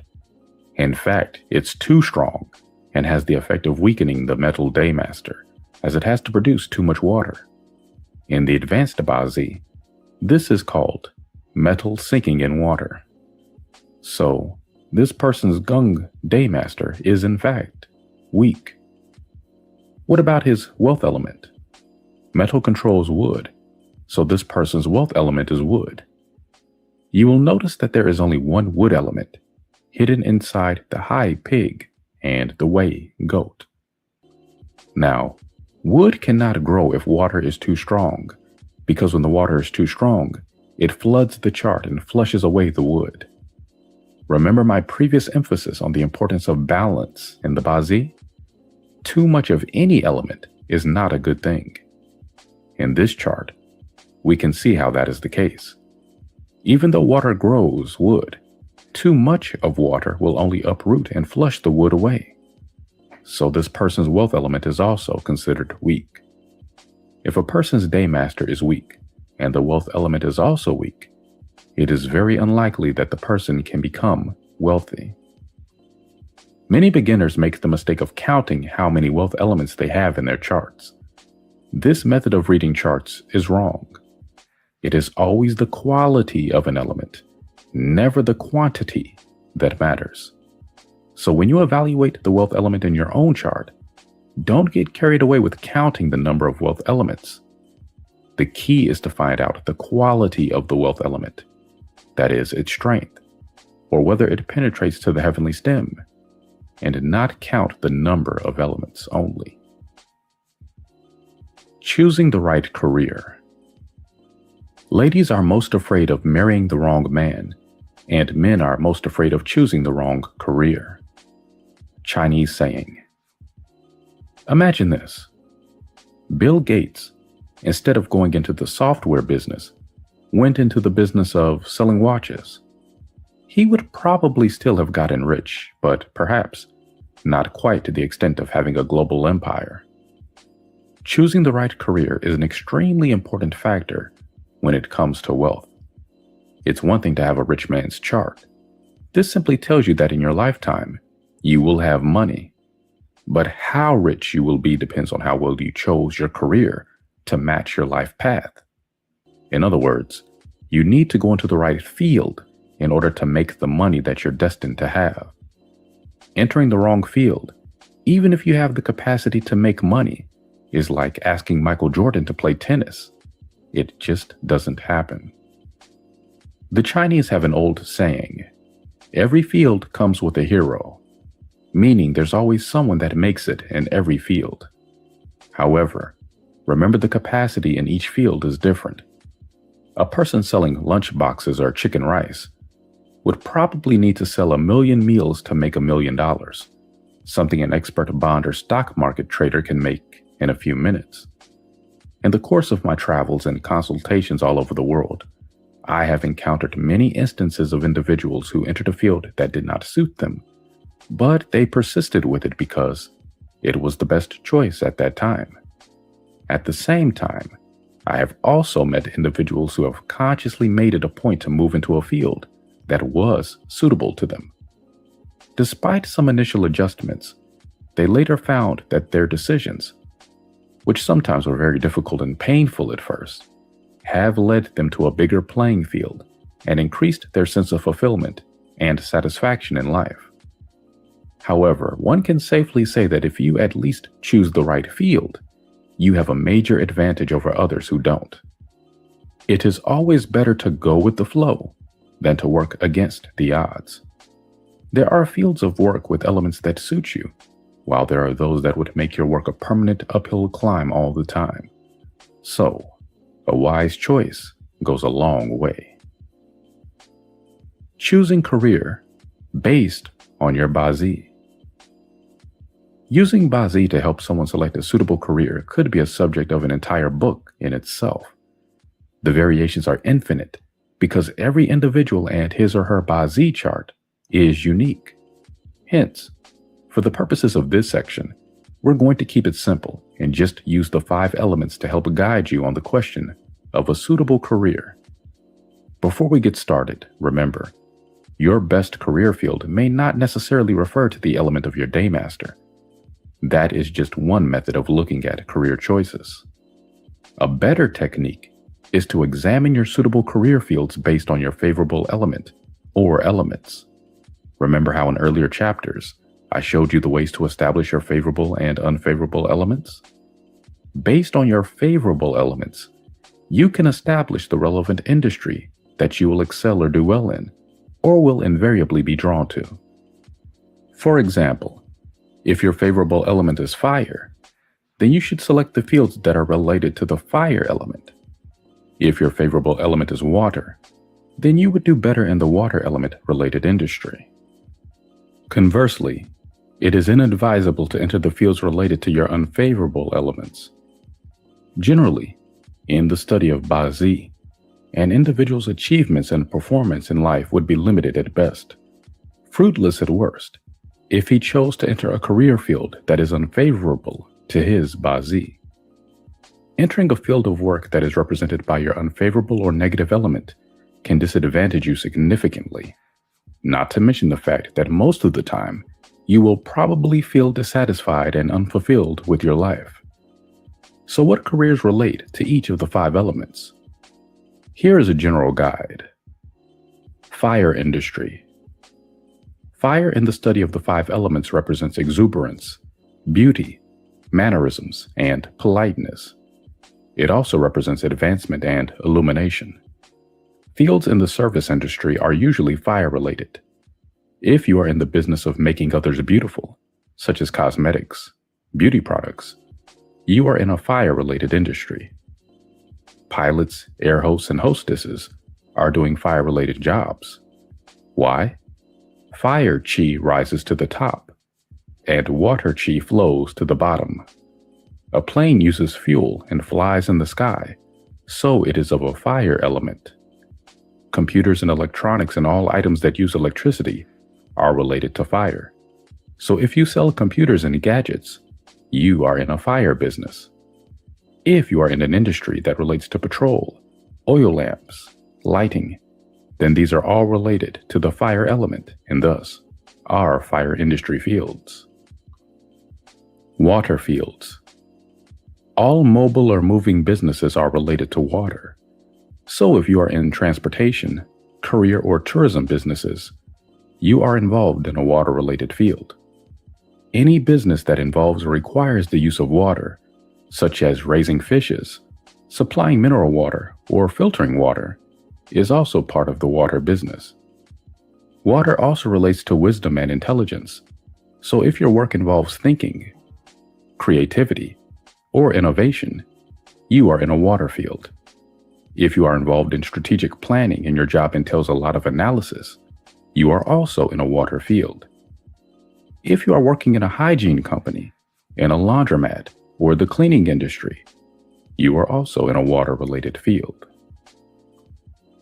Earth occupations. The most obvious example of an earth occupation is real estate. If you buy and sell houses or if you sell land, you are in the earth element business. If you are involved in the building materials, minerals, stonecraft industry, then you are also involved in an earth-related industry. If you sell tiles and marble or engage in a business which is involved in these items, you are also involved in an earth element industry. Antique dealers and art dealers are regarded as involved in earth-related industries, since these involve objects that last throughout time. Earth also relates to trustworthiness in the study of the 5 elements. If your work relates to selling trust and a sense of security, such as healing and insurance, then you are in an earth element related business. Metal jobs. Metal represents justice and righteousness in the study of the 5 elements. Thus, people in the armed forces, in the police force, and in the legal profession usually belong to the metal element industry. Many people think that if they work with metal objects like televisions or computers, they are in a metal element line, but this is not correct. Television, computers, and other electronic items that require electricity and energy to function belong to the fire element. Metal fields include goldsmiths, coin collection, pewter industry, grills and aluminum, and selling automobiles. Metal also represents finance. If you have a lot of metal in your chart, you will be attracted to the finance, banking, or stock trading industry. If metal is favorable for you, then it means that you will do well in these fields. If metal is unfavorable for you, you will dread to be in the industry, but you probably have no choice but to continue in this line. Woodwork. In the study of the 5 elements, wood relates to growth and progress. So jobs that involve teaching or helping others to succeed are jobs that involve the use of wood. Obvious examples of the wood industry are timber, plantation, furniture, or goods made from wood. Businesses that are seasonal in nature, such as fashion design or the clothing business, are also related to wood. If your work involves creating, inventing, or designing, you are also in the wood business. Defining your industry. Gone are the days when people were farmers or soldiers or fishermen or traders. Job descriptions have evolved, as have the types of jobs around. The marketing manager is a relatively recent incarnation, much like the chief information officer or CIO. Most jobs nowadays involve more than one of the 5 elements, what BASI practitioners call mixed elements industries. The trick is to identify the main element of the industry. Take, for example, the hair salon business. What element is that? Hair, in the study of the 5 elements, relates to wood, so it is a wood industry. But the hair salon offers haircuts, which involves the use of scissors, which are metal. So the hair salon business involves wood and metal. But what if you work as a marketing executive for a company that deals in hairstyling products, such as Vidal Sassoon? You don't cut hair. You don't even touch hair. Are you still in the wood metal industry? In advanced BASI, a practitioner looks not just at the suitable field for a person to enter, but what role they should play in it. This is done using a concept in BASI known as the 10 gods. So, using our earlier example of the marketing executive for hairstyling products, this person is in a wood field using his or her hurting officer star. Luck periods for wealth. So you have wealth elements in your chart and you're in the right career to ensure you can maximize that wealth potential. Why then is the pot of gold at the end of the rainbow still not visible? They say opportunity only knocks once, and perhaps in BASI, this might be true. People imagine that they need 20, maybe 30 years of good luck in order to amass wealth. Not true. Sometimes, all you need is one good 10-year block. And if you work hard and go all out during those 10 years, you may just be able to fulfill that wish of retiring to the Bahamas. Having the potential and capacity for wealth in your BASI is one thing. You still need to time your actions correctly. You have to know when is your prime time and when is your downtime, and act appropriately. Knowing when to take action is as important as knowing what to do. The idea in BASI is to go with the flow and not against the tides. Of course, there are those that say that we should live our life with a little sense of adventure. True, life wouldn't be fun if everything was predictable or predicted. But knowing when is the best time to take advantage of opportunities doesn't take the fun out of life. It's just the wise thing to do. That is why there are so many forecasts out there each year. There are financial specialists who forecast the performance of share markets every year. Then there's the weatherman who tells us when to bring our raincoats.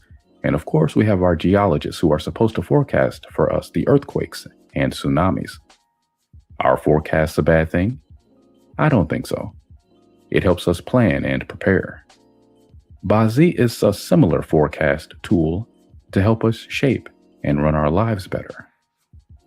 By knowing what to expect and then being able to make the best of the situation, you take advantage of your BASI's potential and minimize any negative effects. This chart belongs to a gentleman with a Ding Fire Daymaster. From the chart, we can tell that he is a weak Ding Fire because he is Ding Fire born in the Yu Rooster month. Yu Rooster month is autumn season, when fire is weak. In case you have forgotten why fire in the autumn season is weak, go back for the quick recap. Also, there are too many metal elements in this chart. There are Gung and Sin metals flanking the Daymasters left and right.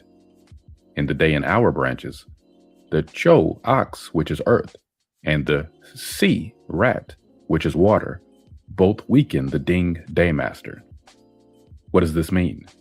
It means that while this person's Daymaster, which is fire, is weak, the strength of his wealth element, which is metal, is very strong. So this gentleman is not super rich, but clearly he has the potential to be wealthy. All he needs is, yes, the right type of luck. So let's take a look at his luck pillars. What does Ding Fire need to make itself stronger so that it can control the already strong metal wealth element? Wood, of course. Between the ages of 58 to 77, This gentleman will go through 20 years of wood luck. Thus, he can expect to experience much wealth later in life. He can also seek to maximize his wealth potential during the ages of 38 to 47, when he goes through strong fire luck. During these years, he will enjoy wealth through partnerships, which will be successful. Why partnerships? The fire element to a ding fire person is the companion element. Since fire is a favorable element to this chart, he can use fire, meaning he can have partners in business and create wealth through partnerships. This gentleman will most likely amass his wealth through joint ventures or working together in partnership with others during those 20 years. But his real wealth luck comes in during wood luck years, because wood directly strengthens his ding fire, and the wealth that he can acquire during these years will not have to be shared, so to speak, with anyone. Easy come, easy go. One or two silly mistakes can in some instances literally cost a fortune. I've had clients who have lost their entire fortunes due to mishaps. If making money is about making sure that you seize the opportunities when your luck is good, then keeping your money is recognizing the times when you may experience a loss of wealth and staying away from anything too risky during those periods. The key to guarding against mishaps related to wealth is to look for elements that will cause imbalance to the Bazi chart. In particular, imbalance which relates to your ability to control your wealth element, or something which results in the removal of your wealth element. I will introduce one of the easiest and certain methods of recognizing this scenario. It is one of the earthly branch relationships called the 6 clashes, or Liu Chong. 6 clashes is a Bazi term for a type of relationship between the elements. There are 6 different types of clashing relationships, hence the term 6 clashes. A clash between the earthly branches denotes an opposing force between one earth branch with another. It usually results in the removal of an element. Here is a table of the 6 clashes. It is useful to commit this table into memory, because this principle can be used for other types of Bazi analysis besides wealth analysis. Now let's see what the effect of a clash is when it comes to matters of money. This Daymaster is Wu Earth. Wu Earth's wealth element is water. In this particular Bazi, the wealth element of water can be found inside the Sea Rat branch in the year pillar.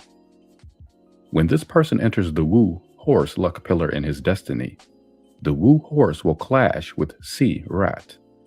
This clash will clash away his wealth element. This indicates loss of wealth since the wealth element is being clashed away, which means that when this person enters the Wu Horse luck pillar, he or she will encounter problems with money. Should you advise him to make major investments in this period of his life? Or should you advise him to lay low and keep a low profile? Perhaps save up for the rainy day? Remember, Bazi is all about taking the right action during the good or bad luck cycles with a view to improve your life. If one of your earthly branches is your wealth element, and it is involved in a clash in any particular year or luck pillar, then it is likely that year will be a loss of wealth year. Simple, isn't it? Let's look at another example. Rern Daymaster's wealth element is fire. The wealth element of this Rern Daymaster is located inside the Z Snake earthly branch in the year pillar. Now refer to the table of 6 clashes. You will notice that the High Pig clashes with the Z Snake. This means that during the High Pig year, this person will experience a loss of wealth. Let's look at a more complete example. This man lost a lot of money just before he reached the age of 36. Let's find out why. He is a Ding Fire born in Wu Horse month. Now Wu Horse is the height of the summer season, when fire is the strongest element. Clearly, his Ding Fire Daymaster is strong. Take a look at what is around him. There are 2 more fire elements on the month and year stems, a Bing and a Ding. This man's chart has many companion elements. Now remember, when a Daymaster is weak, then companion elements help to strengthen it. But when a Daymaster is strong, it doesn't need more companions. These companions will end up competing with the Daymaster to control the wealth element. Why? Because his Daymaster is strong, so he does not need more companion elements to make him stronger. His companion elements are therefore negative elements. When did he lose a substantial sum of money? During the ages of 26 to 35, when he was going through the luck pillar of Quay Maug, the water rabbit. What happened? Mao, rabbit, and Yu, rooster, are one of the 6 clashes in Bazi study. Remember the 6 clashes I mentioned earlier? Now, the Yu, rooster, is metal, which is the wealth element of Ding, fire. The Mao, rabbit branch of the luck pillar clashes away the Yu, rooster in the year pillar, thereby removing the wealth element from his chart. Rabbit clashes with rooster.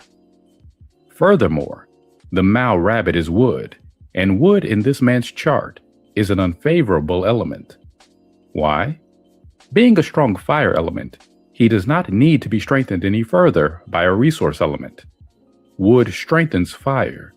Thus, wood is an unfavorable element to him. Wood comes in and throws off the balance in the chart by making the already strong fire too strong, and at the same time, removing the wealth element in this chart. Hence, the loss of wealth. Are there exceptions to rule? Yes, of course there are. However, in general, whenever a clash involves a wealth branch, there is a 65 to 75% chance it will be related to loss of money.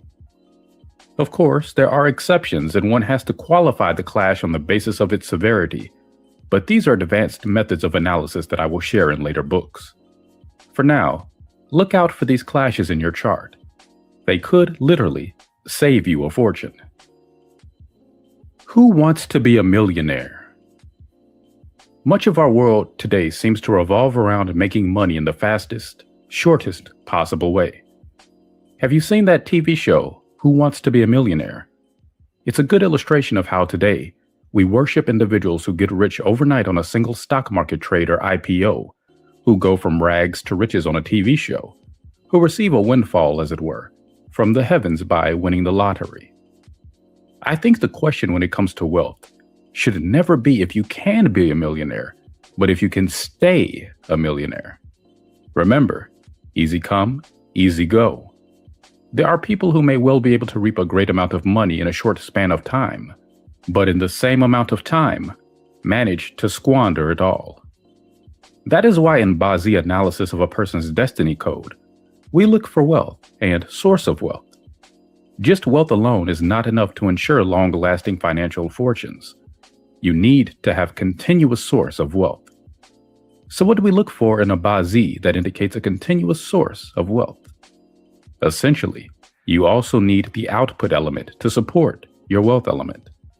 Remember the 5 elements? Well, you will notice that your output element is what creates your wealth element. If you have output, then your wealth element has support and can continue to grow. This gentleman is Jark Wood, born in Cho Ox month. Cho Ox is the winter season. In winter, the water element is strong. Water produces wood. Now notice that inside the Cho Ox and Chen Dragon, what we call the hidden stems in Bazi, are roots of water. Notice that this chart also has Bing fire, which helps bring warmth to the chart. Fire is the output of wood. Fire produces earth, which is the wealth of wood. Accordingly, we can see in this chart that the output element is continuously producing the wealth element.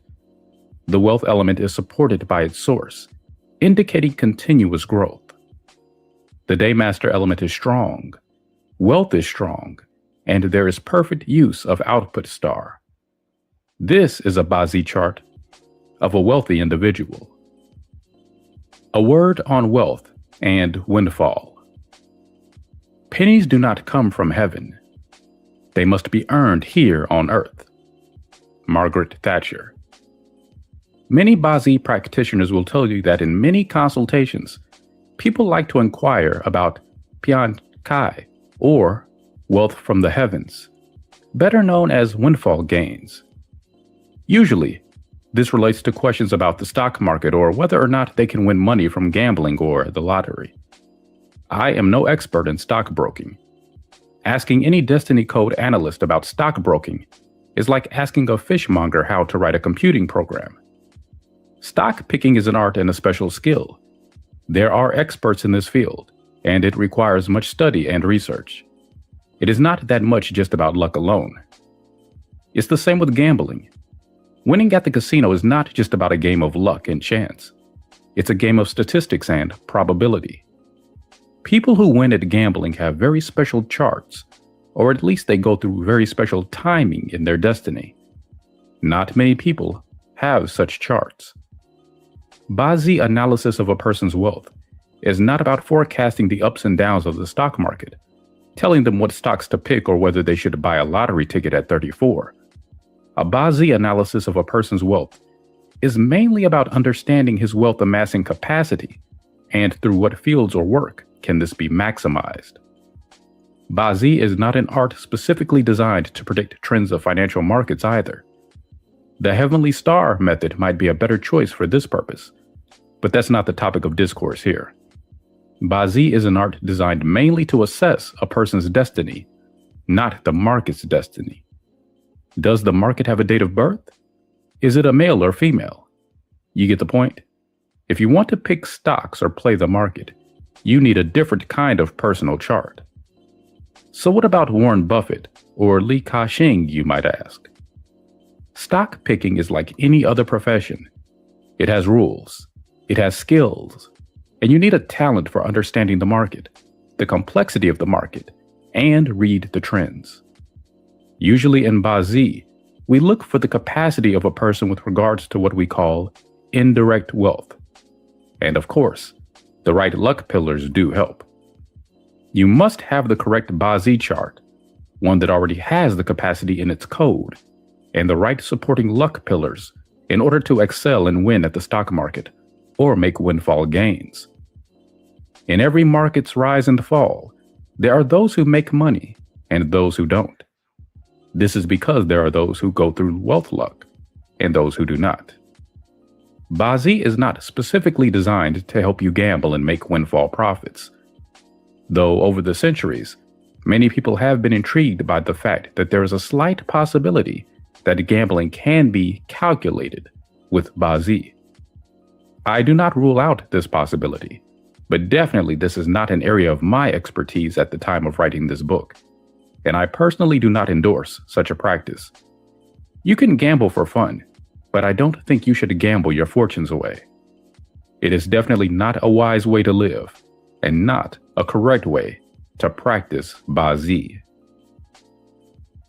Chapter 9: Prince Charming and Miss Right. All about romance. I think one of the main motivations in life for many people is to find that special someone to share their happiness and success with. Yet in this world, unfortunately, there are many who seem to succeed in everything but relationships. It is common for Bazzi consultations to sometimes be just about one thing: relationships.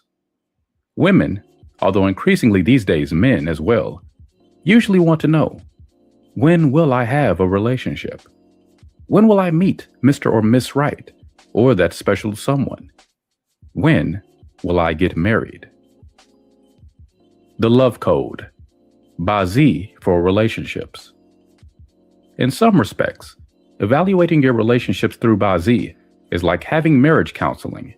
You're trying to find the source of a problem and understand what is wrong with your relationship. The advantage of Bazzi is that you can use it to not only find out why your relationship or marriage is having difficulties, but also in the process, understand yourself and your personality better, and thus, perhaps make changes to your attitude or your character that can make your relationships or marriage better. Those of us who are more romantically inclined tend to think of relationships as an everlasting, till death do us part scenario. But like all things, in Bazzi and in the living world, nothing is permanent. That is not to say that you can never be happy with just one person, but that relationships, like all things in life, have their ups and downs. Passion, commitment, love, are not constant in this life or in a Bazi chart. It is for this very reason that a Bazi is so useful when it comes to relationship matters. View Bazi analysis as an education, offering solutions to the issues we encounter when dealing with the opposite sex.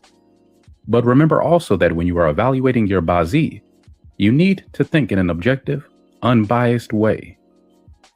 Admittedly, this is difficult, so perhaps when it comes to evaluating relationships or marriage, get a friend to look at your chart rather than try to analyze it entirely by yourself. Often, an opinion from someone who is not deeply involved in your life can provide a different perspective regarding your specific concerns. An unbiased or independent view can sometimes be harsh, but would eventually be the real help or advice you need. When you are trapped in a love or emotional problem, it is often difficult to get out of the maze. The Chinese say, "To force, there is no happiness." Perhaps the most important thing in relationships is don't force the situation. Remember that while love and relationships are important, so is leading a happy, healthy, and vibrant life. This is a very simplified way of looking at relationships and marriage through Bazi. There are other more complicated relationships such as clashes, punishments, harms, and destructions. But as this is a beginner's text, let's keep things simple. Having said that, don't underestimate what you can discern with simple techniques of Bazi. Often, matters aren't as complicated as they appear. It is the people who complicate them. Remember, the journey of 1,000 miles begins with the first step. Peach Blossom Appeal. One of the simplest ways to determine how you will fare in the game of relationships is to find out how attractive you are. The best part is you don't need a mirror for this. Ever wondered how some seemingly ugly, by objective standards, people are always the center of attention? Or some people who are not bad looking have difficulty attracting the opposite sex? Or how some politicians or artists seem to maintain their popularity despite being flawed characters? The answer is in the peach blossom. Peach blossom is a type of flower in China that is culturally associated with romance. When someone says you're going through peach blossom luck, they're in effect saying that you are having good romance luck. Peach blossom stars is the name for a certain group of earthly branches that may appear in a set of Bazi. You could call them attraction magnets. They give a person charisma, a certain mystery X factor that draws people to them, or gives them a magic touch when it comes to managing or influencing people. The reference point for the peach blossom star is the Daymaster's earthly branch, as you can see in the following diagram. Each person has an individual peach blossom star that is assigned to his or her Daymaster's earthly branch. This peach blossom can manifest in 3 ways. It appears within the 8 characters of your Bazi, or it appears in your luck pillar, or in an annual year pillar. For example, if your Daymaster's earthly branch is the Yin tiger, Wu horse, or Shu dog, then your peach blossom star is Mao rabbit. If your Daymaster's earthly branch is the Zi snake, Yu rooster, or Chou ox, then your peach blossom star is Wu horse. If your Daymaster's earthly branch is Shen monkey, Si rat, or Chen dragon, then your peach blossom star is the Yu rooster. If your Daymaster earthly branch is the Hai pig, Mao rabbit, or Wei goat, then your peach blossom is the Si rat. This example shows a lady born on the Jiark Yang wood, Shin monkey day. Her reference would be Shin monkey. So her peach blossom star is the Yu rooster. Check your Bazi chart now and find out which animal sign is your peach blossom star. Evaluating your peach blossom. If you have peach blossom stars, and some people have more than one, as one of the 8 characters in your Bazi chart, then you are someone who has a magic touch with relationships. This can mean that you are very attractive to the opposite sex, or both sexes, or you have a charisma that makes people want to gravitate towards you. but not necessarily in a boyfriend or girlfriend way. Politicians, movie stars, singers, or speakers usually have peach blossom stars. This is what gives them their public appeal, magnetism, and charisma. If you go through a luck pillar of your personal peach blossom star, in that 10 years, your attractiveness towards the opposite sex will increase. In the year 2005, year of Yi Yu, wood rooster, this lady born in the day of Jiark Shin, wood monkey, will meet with her personal peach blossom star. If she is still single in 2005, you can say that she will likely meet someone in the year of 2005. Using the peach blossom star method to check your attractiveness is the first and easiest way to analyze potential relationships. Of course, it is not the only way. A word of caution: having peach blossom star in your bazi does not mean you are supermodel material. Sometimes, peach blossom stars represent a potential attractiveness. This potential will only be realized in certain periods of time based on your cycle of luck. Sometimes this comes early in life, and sometimes it doesn't come until a very old age. This is the luck factor in bazi. Are you the marrying kind? Asian society places a great deal of importance on conformity and doing what everybody else is doing. It has become commonplace for us to define normality through our stereotypes of how people should behave, what they should do with their lives, and as far as relationships go, getting married, having 2 or 3 children, a dog, and a house. The unfortunate truth is that the determination to fit into the stereotype of normal has not had the effect of creating a more normal society.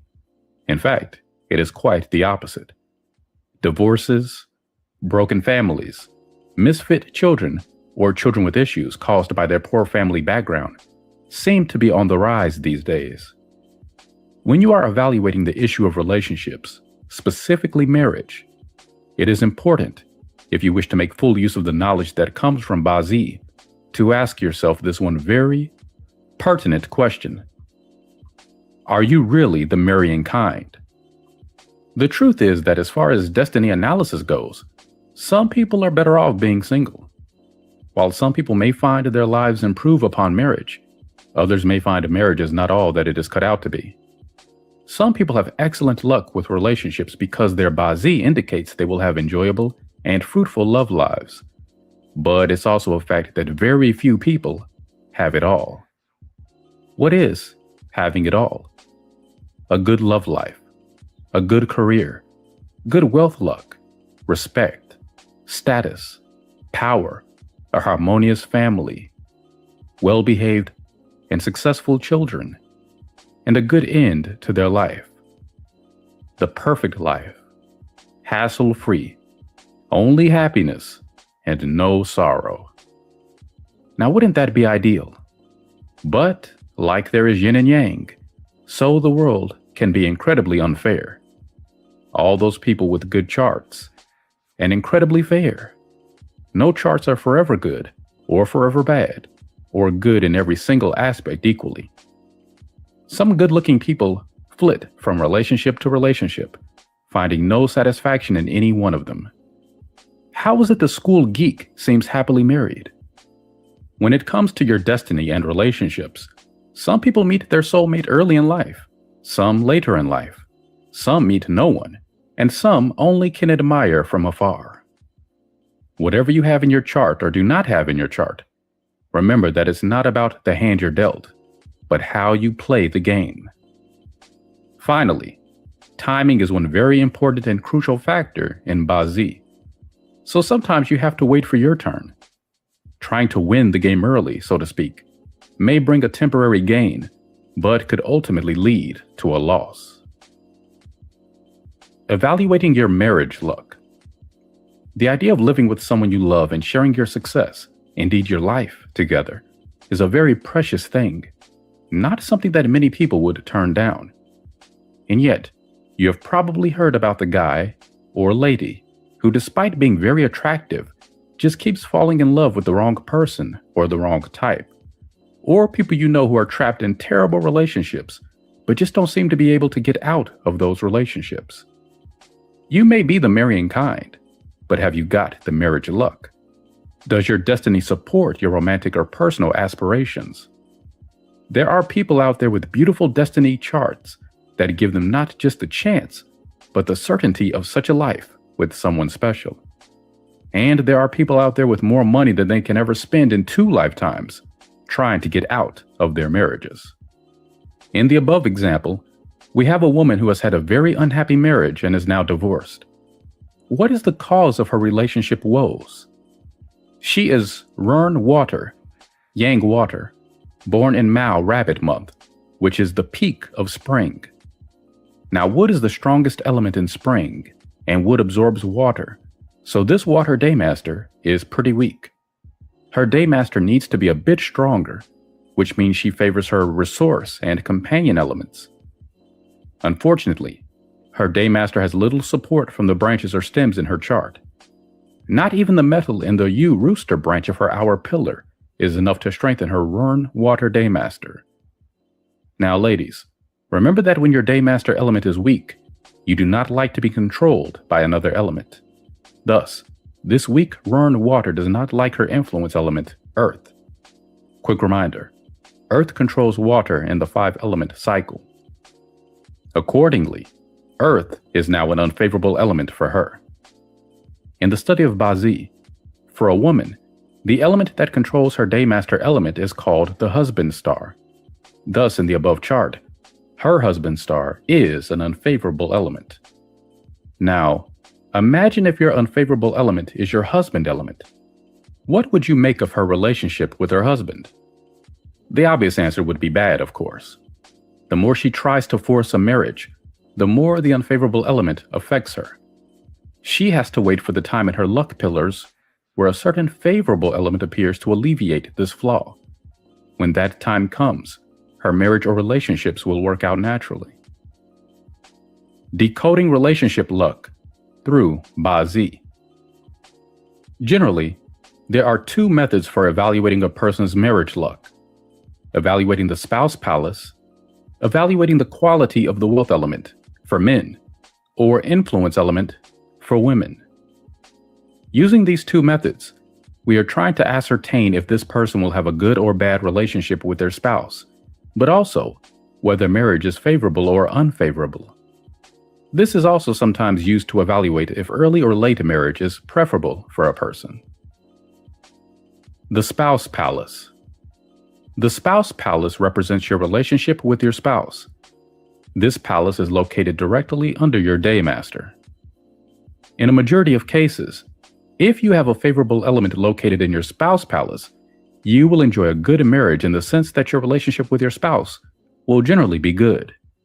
You and your partner will enjoy your marriage to each other, have a loving relationship, and will be committed to each other.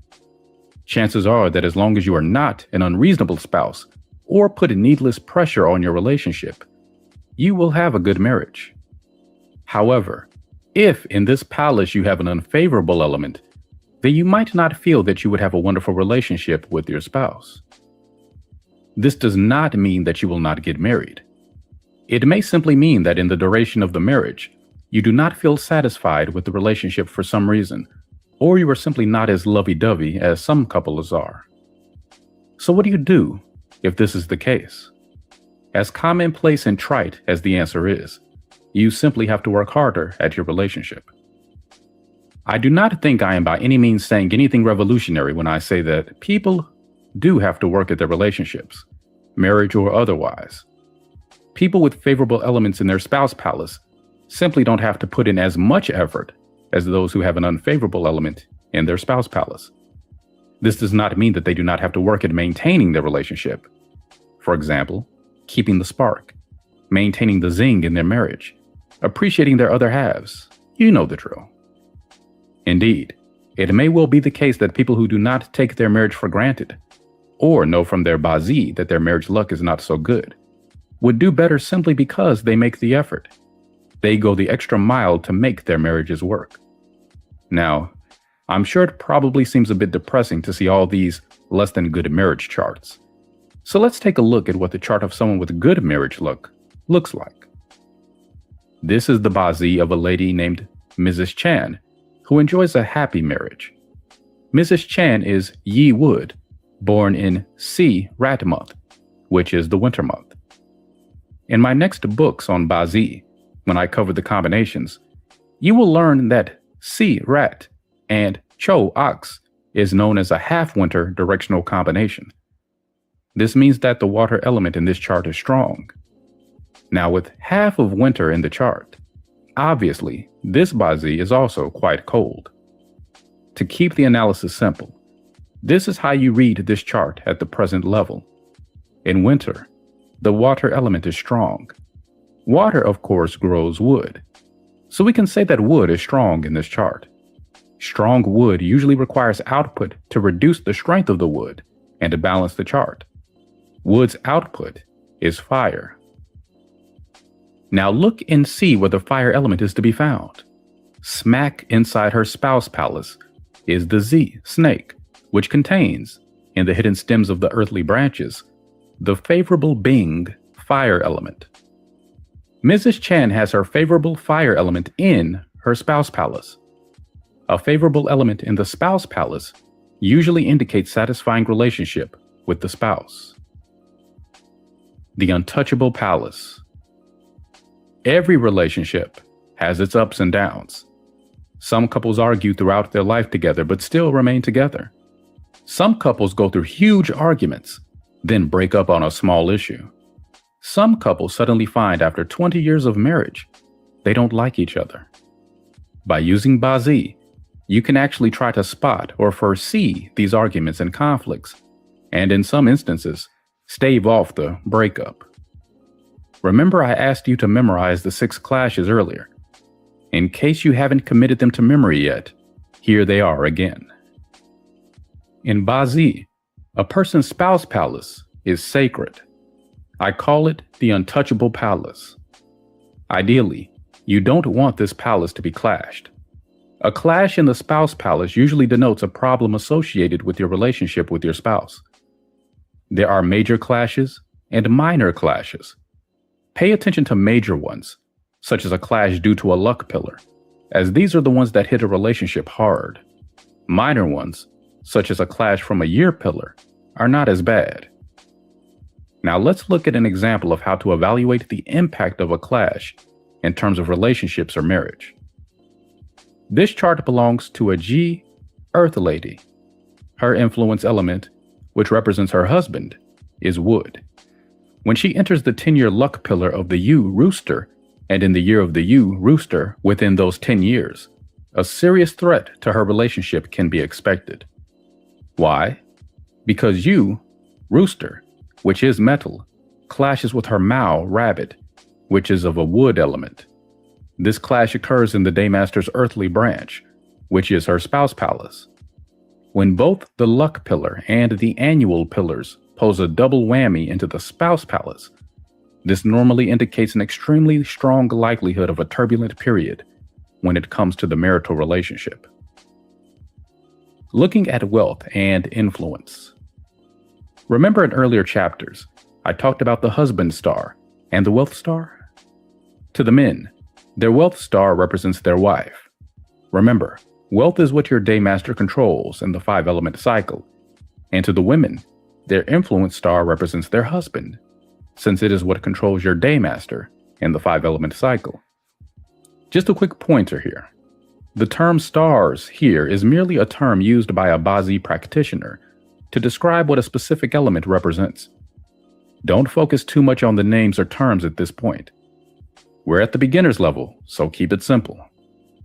Now, so far we have learned that if these are favorable elements to the person with regard to their Daymaster, chances are the quality of marriage for the person would be quite good.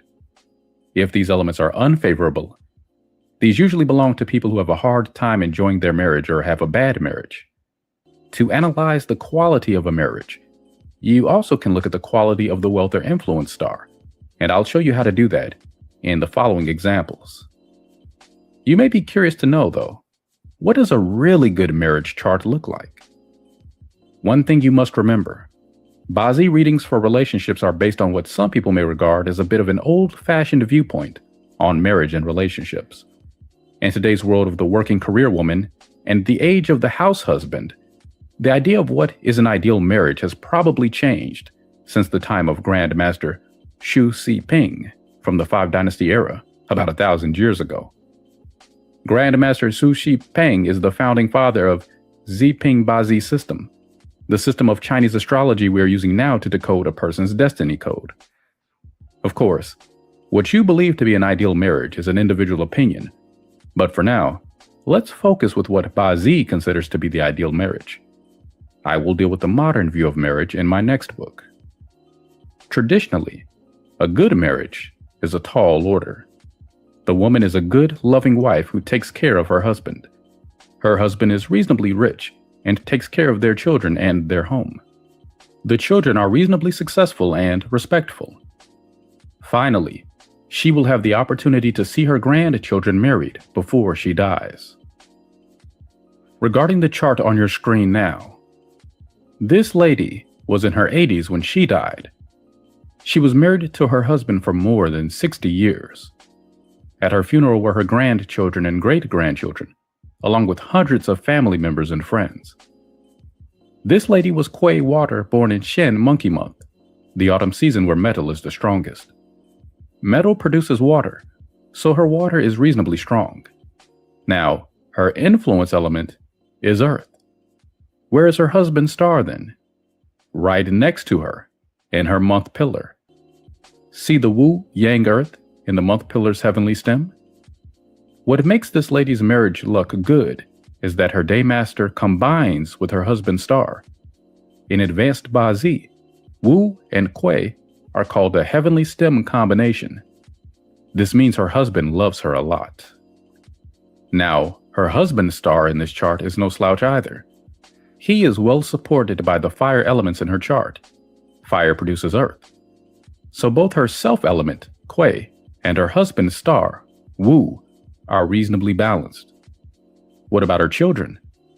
The children of Kuei are the wood element. Water produces wood, remember? In this woman's chart, wood is located right below her. Picture this, a gentle rain sprinkling down on the plants. In Bazi, this is a beautiful picture. Now, emotional state is very important for a good marriage. This woman has no clashes, harms, punishments, or destruction in her chart, indicating a stable personality and a balanced emotional state. What does a chart that indicates a bad marriage look like? Take a look here. This woman was born in 1966. She has been married twice. Presently, she is single, but is in a relationship. She is Gung Metal, born in the month of Wu Horse, which is at the height of summer. Now look at her Bazi. You will notice that she has 2 Wu Horse, so she has 2 Ding Fire. Look at the hidden stems underneath these earthly branches to find the 2 Ding Fire. Both these Ding Fires are strong, as there is also a Bing Fire heavenly stem appearing in the year pillar. This indicates the fire element is excessively strong. Now, using what I like to call the secret art of common sense, we will know that fire that is too strong will automatically hurt the Gung Metal Daymaster. So, her favorable elements are metal, to strengthen the Daymaster, and water, to cool the fire. The sea rat contains Kuei, yin water, which will be helpful in cooling her chart down. It is located in her spouse palace. Unfortunately, the sea rat clashes with the Wu horse in the month pillar. Ding Fire is the influence element of this Gung Metal Daymaster woman and thus represents her husband's star. What causes her to have a bad marriage or bad husband luck in her life? In decoding a person's destiny, like any other science, more than one indication of a problem usually suggests that there is going to be a problem. In her case, firstly, her spouse palace has a clash. Secondly, this clash involves her husband element, fire, and her spouse palace, which is the sea, rat, earthly branch. Thirdly, fire element, which is the element that represents her husband, is her unfavorable element. Finally, You will also notice that all her 4 branches are peach blossom stars. Now remember that in Bazi, we are always striving for balance. A bit of peach blossom is good to enhance one's attractiveness, but too many peach blossom stars is not good for relationships, and especially for women, when it comes to ensuring a stable marriage. As your knowledge of Bazi increases, come back and study her chart again. You will see that this woman's relationship issues are also caused by self-punishment and destruction in the branches of her Bazi, denoting emotional instability, the main cause of her relationship woes. Giving the right love prescription. Of course, when people come for a Bazi consultation that relates to their relationship, they aren't just looking for the good news, or bad news, as it were. They want some advice. In the course of my practice of Bazi, and I have done readings both locally and overseas, the cultural context is very important. In countries and societies where divorce is commonplace, acceptable or not too difficult to undertake, you tend to get more people asking when is the right time to get a divorce, rather than whether their marriage will be good. In Asian societies, divorce is usually the last resort in terms of advice given by a Bazi practitioner. It is usually only suggested when the relationship is abusive or tormenting. This is because in Asian society, it is generally expected that couples will stay together for the sake of their children or the family, although I should add, this is changing. How do you use Bazi then to plan the decisions that relate to your relationships in the marriage? All things considered, personal happiness is at stake here for most people. Here are a few scenarios where Bazi can help you make a decision on how to handle your relationships. Waiting for the right person. Your Bazi chart may indicate that you have more than one relationship possibility, but the real relationship, the right person as it were, only comes later in life. What then do you do?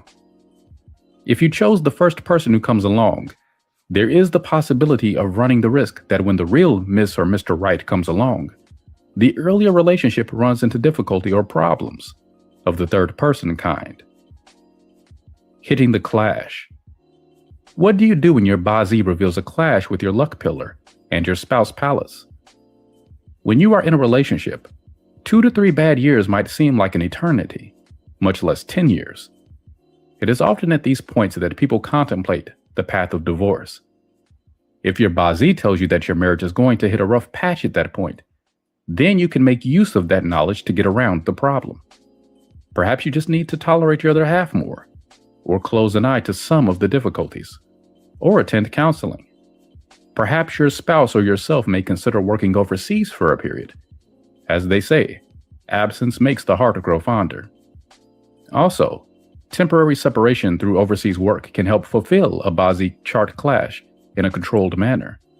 Some families I know have weathered through the tough years of their relationship period, almost threatening to divorce, but didn't choose that route. Whatever it is, there is a solution at hand if you chose to take action. And since you know what is the cause of your difficulties, it would seem silly not to do something, right? It's all about the right time. If you have failed dismally in relationships or always end up picking the wrong person, it is likely that you have a certain negative element in your Bazi, especially in your spouse palace. In a majority of the cases, it's all the timing. If you're fortunate, this time of your life comes early in life. For the rest of us, this time comes a little later. For some people, a late marriage is better than an early marriage, as this will ensure their relationship with their spouse will be positive rather than unfavorable. If you know that your early years, until say 35, are likely to be unfavorable to marriage, it might seem wise not to walk up to the altar at an early age. It is wise to wait until it comes.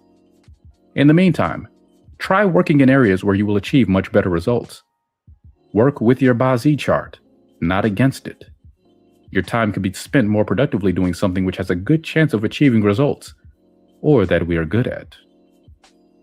Commitment when a person is ready.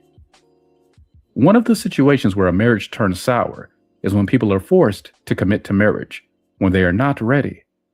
Sometimes This is psychological. Most of the time, it's in their Bazi. They are just not ready to take on the relationship. 1,000 mountains can be moved, but to change a person's character, it is not possible. A Chinese saying. It is often easier to move mountains than to change a person's character. The only way is to wait until that person comes to a point in life where commitment is a priority. Some people have this luck earlier in life, while some much later.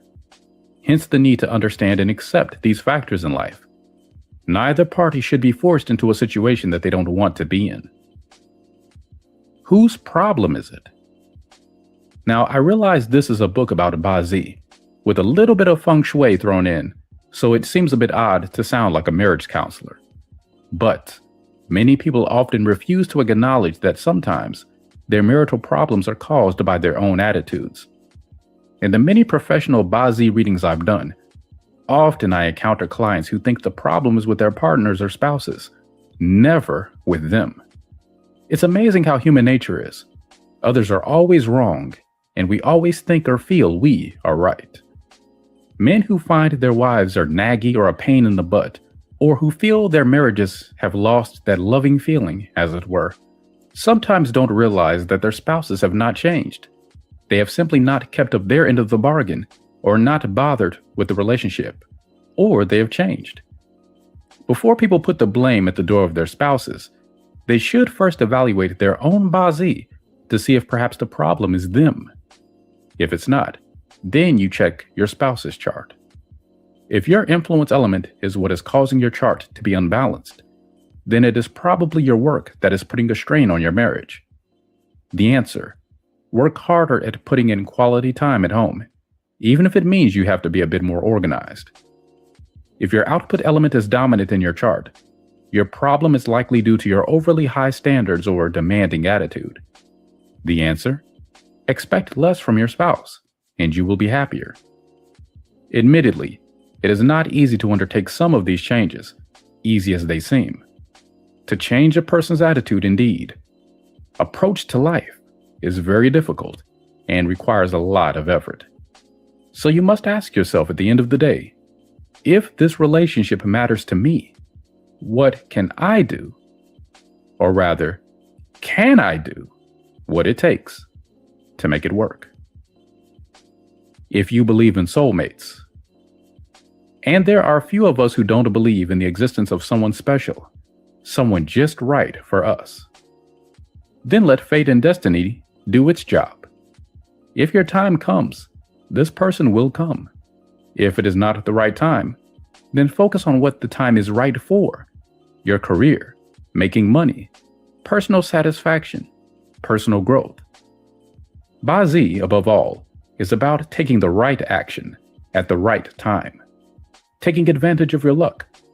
For some of us, missing that moment is missing the boat forever. Your next chance comes, well, in your next lifetime. For others, it may be a case of taking the boat that is going down the wrong stream or headed in the wrong direction. If you know it's not going the way you want, why jump on board? Chapter 10: The Power of Bazi. A lot has happened since we've started from Chapter 1.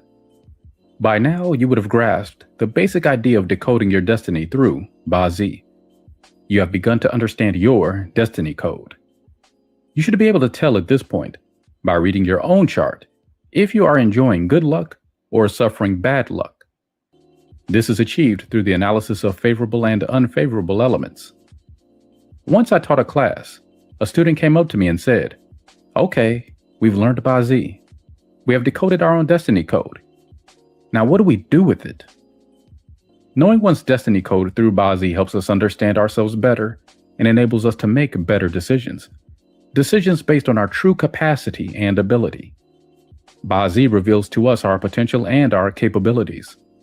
Make a good use of the knowledge you have gained from your understanding of your destiny code to make informed decisions.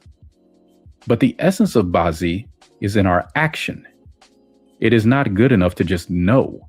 One must make use of what one has learned and understood about oneself, then take the right action. When one has all the information that is needed to make an informed decision, the question ultimately is, what are you going to do about it? Taking action is an important follow-up to decoding your destiny. Perhaps you need to capitalize on opportunities or keep a low profile as you are in turbulent times. A change in your attitude and behavior may be needed to improve your relationships. These are some examples of the empowerment that comes with unlocking the destiny code. Fulfillment in life is sometimes about living our lives in accordance with our true identities and true selves. It's difficult to encapsulate in just one chapter what we can learn from Bazi and how we can maximize the knowledge we derive from our Bazi to help us in life. What I'd like to do in this chapter is to give you a few simple examples and illustrations of how Bazi can provide us with invaluable information that in turn can help us to make better decisions in life. Health is the greatest wealth. Look at all the health products and health equipment available in the market nowadays. Undeniably, health is the greatest concern of many people today. Many of the participants at my public seminars ask me about identifying health problems from a Bazi chart. Of course, this is never an easy question to answer. Not because it is difficult to ascertain this information from the Bazi, but because it is difficult to teach someone in a quick discussion how to figure out what are his or her potential health problems. There are so many ways to help ascertain a person's potential health problems or ailments. Let me share with you a few simple techniques for identifying health issues from a person's Bazi.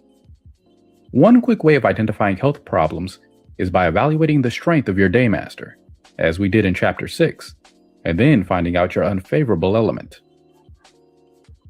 Your unfavorable element is likely to be your problem area or health threat. This is the case with the majority of charts. In Bazi studies, the unfavorable element is known as the Ji Shen, or the negative god. This element is usually the cause of bad fortunes, or more specifically, poor health or certain health ailments in an individual's life. Your personal unfavorable element will determine the type of problems or the possible weak spots in your body. Here is a short, quick summary of how the elements relate to various types of health problems or parts of the body. This is the Bazi chart of a lady suffering from stomach cancer. She is Kuei water born in the Wei goat month. As Wei goat is a summer month, fire is very strong. We can also see that there are many earth elements in the earthly branches, the Wei goat and the Chou ox.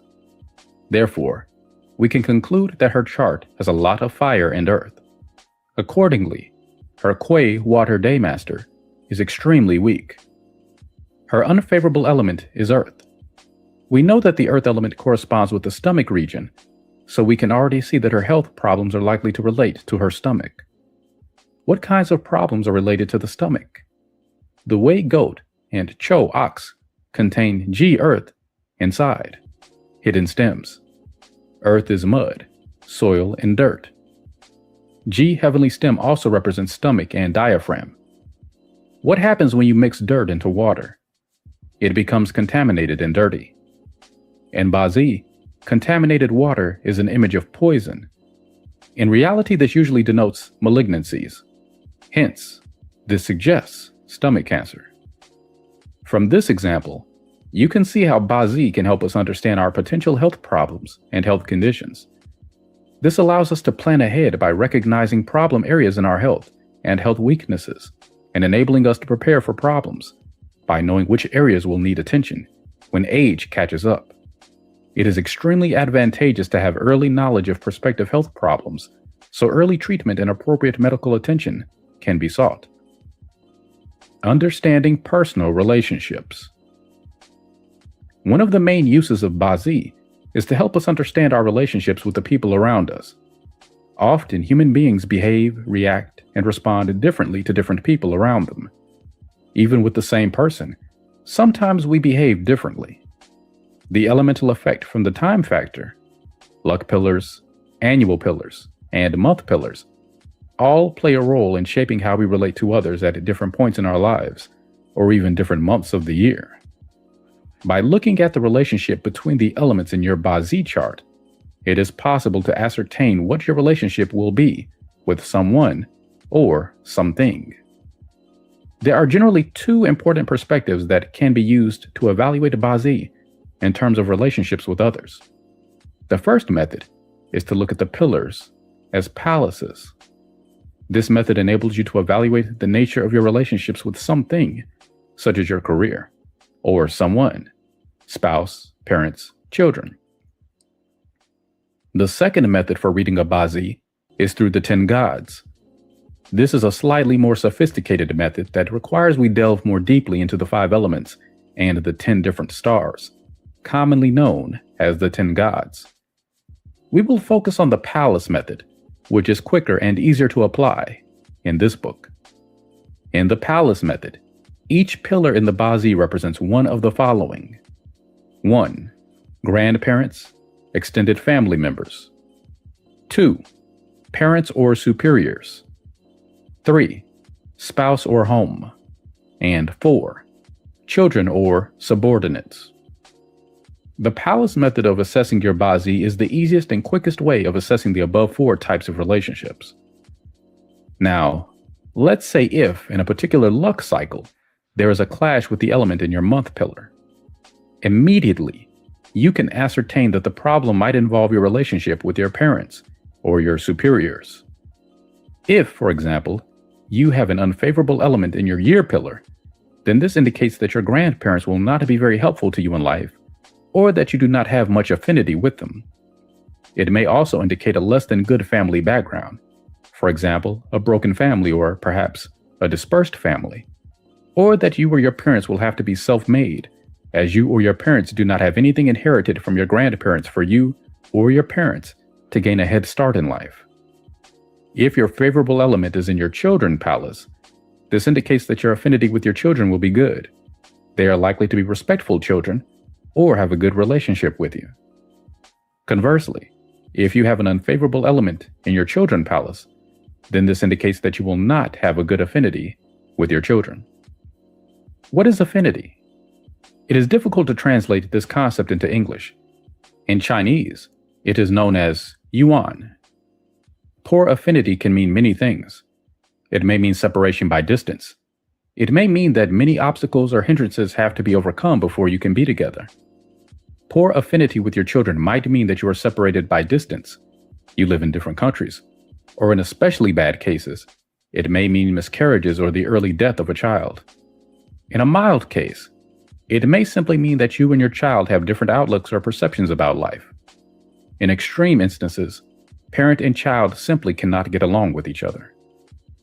The grandparents' palace, besides representing your relationship with your grandparents, can also represent your extended family members or older family members.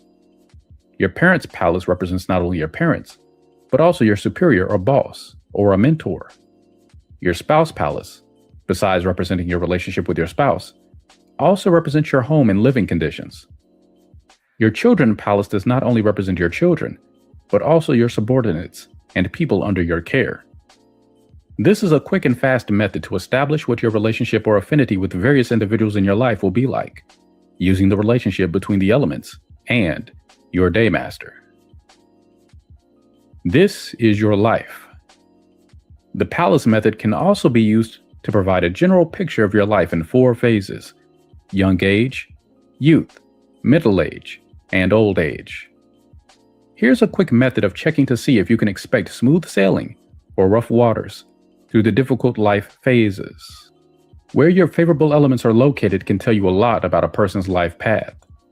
Whether they are good starters or good finishers, or bad starters but good finishers in life, all can easily be read just by looking at the position of the favorable element. If your favorable element is in your day or hour pillars, especially in the earthly branches, this indicates that the older you get, the better your life gets. This is, of course, a good sign. It is always better to have a good ending in life than to suffer a terrible fate. The Chinese believe that life should be bitter first, then sweet. So, a bad start and a good finish is a blessed life. A good start and a pathetic finish is not considered good at all. Similarly, if you have unfavorable elements in your year pillar, this suggests a difficult or hard childhood.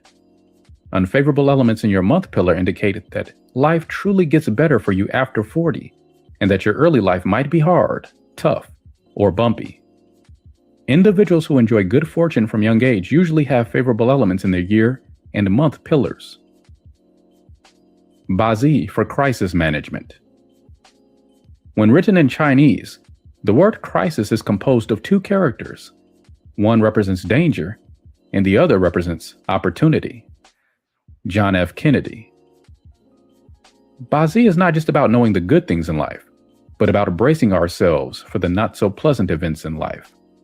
From a person's Bazi, we can anticipate the kinds of difficulties or obstacles a person may face. How do you see what kind of trouble is approaching from your Bazi? And what happens if you see trouble heading your way in Bazi? Take a look at the Bazi below. What can this person expect in the year 2004, which is the year of Jiark Shen, wood monkey?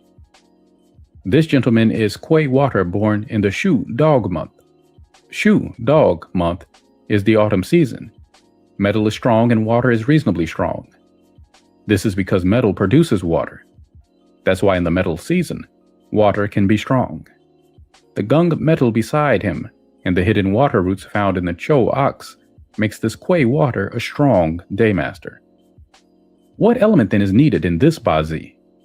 Remember, our objective in Bazi is to have a balanced chart. You do not want any particular element to be too strong or too weak. The Kuei Water is strong, and since this person is born in autumn, the fire element, which is this person's wealth element, is accordingly weak. Let's take the analysis a bit deeper. His Daymaster is strong and it can easily control the weak fire element. But take a closer look at the chart. Don't you think the chart is a little bit cold? This chart needs a little bit more fire to help bring some warmth and life to the chart.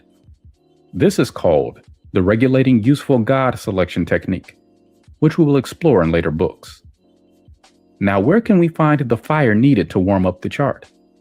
It is found in the Ding fire, the year pillar's heavenly stem, and the hidden Bing fire, found inside the sea snake of the year pillar's earthly branch. So we can say that to this gentleman, his year pillar is extremely important to his Bazi. The arrival of the Jiark Shen year brings about two events.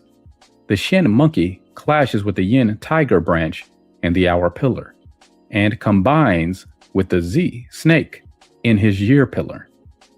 In Bazi, besides clashes, there are also combinations involving the earthly branches.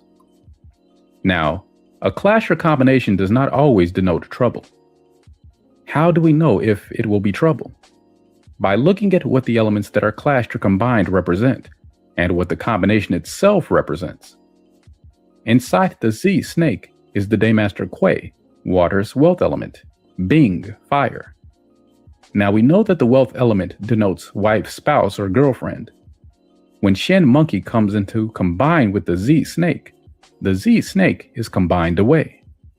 In advanced Bazi, you will learn that a combination results in something being taken away or removed. In other words, the wife, spouse, or girlfriend is removed or disappears from the picture. What compounds the situation? The fact that the Z snake and the Ding fire in the year pillar are extremely important to this person's Bazi, as they help to balance his Bazi chart. It is a needed element in the chart that keeps the Bazi balanced. If they are gone, the chart could fall apart. Now, everyone has relationship troubles. The question is, will this relationship problem be a minor hassle or a tormenting pain that hurts and affects the person significantly? Yes, because the Yin tiger and Shen monkey clash is known as an emotional clash. So this is likely to be an agonizing heartbreak or relationship problem.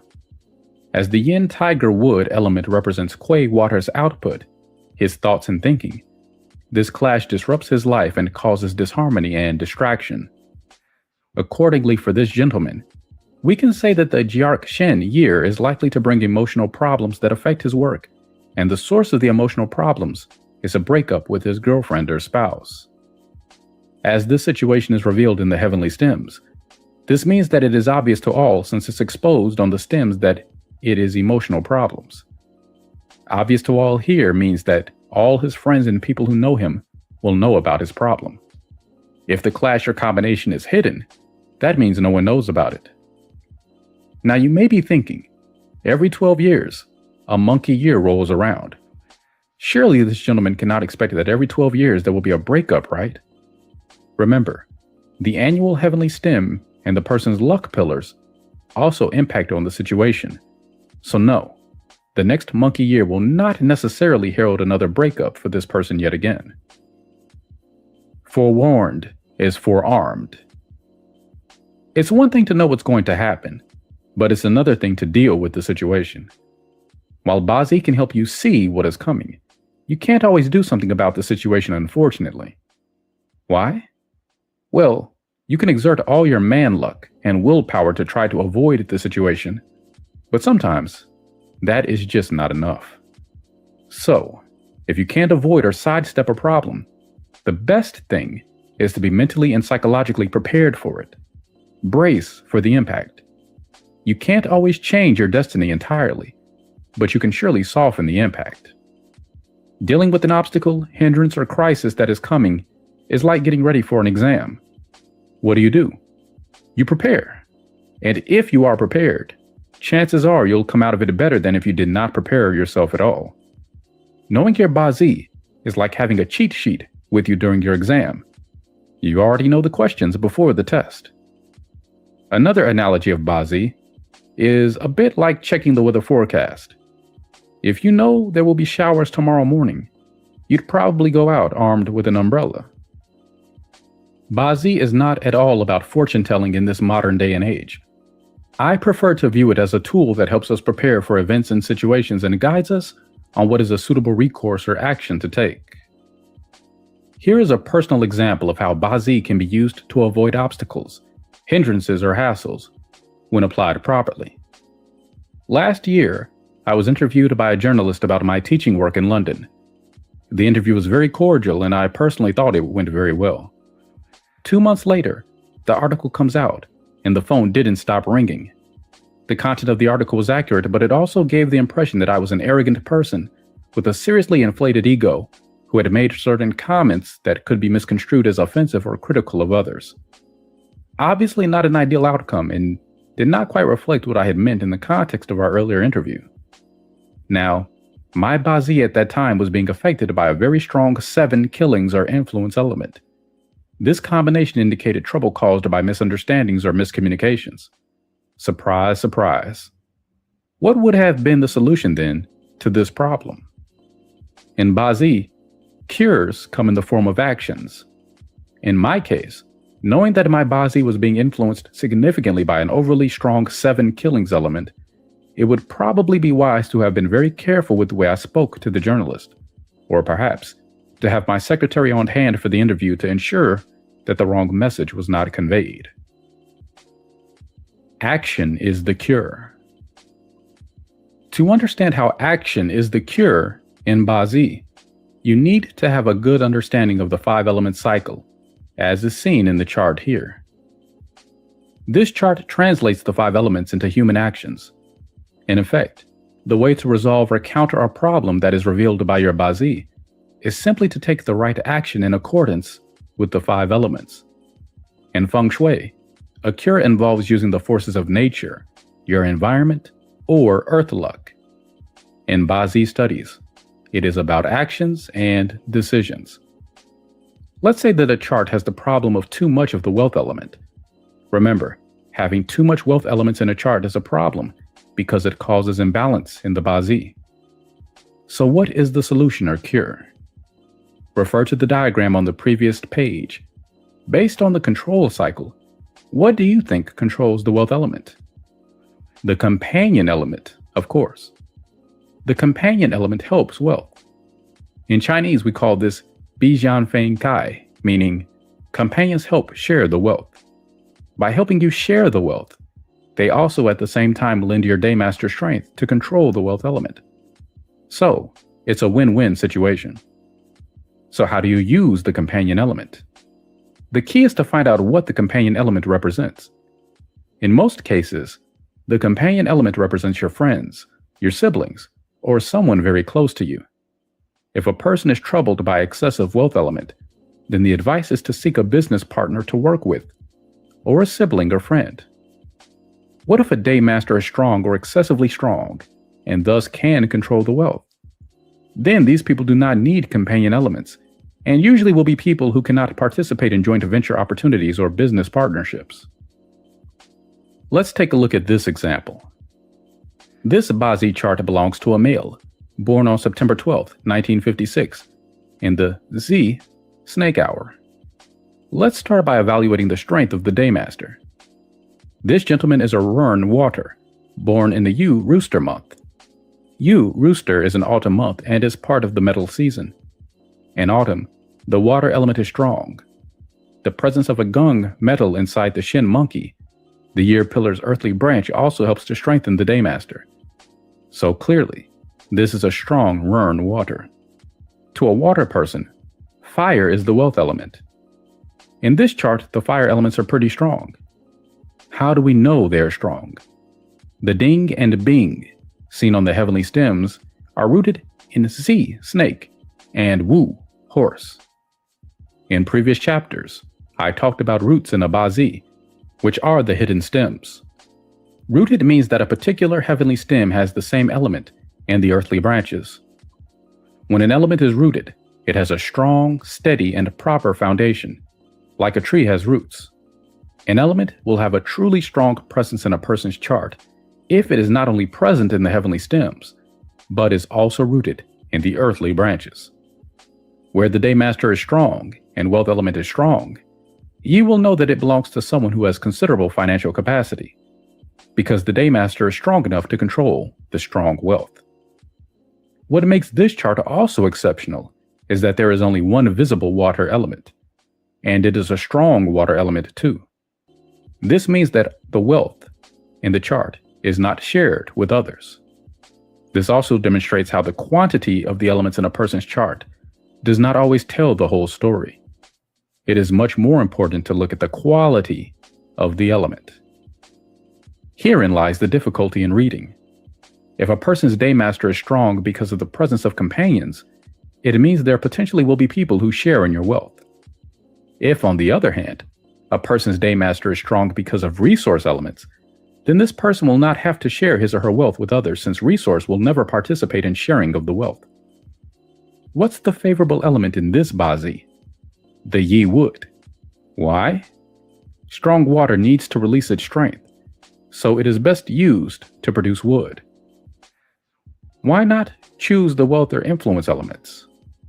This Bazi can utilize wealth and influence as well, so the trick is to pick the best favorable element. Remember, we are looking for a good flow of Qi. Water producing wood, and wood then produces fire. This is the most natural and smooth flow of Qi, since this follows the 5 elements production cycle to the hilt. Hence, it is best to first favor wood over all the other possible favorable elements. Now, what or who is the wood element to this person? Wood is an output element. Output represents talents, arts, and performance. In advanced studies of Bazi, the Yi wood to a Rern Water Daymaster is called a hurting officer. The hurting officer star represents expressive talents. Hurting officer also represents perfectionists, especially when the hurting officer is Yi wood. You may be curious about the identity of this exceptional individual. His name is Leslie Chong, a talented Hong Kong movie star and singer. Following his recent death, it was revealed that he had left behind a substantial fortune. Riding the luck with Bazi. Those who fail to plan, plan to fail. Bazi moves in luck cycles. Once the luck cycle is passed, it is over. This means your failures and hardships in the past will not repeat itself in the future. But it also means your present success will not happen again. To decide what you want in life, and to show what is preventing you from getting it, you need precise information. To take the right action, you need precise instructions. Bazi helps you plan for the future, and at the same time, learn to take action that goes with the flow. be it laying low when luck is bad, or being aggressive and opportunistic when luck is good. Bazi helps you plan your actions appropriately. Self-improvement through Bazi. Many of us would like to improve ourselves. How else can one explain the dearth of motivational books, tapes, seminars, and life coaches, all out to help people improve their lives and take control? Yet, people are sometimes uncertain as to what changes they need to make. It's understandable. How many of us can really look at our flaws objectively, or even see our own flaws? Bazi is, in that sense, a mirror that helps reflect back to us our flaws, our weaknesses, and our strengths, thus enabling us to make improvements or changes to improve things. By understanding the elements that cause you to react or behave in a certain way, do your best to consciously change your actions and your decisions to change the way you feel about yourself, change how other people perceive you, and change the way you feel about someone. Taking the stress out of life. Bazi is also about being realistic. Yes, there are some things that you can work hard at changing or improving, but also some things which you cannot. It's good to be hopeful and optimistic, but don't be positively bluffing yourself when you place your hopes and dreams too high, to the point where it is beyond your Bazi capacity. Then you are only paving the way for disappointments. Parents will save themselves a lot of angst and heartache if they recognized their child's abilities or inabilities early on, and rather than trying to push them one way or another, guide them in the right direction. How many books are out there looking to help people find the right job or change jobs? Bazi takes the stress out of this in some respects by helping you identify not just what kind of jobs you will be good at, but what kinds of industries will attract you and what kind of positions you can excel at. I hope that by now you've gained considerable insights into the wonderful art of Bazi. It is your destiny code that reveals your life. I hope that you will be able to use Bazi to make a difference in your life and in the lives of those around you. For those who wish to continue their journey of learning beyond this book, in the next book on the Destiny Code, we will explore more techniques for analysis, concepts such as special relationships between heavenly stems and earthly branches, structures and formations, and dive deeper into how Bazi can help you determine your potential, unlock your talents and capabilities, make better decisions, and in turn, achieve fulfillment and happiness in life by living life according to what we are able, capable, born to, and destined to do and achieve. This is the beginning of your journey into the Destiny Code. This concludes Bazi, the Destiny Code, Book 1, Your Guide to the Four Pillars of Destiny. Written by Joey Yap. Read by Alio Voices. All the best. Cause them to lie on a bed of nails or walk on red-hot coals and feel no pain.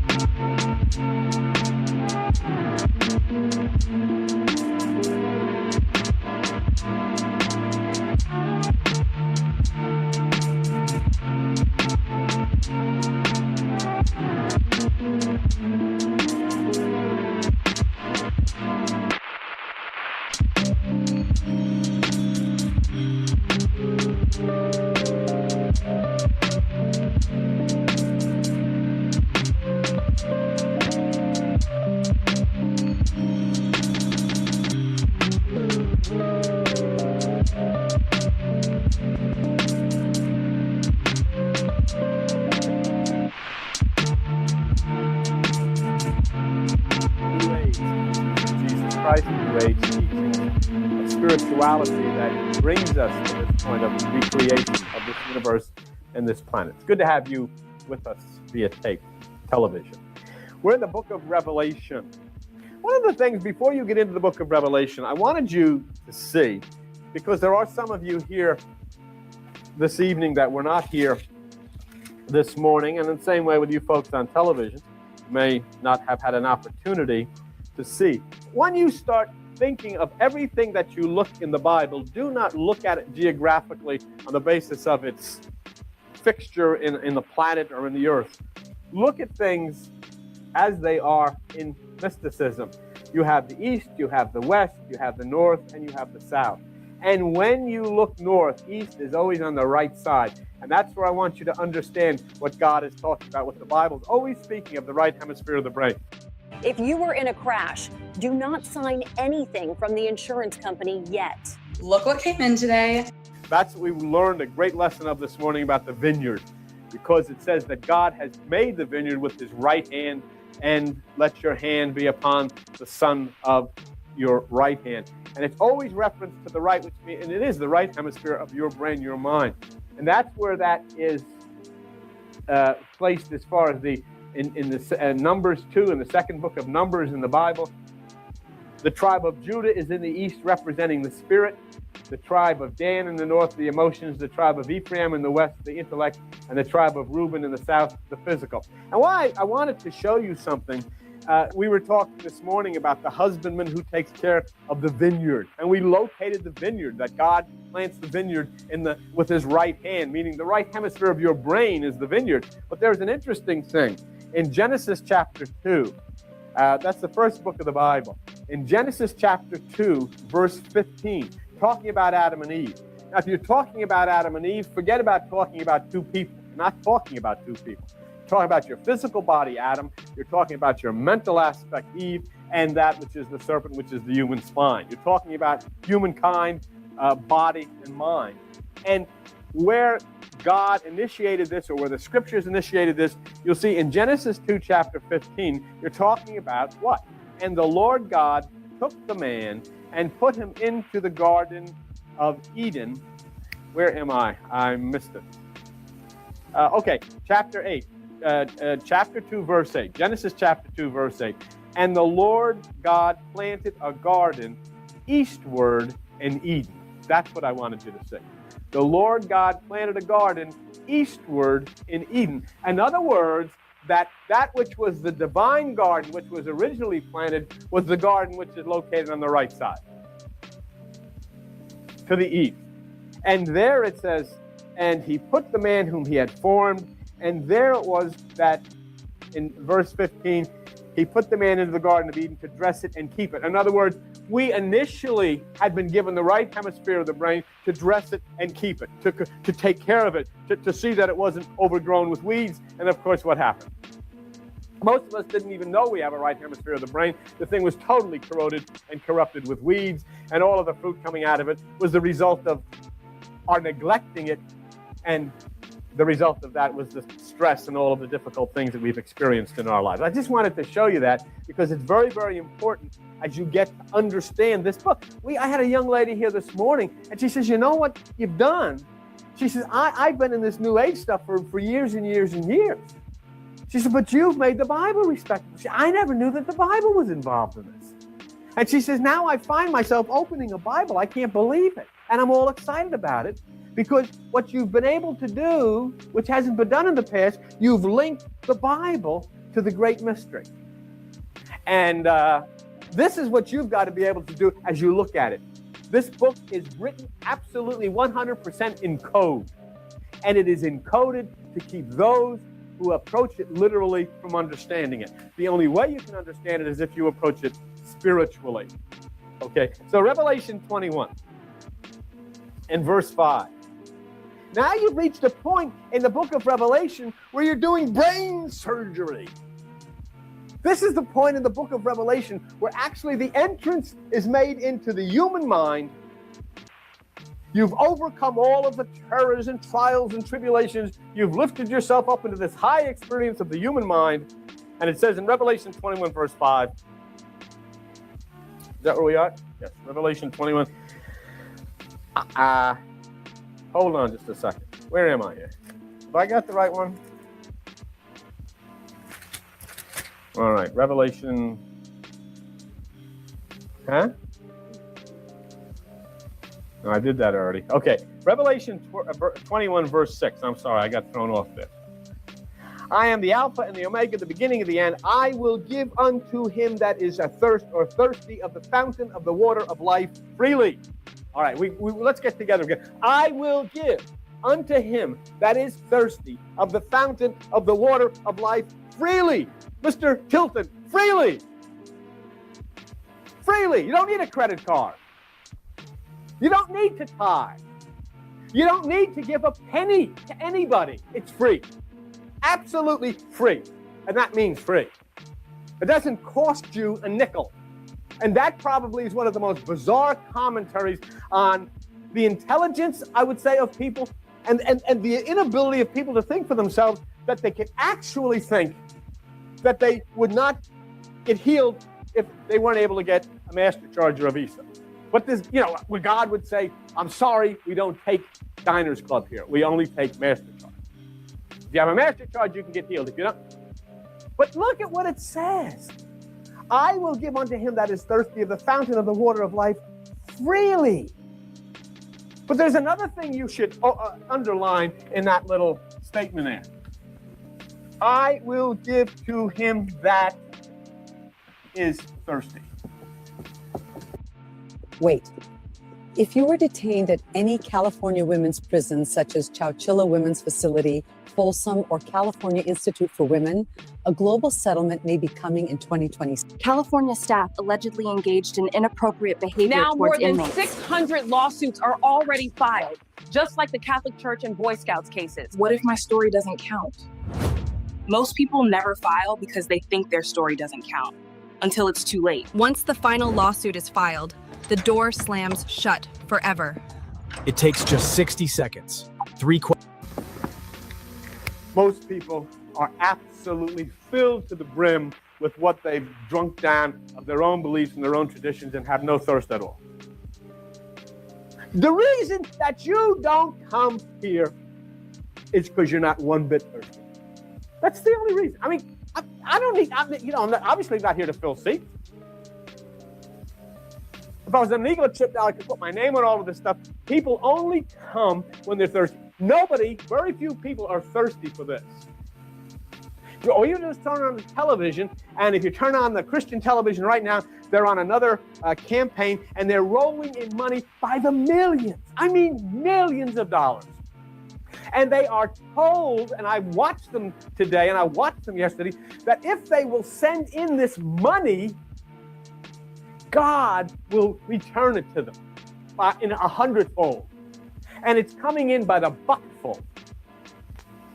So you've distorted actually the very mouth of God. You've distorted the very truth of spirituality by putting a price tag on it, and you're getting rich. And nobody ever stops to question the fact that it says here, I will give freely.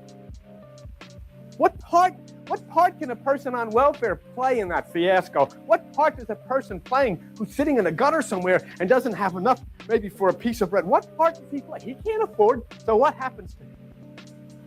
What happens to most people who can't afford to get involved in it? And it's a sham, and you should be disgusted with it, and you should throw up with it and look at it. This is what Jesus is associated with. This is what God is associated with. Send your money in, and God will give it back to you 100-fold. In other words, you're not going to get blessed if you don't have any money to send. That's just the way it is. And they all do it. It's all over the place. They're ringing up the cash register. They got the tote board up. We're up to $4 million. Then you turn on the other channel, and the guy's squinting. He's got his hand. He's ripping the wallet right out of your pocket. He wants your MasterCard and your Visa card and all of these things. What's free about that? And they have taken this planting a seed and prostituted into giving them money. That's what they call planting a seed, giving them money. Planting a seed can only be done one way, and that is when you plant the seed in the vineyard, inside of yourself. But they take this, twist it, turn it around, and it becomes a profit motive. You're only planting a seed. If you'll send us $100, you're planting a seed, and that's going to come back. It's a lie, and it's a ripple. And the sad part of it is Jim Baker is sitting in jail. At least that guy gave you a hotel room for a weekend. You got something. But how can you just sit there and how can people just watch this? And these people that may have the audacity to point fingers at other people and call them cults. These are evil cults. And this guy's They're carrying the bucketfuls of money, and the other guy's evil. Because he's out there sitting next to a tree going home. He's evil. This other guy's got his hand ripping the wallet out of your pocket, and he is a man of God. What do you think? What do you think? Tell me, what do you think Jesus Christ would do if he was in person, came to this earth, and turned on the television and saw this thief bilking everybody out of thousands of dollars? And saying, if you give this money, what did he do? He'd run through the television screen into the studio and cast out the money changers. That's all it is. That's all it is. The only thing that I say about it is that Ringling Brothers and Barnum and Bailey were right. There's a sucker born every minute. And the suckers are lined up to throw their money at these people. It's disgusting. I will give unto him that is thirsty of the fountain of water of life freely, but you've got to be thirsty for it. You got to want to drink it. You got to want to know. You got to want to understand. That's what made me feel so good this morning. As Jesus talked, I could see the eyes of people. I could see them looking at each other. And then a voice spoke to me and said, they understand. They understand.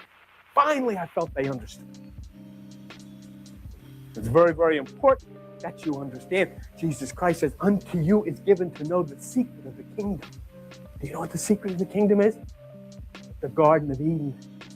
That all that is God's riches is inside of your head, and it is built into a compartment in the right hemisphere of your brain.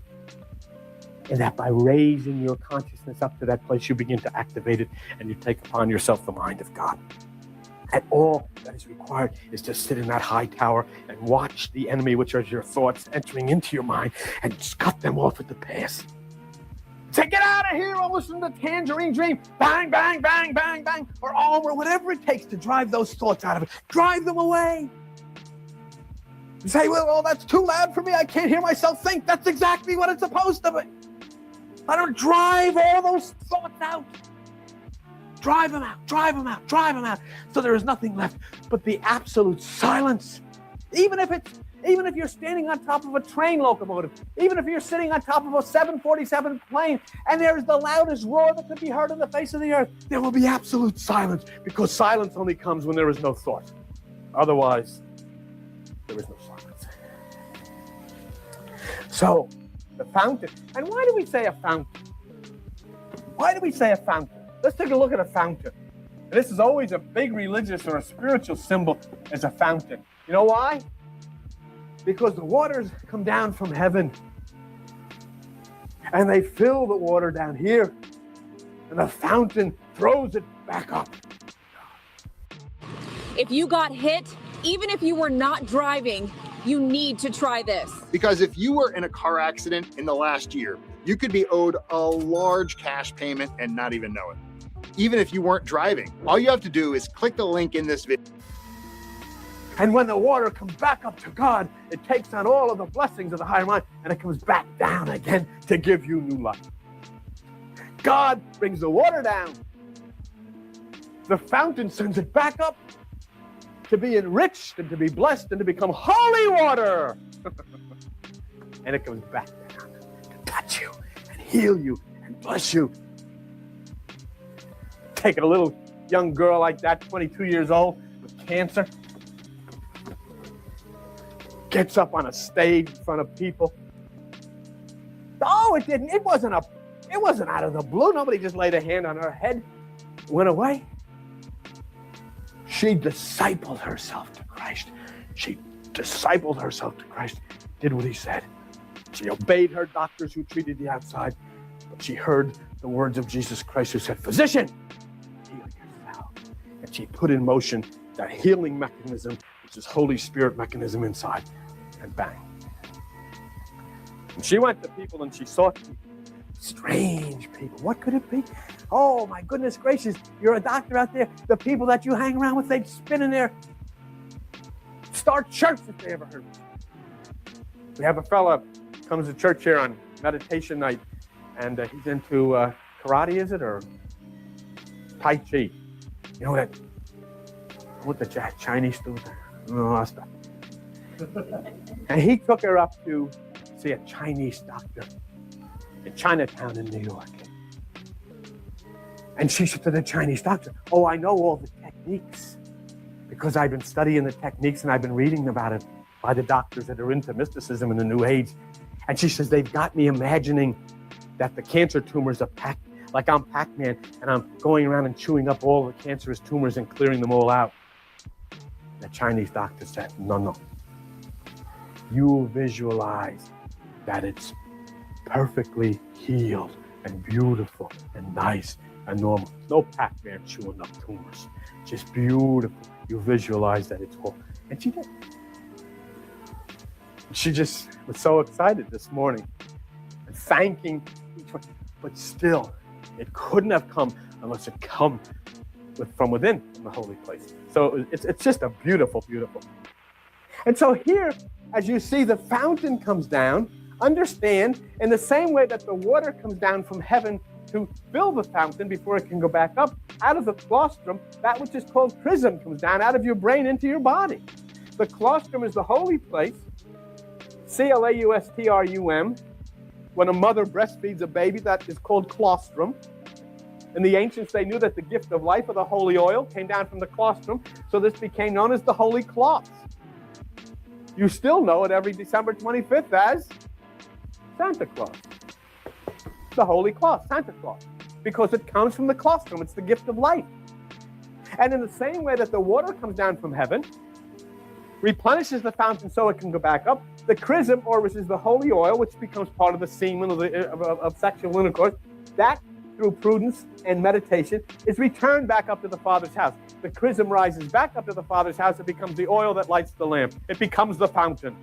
And then when it returns up to the Father's house, it comes back down anointed by that which is the higher divine consciousness, and there is new life. And incidentally, that chrism, which is the oil that flows through your body, in Greek means Christ. Christ. It is Christ coming down from the higher, being born in the solar plexus, and being resurrected back up to the Father's house, up into the higher mind, to the brain. This is all. The wildest thing about this is it has nothing whatsoever to do with religion. Nothing whatsoever to do with it. This is all a simple question of physics and the workings of the human anatomy. That's all it is. And they use a lot of words on top of it, and everybody's running off with all kinds of Holy Ghost and baptisms and all of this stuff. And this is just that oil that comes down out of your brain, going back up, touching the pineal gland and starting into motion the thing that lights up the right hemisphere of the brain. And it's known to people thousands of years ago whose single eye was still active, whose single eye had not become dormant. I was saying this morning, sure, the single eye, the pineal gland is a vestige. Why? Because you take your arm and put it in a sling for a couple of weeks and then take it out, see if you can't even use it. It atrophies. It's no good to you. And if we don't use it, you're not allowed to use it. Go into the church. Go into any church with stained glass or any kind of glass. Go in there and say, look, what do you say if we have a time of sharing and fellowship? We can have a covered dish and everything. And right after that, we'll have meditation and we'll activate our pineal glands and open up the right hemisphere. Homeowners, if you're thinking about listing your property with a realtor, you might want to listen to this first. Look, I understand realtors are great people and everybody deserves a chance. But when it comes to selling your house, you may not need to go that route. In fact, we'll buy your house as is, without repairs, inspections, or expensive realtor fees, and we can move quickly depending on the property. So if you're looking to sell your house quickly, without the hassle, and without any lowball offers, then click the button below, answer a few questions. It takes about 15 seconds, and we can provide you with a fair cash offer. So if you're tired of people who just want to look at your house, or investors who only come in with low offers, then click the button below to get a cash offer on your property. Our process is fast, easy, and hassle-free. Simply click the button, answer a few questions, and see what offer you could receive for your home. Thank you, and we look forward to speaking with you soon.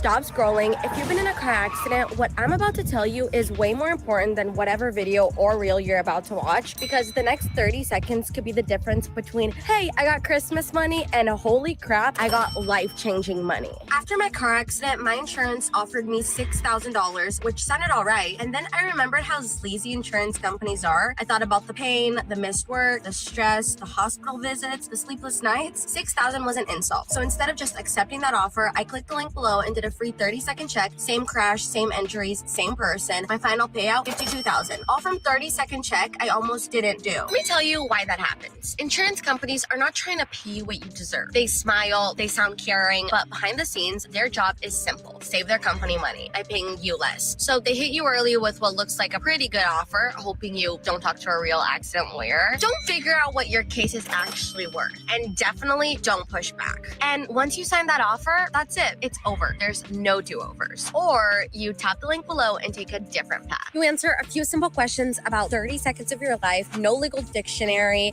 no confusing forms. If your case qualifies, a team of specialists steps in and takes everything off your shoulders. They deal with the insurance company, so you don't have to argue with anyone. They fight your medical bills, lost wages, car damage, pain, stress, all of it. They connect you with attorneys who actually specialize in accident cases like yours. And here's the crazy part. It's 100% free to check. No upfront fees, no obligation. You can literally walk away if you're not feeling it. But if you don't check, you could be walking away from a life-changing amount of money. So right now, you've got two options. Trust the company whose job is to pay you as little as possible, or click a link, spend 30 seconds, and let people who do this all day long fight for your payout. You've got absolutely nothing to lose and maybe a whole lot of money to gain. You should click the link now, do the 30-second qualification check. If you've been in a car accident and you're still watching this and don't at least check, out of this whole story, that might be the only part you regret. Case Connect, Case Connect. Get the link down below and get paid a check. Case Connect, Case Connect. See how much you can get in 30 seconds or less.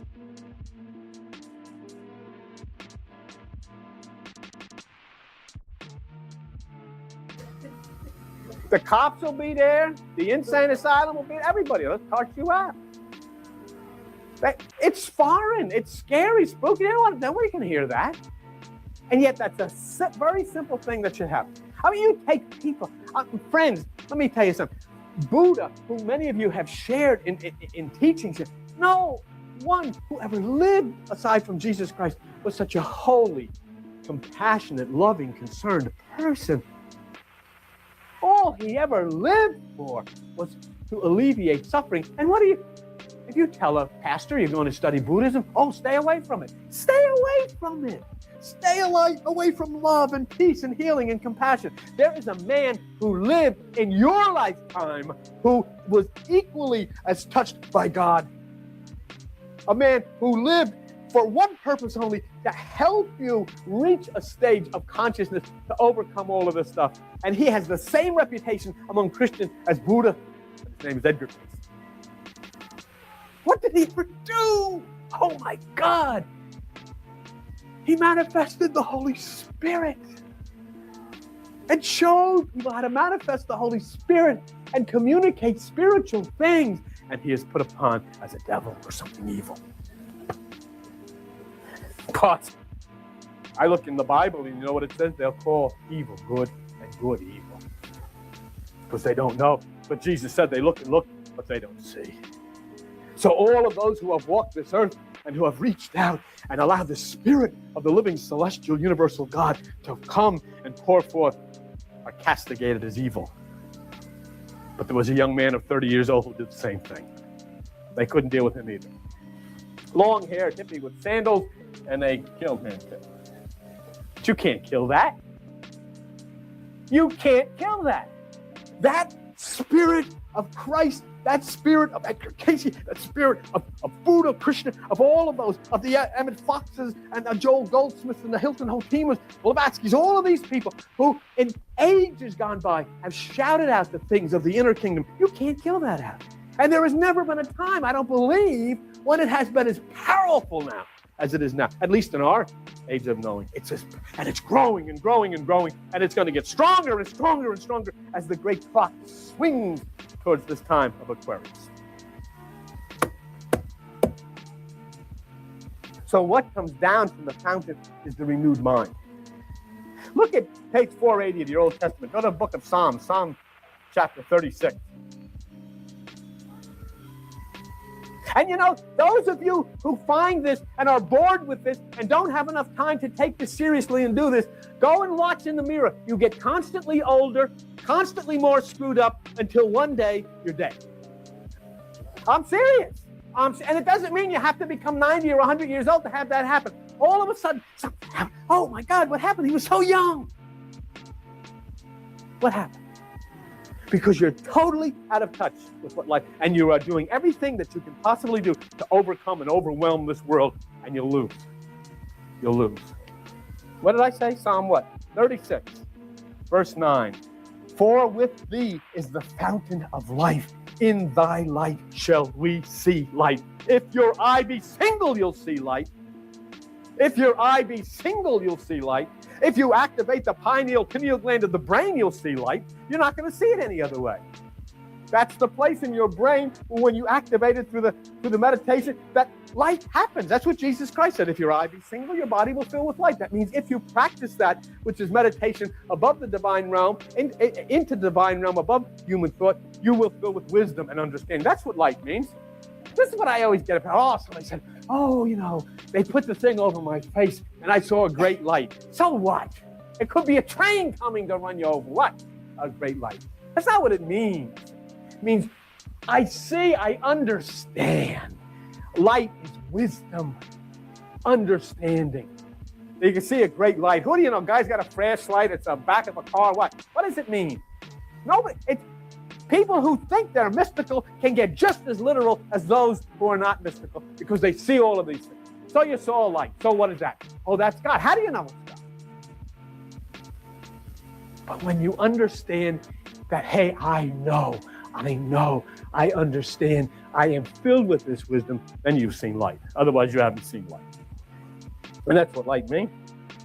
So we drink the divine universal mind. And if we're thirsty for it, you'll drink of it. You drink freely, and it's celestial, and it's starlight, and it's moonlight, and it's sunlight, and it pours down from the fountain, and it gives you wisdom, and it gives you understanding. Now, I'm going to read to you the promise that religion cannot deal with. I'm going to read to you the promise that none of the churches that I've ever been to could ever deal with. This is one of the things where they have cut it out of the book. They cut it out of the Bible. The only one that has it is mine and your little Bible. Aren't we lucky?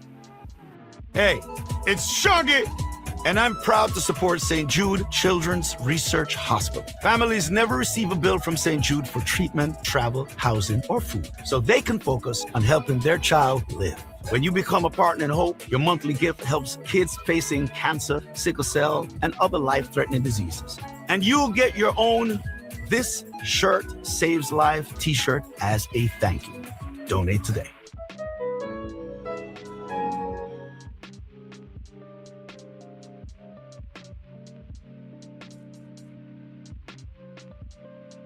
Attention retirees, if you're willing to be at your computer from 9 a.m. to 10:45 a.m. on most weekdays, I can show you one simple trade that could potentially bankroll your retirement. Hi, I'm David Kino, and I help ordinary people go after their retirement goals sooner by teaching them how to master the retirement trade. This is a special trade designed to be used every morning between 9 a.m. and 10:45 a.m. Eastern Time. Why this window? I can't share that information in this video, but you'll discover the exact reason why inside this free report. Just click the button or link on this video to download this valuable report for free. Click the link now. This video is ending in 5 seconds, so click now.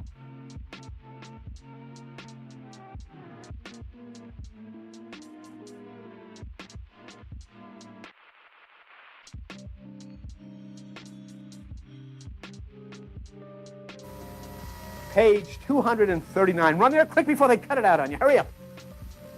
Page 239 of your little Bible.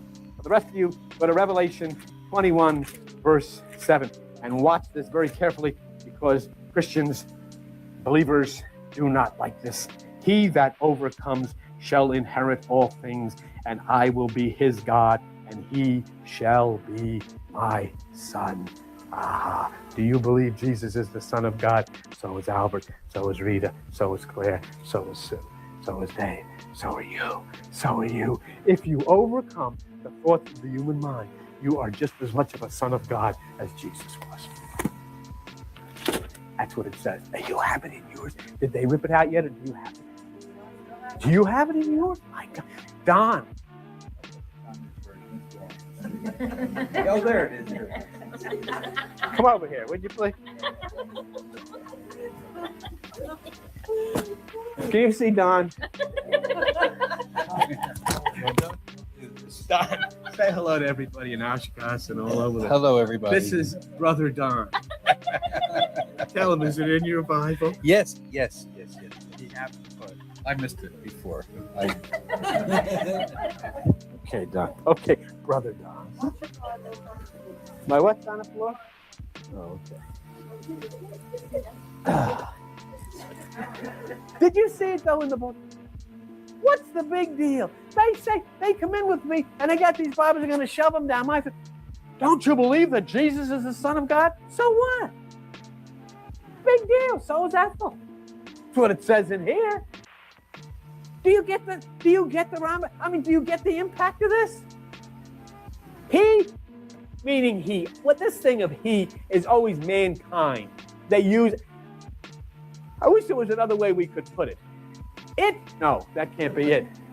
You who overcome, you who raise yourself and overcome the lower mind will become the Son of God. Right here in fucking River or in wherever you are. Isn't that great? See? I mean, if you go and you tell somebody, well, I know Jesus is the Son of God, but I am too. Dude, you're a heretic. You're a devil. You're evil. You're a cult. And yet it's in the book. Oh, well, it doesn't mean that.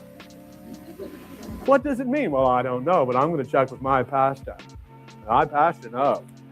I attended a Bible study, and I never remember seeing that. Anyhow, I don't use that kind of Bible. I use another Bible. The New Jerusalem Revised Authorized Division Version of 1918. I got this from my Uncle Bruce. He wouldn't give me anything like this. It's not in there. Give me, is this something? This is the Word of God. And everybody's got a different word. I got the Revised Authorized Version. I got the Unrevised Authorized Version. I got the New Jerusalem. I got the Old Pittsburgh. I got the Lost Sheep Bible. I got the Found Sheep Bible. I got the King James. I got the King Louis. And all over the place.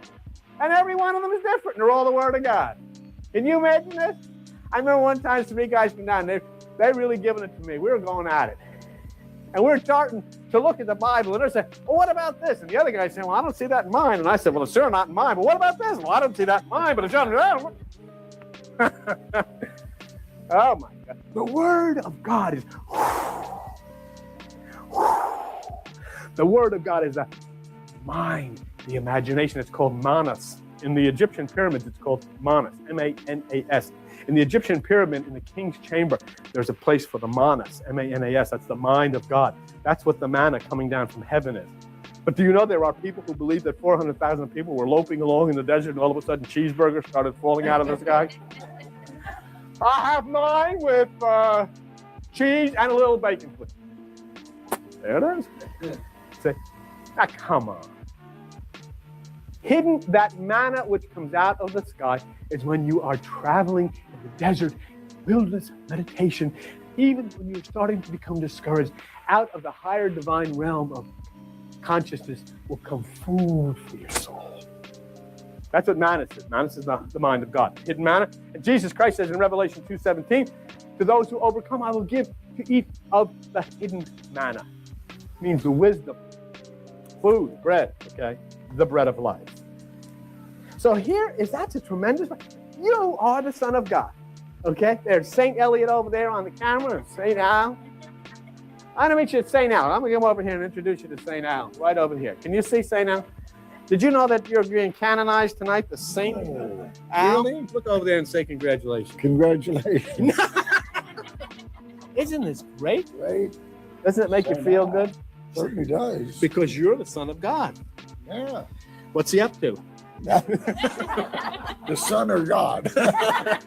Well, we're making light of it. We're having fun with it. What? Because it is. It should be so much fun and should be so exciting for you to be able to know that that's what that book says.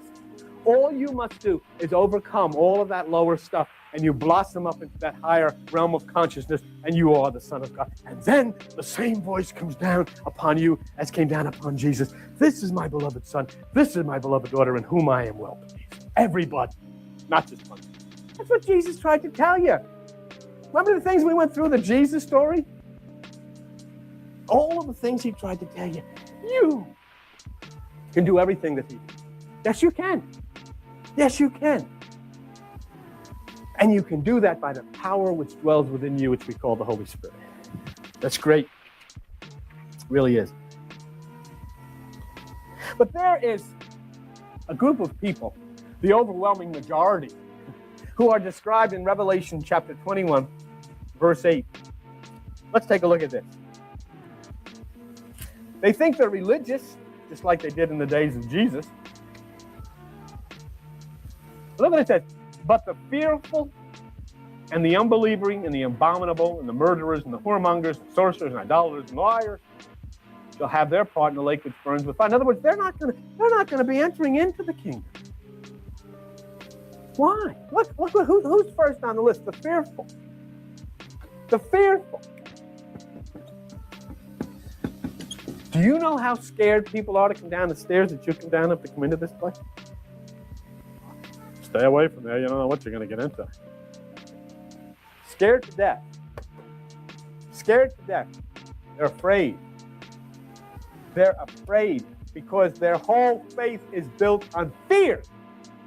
And they have shoved it down your throat and my throat ever since the time we began to even think about the existence of something called God. They've made us afraid or fear. If you do this, you're going to get in trouble. If you go there, don't go over with them. Don't talk to them. Don't allow that to enter into your mind. Why? Because terrible things are going to happen. Even if you meditate, you're going to open your mind to demons. There are demons inside of you. Can you imagine such a thing? I thought they were, I used to believe that there are demons inside. And what kind of a head have I got here with demons inside? I never thought I had demons in my head. Indigestion once in a while, a little headache, exhaustion, demons. But that's what, too many opinions. But that's what I was told. Weren't you? How many of you were ever told that all of the negativity, all of the fear put upon you, all of these things are going wrong in your life, and God, if you ever meditate, you're going to open your mind to demons. Take a look at page 6 in your little Bible. The rest of you going to Matthew chapter 7. Okay? Matthew chapter 7. If you got hit, even if you were not driving, you need to try this. They want you to skip this, because if you were in a car accident in the last year, you could be owed a large cash payment and not even know it, even if you weren't driving. All you have to do is click the link in this video, answer 5 simple questions about your accident, and see if you have a case that could be worth money, like this, or even like this. If the accident wasn't your fault and it happened in the last 12 months, you could be owed a lot more than you think. And this doesn't just apply to drivers. If you were a passenger in an Uber, walking, riding a bike, or on a motorcycle, you may still qualify. Most people never check, and insurance companies are hoping you don't. So don't skip this. Click the link and see what your case could be worth. People all over the country have already received checks for tens of thousands and sometimes hundreds of thousands of dollars. And they did it without going to court. That's because there's money already set aside for accidents like these. For example, Stacy didn't think her accident was a big deal, but after checking, she ended up receiving $90,000. Oh my God! And if your accident wasn't your fault, you may be able to get money for time you missed at work, medical bills, pain and suffering, damage to your car, and you don't have to pay anything upfront. You don't have to fight insurance companies. Checking is easy. Just click the link and answer 5 quick questions. It takes about 30 seconds. Most people think whatever the insurance company offers me is all I can get. That's not true. That's what Jessica thought too. The insurance company told her her injuries weren't worth much, even though her medical bills kept going up. Then she found auto relief assistance, and she ended up getting 5 times more than what the insurance company first offered. Her final settlement was $72,000 from an accident that happened earlier that same year. If you are even a little curious what your accident could be worth, click the link and check. Here's what happens next. After you answer the questions, within minutes, an accident analyst in your local area will call you directly to review your accident. They will determine right then and there if you have a case. And if you do, they handle everything for you. No chasing paperwork, no arguing with insurance companies, no out-of-pocket costs. You just sit back and wait to get paid. Some cases can even settle in just a few short months. Look what came in today, $72,000. You heard that right? That's literally life-changing money for me. Just to be clear, I did not do anything special to get this check. I just followed a couple simple steps. All I know, I was injured in an accident that was not my fault, and I had insurance when it happened. So if that sounds like your situation, let me show you exactly what I did. I clicked on this site, I answered a few quick questions, and requested a free case evaluation. After I submitted, literally within 2 minutes, I was called by a case analyst in my area. To see if your accident qualifies, click the link below and answer the 5 questions. Now, some people feel uncomfortable doing this. They don't want to cause problems. They worry it feels greedy. But this isn't about greed. If the accident wasn't your fault, you shouldn't be paying for it. Insurance companies will keep the money if you don't speak up. You have the right to see what you're owed. Now, imagine what that money could do for you. $10,000, $50,000, or even $100,000. Bills paid, a safer car, less stress. That's what this is really about. One last thing you should know, there's a time limit on accident claims. In many cases, you only have about 12 months from the accident to take action. After that, the chance is gone. No reminders, no warnings. The insurance company keeps the money. So if your accident happened within the last year, don't wait. Click the link, answer 5 simple questions, and see what your case could be worth.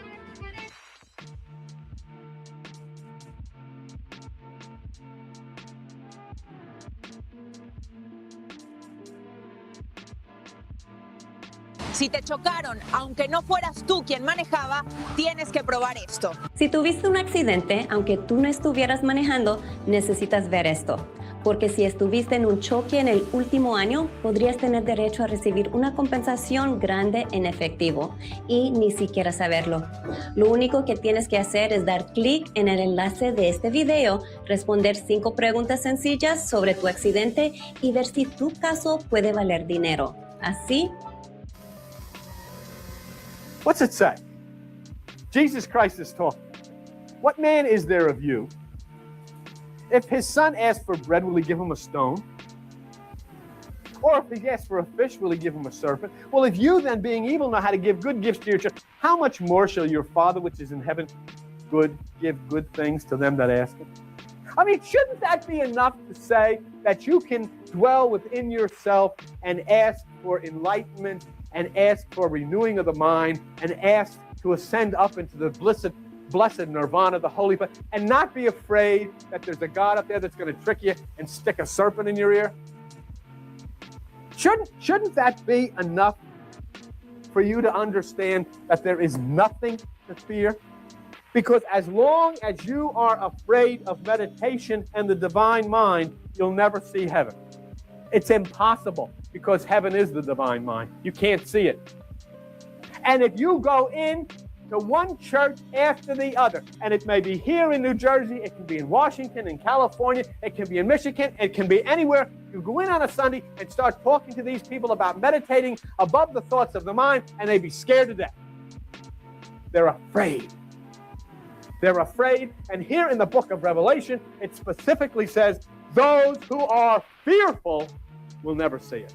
Never see it. Because the first thing you're doing, you're not trusting Jesus Christ, who said the kingdom of God is within you. Seek it. You're afraid. And the reason you're afraid is not because Jesus didn't make it clear in the Bible. He did. You're afraid because you have listened to the voice of churches and pastors and religions, denominations and doctrines and people. People who have told you things, and they've put you in fear of that which is your greatest source of life, the kingdom of God within you. You're afraid of yourself. That's the problem. You have been made afraid of yourself. And that has come from religion. And Jesus Christ said, and wisdom is known by her children. And by making people afraid of themselves, look at the condition of the world. Look at the violence of it. Look at the filth of it. Look at the drugs. Teenage suicide, all of the other things. What does it all come from? Fear. Why do people pump drugs into themselves? Because all of their lives, their minds have been saturated with fear and guilt and the fact that they'll never be anything, they can't be anything, they'll never do anything, they're no good, they'll never amount to anything. All of this stuff. Come here on your knees and we'll save you because you're a worthless sinner. And now that you're a worthless sinner and you know that you can't do anything on yourself, be prepared because God is planning a nuclear war. Well, if that was the case, bring the drugs and might as well everybody shoot up and have a good time because there's no way out. But that's exactly what they've done. They have sold you a line of fear, and we've bought it. And now these screwballs on television even have people who can't afford to pay their mortgage taking their last $200 and sending it something on television, hoping that somehow there is somebody up in Never Never Land in the great bank in the sky who's going to give them 200% interest. And they believe it. You know why they believe it? They're so desperate for anything. They'll try anything. And if it means taking the bread money, they'll do that. You're better off taking it to Atlantic City or Las Vegas because there at least you got a chance. With them, you got no chance. So that's fear. The unbelief. Look at this. Revelation 21. I'll be done now. You've been patient. Listen for a second. Revelation chapter 21, verse 8. The fearful, the unbelieving. Unbelieving. Page 71 in your New Testament and Luke 11 for the rest of you. Luke 11. Okay? Unbelief. Luke 11 and verse 52. Woe unto you, lawyers, Bible scholars! You have taken away the key of knowledge. You entered not in yourself, and them that were entering in, you hindered. Oh, you know the Bible. Oh, sure you do. You know all the rules and regulations of your church. Sure you do. But you know what? You don't know a thing about salvation. You don't know a thing about the kingdom of God. And you've displayed your ignorance because you don't enter in yourself. It's there. I mean, it can't be any clearer. It says you have taken away the key of knowledge because you entered not in yourself. You enter in yourself how? Jesus said, if your eye be single, your body will fill with light. That's how you enter in yourself. Why is it so hard to make 2 and 2 equal 4? He said the kingdom of God is within you. He said the kingdom of God is within you. If your eye be single, your body will fill with light. And now he's saying you don't have any knowledge because you haven't entered within yourself. So you don't know what the heck I'm talking about. And he said, that's not bad enough, but because of your stupid unbelief about entering in yourself, what you've done, you've hindered other people who are trying to enter in and find the kingdom. And they do it all the time. All the time. Unbelief of the seventh chakra, unbelief of the crown, unbelief of the Sabbath, unbelief of the rest, unbelief keeps you from entering into that which is the holy place. I'm going to wrap it up with this. I want you to go to page 202 in the New Testament and go to the book of Hebrews. Okay? The book of Hebrews, and I want you to go to chapter 4.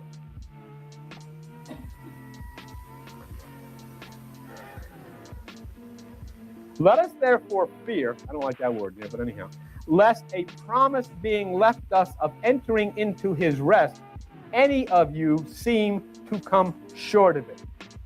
Now, you've got to understand something. Rest in the Bible means Sabbath, and Sabbath means 7, and 7 means the seventh chakra. Do you know something? Stick your finger there.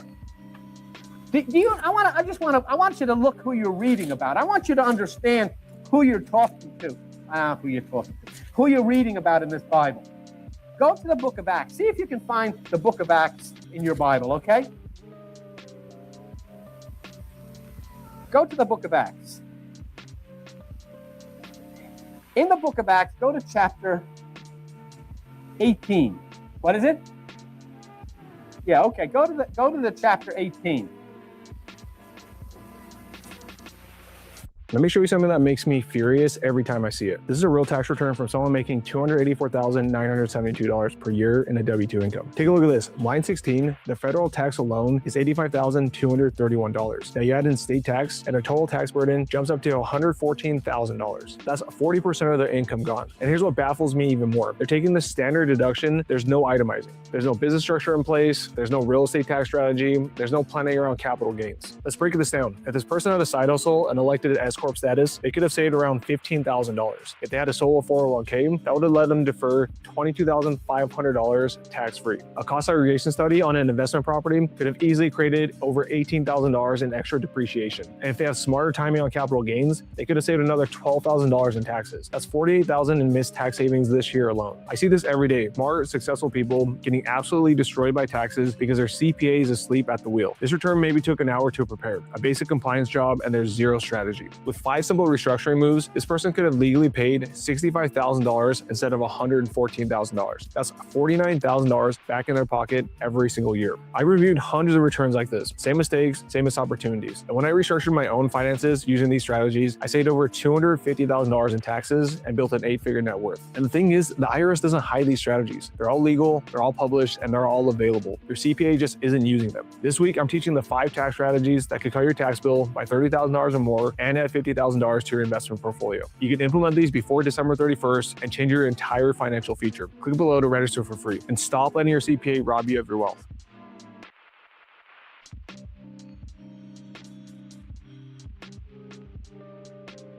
Would you be happy if you stayed where you are in life and job forever? If the answer is yes, then this video is not for you. But if you want to finally achieve the time, location, and financial freedom you know you deserve, then this new career may be the answer to all your prayers. Because what I'm about to reveal to you is unlike anything you've ever seen before. It pays extremely well, it's flexible with hours and location, you don't need a degree, and here's the craziest part, you can earn while you learn and still have enough time to juggle your current job, responsibilities, and even family. So here's what I'm talking about. I'm David Bragg, founder of Front End Simplified. We help people like you land tech jobs guaranteed without needing a degree or previous experience. The tech industry is already one of the biggest ones in the world, yet it's still expanding by 20% year over year. And global companies with the budget to pay high salaries are desperate right now to find talent. Why? What I want you to do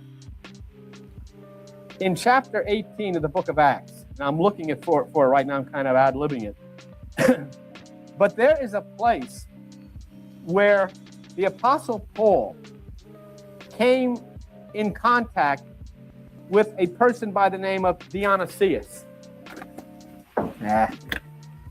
Dionysiou. I'm sorry. Okay. Look at the book of Acts, chapter 17, verse 34. Howbeit certain men clave unto him and believed, among that which Dionysius the Areopagite. Do you know who Dionysius was? Dionysius was an extremely strange man, and you can read about him in mythology.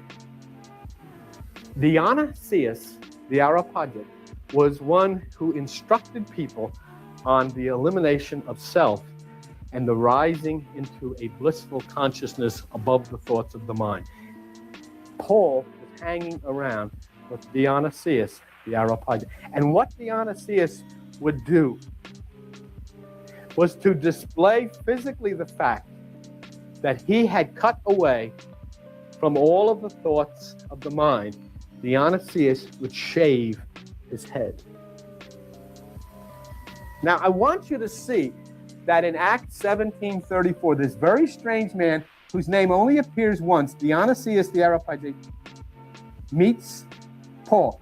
Howbeit certain men clave unto him. In other words, the Spirit brought this very strange man, and he was a strange man in the ways of the world, to touch Paul with this very mystical and strange philosophy about living in a higher realm of consciousness, and displaying this, having the courage to display this by shaving your head. Now look at Acts 17:34. Dionysius clings to Paul. Go to the very next Acts 18, okay? And look at Acts 18, verse 18.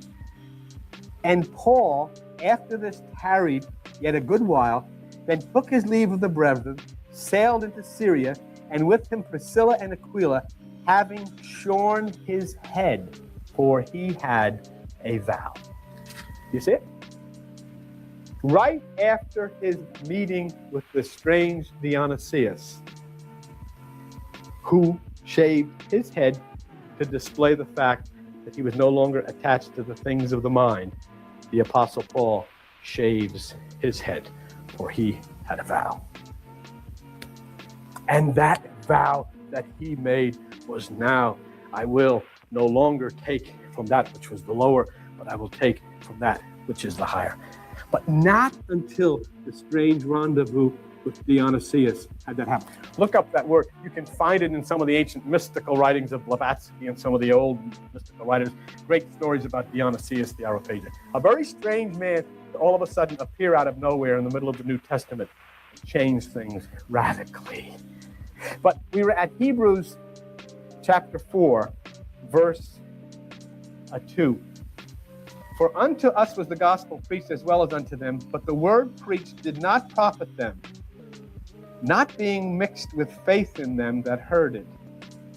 For we which have believed do enter into rest, as I have sworn in my wrath, if they shall enter into my rest, although the works were finished from the foundation of the world. Now I want you to look at the next one very carefully. For he spoke in a certain place of the seventh day on this wise, and God did rest the seventh day. The seventh day is directly referring to the rest. There's the chakra, the seventh seal, the crown, the pineal, that place of rest within you. That is why the seventh is holy. That is why it is the Sabbath. That is why it is rest. It has nothing to do with the day of the week. It is to do as you climb the sixth chakras up into the crown chakra, or the seventh to the pineal gland of the brain, is actually what is the Sabbath. It is the seventh day. It is that which becomes the seventh light. And there, here the Apostle Paul has said, okay, look at in verse 7 now. Again, he limits certain days, saying to David, today after so long a time, as it is said, today, if you will hear his voice, harden not your heart. Verse 10, for he that is entered into his rest has ceased from his own works. You know what that means? If you really are entering in through your meditation, you lift yourself up into that seventh chakra, up into the place of the pineal, where you cease from your own thoughts. You cease from your own thoughts. Okay, that's what the seventh day is. When your kid is hurting and there's nothing you can do about it, that's the worst feeling in the world. I don't think anybody ever expects to hear that their child has cancer. And so then it says in verse 11, let us labor therefore to enter into that rest, lest any man fall under the same example of unbelief. For the word of God is quick, powerful, and sharper than a two-edged sword, piercing, dividing asunder of soul and spirit, and of the joints, the marrow, and is a discerner of the thoughts and intents of the heart. So there, as we've been learning in Revelation, there is fear that will keep you from meditation, and you will not enter into the rest because you're afraid of it. And there is unbelief that will keep you away from that seventh, or that place of the seventh chakra, or the crown chakra, or that which is the higher part of your mind. Here then you see from the Apostle Paul, the speaking of mystical truths that have to do with the seventh, and it is not without a fact that he had that rendezvous with Dionysius the Areopagite and then shaved his head to demonstrate that his whole aspect had changed from one of law and rule to one of absolute mysticism. In Jesus' name. So we climb closer and closer towards chapter 22 and towards the end of the book of Revelation. But you had today, for those of you who were with us this morning, you had one of the extreme lightning bolts I think that we've ever had fly through this building, in that you understood finally, as Jesus made it so abundantly clear, simply get into that tower. Get into that tower and watch, watch, watch. And as you get into that tower, what you're watching against are the thoughts of the mind, which creep in. And here in the same way as we see in the book of Revelation, and we see the Apostle Paul bringing this manifestation up to the seventh, up to the pineal gland of the brain, will make it happen for you. There is nothing that I or any teacher or any group or any person or any church can ever do for you. Everything, if you will trust it, and it's the hardest thing to do, everything comes out of absolute nothingness. Everything comes out of the bliss of nirvana. Every bit of wisdom, every bit of understanding, every quote-unquote miracle, whatever you want to call it, comes when you separate from all of that which is below. As Buddha said, when there is no more a me, when there is no longer a self, then there is no longer a they. Then you become a teacher. Then you become privy to the higher things. And this morning I was sitting with this young lady, and she says, there's so many that still you can't even talk about this stuff. But as I said to her, you're sitting in this chair for a reason. You heard this morning. Take it under yourself. Understand it, because as that clock swings closer and closer, more and more will come. More and more will come. You folks that are sitting here and have been through the thick of this thing with us from the very beginning, remember that when I used to first start talking about this stuff, people couldn't wait to get out the door. I mean, they just ran helter-skelter. And you see more and more coming now. And they come back and you have and the reason that is it's happening all over the world and all over the country the same way. You're getting closer and closer to Aquarius. And as that age gets closer and closer, that vibration gets stronger and stronger and stronger. And it will not ease. It's going to get stronger and stronger. And more are going to feel led all of a sudden. It's just exactly the same thing as happens when the geese or whatever the birds, the migratory, they start to hear something. They start to hear something. The goose up in Canada all of a sudden stops. And they start to lift, to fly, because they've heard something. They weren't even paying attention to it a week ago. Made no difference. They were doing whatever gooses do. But all of a sudden, they heard something. And they didn't hear this something outside, they heard it inside. And do you know something? That which they heard from the pineal, the brain. That section, that instinct, that part of that brain of that animal, which is tuned in to that source, all of a sudden says, I've got to fly. And you're seeing it happen to people, human beings, people that you see that won't have any part of this, one day will wake up. And they'll hear that in the same way that goose says, I've got to fly. It'll come from within. Remember what Jesus said? Sometimes when you get frustrated trying to share people, Jesus said, no man can come to me unless the Father brings him. In other words, nobody will ever be able to accept this unless first it comes from the impulse of the higher mind. We had a good day today. Thank you for sharing. Ora vista, Gita,